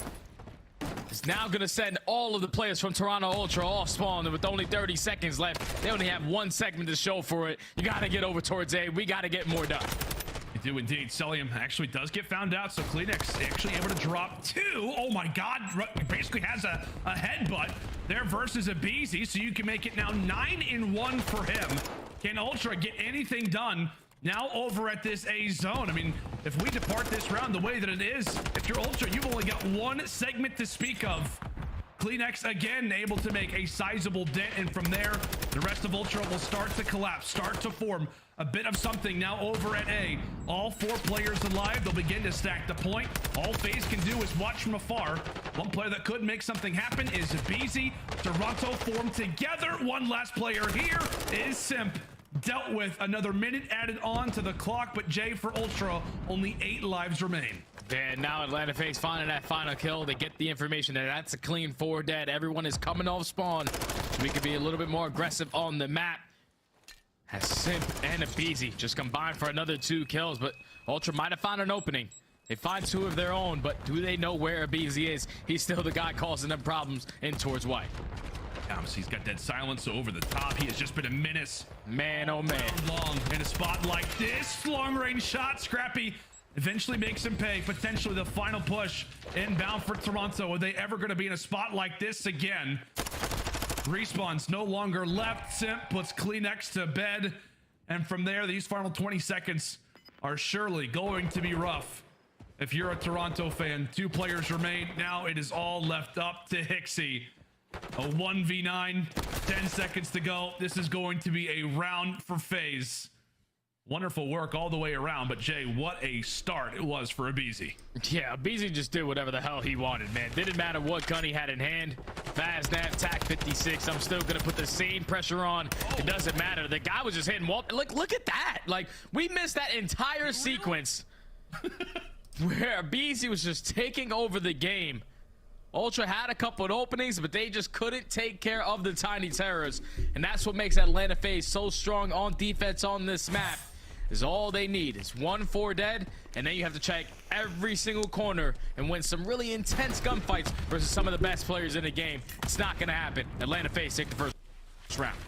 We were watching Abizi shoot through walls. I mean, he is taking a page out of 2 Real's book. That is for sure. 11-5 to start.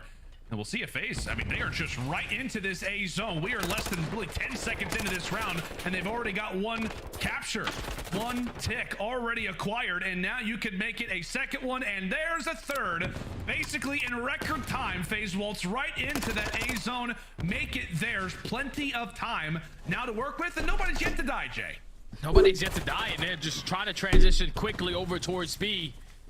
Scrap eventually does come off Swan. He's able to take down Sip, but there's still a lot of pressure from Atlanta FaZe in the back of your spawn. Abizi finds 1. They're controlling this side of the map. Now the flip is going to be on in. You just have to take down these last 2 players. 1 towards top AC, 1 in your base. And Hixie winning that huge one-on-one versus Sip is now going to relieve some of that pressure. The farthest 2 player puts up. Abizi has to just play his life in this situation. And you like him to be able to do that. Actually does drop, so be happy about this push. If you are Toronto, you managed to hold it off, and now what can you do with it? Trying to dictate the spawns. Trying to get really Atlanta in a position where they know exactly where they are running to, where they're hiding. And from there, 2 minutes on the clock. Now we're already down to 1:20, so 40 seconds has elapsed. And now what does the push appear to be for FaZe? Bottom side of the map is where it appears that they are trying to get to. Meanwhile, Abizi just trying to make sure that warehouse is cleared. All 4 players have FaZe off a spawn. We'll see if they can find a pick. That is really the name of the game right now. Yeah, Atlanta FaZe, they're just trying to work on that flank. They're trying to push all the way up through the courtyard. They don't want to wrap back and fight those close gunfights versus Hixie, who is currently holding down that white position. Kleenex is even doing it with the TAC 56. What's going on with our most aggressive SMGs in the game? They're just picking up the TAC, and they're picking up right where they left off in the slaying department. They are just mowing them down. Kleenex finds a third. That's another 3 dead in the feed. Only 40 seconds left. The Toronto Ultra are just maintaining map control every chance they get. We talk so often about how when AR players are picking up SMGs, they're saying, okay, we got to nerf this thing. I think the SMGs are now having their moment in the sun. FaZe, maybe with the glimmer, now have found themselves over a B. Insight from the top, weapon in hand, makes it 2. He's got eyes on the third. Oh, a little bit of assistance, a little bit of help. All 4 get wiped away, and Hixie's actually fighting players. Playing does eventually drop, but from there, FaZe, 15 seconds to go. Could they make anything happen? 15 seconds. They just need 1 set of kills, and unfortunately, they run into the pre-fire and the pre-aim of Scrap, who finds 3, make it all 4 in his final round. Earns himself that cruise missile. Would look to be a dominant defense from Atlanta FaZe. Toronto do the same exact thing. Only give it 4 segments to both squads. They're all tied up in that aspect. And now they both have some cruise missiles to work with after an insane set of kills out of Scrap. Yeah, my God, 13-11 does not do his scoreline justice. And I think actually in the CDL right now, Jay, Scrap actually holding the #1 control KD in the game and showing us why right there. Impressive stuff toward the field side here on Elisilo. Without a doubt, one of the most defining factors of why Toronto now finds themselves at a 1-1 scoreline. Into round 3 we go, when Toronto will now be back on the attack. And understandably so, the A zone is the one that they're going to target. Biggest part that they got to be careful of is Slasher, who sits very firmly in that red tower. Yeah, Slasher's the guy that you have to put a lot of focus on, and you set up the team shots perfectly to take him down. So now you can take that side of the map, but now you have to get past the pre-aims of Celium, who's able to cut down that player crossing. Abizi finds the second. You do stop the clock, though, for the time being. But with only being 1 player here, you take care of him. Everybody now off spawn for Ultra. This is tough, man. Abizi can make it rain again. Make it rain. Make it rain. Okay, Abizi. Oh! Thought he had it. Thought he had it. Goes for the trade. Abe trying to keep him honest. And I love that coming in from Abizi. 40 seconds to go. And time quickly becomes a factor. Toronto, you got to get a move on. Got to make something happen. As long as Celium sits in a spot like this, your life is going to get that much more difficult. We say Scrappy #1 control KD. Celium is #2. Trying to put the hammer down here versus Ultra. Stunned there. Can he take down Kleenex as well? You bet he does. Oh my. Yes. Celium, the definition of a turret in Toronto. Beginning to scramble. Not a segment to speak of. They have nothing to show for it. Only 15 seconds left. You have to at least win a couple gunfights and get on a point. But that's a clean 4 dead in the feed. Atlanta FaZe with too much pressure on the map. They're making all their kills count. Wait a second. They could make it in. They got in. They've got some numbers. They've got numbers right here. It's 21 versus 12. Celium is beating people through what? Oh! What is that? What is that from MC? 0.2 on the clock, Toronto.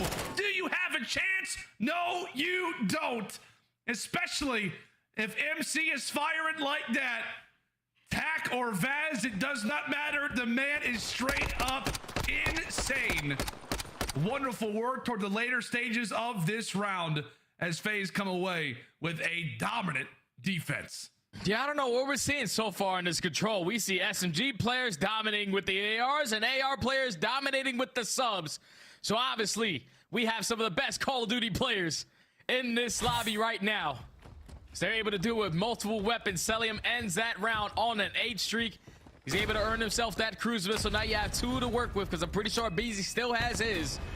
But they did not allow a single segment in that round. Ultra have a tall task ahead. They have to try to shut them out if they want defense. Oh, God. What is that? 1 HP. And a dream. Oh, my God. Wonderful work there from Celium. It's just breathtaking sometimes, man, just to watch him play COD. Incredible hair, incredible gun skill. Guy's got it all, truly. See what FaZe gonna like to do. As we said, attack currently is the side that they sit on, and they are just 1 round away from closing out our swing mode.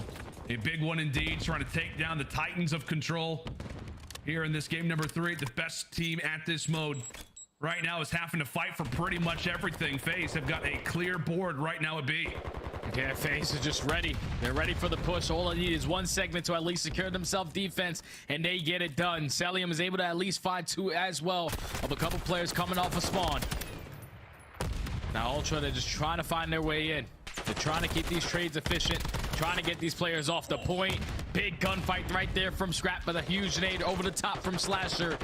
And he's also watching that cross, so they can just get right back on this speed point. Yeah, they can. They can indeed. If Easy ends up finding that kill, that opens things up, makes things that much easier. Now for the rest of Atlanta. Watch that zone begin to fly. Toronto, we're going to have to provide a little bit of something, a bit of defense, but they continue to get dropped. And Scrappy is going to have to back away from that window and allow for that segment to go on through. Another minute added on to the clock. FaZe right now up in lives. We'll see what they can do with it. 3 segments down, 3 more to go.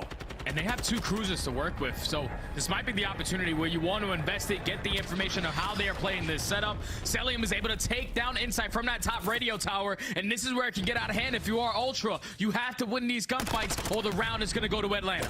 Oh, and Simp able to win 1? Does he have the second? No, not going to happen. Abizi now having to hold his irons. Trying to grab this segment and make Toronto have to work again. Able to drop him with the nade. Wonderful work again coming in from Abizi. Right 3 dead.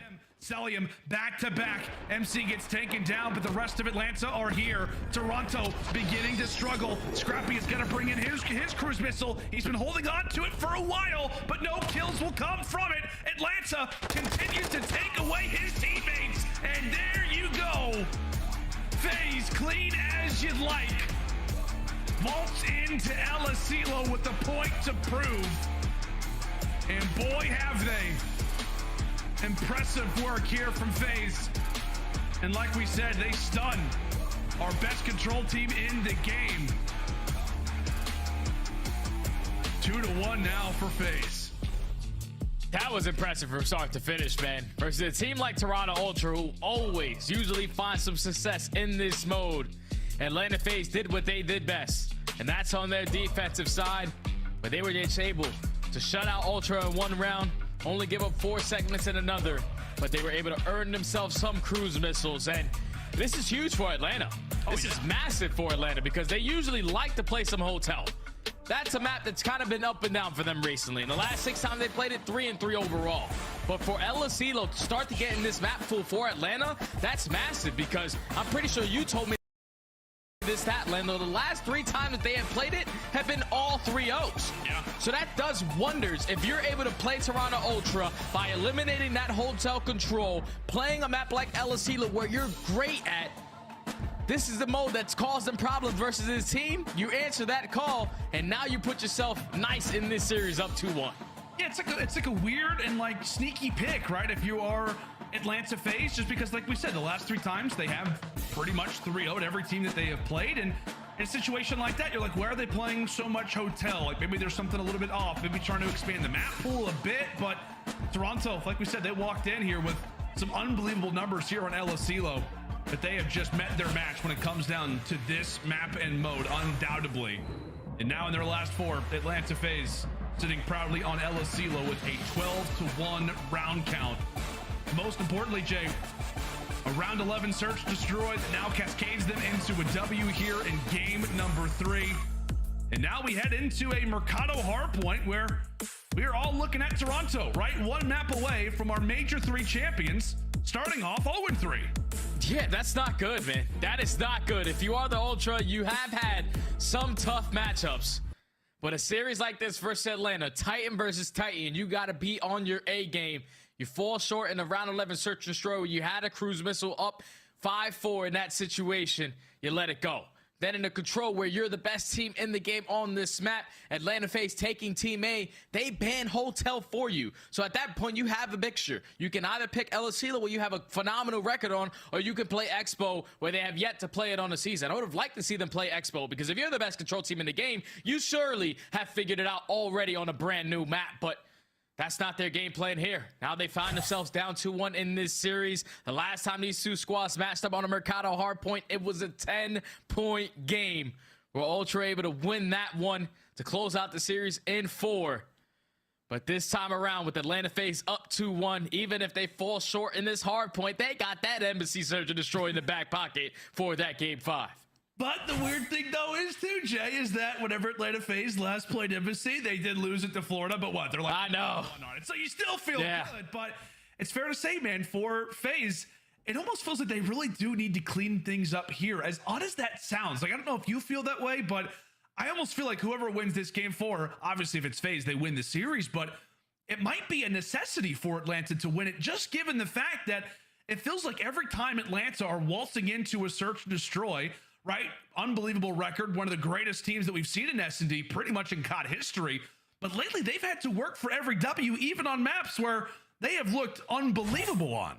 Hey, when you're one of the best teams, well, not one of the best team in Search and Destroy throughout every single roster that we have in the CDL, you best believe they're not watching their own VODs. They're watching your VODs to figure out what you guys do best so we can try to mimic it to the best of their abilities. And that's what you've been seeing. As of recent, they've been kind of bleeding in Search and Destroy. You called it perfectly, my friend. The Florida one on Embassy, handing them their first loss. It all came down to just shutting down the pressure that they usually have on the attack rounds, and Florida did that.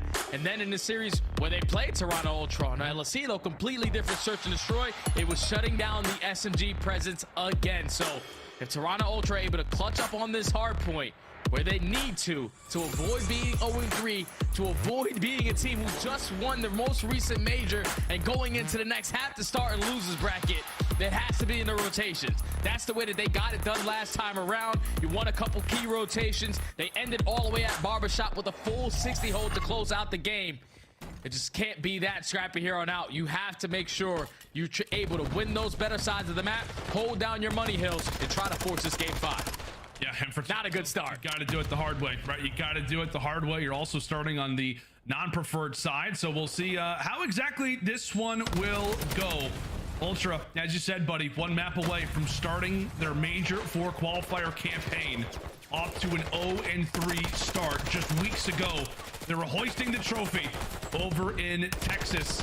But to get into this Mercado, I mean, 25 seconds still to fight for, and pretty much every point has gone the way of Atlanta. And the biggest and the prominent factor about that all is that, well, FaZe have to spawn for next. So this has not been a great beginning for Ultra by any stretch. Not at all. You start off on the bad side, you don't win those initial gunfights, and that leads to Atlanta FaZe finding a nice chunk of time off of that P1 hardpoint and maintaining the spawns over towards P2. Atlanta FaZe, they used to love themselves some Mercado, but the last 6 times that they have played it, they have a 1-5 record, and the biggest difference in their game is just their hold percentage. When they set up at a hill, they usually found a lot of success early on into the game, but as of recent, they jumped from 1st all the way to 7th, so the setups haven't been that strong, but the pinch comes in from Abizi. He's able to find 2. Celium gets the final, and that's already the first push settled. And so far for FaZe, I mean, they're just allowing for the SMGs to fly. Like, right, let's just put Celium and Slasher inside of the point. Let's go ahead and allow for Sim to go on some wild flanks. Let's allow for Beezy to try and do the same.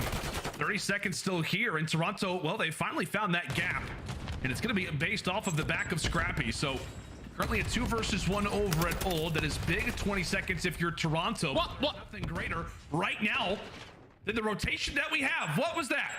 I don't know what that was. Celium's got some elite movement, and with that movement, he's able to stay alive, find the kill, and set up Abizi to find the second. That is only 2 players here from Toronto Ultra off the rotation, but there's more bodies on the side of Atlanta FaZe. Would look like to be an Ultra rotation win. Instantly gets broken. Atlanta FaZe fully set up, and at least Hixie wins that 1 gunfight versus Abizi. Now the pinch is on. Oh, it's Toronto temporarily with a bit of numbers. Kleenex jumps on forward, able to wipe away 2. And now it's going to be up to Insight and Hixie. What can they do with the spot that they have been provided? Kleenex has to pretty much put his body on the line for a spot like this. Right now it's Ultra locking up the second. Celium pretty much in his eye. Oh my. Down at players from below. Kleenex, now he ends up finding 2. It is chaos on the map. Kleenex with a double, Celium with a triple. And from there, FaZe look good to walk away with the scrap as now we focus our attention toward the barbershop. And Celium didn't die in that entire engagement. Like, he had 2 trophies up top. He was basically a super soldier. There was no way in hell you were going to be able to take him down from that position. Allows his teammates to get into the fight. They get some good time over towards that P3.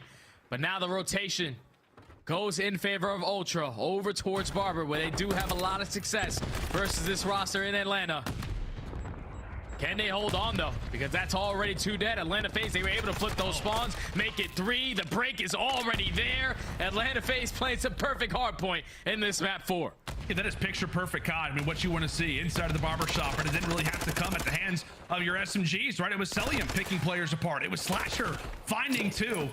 Excellent work there from Atlanta, as Celium, by the way, still alive. He's been running around Mercado, wondering how he has still remained to be in a position like this. Cruise missile firmly in that back pocket. And from there, the focus comes in on the rotations. A wonderful start so far to this hardpoint. You're staring at that score line. Oh my! FaZe, who have doubled the margin of Ultra. We'll see if Toronto can start to put a few things together. And that's the perfect way to start things off. A lovely 3 down. This is the best hardpoint I've seen Atlanta FaZe play all year. Winning their rotations. Whenever they need to find a break, everyone's playing super patient. They're setting up proper pinches.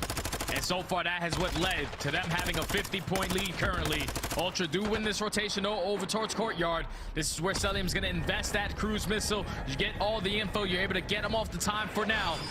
Potentially set your teammates up to try to find a couple kills on the back end. Sim starts it off. Sim's able to find 2. And this is where his teammates now strike. Oh, and Abizi ends up finding Scrappy, who had hidden himself away inside of Dark. Wonderful work from FaZe as that streak absolutely works out perfectly for them. Toronto have been off the rotation so many times, but they cannot get a hold. This has been Atlanta of old. Wonderful work, classic stuff. So far coming in from FaZe, breaking hard points like it's nothing, as they once more continue to double the score of Toronto. A hard point where it feels like this is a heat check right now if you're FaZe. A few begin to drop, and now for Toronto, hopefully this can be some time, because boy, Jay, do they need it now. Yeah, this has to be a flawless hold for Toronto. And already starting with 3 players down. Great work from Atlanta FaZe to put the pressure on through hedges, win a couple of those gunfights, and at least put themselves in a situation. But Kleenex is able to stay alive in towards the hill. He now finds himself on a 5 streak, can potentially earn himself that cruise missile. And that has been 30 uncontested seconds from Toronto Ultra to get right back into this game. Kleenex starting to come alive. That's now going to be 6 in a row for him. So cruise missile now here for the Great Dane. Toronto begin their expedition back into this hard point, maybe back into this series. Let's step aside and see how the comms are sounding as the cruise missile flies on forward. Let's go to a check-in with Toronto. P4 dead again. Last guy trip car. Yep. Yeah, yes, trove. One behind you, Jamie. One behind you, Jamie. He's in the close car. I spawned back out. Close car back out, dead. Nice, they're gonna be behind you. Ladder already. Yeah, I have the cross. I spawned deep one's house, I think. Ladder, dead. I see him. Behind me middle. I went tunnel. Yeah, cool. I have one ladder. One ladder. One was on the trap. Yeah, he's jumping up. He's laying down. Ladder. Laying down mid-head. Dead. I have ladder. No one gate. Hey, weak. Is he weak? Push in. Yeah, mid-head. Hey, one. No one gate again. Yeah, I came back P4. I have the gate push, right? One's in ladder. I'm dead. I'm gonna die, scrap. I need help. I died, bro. Ladder. Oh, yeah, bro. I'll get right side. 2 ladder. I have your gate. Keep on mid. Ladder. 2. I have 2 lockers dead. Another one ladder. Yeah. I'm one shot. Another one ladder. Hey, push. Right side. Ladder weak. Deep right and one's behind the RV. Hold on. Deep right, one's behind the RV. Go right side, one. He's still ladder really weak. Really weak on the RV. Same. Stand, brother. Line down on the RV, Toby. Weak. I spawned behind the palace now. You go. Free. Okay. Alright. Take your time. What's channel out wide? I'm mid-heady already. Are you out? God heady? I'm long. Yeah. Okay. I'll come my big guy, right? Don't let them soak here, okay? Alright, 2 on. I think one's gone P4. 2 on mid-heady. There's 2 on mid-heady right now. Yep. I'm gonna be hedge cover. Yeah, hedge. Hedge go. Channel out. Nice. Okay, let me dead. Nice. One's left side. Deep time, dead. Nice. Nothing else hedge cut. Probably. I think one's still mid-heady. Still there? Yeah. Long. Hitting out long. Ping on.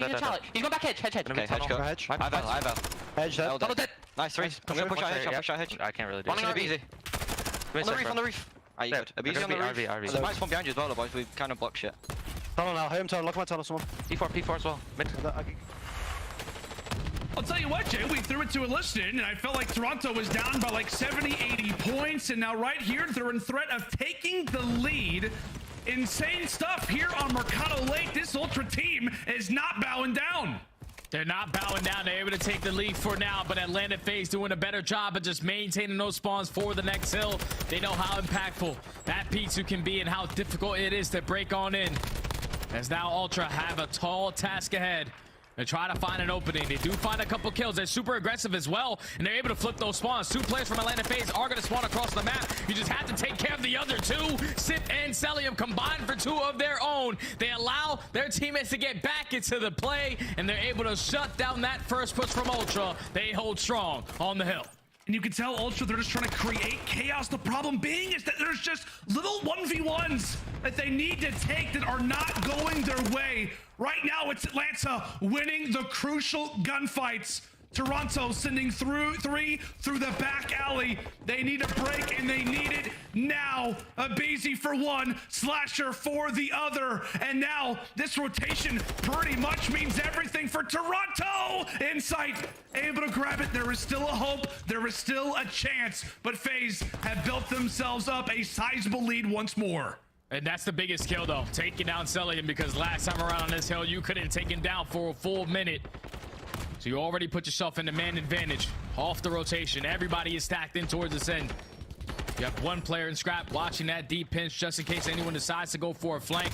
The Atlanta FaZe, they're trying to set up the push. They go for the top. Pop Sip is at least able to take down 1. The gunfights are going Atlanta FaZe's way. Only 1 player left in the point, and they set up the pinch perfectly. Atlanta FaZe have the opportunity to close out the series now. Patience pays off once more for FaZe. They can smell victory. Play some COD in a little like bit. The dub is about to occur. It's about to happen. 5 more seconds. Because it looks like the series is over anyways. In 2 seconds. 1. Boom. Atlanta wins. There you go. Atlanta FaZe get their revenge versus Toronto Ultra. And that has got to feel good. Everybody up, smiles around. And on the flip side, for Toronto, you can see how much a loss like that has got to hurt, Jay. Our defending Major 3 champions. Now, 0-3 to kick off Major 4. That's insane to say, man. That is insane to say, because if you think about what they were able to do up until stage 4 started, They were the best control team in the game. They were one of the more dominant teams in hardpoint. You came down to the fundamentals. The S&E was about 50-50. But so far in this stage, they have yet to figure out anything. They're losing hardpoints. They're choking search and destroys consistently. They're even losing the control. Just putting that bread and butter. Atlanta FaZe just came up with the perfect game plan. Taking Team A, you get your opening hardpoint that you thought was going to go on your side. You fall short there, but then you clutch up into search and destroy. And I think the biggest map that you have to look at is that El Asilo control, man. Yeah. Toronto probably thinking, we're 8-2. These guys are 4-3. They haven't played it for quite some time. This should be easy work, but they just didn't count for the pressure applied by the tiny terrorists every single map. It was always those guys consistently being pushed out. And even on that final hard point, the ARs were rotating perfectly, holding down power position. Celium didn't even die for about 2 minutes. No. Every single time they had to get a hold, they got it. And they are able to close it out in 4. All game 4s, all weekend long. Yeah, and that has to feel amazing, right? If you're FaZe, there's been so much talk, so much chatter about whether or not this team deserves to be in the highest of tiers. You know, can they really even compete with Toronto Ultra? There was a lot of eyes on this series, wondering how these teams are going to match up after last week, or rather a few weeks ago, Toronto taking it on land. But as we said, FaZe get their revenge, and that has got to feel good for Ultra. They got to regain. They got to match up tomorrow versus the Florida Mutineers. They've got to be ready for that. But that's going to do it for myself and Jay. Desk, what a series, what a game it was. FaZe come out on top. Not only do they come out on top, they banked $10,000 for their efforts. A 3-1 victory is going to secure that for them. And we got to talk about this matchup, though, because it was Toronto striking first before Atlanta rattled off 3 straight. That search and destroy, though, I felt like that's where Atlanta showed some weakness. They allowed Toronto back in the game, and then they just slammed the door shut on them. Yeah, I agree. I mean, to be honest, Toronto, I think, kind of gave up a lot of opportunity here in this series. At least pushed it to that game 5. I think in that hotel, I think they let FaZe go up way too early and then decided to make that in-game adjustment just slightly too late. They also got really baited in that round 11 by Atlanta FaZe, which was just a beautiful play call. And then heading into that LSDLO control. Control has always been the netting mode for Toronto Ultra to kind of guarantee in some of these series, but Atlanta FaZe came out and they stole that right from under them. So already, Toronto Ultra now losing the S&D,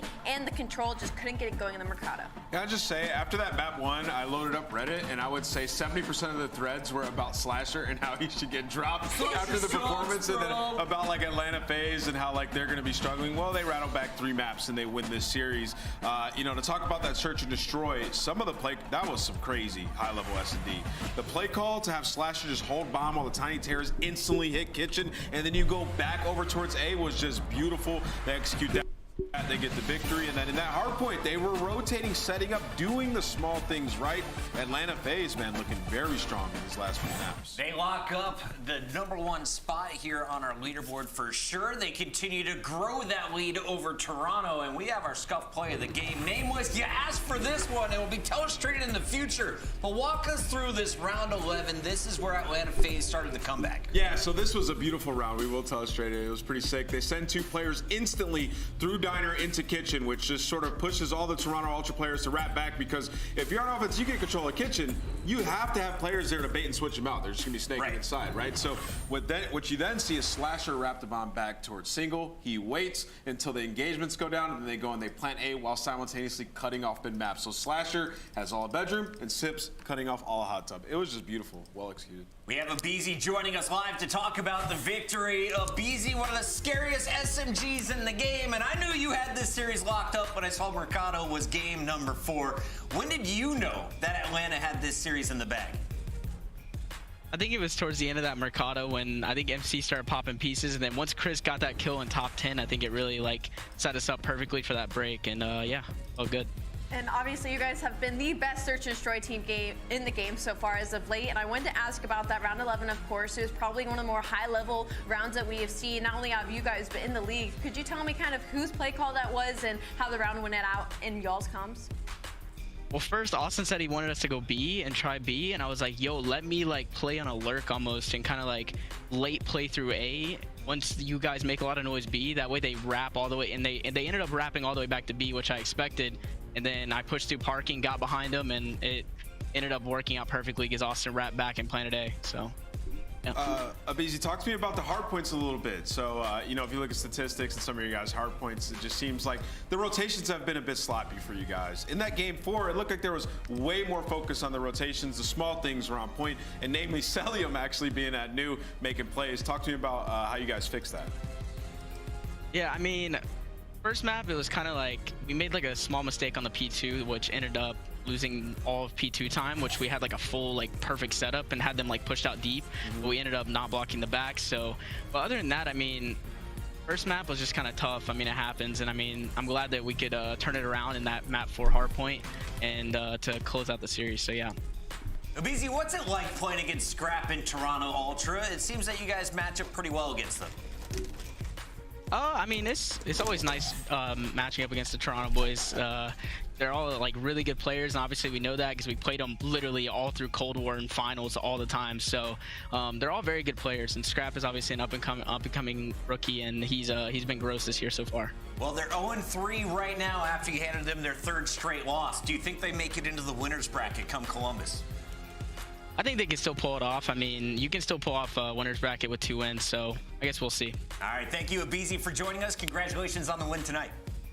All right, thank you. Abizi said Toronto's still got a chance. Let's take a look at that chance because they have just 2 games left here in our Major 4 qualifiers. Allie, up next, they'll be playing Florida and then Las Vegas. So if you're looking at the standings, you're playing number 9 and number 11. Not the toughest of statistical opponents here. Yeah, I will say when it comes like to strength of schedule, Toronto certainly had quite the opening gauntlet, you know, against Breach place in top 4, the Seattle Surge, who's always a contending team in the Atlanta FaZe. So now that they have this latter half, the Florida Mutineers, I don't think they should take them lightly, but those are certainly matches we should expect them to win. Name was call it now. London's win over Legion probably helped out the chances here for Toronto, but does Toronto get into the winners bracket?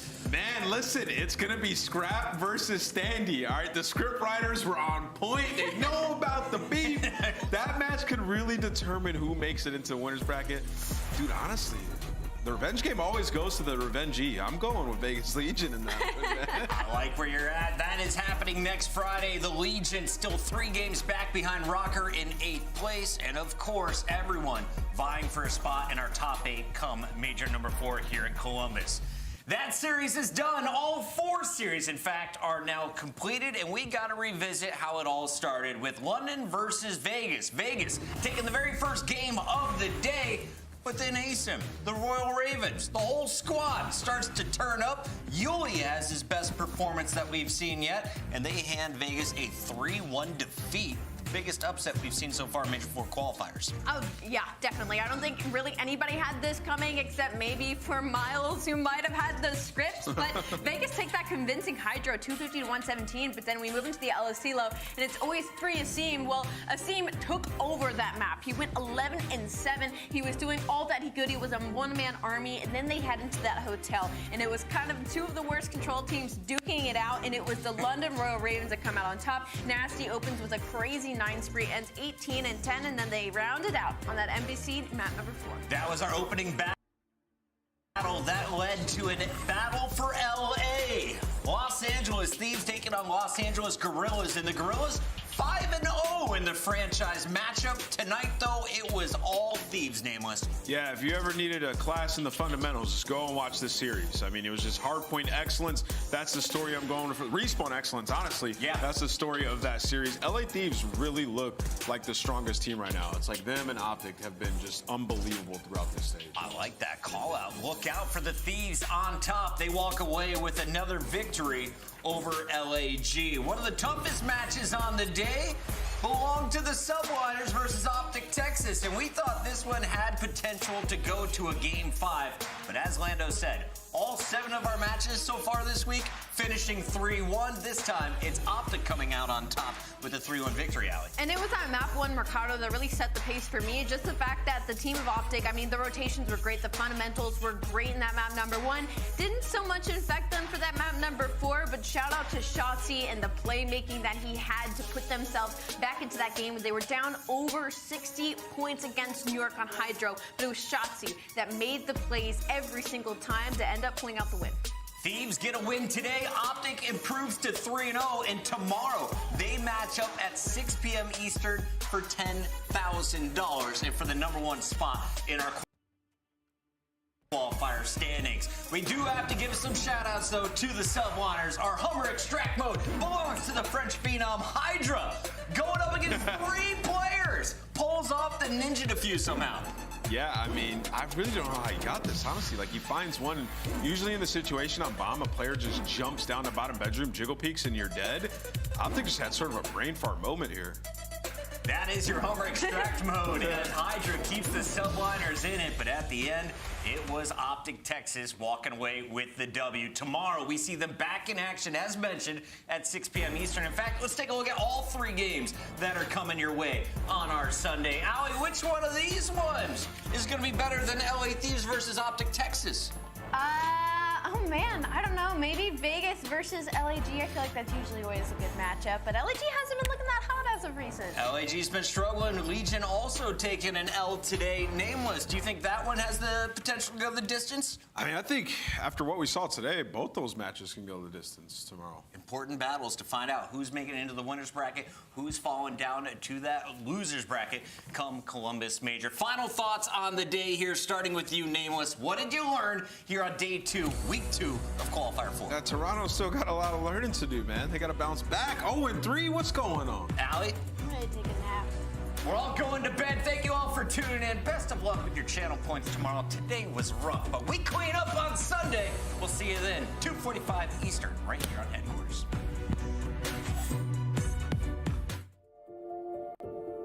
Closer than it appears, trying to take it to another tier. Prime time, yeah, my moment is here, yeah.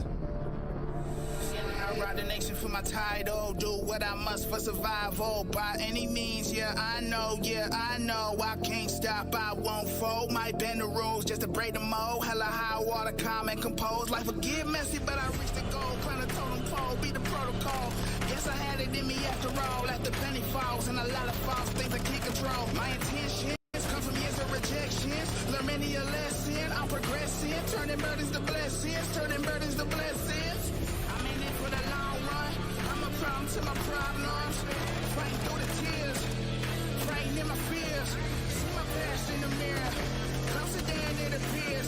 Trying to take it to another tier. Prime time, yeah, my moment is here. Yeah, in the spotlight and it feels right. Never been scared to take it to new heights. I always dare to dream and dare to see the chance to be a better me. And then the possibilities are endless. Odds against this tremendous. Check this, I just check fear off my checklist. You must have forgot, boy, I'm relentless.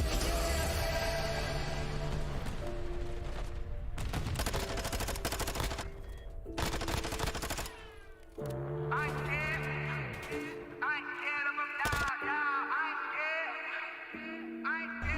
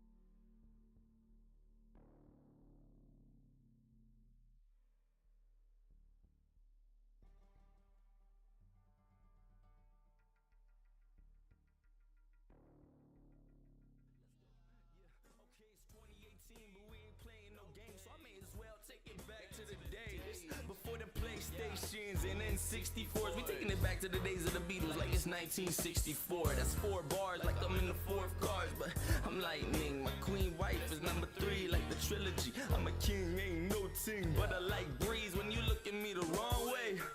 Cause you know I fuck with you the long way. Wow, yeah. Hey, take me 6 feet deep into my territory where there's 16 fiends, barely the age of consent. And I'm gonna fail the test. Yeah, I'm gonna give in to temptation like I do every day. But I think it's time for a change. I give myself a year and a day before I leave this place. Fuck, I gotta bring Jay and Malcolm with me. They look out for me, pound for pound with me. Keep me purified, every ounce of me. I love my neighbors worldwide. They're the only thing keeping me on a 3 doors down vibe. -1 plus Larry in the Dykes, that's the bin jab headliners. Divided by Jimmy Carpets, don't even get me started. It's hard times when you're a smart guy playing dumb. Well, I just wanna have fun, but when it's all said and done, I'ma need a place to run to. Yeah, I said if you ain't got 8 bars, by the time I get back, I'm beating the fuck out of you, boy. And then he laughs, say, yeah. Oh, how the times have changed. Those 8 bars used to be an 8 ball. The laughs used to be a decoy to hide my shame, but my pride's been donated. So this goes without saying, I'ma go crazy till the parents put me in the mainstream, try to publicly shame me. Your kids are my kids. In the words of GG, be whoever the fuck you wanna be. That's what he told me. And then the OG came through with a 16. Motherfucker, you should have told me. Motherfuckers, Wild Post Sam Hill, you bitch.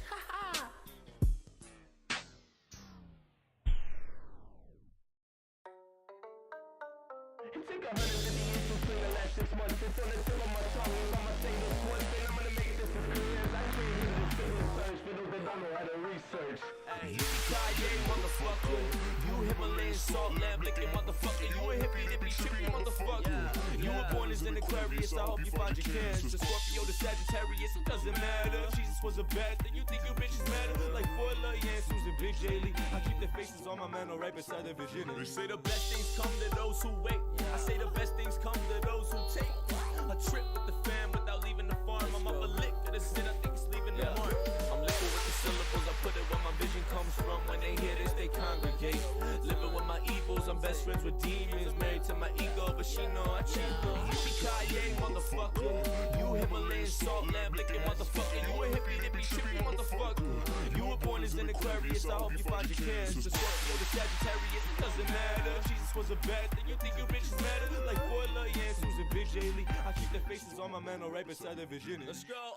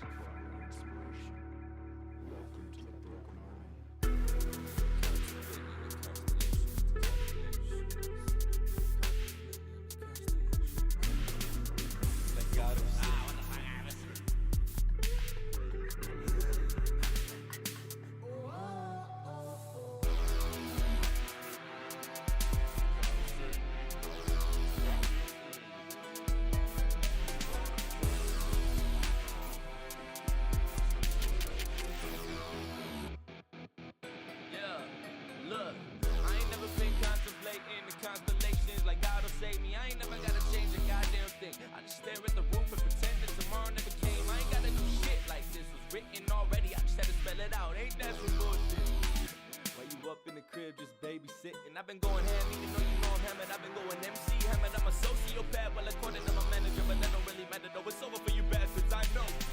Calling the kettle black, like I wrote this shit with my right hand, I'm right backwards. Like the lefty I am, I'ma loosen up a tight and righty tighty, left her loosey, now she won't leave my side. Oh, gooch.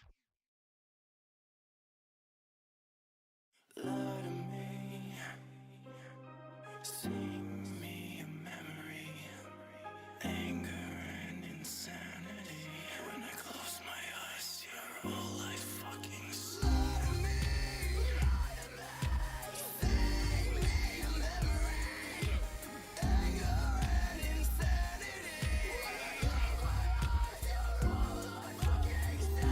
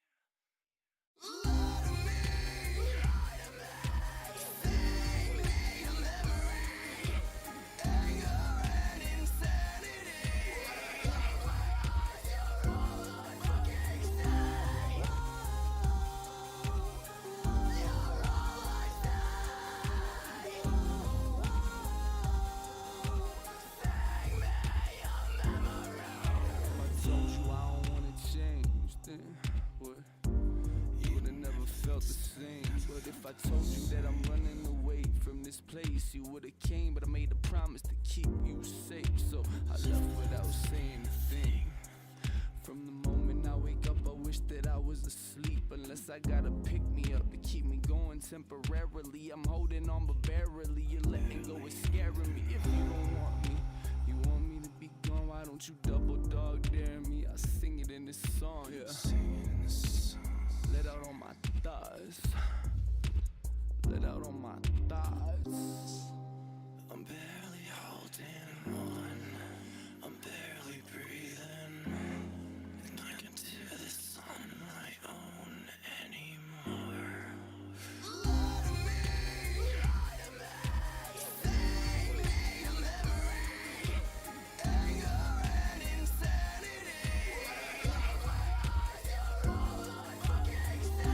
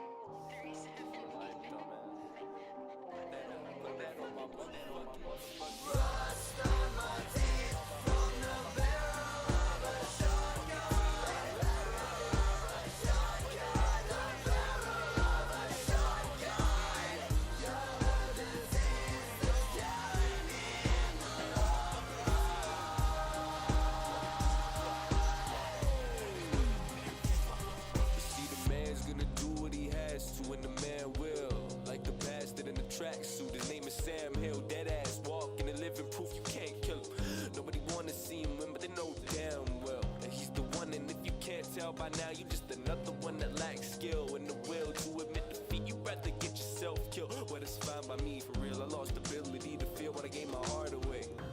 You probably think I lost it, but I'm just getting started. The lack of confidence is gone, I'm no longer self-conscious. I'm so brutally honest that it's disgusting, but to be honest, it's gruesome. But yeah, y'all still watching.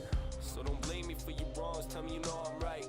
Don't play me, you leapfrogging ass bitch, I might take you down on being jab for the night. She don't want no pussy ass rapper, she want Sammy the light. Just on my teeth from the barrel of a shotgun. The barrel of a shotgun. The barrel of a shotgun. You're the disease that's killing me in the long run. Yeah, let's go. I'm swallowing my guilt like it's medicine. Pop it like a pill, I'm the furthest thing from innocent. I've been growing out my guilt, still ain't amphibious. I'd rather drown in my sorrow, forget forgiveness. I'm swallowing my guilt like it's some Hennessy. I'm popping like a pill, that's just the way it was meant to be. They chase me like some gin, they got some bad intentions. I kill myself to prove I can't drown my sorrows, so this the end. Watch me bless this, bet you can't step to this. I walk the plank just to prove it's the depth of this. I'ma be a fiend even when they put me in a hole. Just make sure my casket equipped with some pre-rolls, yeah. Some say I'm a problem, some say I lost my mind. Well, some people are completely right. Is it the ones that believe in me or the ones that pass me by? I leave it up to interpretation, bitch, you decide, yeah. Rust on my teeth from the barrel of a shotgun. The barrel of a shotgun. The barrel of a shotgun. You're the disease that's killing me in the long run.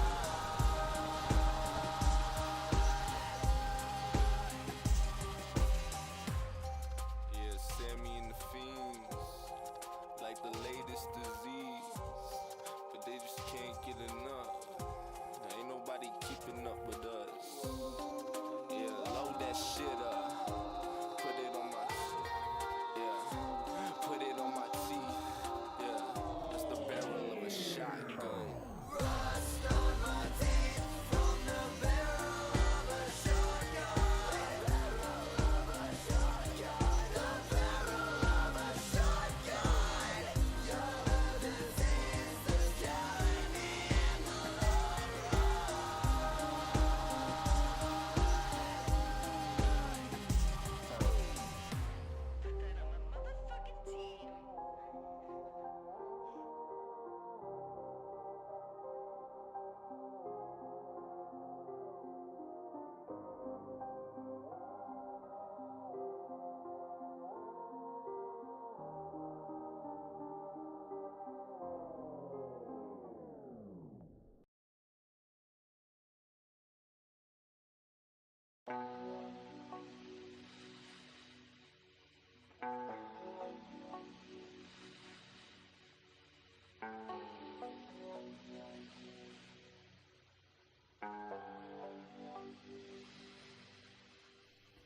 Leaves changing colors and falling like lovers that lost their way. When clouds fade to gray, I can't feel the rain. Everything changes, but I feel the same way.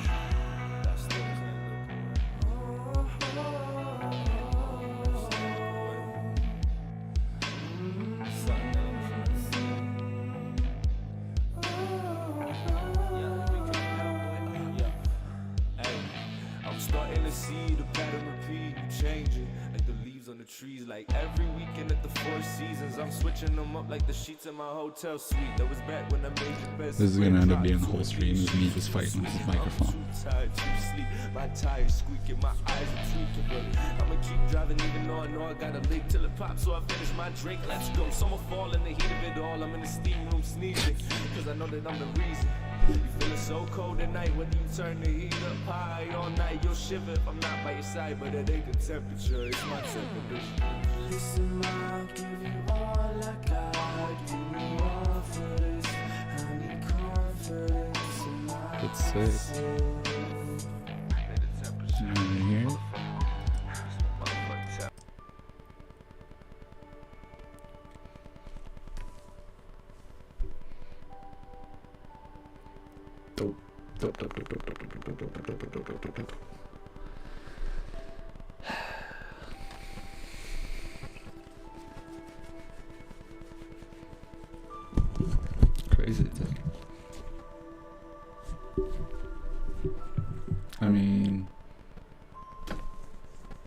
It's a little better, but...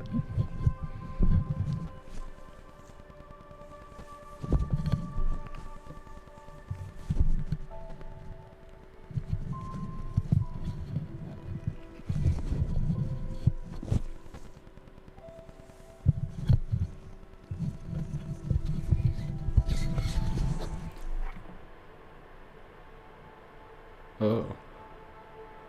Weird. Huh. Interesting. So it's... Whoa. Whoa. It's because of this other microphone. So what if...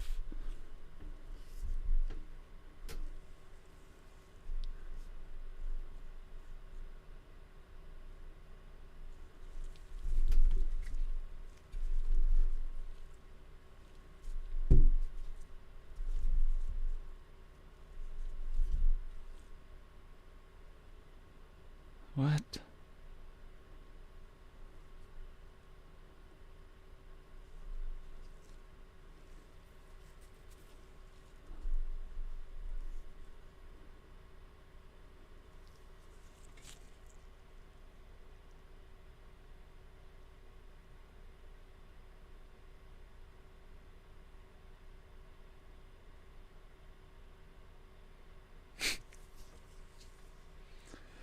That can't be the solution, though. Let's see.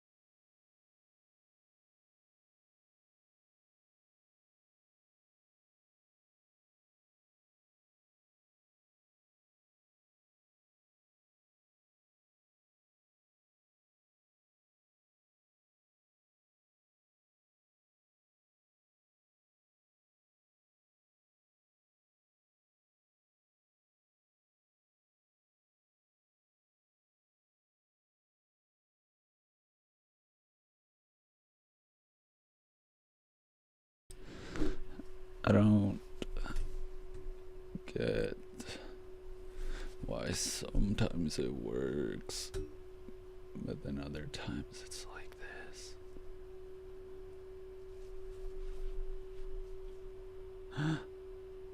Hold up.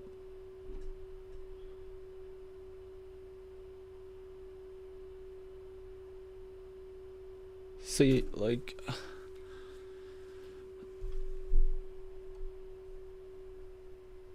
Oh, now it's back.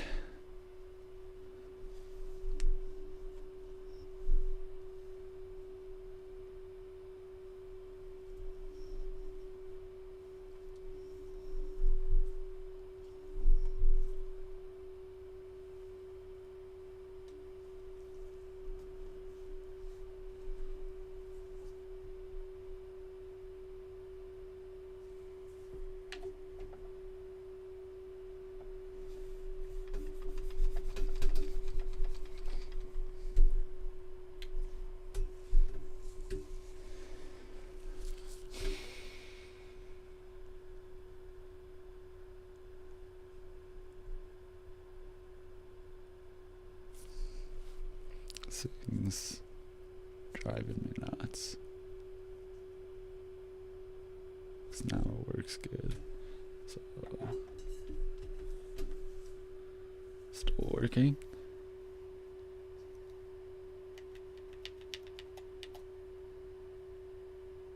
Test. Well, there we go. Holy, what a pain.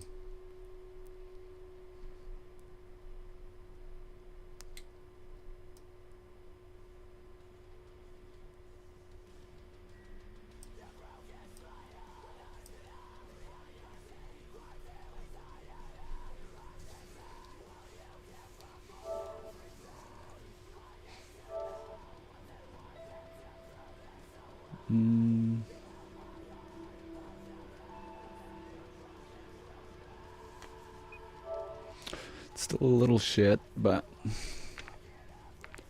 it'll do, I guess.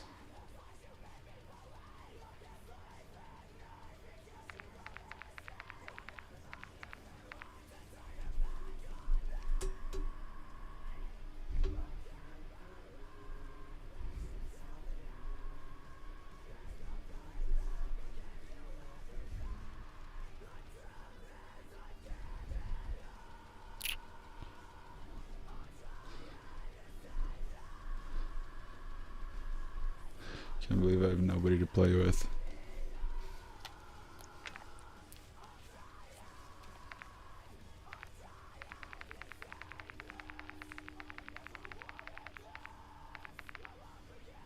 Like, there's that guy, but I don't actually even know who that is.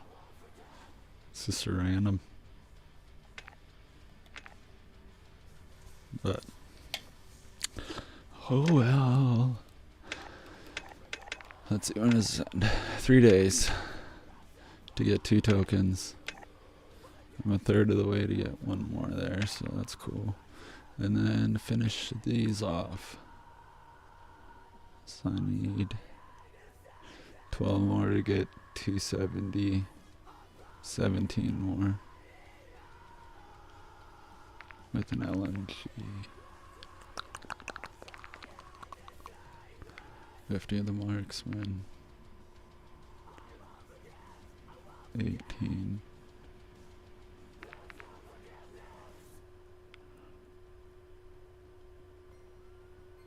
19. Okay.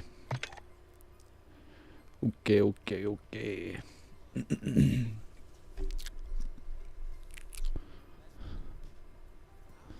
Thought maybe Sunny would play with me, but I guess not.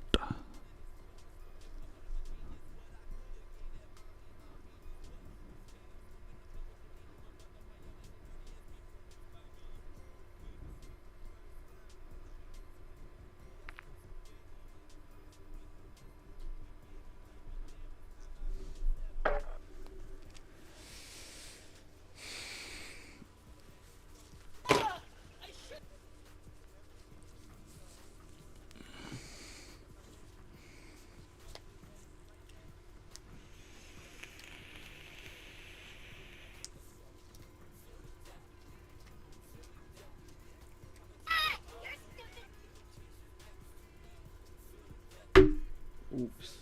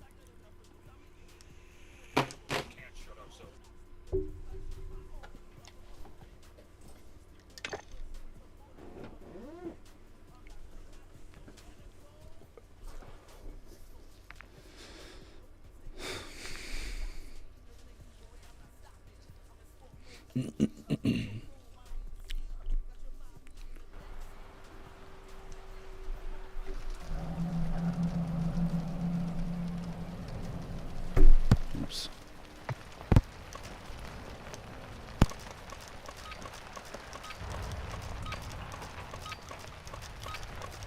We're playing. Kill confirmed. Fuck. Oh, I'm so ass. Whoa! Oh, fuck.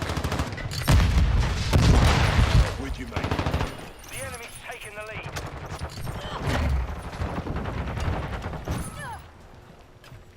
We've lost the lead. Oh, fuck. Assist. beam some headshots. Fuck.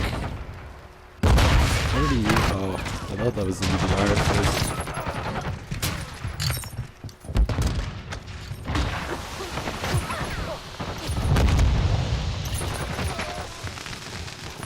God, the fucking sniper, bro.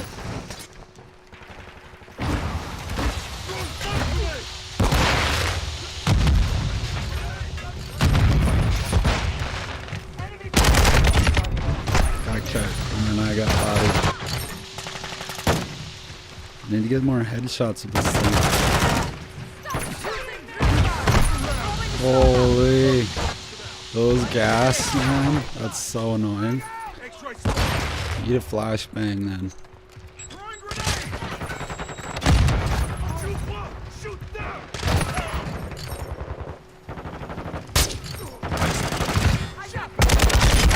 There's one.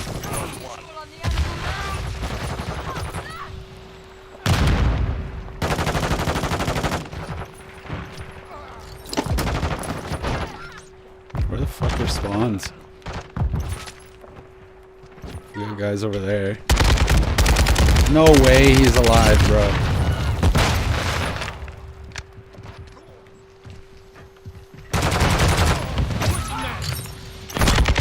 That's alright, I picked up the tags. Fuck that bad boy. Yeet! Oh, you got me. Oh.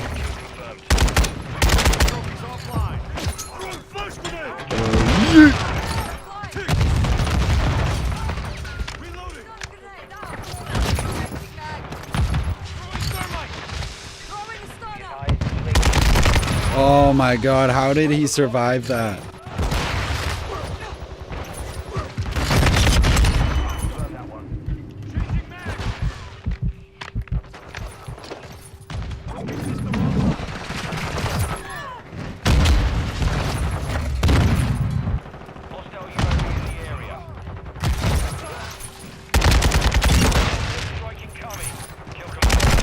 Fuck. Of course, this one right there.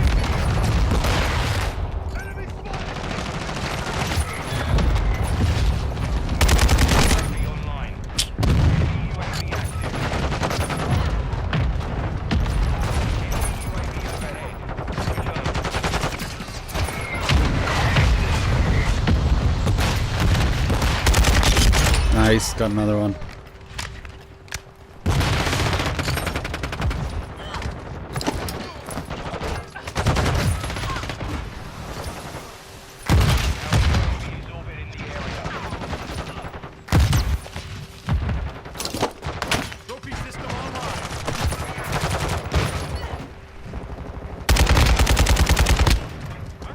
That guy's gotta be fucking one tap.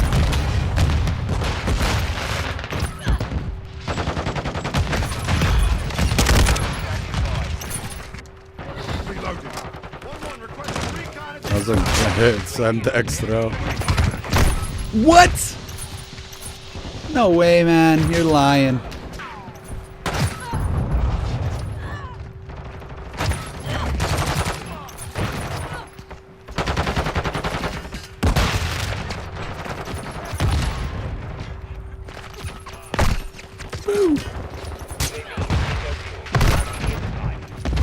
Got him so ass.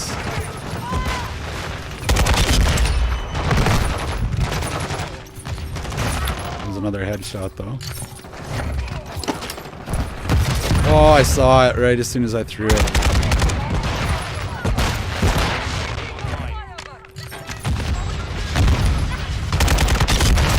Another one.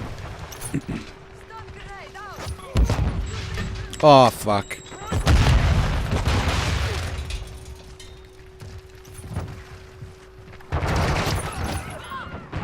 And we wait. Hoo-yah! Got you, bitch. Where's he coming from? You can hear him.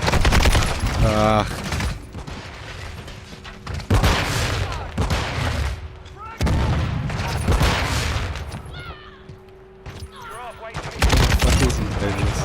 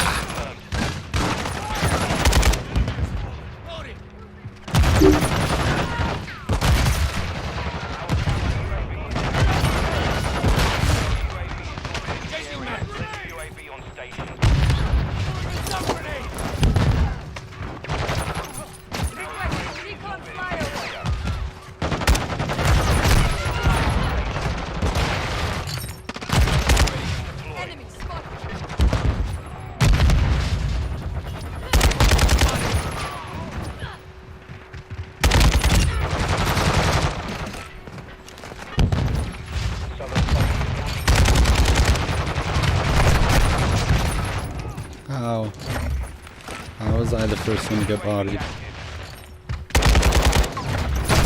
Oh, I knew there was gonna be more than one there.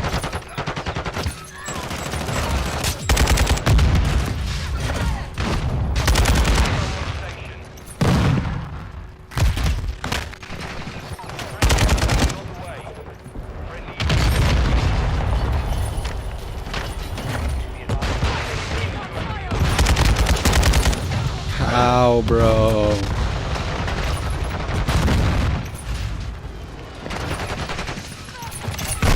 Yes, I was one from behind.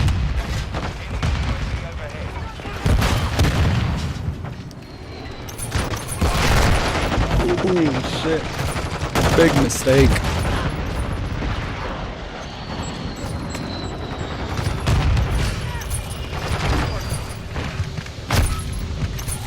Just as I throw the flashbang. I'm so dumb. How, man? What? Come on, bro.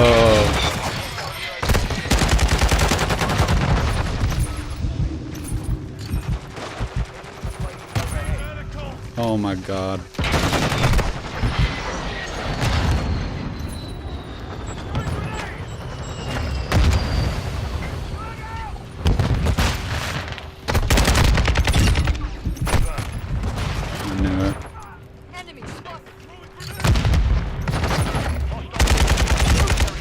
Dick puss boy.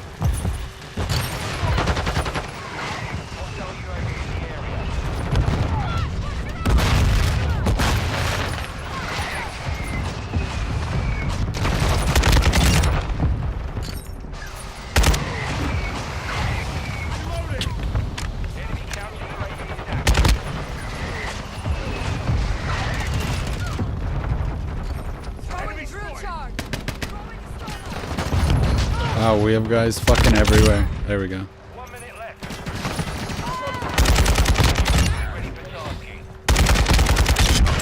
Nice. Let's go.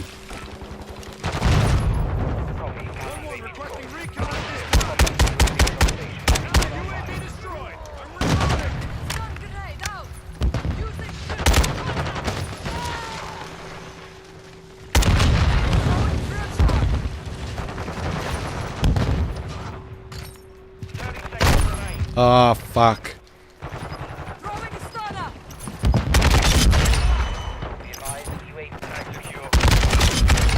Two headshots, let's go.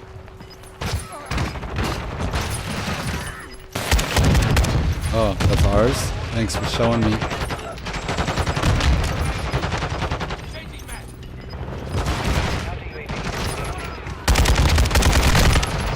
Come on, man. Shot.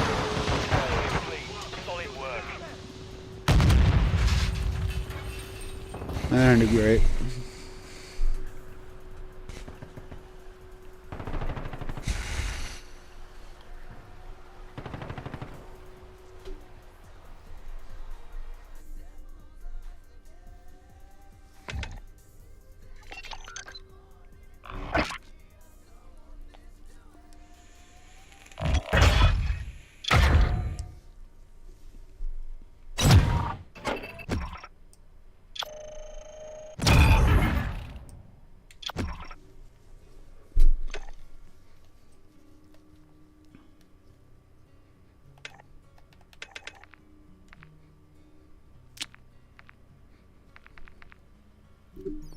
9 more. Let's go.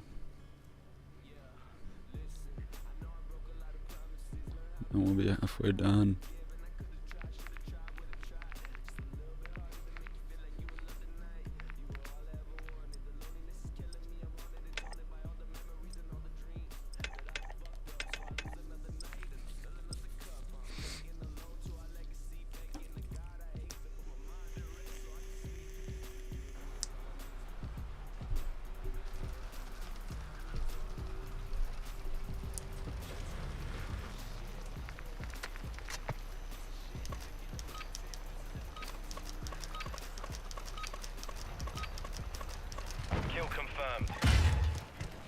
Another kill confirmed, eh?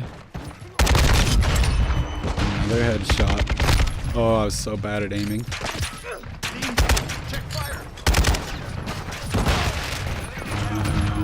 And right there.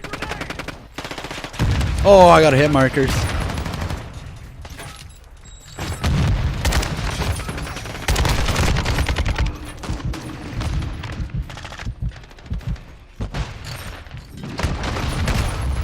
Oof.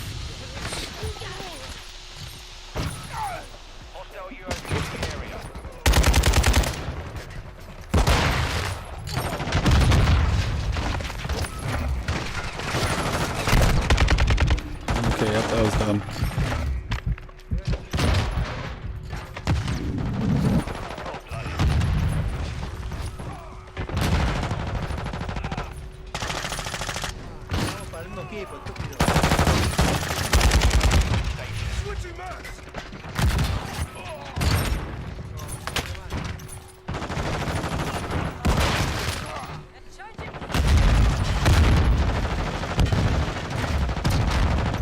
Trying to get frickin' Mountie kills.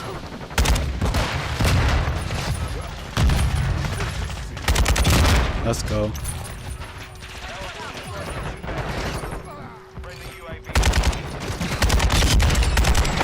Headshot, let's go. Wait, oh man, I thought that was a chick on the other team.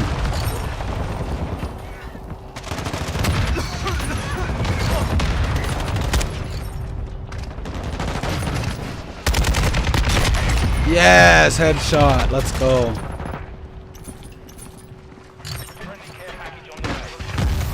Woo. What? Freaking shotgun.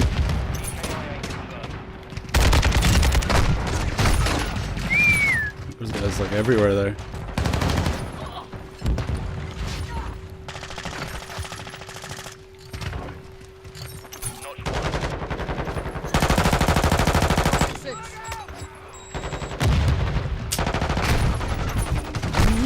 Where the fuck?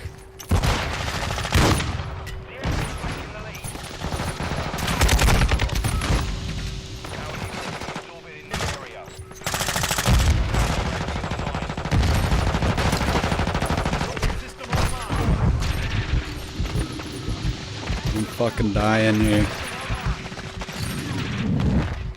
Here, get in here, get in here, get in here. I'm dying.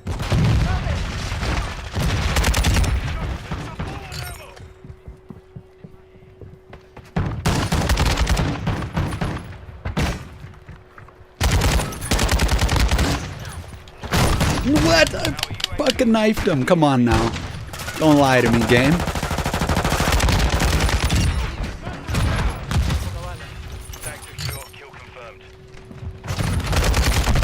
Oh my god, my aim is so shit. Oh my god, why? Oh, it's because it's already destroyed.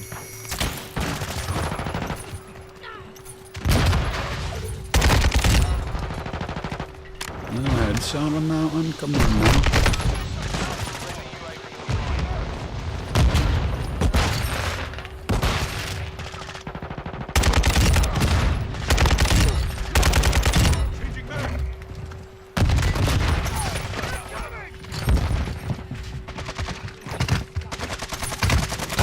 Oh fuck, dude! If I didn't get stunned right off the bat there.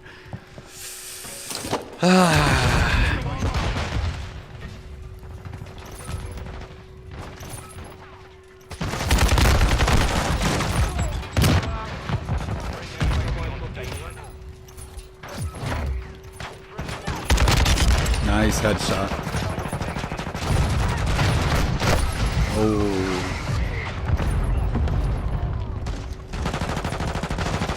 Ooh, guy right there. Yeet. Got him.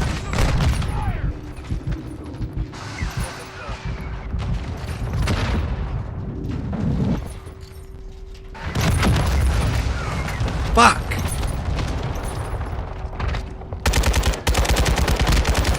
Why is my aim so bad?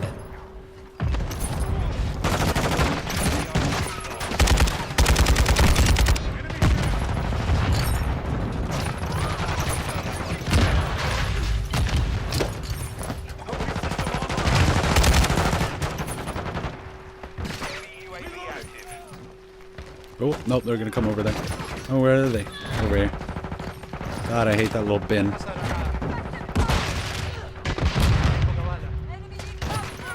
Oh, wasn't paying attention. Nice! That was a mounted headshot kill.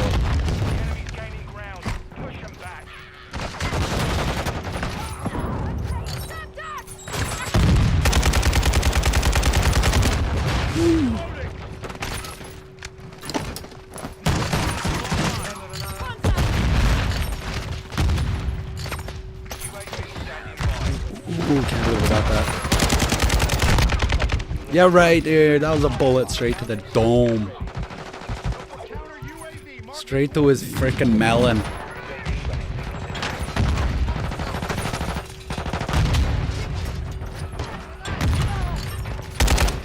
Fucking right. Go what? That's about right. This guy right there.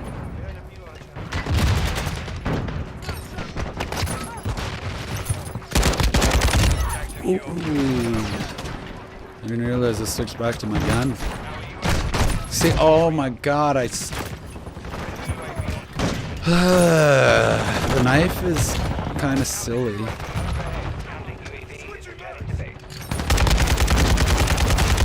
Oh my goodness.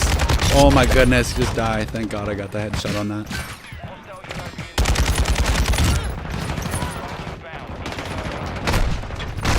Oh my god. What are you? What? He's just laying on the ground in the middle of nowhere?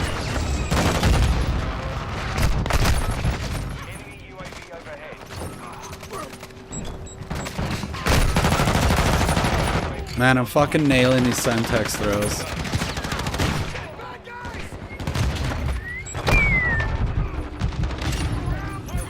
Like, look at that, bro. I'm disgusting with that Semtex. Oh, don't scare the shit out of me like that, man.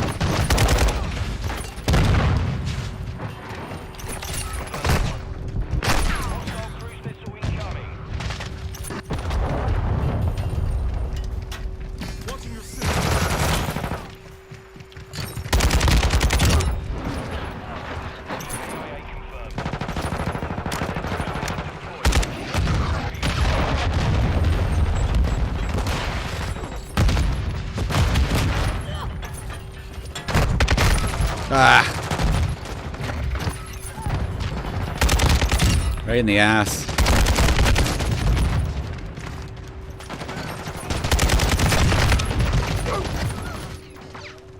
There's so many tags. Ah.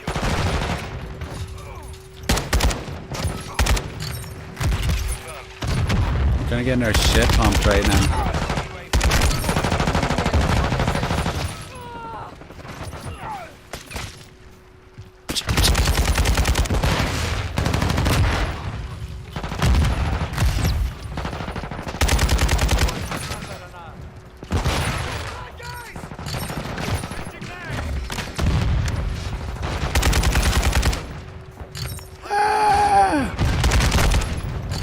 Fuck shotguns, man.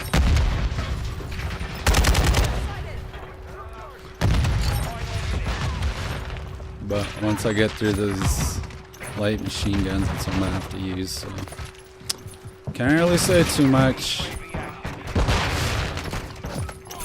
Oh, got him. Nice job.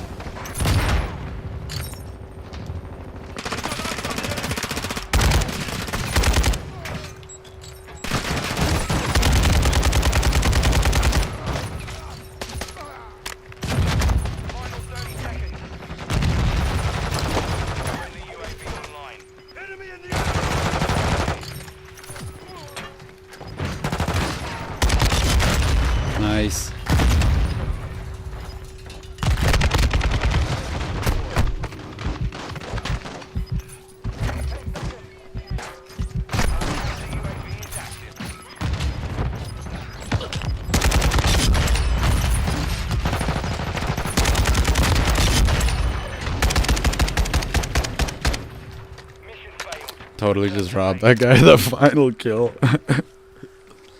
But I couldn't tell who was getting killed. I want to make sure it wasn't my team.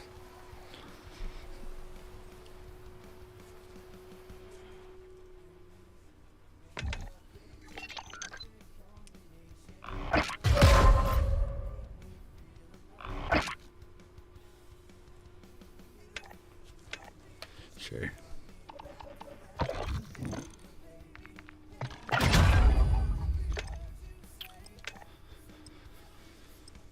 Hold on. One, I don't want to play team deathmatch. Two, I want to check. Nice, I got it. Sick. Halfway done. So shotguns now. I get to be that asshole. I don't know why, but I'm so ass with battle rifles. One more token, yay.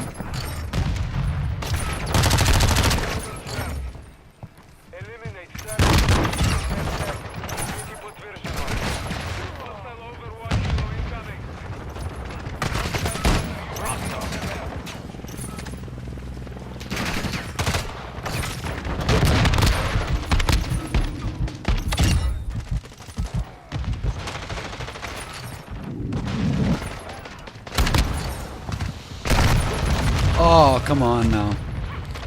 Also, how are these not fucking one-shot kills? I don't understand.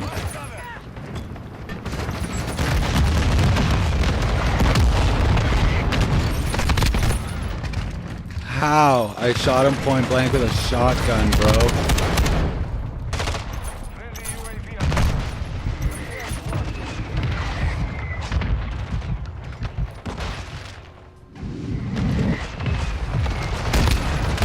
Like, how is that not a one-shot kill?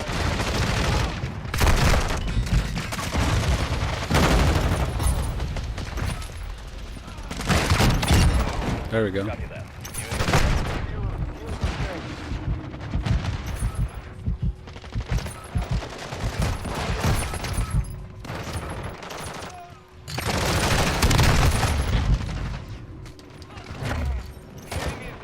Gotta make some changes to this gun.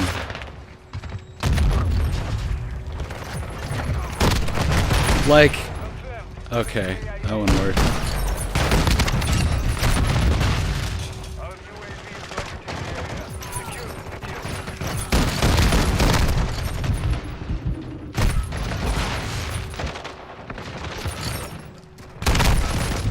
Ooh, that was a long shot with it. Good spawn, game. Good spawn.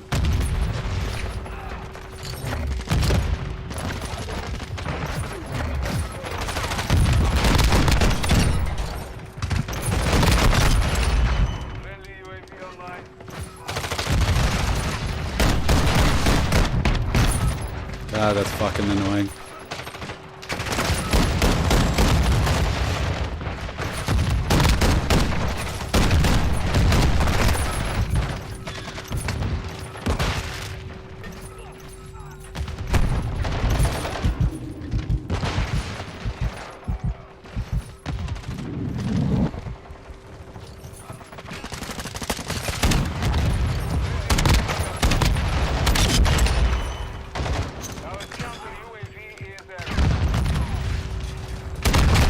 How?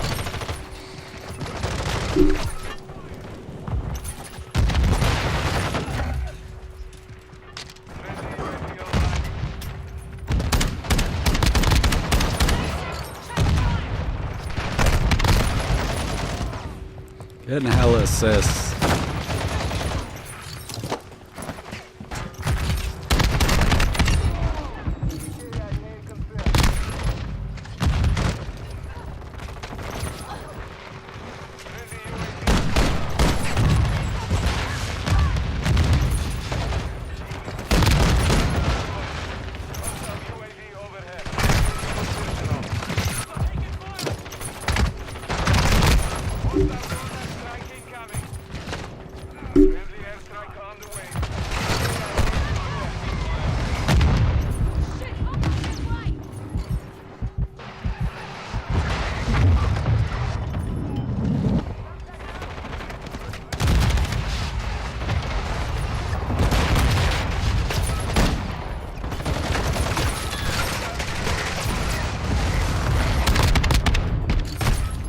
Yeah, right. He survived that, man.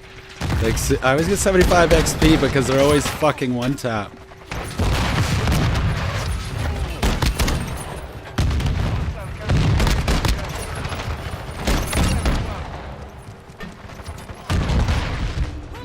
How am I alive still? Holy shit.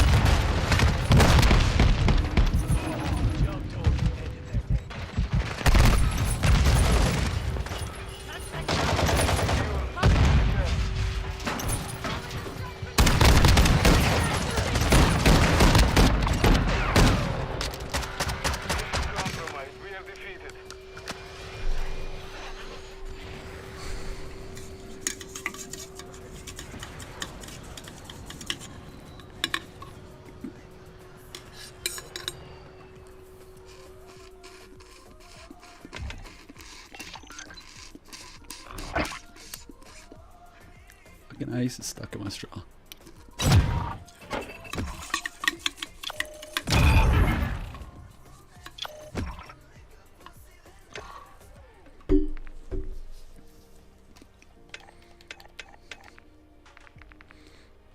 Twelve more. Let's go.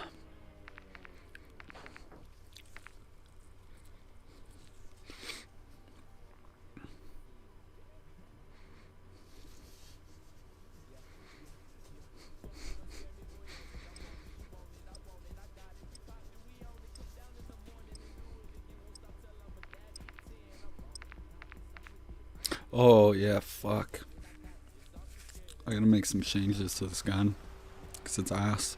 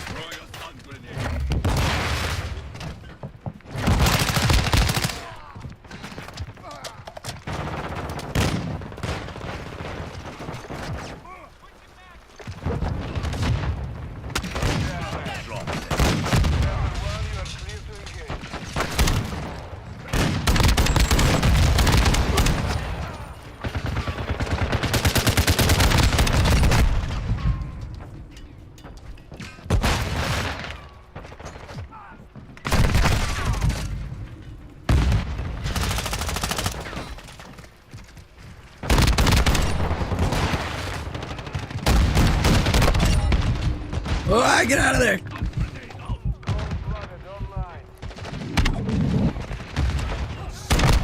Oh, I beamed him though. Give him a quick little bag.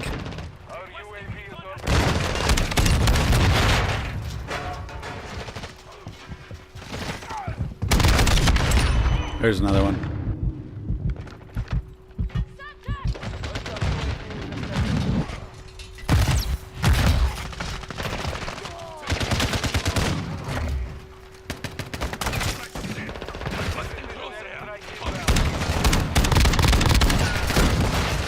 Nice. Oh, he thought the fucking decoy was the guy. Wong shot.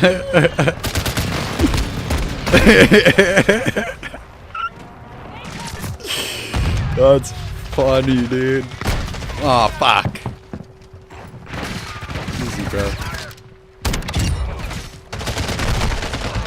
Fuck, I'm still thinking it's kill confirmed, so I keep running after the tag.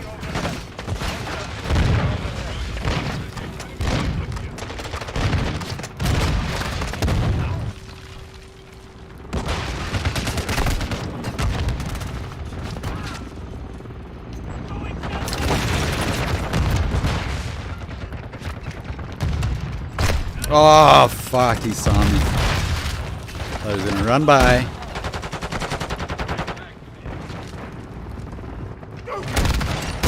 Yeah, there we go. Eat a dick.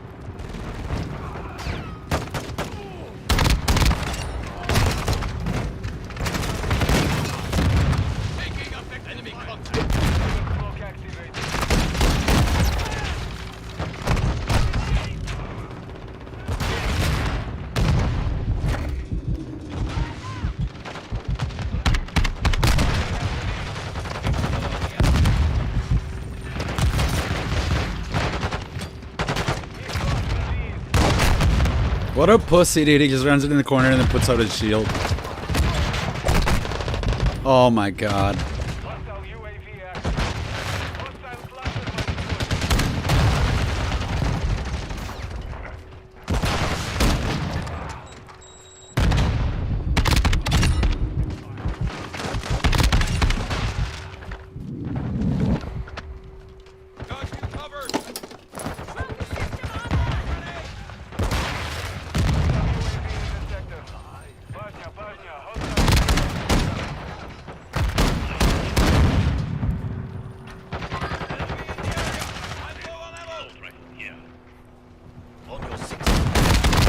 Bullshit. Like how did he not die? Like, oh my god.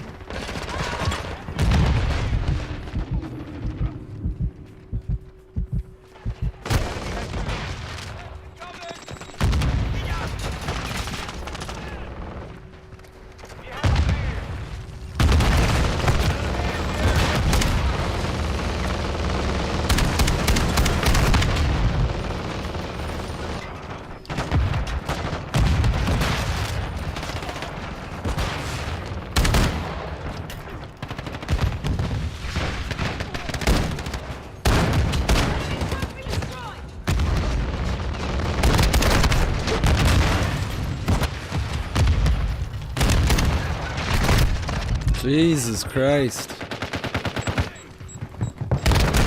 Like, thank God I still got the kill, but I don't understand how a point-blank shotgun didn't do it.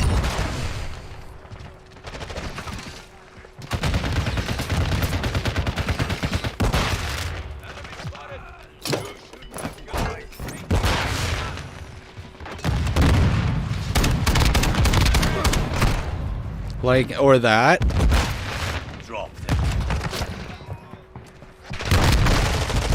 Or that.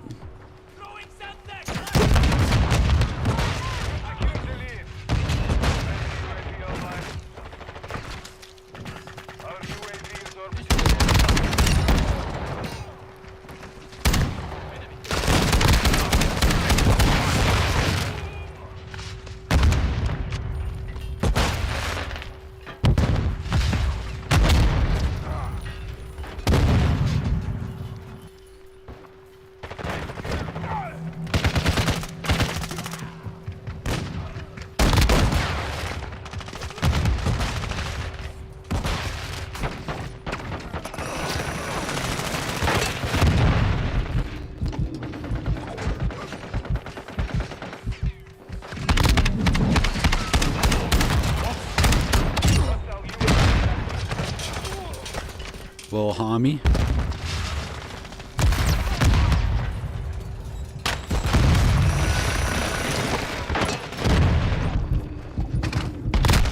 Okay, like how was that one not a headshot and two not like a fucking point blank instant kill? Like this gun is so garbage.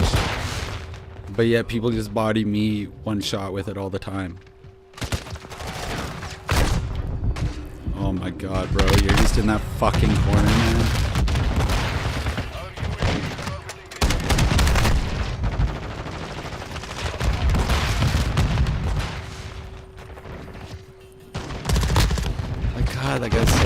fucking ass.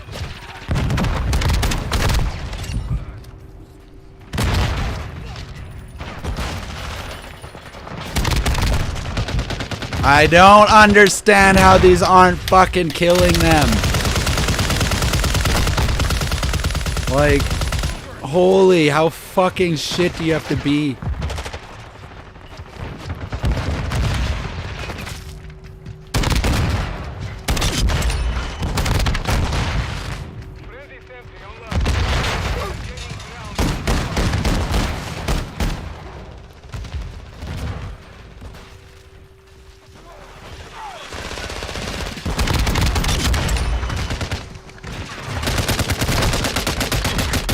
Nice, I got the 50 headshots, so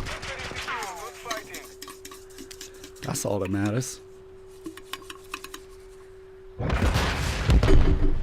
Like, I was fucking shooting my body, though. What a piece of shit. I don't have to use a fucking shotgun anymore, at least.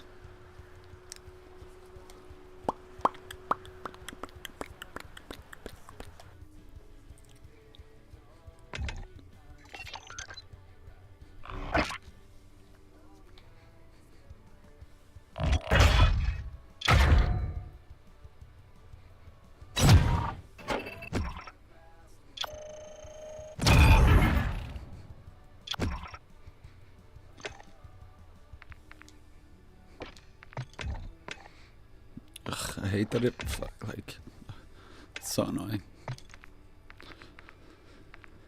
Okay, okay.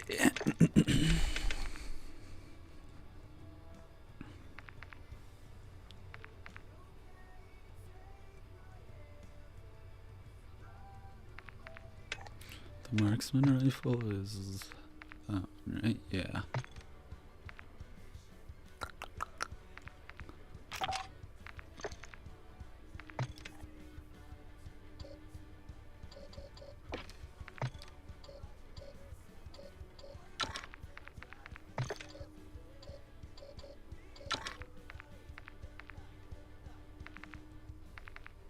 Wait, isn't that blocked with the... Yeah, okay.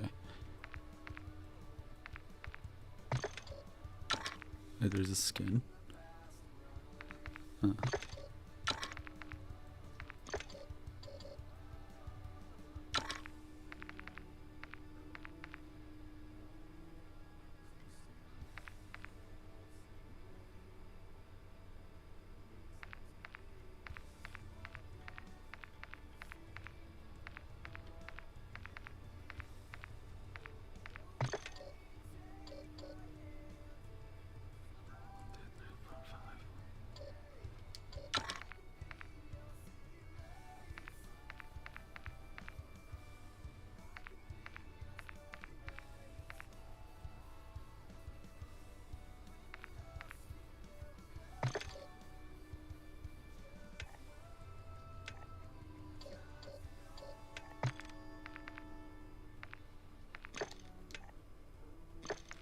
There we go.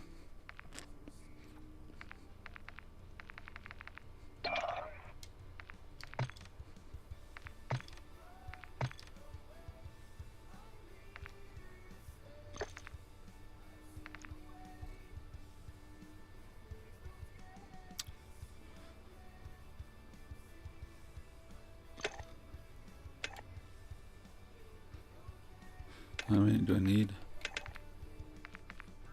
40. Ugh. 13.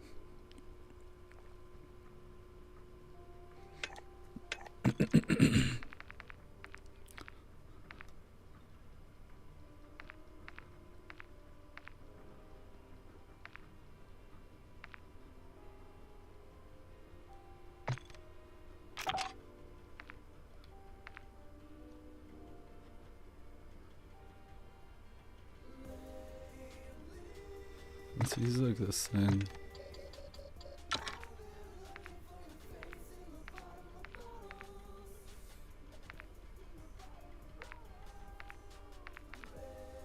Not really good mobility with it.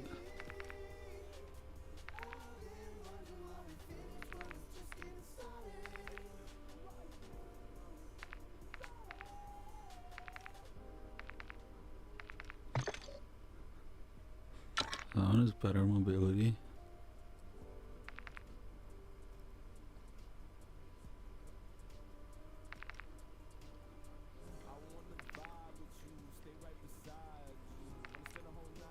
Huh. Guns are shorter, so that's interesting.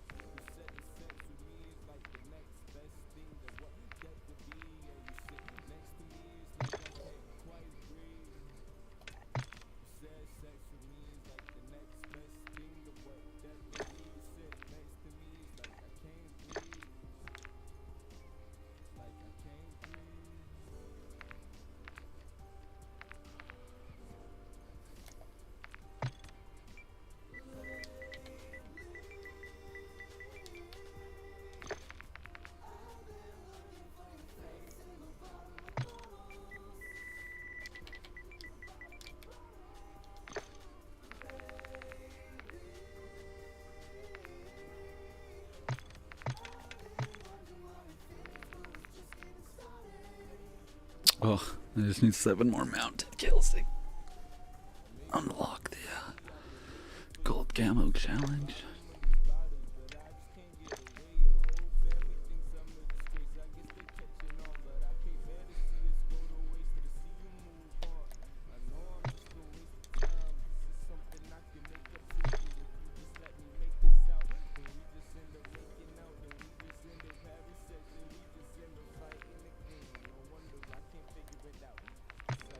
Oops.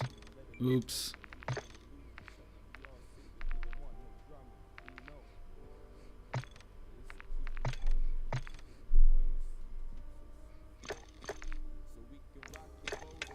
Alright, there we go. Oh, I had double XP going that whole time. Classic.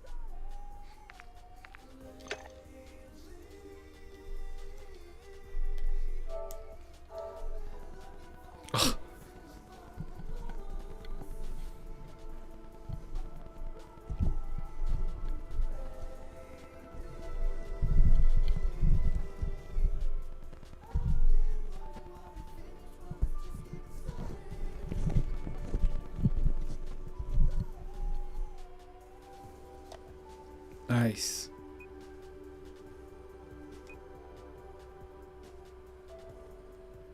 Oh.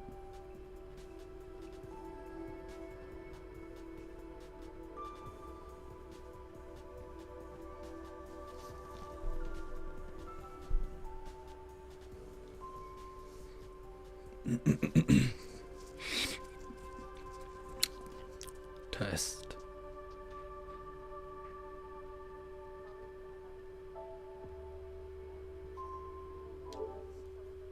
It's not terrible.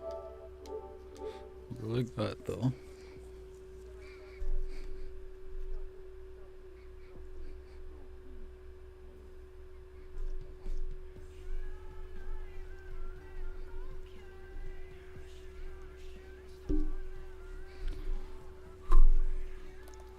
Alright, maybe Sonny will play.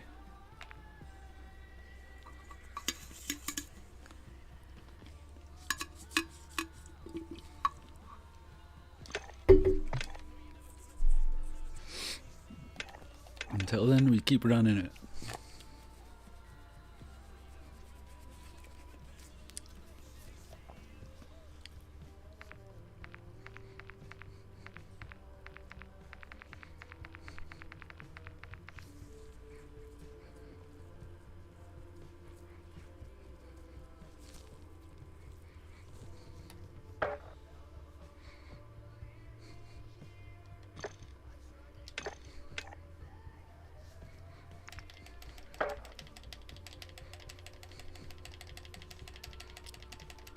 Gotta warm up my trigger finger.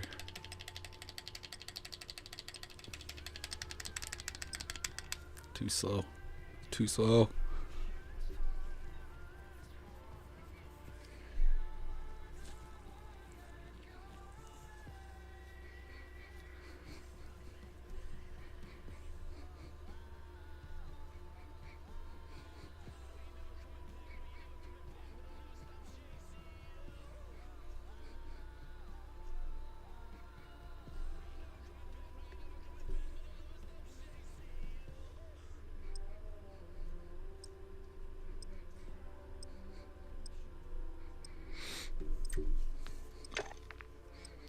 EDM.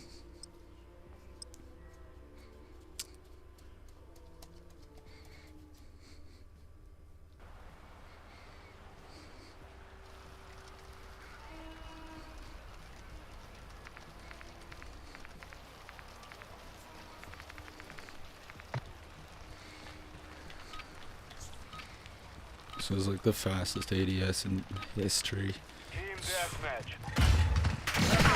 Yeah, nice try. What? How did that miss?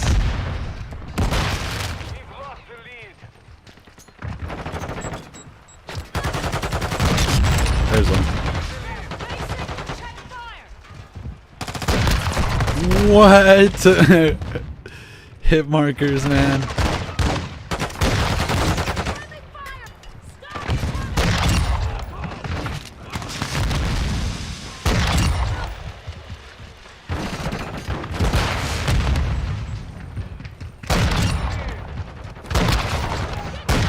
Bullshit, man. I can't believe I'm getting hit markers with this thing from so close. Yeah, that was silly. Just handed him that kill.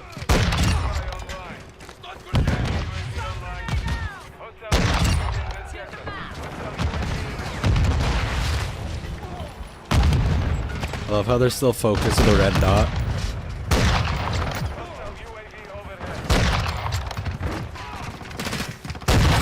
Oh shit.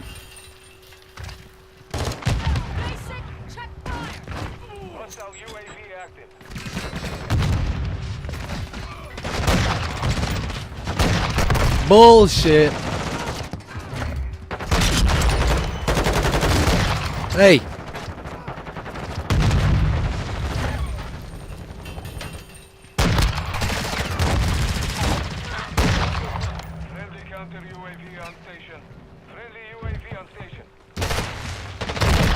Come on, man. You can hear my gun.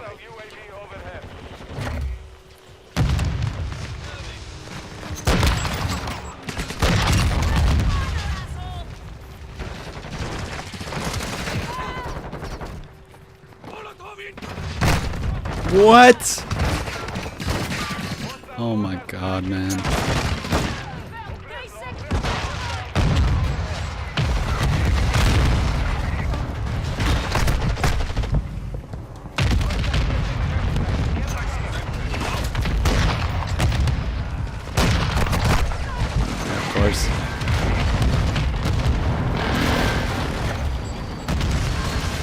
Oh, I got stems or stems on this.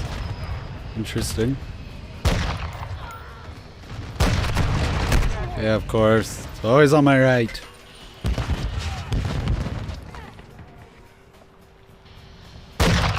Bullshit.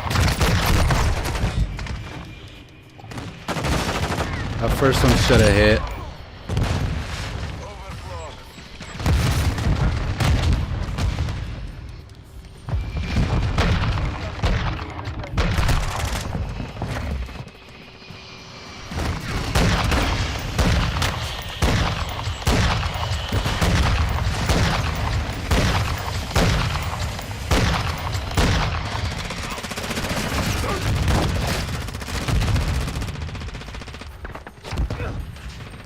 Flashlights.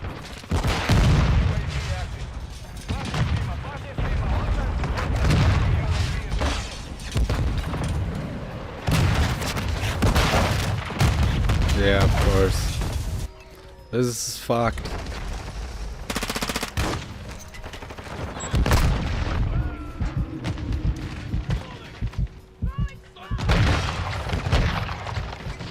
Ugh, fucking stun grenades.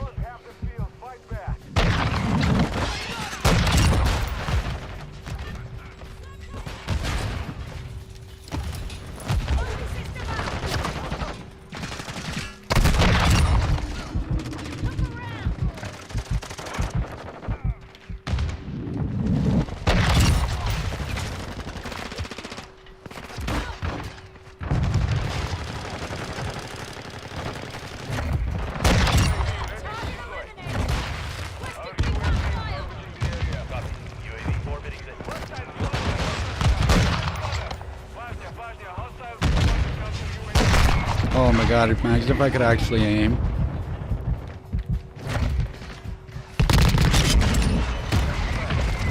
Pistol headshot, let's go.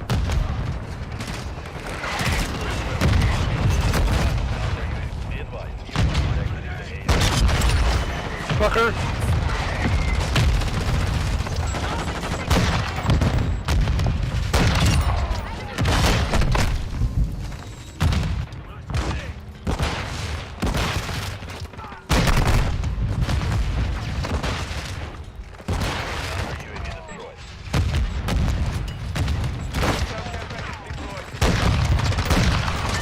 God, I'm so fucking ass.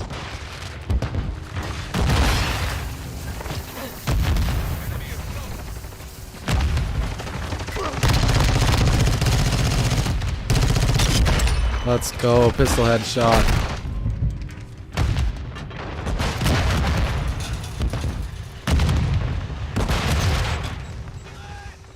Please, please, please. Fuck.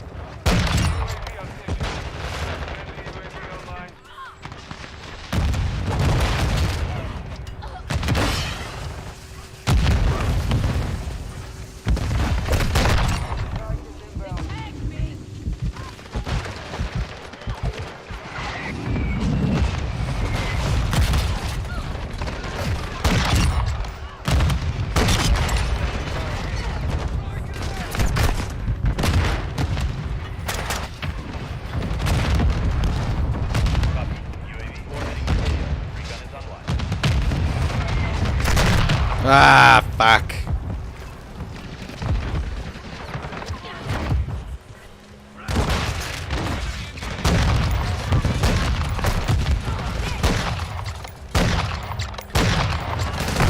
Holy shit. How did I have time to shoot 10 shots at him and not hit a single one of them? And I have stims, I always forget that.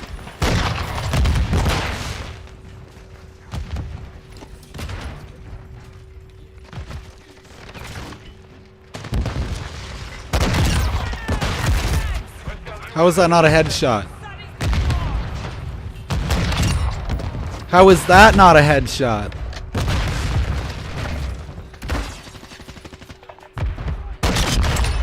Thank you.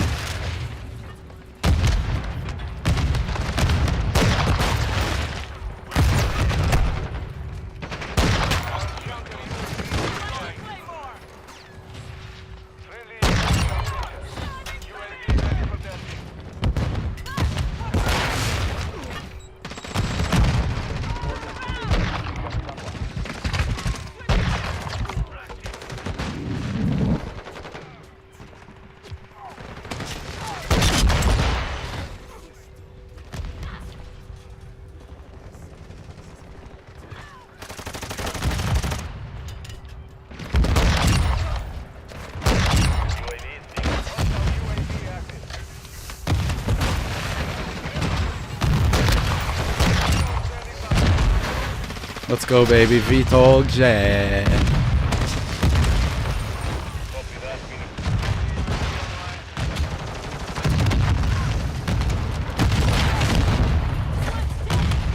Oh, yeah. And I have stems.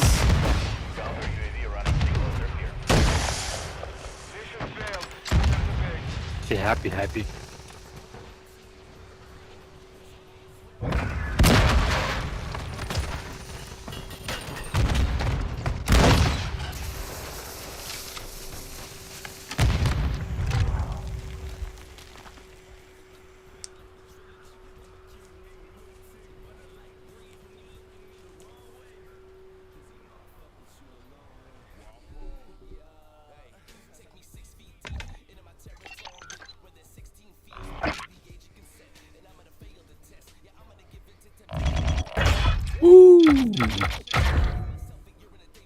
Big one.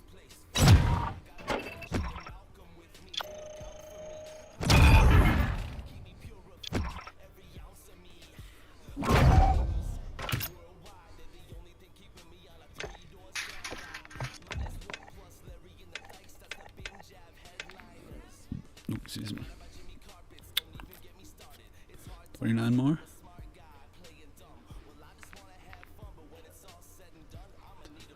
11 more. Doing pretty good. Kind of cooking through it, to be honest. There was a point where I was just like, I'm not going to do it. Season's almost over, but been cooking through it.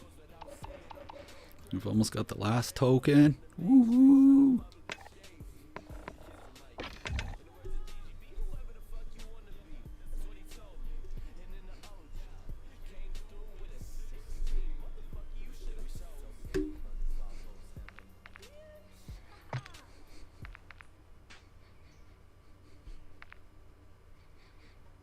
Let's do this one and then go smoke, maybe. I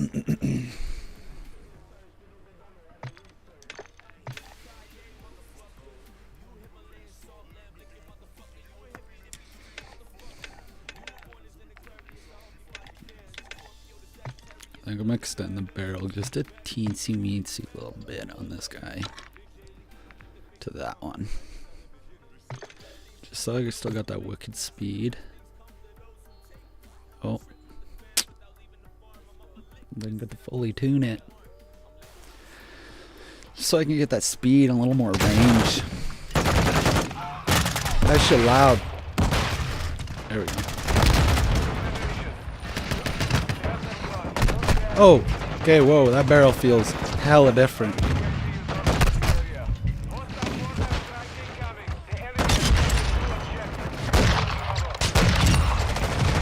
Bullshit, that first one missed, man. Oh!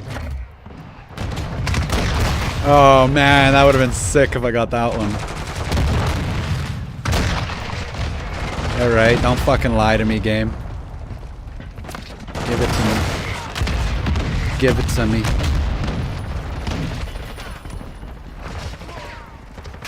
Give it to... Oh.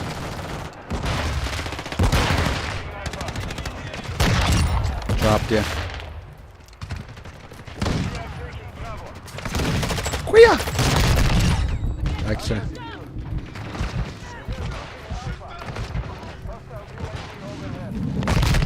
Oh, come on. That should have at least killed that guy.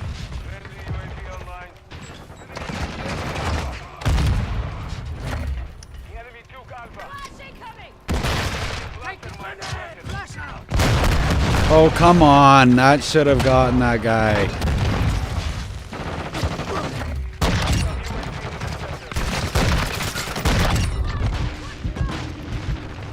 I'm so dead. Oh, come on. As long as I get that Sentex in there. Boom! Yeah, that's what I'm talking about. Oh, you fucker in that little corner.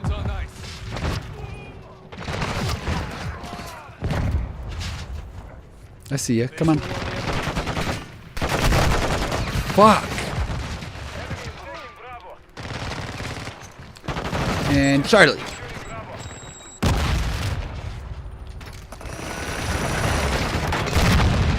That was a big mistake to use my stim. I keep thinking I have a flashbang. Fuck, I just hit that corner. How many times am I gonna shoot the corner?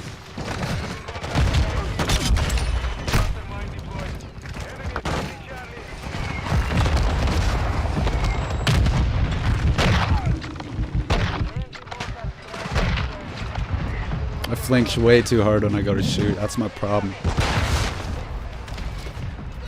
Okay, let's get this down. I'm probably gonna die.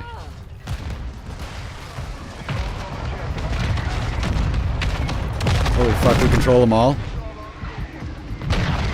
What? You're lying, big boy.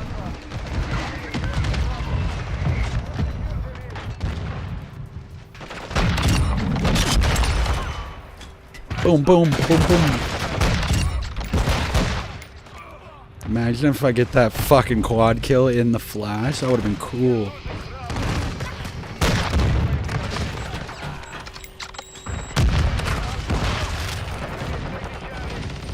Enemies taking Charlie. Enemies securing Bravo. Oh, I couldn't fucking see him. There's so many dead bodies there. Kaboom! Salad.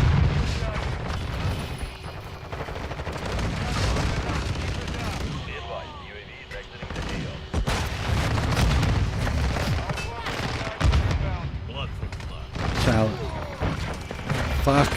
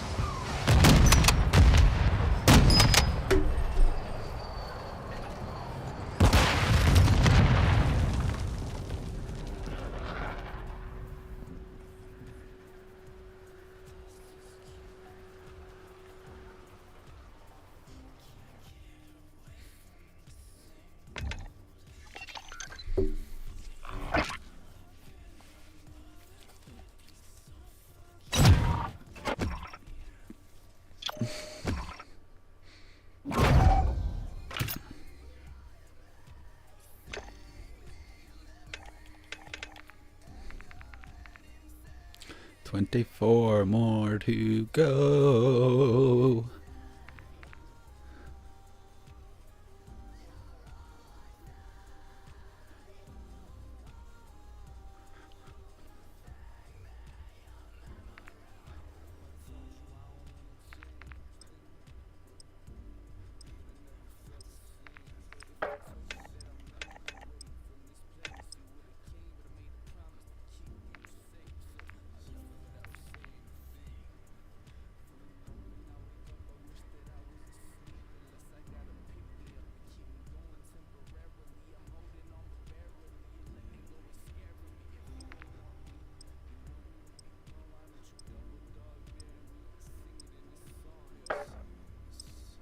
Ugh, TDM. I need some food. I haven't eaten all stream. Fucking hungry.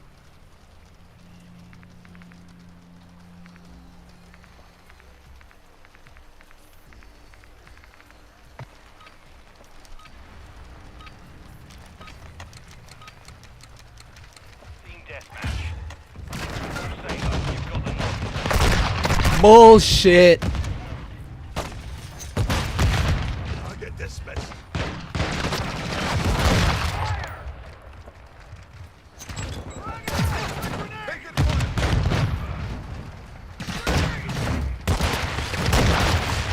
Okay, that's fair. I butchered that one.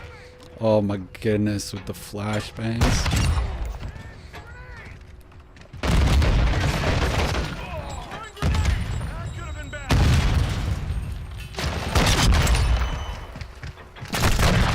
Oh, come on, game. Come on, what?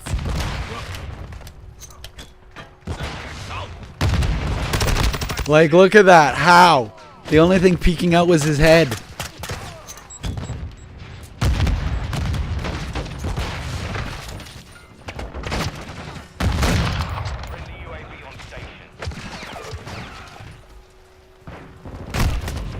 Fuck off.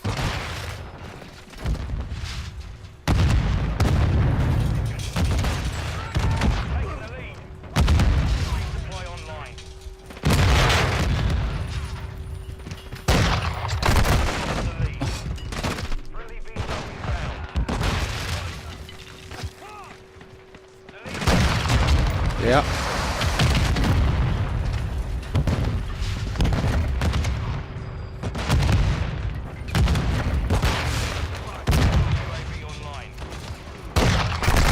Why?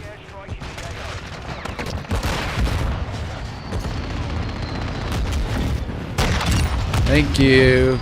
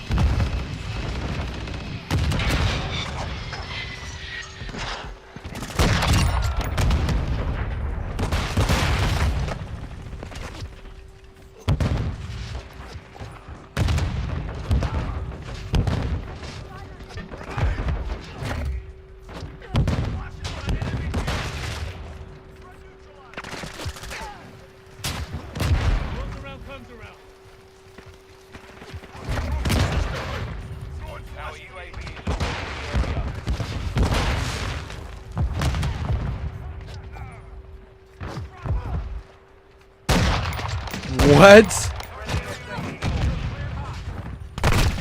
That makes no fucking sense, man.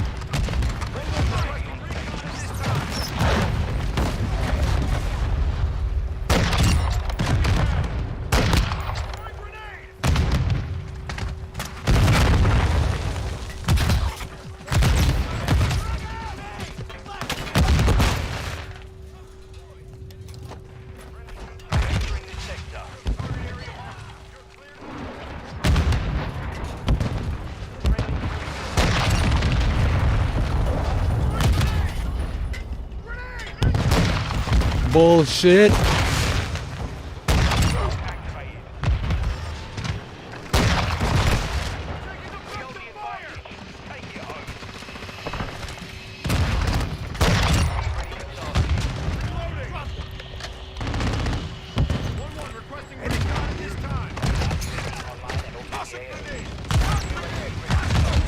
Yeah, I still got a flashbang.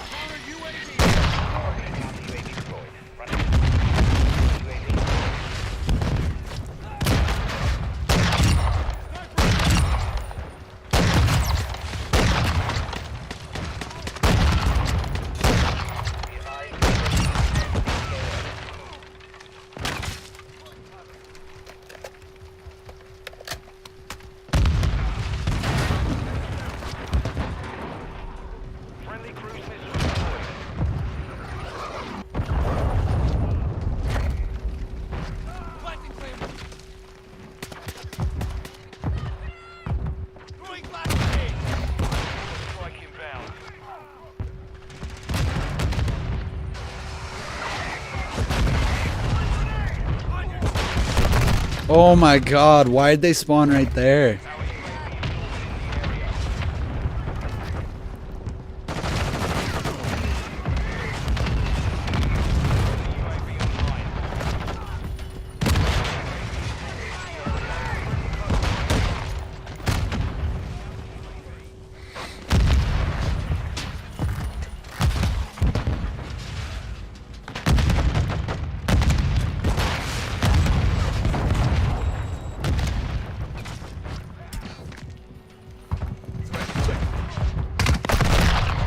Pussy.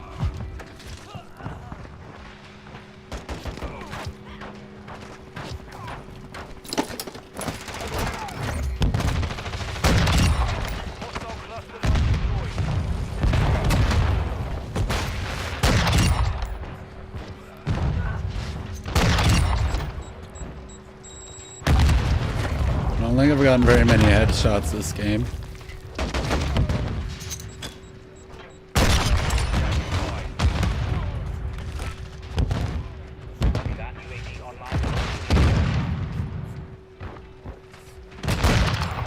Bullshit.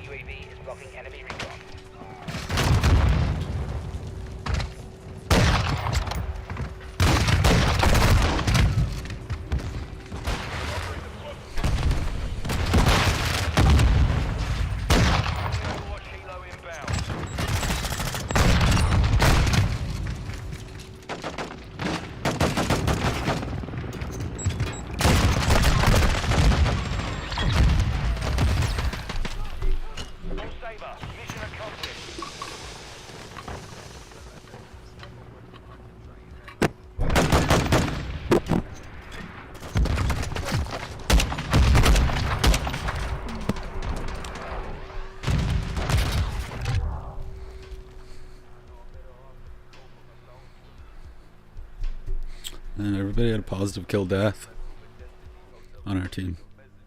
That's crazy. There it is. Boom. Completed the battle pass.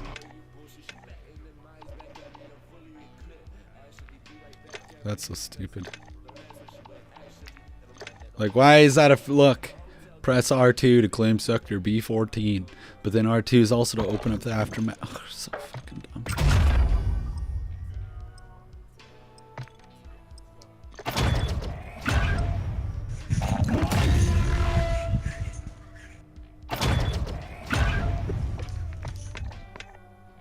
Yay.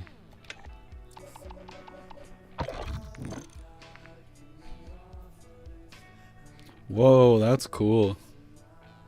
A hemlock. That's dope.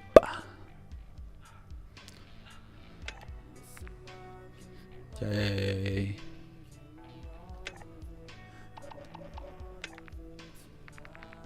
$20 more.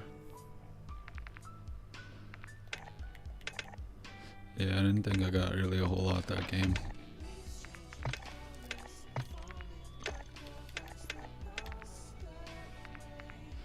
I could just run around with the pistols and try that.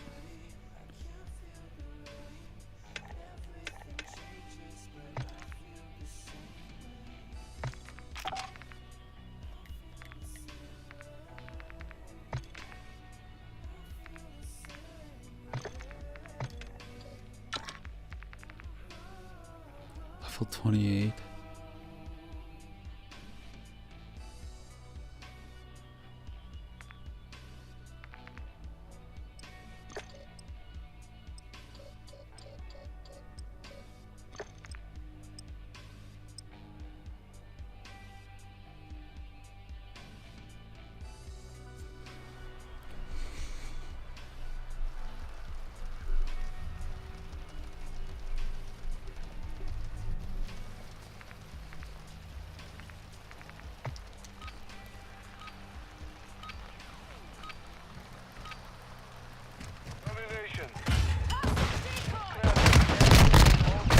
Come on, how?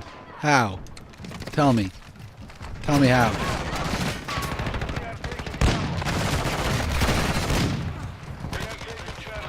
I'm just gonna keep running around until we secure this one. Oh fuck, it's so close.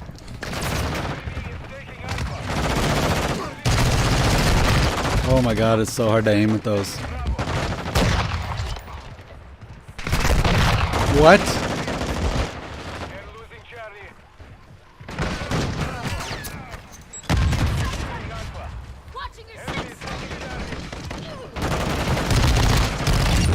Thank you.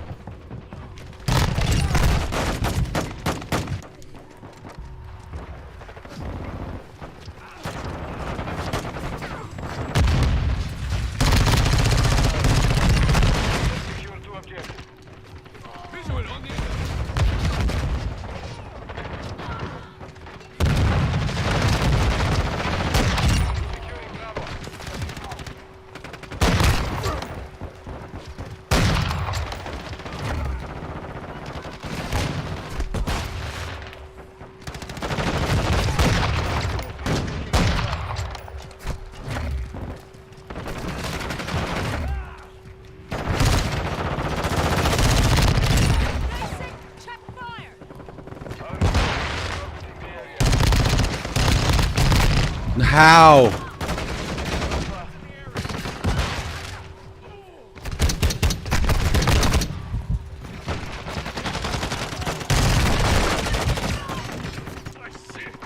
These things aren't very good. That's gonna blow me up.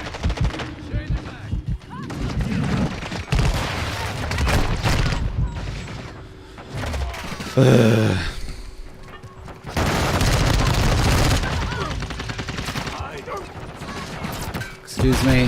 Thanks for stopping me. Now I got fucking slow flash. Okay, that's not it, man.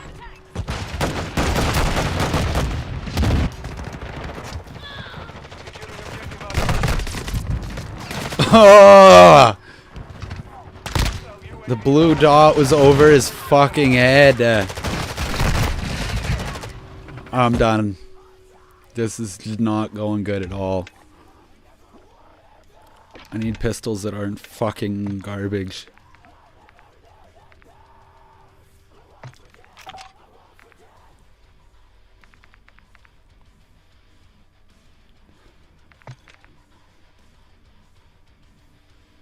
I don't think that's going to be quick enough.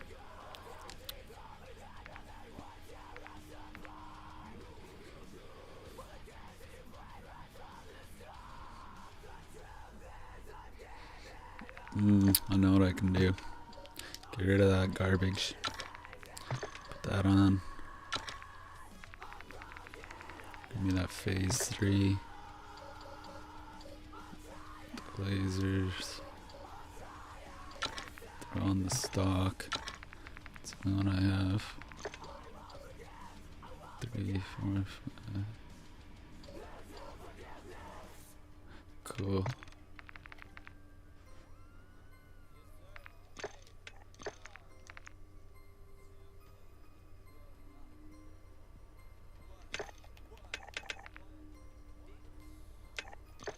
Maybe get a single one.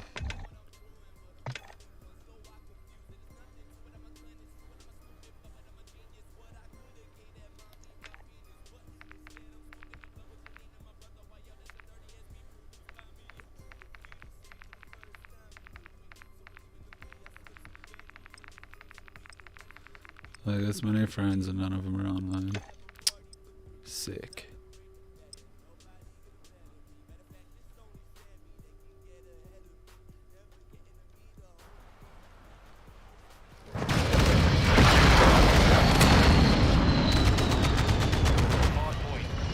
I better be.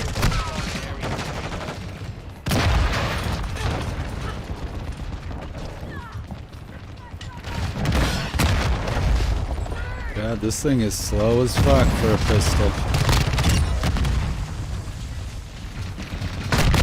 Oh, what? There's no way, man.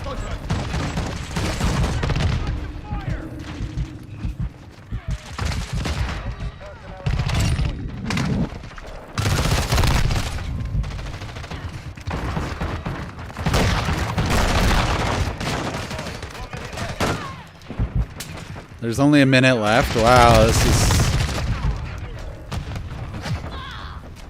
Oh, never mind. This is... Still like a lot of score left.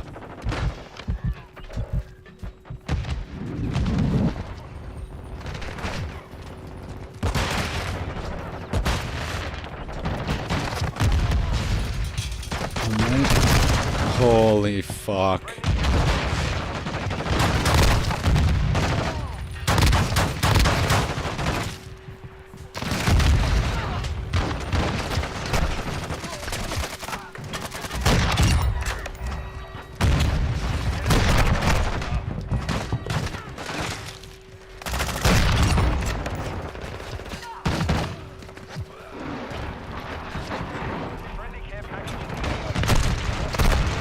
Yeah, it spawns right behind me. Real fun game. Real fun when you do that.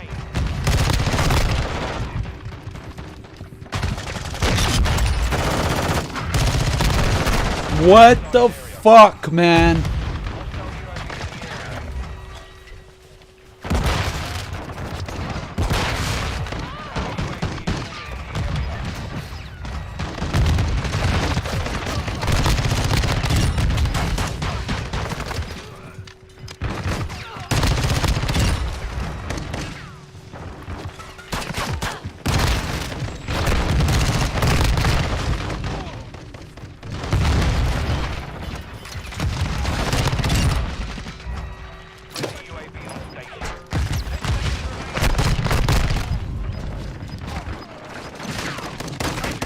Keep getting so many assists.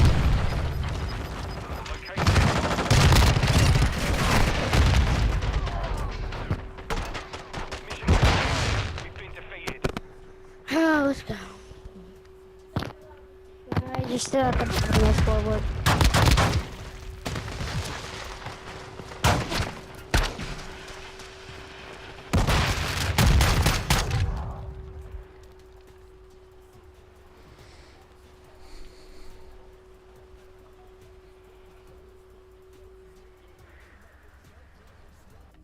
I don't think I got a single headshot that game.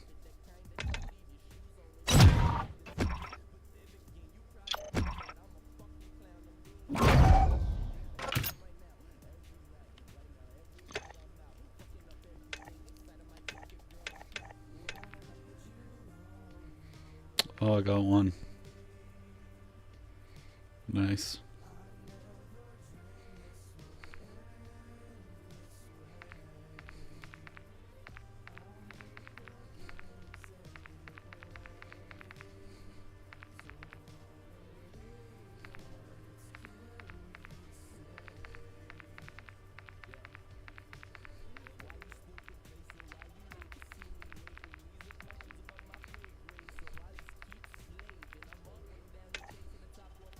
Cool.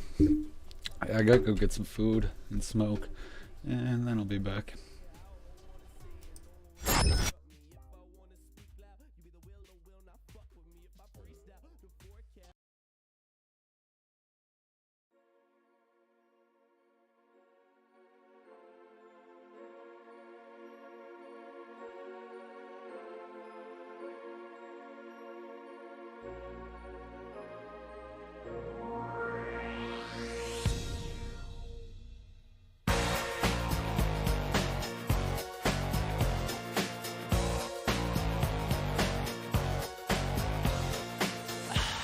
Fucking God, bitch, we're back again. Send me in the fiend on the same bullshit, but it's a new day. The cat's out the bag, I'm wigged out. Stiffing on the panties like it's cocaine. I don't play, I'm on my own wave, riding the title. My full name's in the title. I got the championship, ring the title. They've been abandoning the ship upon arrival. That's alright. Am I original?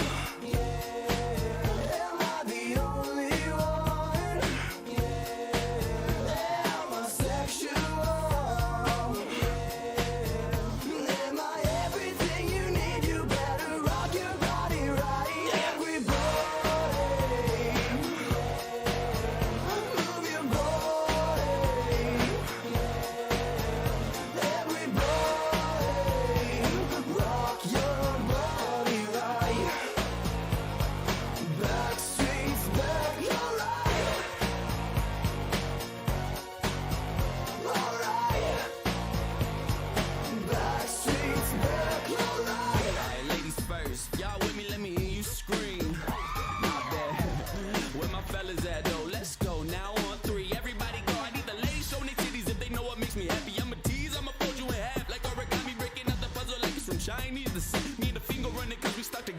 Okay. And know about the size that you trying to switch. I knew your dumb ass would try to snitch, so I'ma treat you like a prison bitch, cause that's what you is. And now enough of this, I'm about to bring the ruckus like Quan. I'm chef the meth, and now I'm under the covers asking your bitch, am I everything you need? You better rock your body right. Everybody.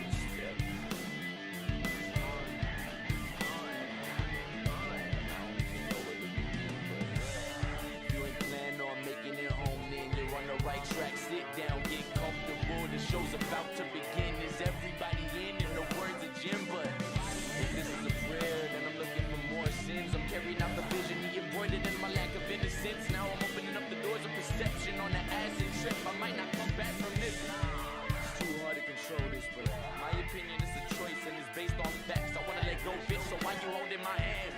Let go, get a hold of my hand. You know I wanna let go, so why you holding my hand? Just get a hold of my hand, dude. You know I got your back. When the world unravels, we might do some more, but at least I know we got it handled.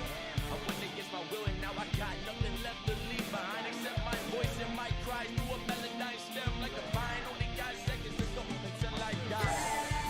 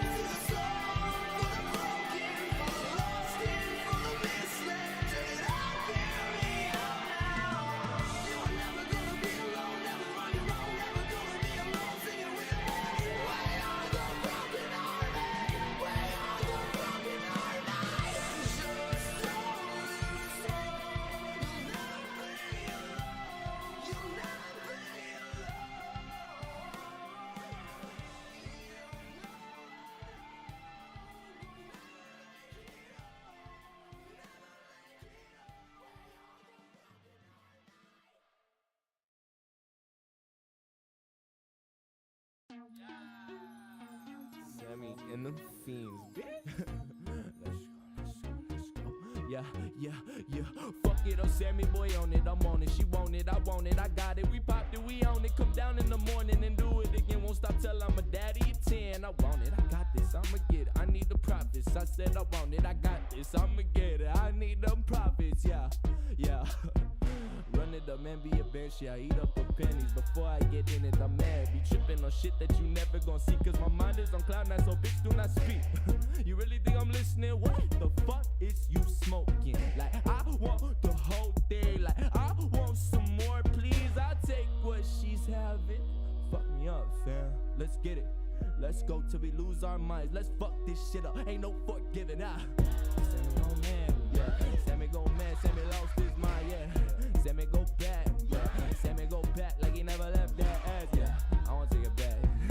I'ma got my teeth while I'm tripping on the molly. I'ma take your bitch back. I'ma call her like she silly. Yeah, the bitch want me. She wanna suck on my willy. I'm gonna pop that Billy. I'm gonna take that bitch with me. I'm gonna rip that shit apart. Yeah, you know me.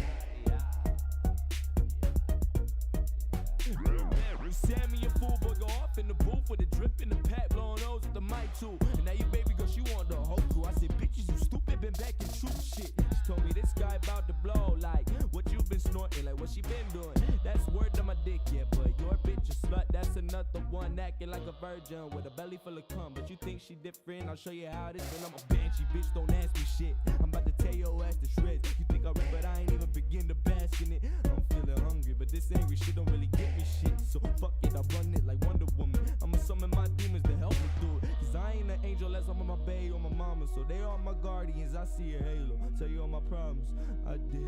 Now they'll never forget that. Sammy go man, yeah. Sammy go man, Sammy lost his mind, yeah. Sammy go back, yeah. Sammy go back like he never left that ass, yeah. I wanna take it back. I'ma got my teeth while I'm tripping on the molly. I'ma take your bitch back. I'ma call her like she silly. Yeah, the bitch want me. She wanna suck on my willy. I'm gonna pop that Billy. I'm gonna take that bitch with me. I'm gonna rip that shit apart. Yeah, you know me.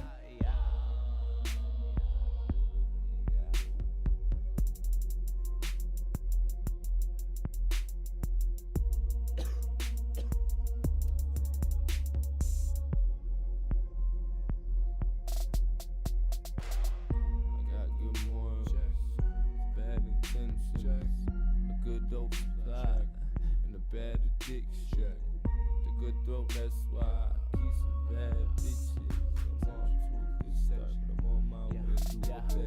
got some good morals and some bad intentions. Got a good dope supply and a bad addiction. A good dope, that's why I keep some bad bitches. I'm off to a good start, but I'm on my way to a bad ending.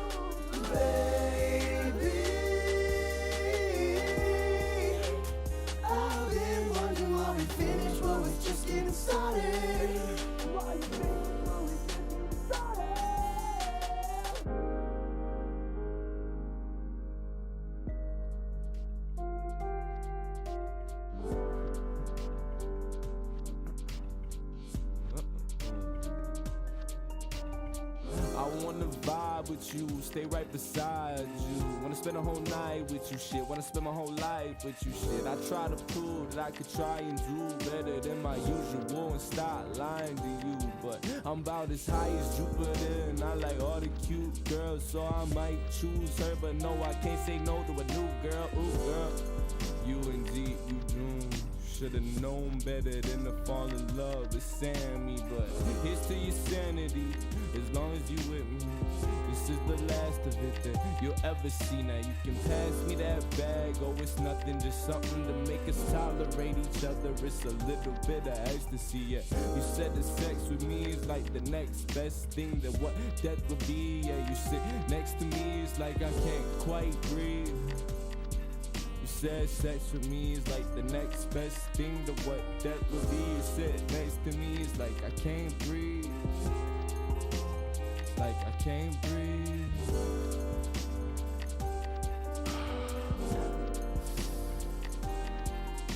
Lately,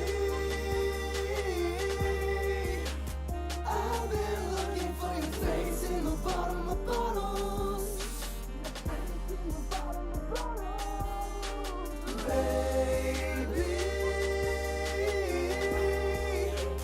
I've been wondering why we finished what was just getting started.